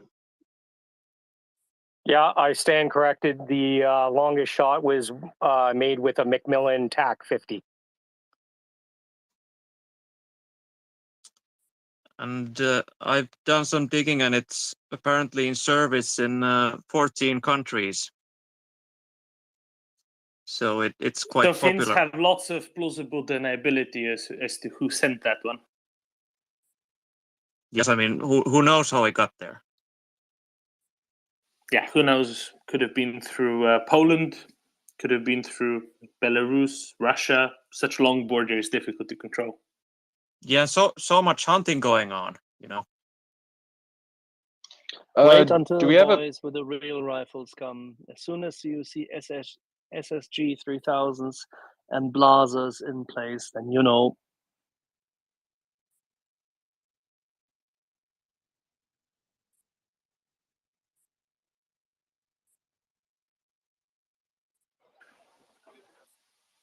Jerome?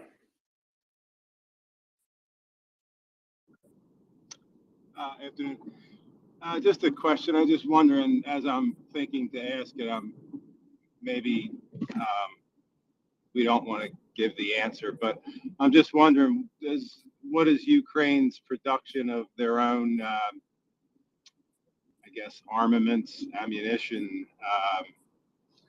What's their production capabilities to produce their own goods? At what rate? And are they receiving, if we talk about, weapon systems and whatnot, but do they receive, and I guess, again, maybe we can't discuss or they don't discuss technological help or ways to remachine things or different, because I know Ukraine has a robust industrial production capabilities. So I just wonder if that's going at the moment or not.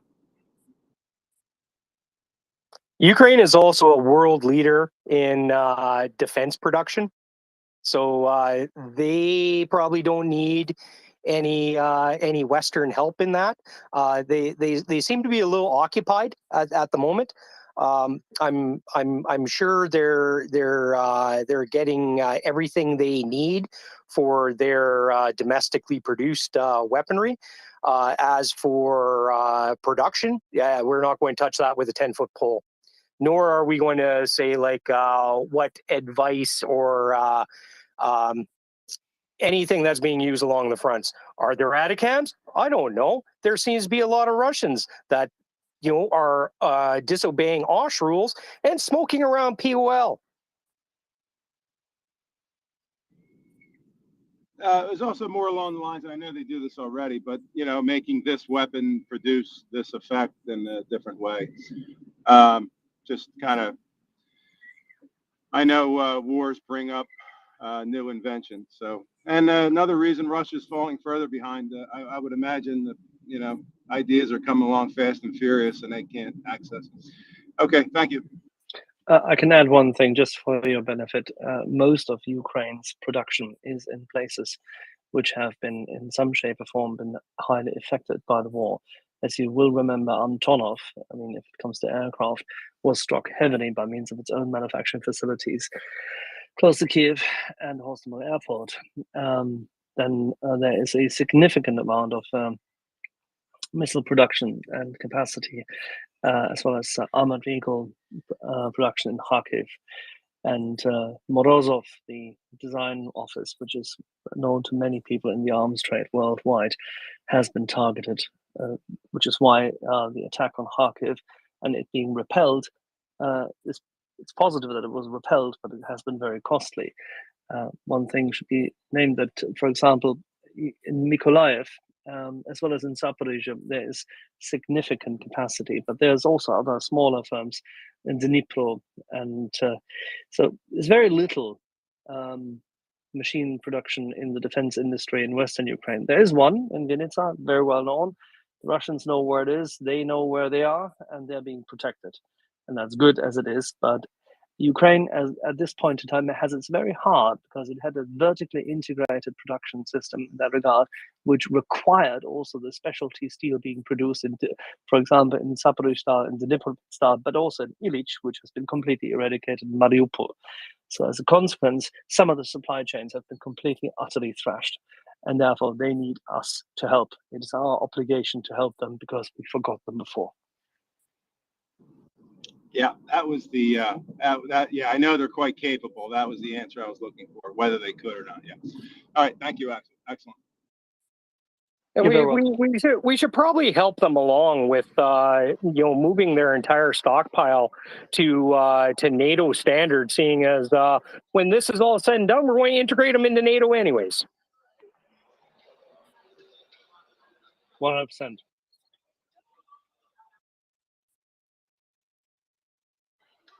Prince Heather, you're up.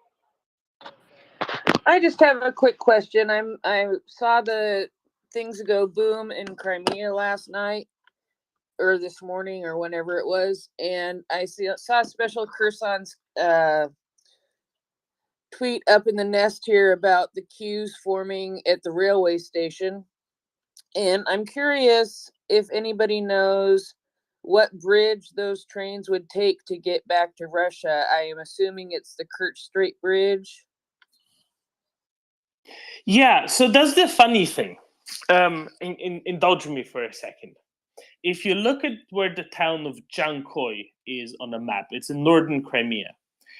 That is the railway intersection of Crimea. And I mean the railway intersection from Crimea. All trains from Crimea to anywhere else go through Jankoy. So the only way to get across the Kerch Bridge from Simferopol or Sevastopol is to take a train up to Jankoy and then go down towards the Kerch Bridge. However, some of the big booms and the really, really big booms are about, let's say, 12, 13, 14 miles, about 20-something kilometers from Jankoy in the direction of Kerch Bridge. So if they're trying to take a train from Simferopol to the Kerch Bridge, they can't. They'll have to take a train to Jankoy and then road transport to Feodosia, and then they can probably catch a train from there across the Kerch Bridge. So there's no way that Russians can bring anything by train all the way from Russia across the Kerch Bridge to either, say, Sevastopol or Simferopol or anywhere in mainland Ukraine all the way by train, because they can't even get to Jankoy. Additionally, there are 4 lines emanating from Jankoy. If you imagine Jankoy is where everything starts, imagine Jankoy is Rome. There are 4 lines going from Jankoy. One goes to the southeast towards the Kerch Bridge. One goes to the southwest towards Simferopol and Sevastopol. One goes to the northwest towards the city of Kherson, right? But through Armyansk. But that can't even get to the city of Kherson because the bridge is blown. And the 4th one goes to the northeast towards Melitopol, but it can't get there because the bridge between it and Melitopol is blown as well. So, in other words, rail transport through Crimea is kind of no more, not really no more, but close to no more. You can still move things from, say, Sevastopol, Simferopol through Jankoy somewhere to Oleshki, maybe if that railway station at Brylivka has been fixed up sufficiently, since that giant train full of ammunition that blew up there has been dispensed with since. But yeah, the rail connections in occupied parts of southern Ukraine aren't that dense anyway. There aren't that many ways of getting around anywhere. And it seems that very slowly, but very surely, and honestly not that slowly in the first place, Russian rail logistics in occupied southern Ukraine, including Crimea, are going from passable to absolutely abysmal and rather untenable. Which is good. Craig told us that earlier. That's a good thing. You should trust Craig on trains. Is that accurate when it comes to the Kerch and Rostov link? Because my admitted reading of Google Maps was the trains go straight through. They go straight through. They go straight through the junction, and then they go north. Is that not the case? Which You junction? You need to be a bit more precise. Which junction? I'm sorry, my mind's gone blank. What was the town you were talking about with the big junction? Jankoy. Jankoy. They go straight through Jankoy and go straight north. Yeah, but they can't not? get from the Kerch Bridge to Jankoy because the track in between the Kerch Bridge and Jankoy isn't entirely passable. Because there's a big blast right next to it. That whole ammo dump on the side of a railway. Exactly. They have no way getting civilians out from Simferopol by train. Fantastic. And all they should of all that, take a bus. And all of that without touching the Kerch Bridge. So that is sort of, that's sort of beautiful. Let's screw up all the rail transport without touching the Kerch Bridge yet, so that people can still escape, because we're not ruthless killers like the Russians. Okay, that totally answers it and totally makes it more clear in my mind. Thank you very much. Excellent. George. Yeah, well, the plan to get rid of the Crimean interlopers in there is going according to plan. They can still drive over the bridge, so all is well. We don't care if they have to wait for 24 hours in traffic jam. That's on them. They should have been there in the first place. But I do have a question. Has anybody heard anything about the Lend-Lease? It's quietly ticking along. That's all there is, really. So is it actually in action, and we're just not hearing about it? Is that what I'm supposed to? The Lend-Lease allows the US to send all this stuff it's been sending to Ukraine, to send them without any additional details or announcements or anything like that. And to the best of my understanding, that's been going on. And that's kind of the extent of it. Maybe Gurney's coming up. Maybe Gurney will help us explain the details of it. Gurney? Thanks, Doman. Yeah, not an expert by means on trying to understand statutory law, but just was it Leonard who asked the question here? George. So just a few of the statements can kind of key us in some of the U.S. statements on it. And so anytime you see sort of an aid package that was from the Presidential Drawdown Authority, I know there's a couple different terms here. So every time you see that, there's sort of these references, oblique and direct, to prioritizing that because it is the quickest means of getting the equipment over there. And so in some of those statements, you'll see we're exercising the Presidential Drawdown Authority, or we're attempting to exhaust the allocations of the Presidential Drawdown Authority. And there's two reasons for that, George. One, the end of September marks the end of the fiscal year, and a lot of those funds from that Presidential Drawdown Authority have to be used by then. So in the statements, a lot of people here, not here, I'm saying in those statements, they say we're exercising the Presidential Drawdown Authority to expedite and exhaust this capacity. And then in addition to Lend-Lease, they're saying that because not that Lend-Lease isn't quicker, but if you had to sort of put these in a hierarchy of things here, the Presidential Drawdown Authority of existing stocks is the quickest, then followed by Lend-Lease, as opposed to going through some traditional procurement route and then foreign military sales. So it's yet to be known if they have to do that. And the good thing about this, George, it's not a bad thing. I think in some of those statements, they allocated extra money into the Presidential Drawdown Authority, and they've done this several times because they made the United States government has made statements saying we didn't want to have to go back to Congress. We wanted the latitude to be able to act quickly, as opposed to smaller tranches of approvals. They went through and put in larger buckets in the contingency that it would be necessary, right? So my understanding is that they have not exhausted the Presidential Drawdown Authority ability yet, or come close to that. If that were to occur, I'm sure you're going to see some of the Lend-Lease stuff, or that Lend-Lease is already working in the background. But the most expedient thing so far, to my understanding, has been the Presidential Drawdown Authority. Thank you for that explanation. Yeah, I'm just hoping that Lend-Lease and F-16 happen in the same sentence one day. Okay, someone's explaining to me that it might not begin until September when the drawdown ends, and then in October Lend-Lease starts. Is that right? Well, so Dom, so the authority to exercise the drawdown authority would end with the fiscal year. Now they could go through and reapprove. Congress could reapprove here authorizations for new Presidential Drawdown Authority, and in the absence of that, then they might rely on Lend-Lease. But I would imagine that as it gets closer to September, they're going to analyze how much is left in the pot for Presidential Drawdown Authority, and that you're going to see them try to tie up some loose ends that haven't been given, and then anticipate what they might need in terms of approvals for the following fiscal. So I would expect some legislation to come up during that time frame between September to October. Excellent. Thank you, Gurney. Thank you. Details of things. Details are important, naturally. one detail is that I can't get Raver to connect. We have been joined by Yanis from Riga or Austria, similar flag, apparently both. Yanis?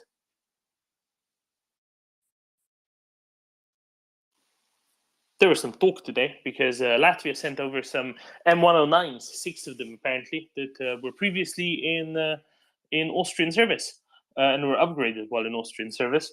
There are some jokes on the internet that maybe the Ukrainian Ministry of Defense wasn't too sure which flag to use because they, other than the widths of bands and slight tone, they're similar enough for some people to confuse. I don't know who these people are, but allegedly, I've been told on the internet that there are such people who would confuse one or the other.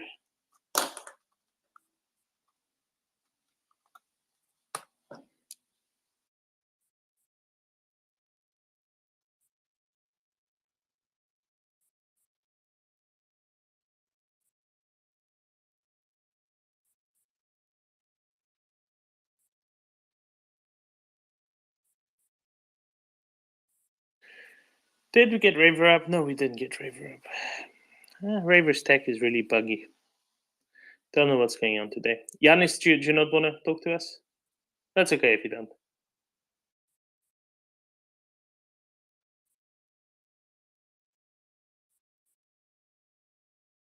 Very well.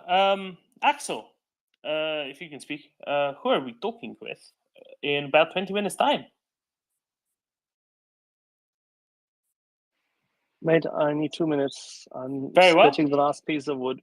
Then I'll answer my own question. We're going to be talking to Tom Much, who is a New Zealand journalist, war reporter, having spent much of the last 5 or 6 months in Ukraine, reporting from the front lines.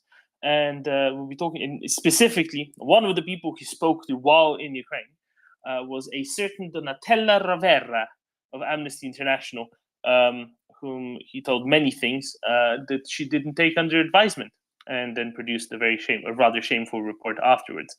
Gurney.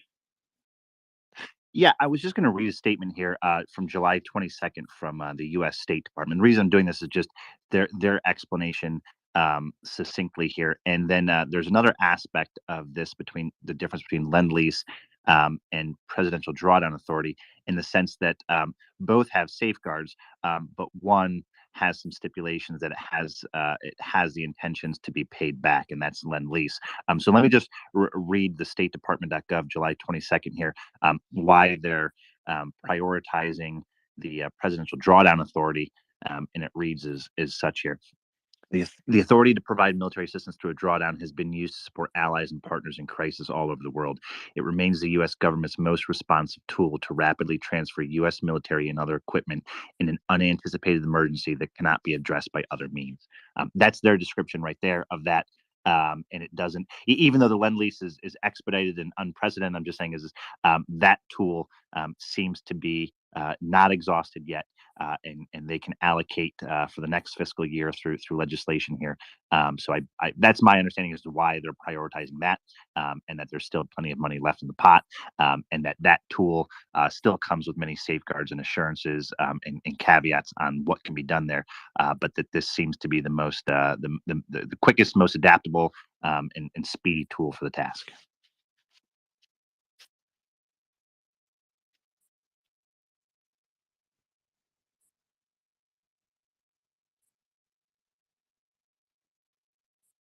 Thank you very much, Gurney. It's always good to have the facts straight. John.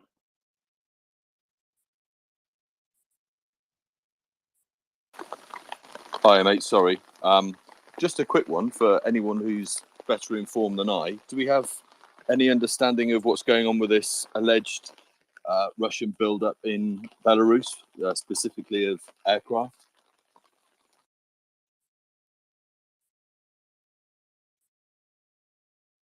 I have a little bit.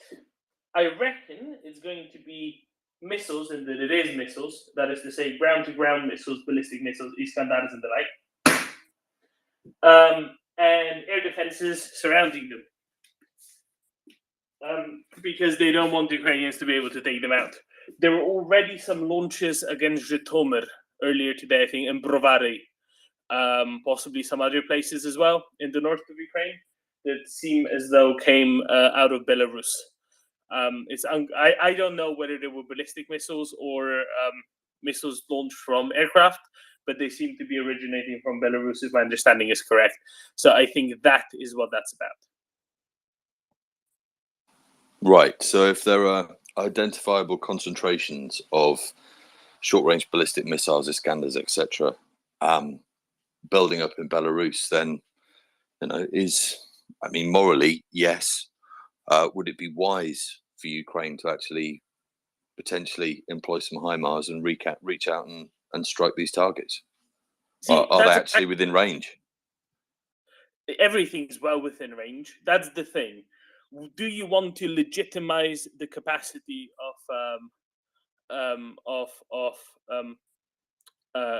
the Belarusian government, that probably shouldn't be in government anyway, to go and send troops across the Ukrainian border, distracting even more Ukrainian troops, and legitimizing them into saying some other stuff? It's unclear how the CSTO thing would apply as well, because it's not Belarus launching the attacks, but they're being launched from Belarus, and it would be a whole messy kettle of fish. But not that anything would happen in that respect. Not that that's something to fear per se. It's just a mess, is what I'm getting at, and maybe that is why Ukraine has thus far been avoiding actually launching anything against Belarus. I don't know what else to say. Raver and George and then Prince. Raver? Yeah, I wanted to go back to the Lend-Lease thing because I know it's confusing for a lot of people. So the way that the Lend-Lease was passed, there were a few dollars to help support the Ukrainian government pays bills, even fewer dollars to help Ukraine develop specialized weapon systems inside of the U.S. or buy from foreign suppliers. Most of it, however, was allocated to the U.S. military to replace stuff that they were going to give to the Ukrainians, stuff that was nearing the end of its shelf life, older M777s, older Javelins, older Stingers, stuff like that, so that the U.S. military could modernize at the same time that they were helping Ukraine fend off the Russian bear.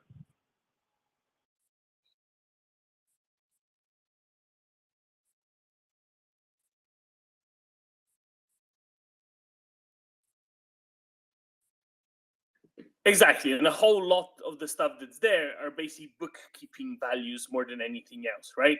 The numbers that you see are the numbers that are in an accountant's book. They're not necessarily numbers that are the actual value of these things, especially since many were close to expiry dates, many were due for replacement sooner rather than later, or would have been sent down to National Guard units or whatever else. So absolutely, there's another one that said supply, what's it called? Backfilling of partners. So specifically, say Poland sends a bunch of T-72s, and then the US backfills that with some, M1 A1s. So that sort of stuff is in there as well. Or for example, the Slovak S-300 battery getting replaced by Patriot missiles. That's also going through the Lend-Lease, at least in part, is my understanding. Yeah, it's allowing America and NATO to upgrade while also allowing Ukraine to continue to effectively resist the Russian genocide. Yeah, it's an all-around merry-go-round of improvements all across the eastern flank of NATO. George. Yeah, so about the buildup in Belarus, I'm hearing certain posts and people interviews that they're saying that the Russians are getting ready for the August 24th Ukrainian independence, and that they want to do like a massive strike there on Ukrainian Independence Day because that's what they do. The only comfort is that I'm sure that there's movement of NASAMS missiles in that area, hopefully to shoot down that stuff, and hopefully after the 24th, after the Russians shoot off all their stuff, that'll be the end of it, because they can't have that much more precision weapons to begin with.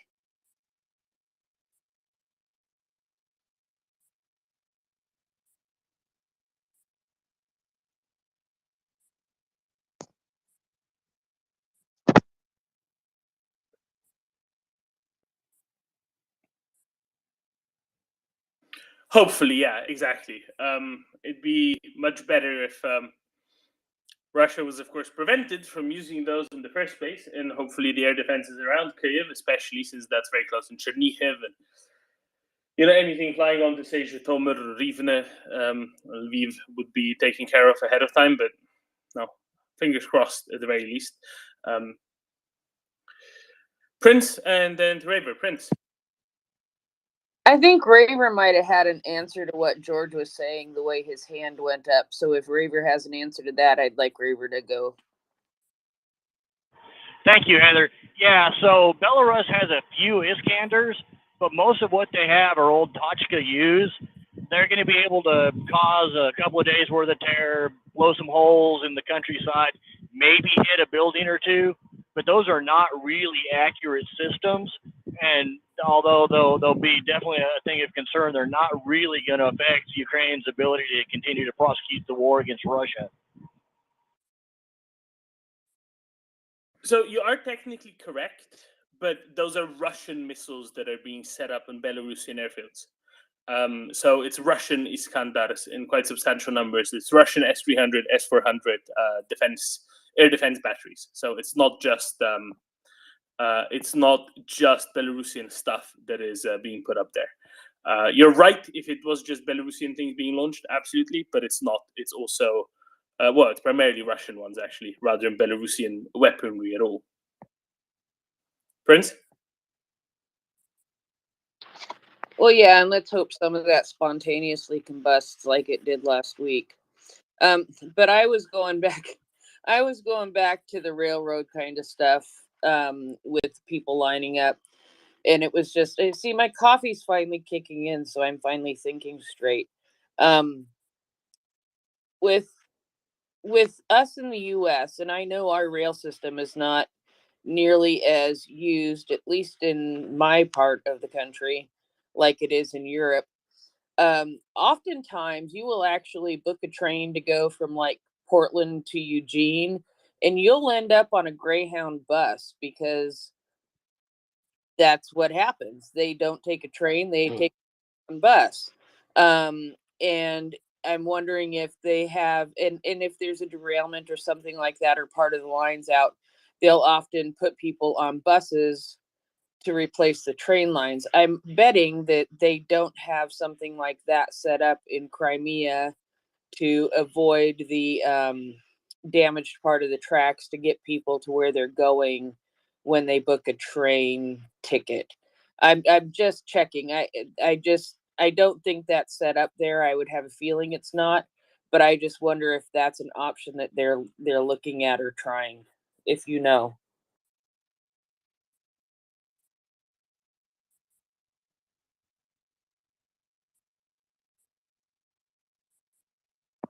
So yes and no, in the sense that yes, rail replacement bus service is a thing.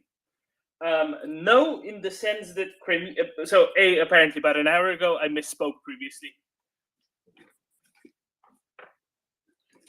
or rather I was out of date. About an hour ago, apparently the Crimean occupation authorities have announced that they've reopened that rail line, which I find kind of suspicious.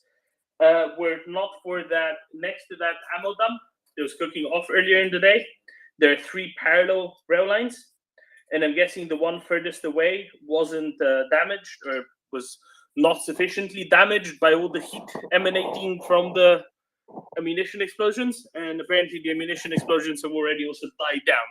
Otherwise, they wouldn't really be taking people past there. So that's, bad news for Ukraine, good news for Russia, whatever. In this particular case, but you're right. So bus replacement rail service, rail replacement bus service is a thing. It is the 4 most dreaded words in the ear of anybody who's traveling by rail anywhere, usually. But it was more of a case that people in Simferopol earlier today, while we knew that rail line was closed, were still turning up at the rail station and waiting on the rail platform for a train that couldn't actually take them out of Crimea and into Russia. And that's what was notable, I think, the sort of lack of awareness, but also the lack of communication by the occupation authorities. And that's something that sort of piques my interest. It's not that usually, it wouldn't happen, but obviously, when there is an accident on the rail line, it kind of gets stuff organized, or if there's planned works on the rail line, it gets stuff organized. If the giant ammo dump next to the rail line suddenly cooks off because somebody set it off, they're remotely or more closer rather than remotely, that is a less normal thing to be doing. Where were we? But yeah, you have the right sort of thing there, Prince. Absolutely, George. Will the Russians be using the S-300s as surface-to-surface missiles? Because they've used those before. So maybe that's why they've moved a lot of them into that area with the other missiles. Because they're pretty much useless so far in shooting anything else down. So maybe they opted to move them into their secondary role. I have to correct you there, George. Russian S-300 systems have shot down at least half a dozen Russian fast jets this far. So, give them the credit, right? Well, that's because the Russian jets are close. I mean, they shoot them down on takeoff, so that's not too difficult, right? Well, I think it's usually when they come into land, actually, but the same difference. Yeah, say within 15 kilometers, right? Yeah, exactly. What I want to highlight is you're probably actually correct, because there were reports of a number of S-400 as well as S-300 launchers going there, and it is quite possible that they might be using the S-300 as ground-to-ground if they have plenty of S-400s in the area to serve as ground-to-air, right? That makes sense. Makes sense to me anyway. I don't see in their minds what they're planning on doing, but if they're trying to use those together with the Iskandars and the like, I wouldn't be exactly surprised. I'm sure that, we're not the only ones that are thinking about this. Obviously, Ukrainians know. I think what their plan will be to try to overwhelm the air defenses in the north of Ukraine and see what can get through.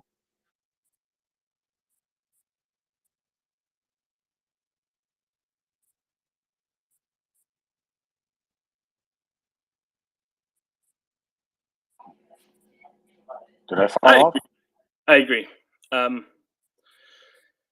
I don't know. I still wonder how good NASAMS and the like are at taking down S-300s in the ground-to-ground mode. I don't know what the parameters are, but it's just something that I believe. Yeah, I don't think we should be relying on NASAMS when it comes to that kind of affair. That is not the relevant category. Axel, you don't think that they would be able to engage those? I don't think that anti-air missile systems are reasonably helpful in deterring or degrading or taking out other anti-air systems. I think it's a waste of ammunition and a waste of their capacity, and you expose them to counter battery fire and disclosing their position. I would not want to do that. No, I'm talking. I guess I'm maybe misunderstood. I'm talking about them using the S-300s as a surface-to-surface missile. So not as. So if they let's say target Kyiv with S-300s as a surface-to-surface system, wouldn't the nations be able to engage the incoming warheads? They will be. Yes, that's what they're for.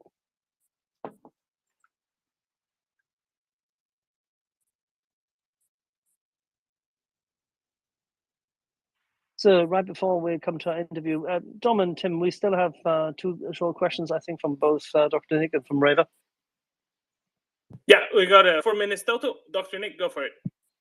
I was just going to say in relation to Belarus that it's not, I know that there's this buildup happening, but I don't see how Lukashenko could possibly allow it to go forward. If it does, it's going to end up spelling the end of his regime, because it's wildly unpopular, as we've seen before. We've been here twice already. I know not with quite the same type of buildup with Russian munitions.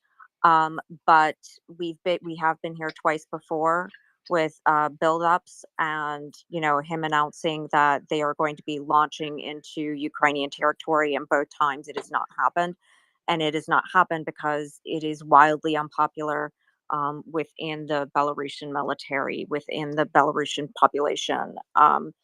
And he absolutely knows that his regime will fall. So I predict that either he's going to find a way to back out.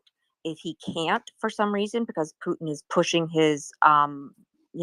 pushing him too hard, then it will, again, it's just going to spell the end of his regime.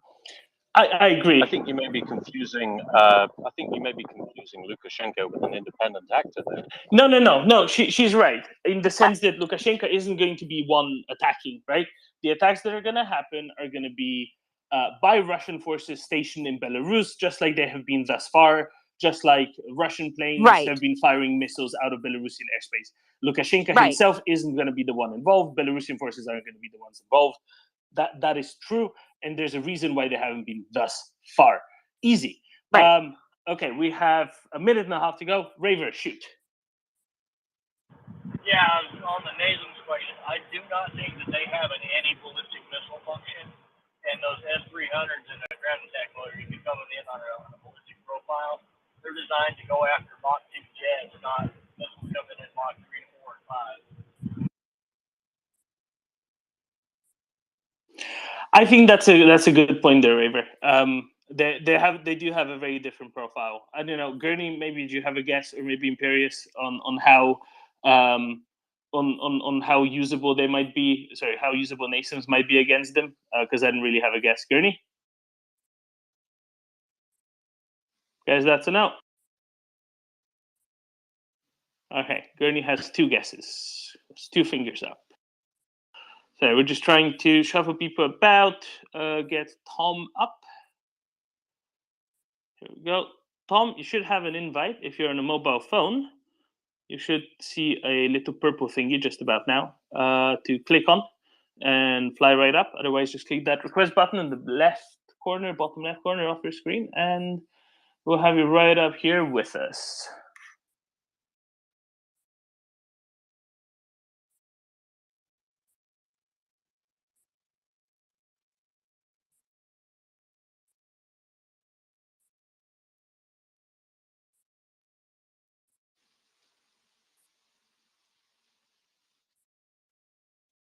Excellent. Right on cue. There we go. Now that's some punctuality. Better than those damn Aussies. Here's a favorite Kiwi of ours. Tom, good evening. How are you doing? Can you hear us?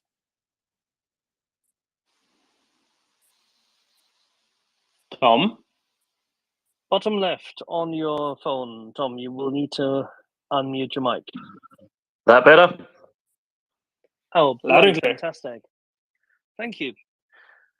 Alrighty, we've all been singing your praises already, that you've been in country for a number of months.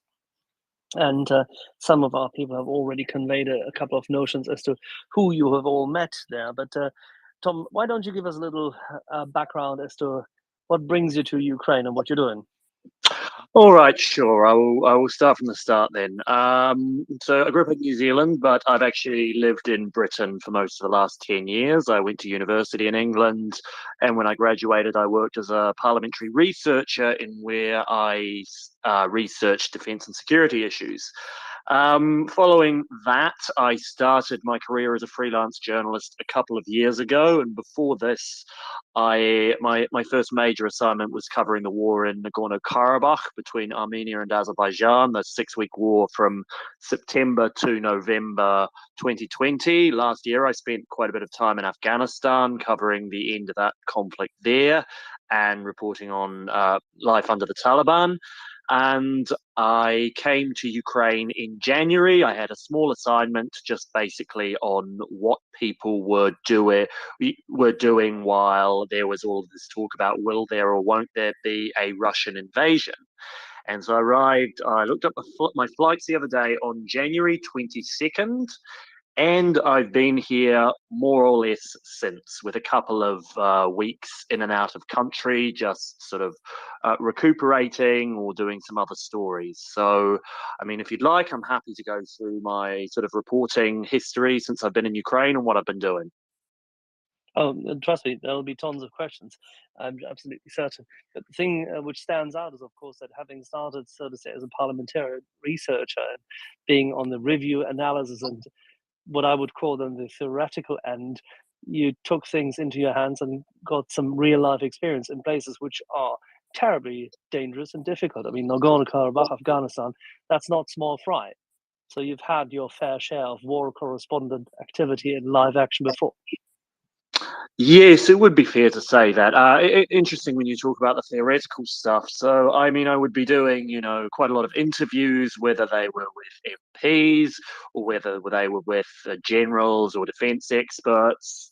At one point I interviewed the head of the British Army. At another point I interviewed Gavin Williamson back when he was Secretary of Defence for a book project. But I kind of got a little bit tired of talking to all of these kind of high-ranking people in posh hotels in SW1 in central London. And I was like, I still don't feel like I have any idea of what it actually feels like to see these issues with my own eyes. So I decided to become a reporter, and I haven't really regretted it or missed my old life ever since. I find it much more engaging and much more rewarding, and I feel I can do much more help when I'm actually here on the ground, because you see and hear and discover things that there simply is no substitute for. Yeah, and contrary to some people who, as say, media correspondents have been hovering about predominantly in Kyiv and in very safe areas, I understand that you and some of your colleagues and friends, who've actually, some of them have been with us, such as Caleb Larson, actually, you've seen what John Keegan wrote as the face of battle. Well, I've certainly gotten pretty close to the action on a number of occasions. So I spent about 3 weeks in Kharkiv. I did a documentary there about what was going on, the life there. And at one point in that, we went out with the Ukrainian army when they were making a push to liberate some of the villages. Now, as most correspondents who've been on the ground in Ukraine know, it's pretty rare that you will actually get access right to the front lines, right to that face of battle that we call. But, they did take us out to where there was an artillery exchange, and we basically had Ukrainian rockets literally flying almost directly over our heads from a position that we hadn't noticed, about 50 meters away. We would see kind of helicopters going back and forth. And also I was in the Donbass during the Battle of Severodonetsk. Once again, they took us right to the bridge where we could basically see all of the bridge between Severodonetsk and Lysychansk, right where we could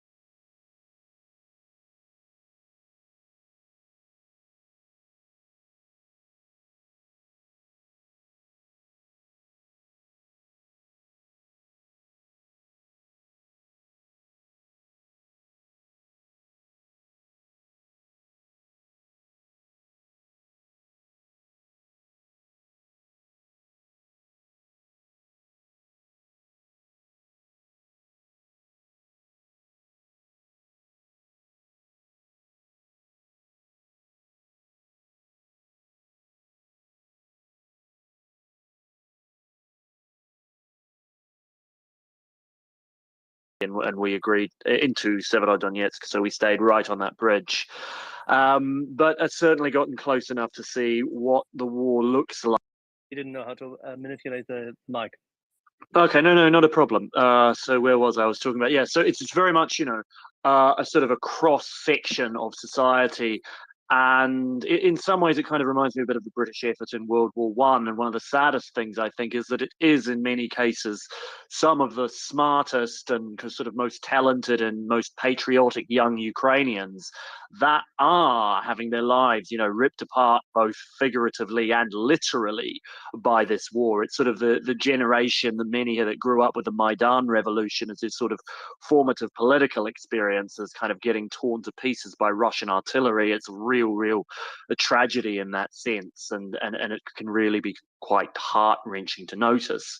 And what we know about, for instance, the Russian army is that the Russian army tends to take most of its soldiers from like to the sort of the kind of the dregs of its society, the poorest and the most backward areas. Not that excuses any of the atrocities that we've seen, but it's very clear there's a big difference between the two armies. I think the saying is a Polish saying, actually, that we in World War II, that because it was sort of the flower of their youth that was sent to be killed, we fought our enemies by shooting diamonds at them. And I couldn't help feeling that summed up a lot of what I saw in Donbass as well. It sounds terrifying always, but then again, this is the experience I think many armies have made in the First World War, where generations of men have been lost who could have been poets, scientists, engineers, teachers, just husbands and fathers. At that point in time, obviously overwhelmingly men. Now, when you see the Ukrainian armed forces today with this cross-section of society and actually fighting them, both the regular army, now with all its volunteers, and then the territorial defense forces, they don't show their exhaustion often when they're on the phone with us. But you've seen them in combat. I've seen many photos, be it from Bryce Wilson or from Guillaume or the other chaps. It seems that the typical toil of war wears heavily on them, and they still get up and fight. How do you see them, and how do you see them behaving? I mean, that's completely fair enough. I think the toil of this war would take a toll on absolutely anybody who was fighting in these sort of conditions. I do remember one major that we met. I think he was from Donetsk. He'd first picked up a weapon in 2014. And he was about 33, and he looked his age, but except for his eyes, there was just this incredible weariness just written all over him.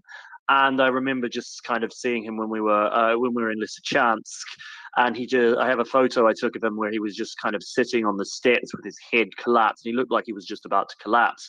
Yet I have absolutely no doubt that on probably about 2 or 3 hours sleep the next night, he would have gotten up and fought just as normal.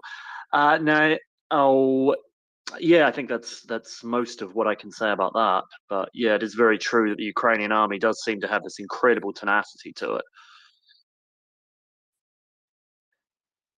Now, when you were there in Donbass, you saw heavy shooting, shelling, but also small arms fire. You, in a call earlier, you highlighted that you saw a car approaching to you, where evidently that car had small arms holes, right? Yes. So this was towards the end of May. We were on the road. It was very close. It was just outside Solidar, actually. And this was a day where there'd been a report that there'd been a big Russian push through from Popasna that had managed to break through a Ukrainian line. And we spoke to a press officer there who was like, yeah, we think the Russians are within about 4 or 5 kilometers of Solidar. And this was, I believe the road was going from it was about halfway between Solidar and Bakhmut. And yeah, we saw this kind of white van limping towards us, and you could clearly see that there were bullet holes there. And so, that's obviously very important, because it means that effectively the Russian Ukrainian armies were within small arms fire of each other at that point when, according to the maps that we'd been seeing, the Russian army was supposed to be more, about 10, 20 kilometers away. But yeah, That's it. It's not like we actually we could hear artillery fire during that period absolutely constantly. We could see it kind of going off around us, but we didn't see any actual sort of engagement between troops and small arms fire. We literally just saw that van. Now, how could that be mistaken for something else? Well, yeah, I know where you're coming from here, but I mean, there were, maybe if it had just been me, I could have, misinterpreted it. I'm not an expert in identifying, particular types of marking, but there were 4 of us, a Ukrainian driver and 3 journalists, and we all got exactly the same impression from this car. So I'm not sure how it could be identified as anything else, particularly by people who weren't there to see it. That's funny that you should say that, because my Latin teacher or my English teacher both would have said the same thing in school: pars pro toto, meaning one part for the whole.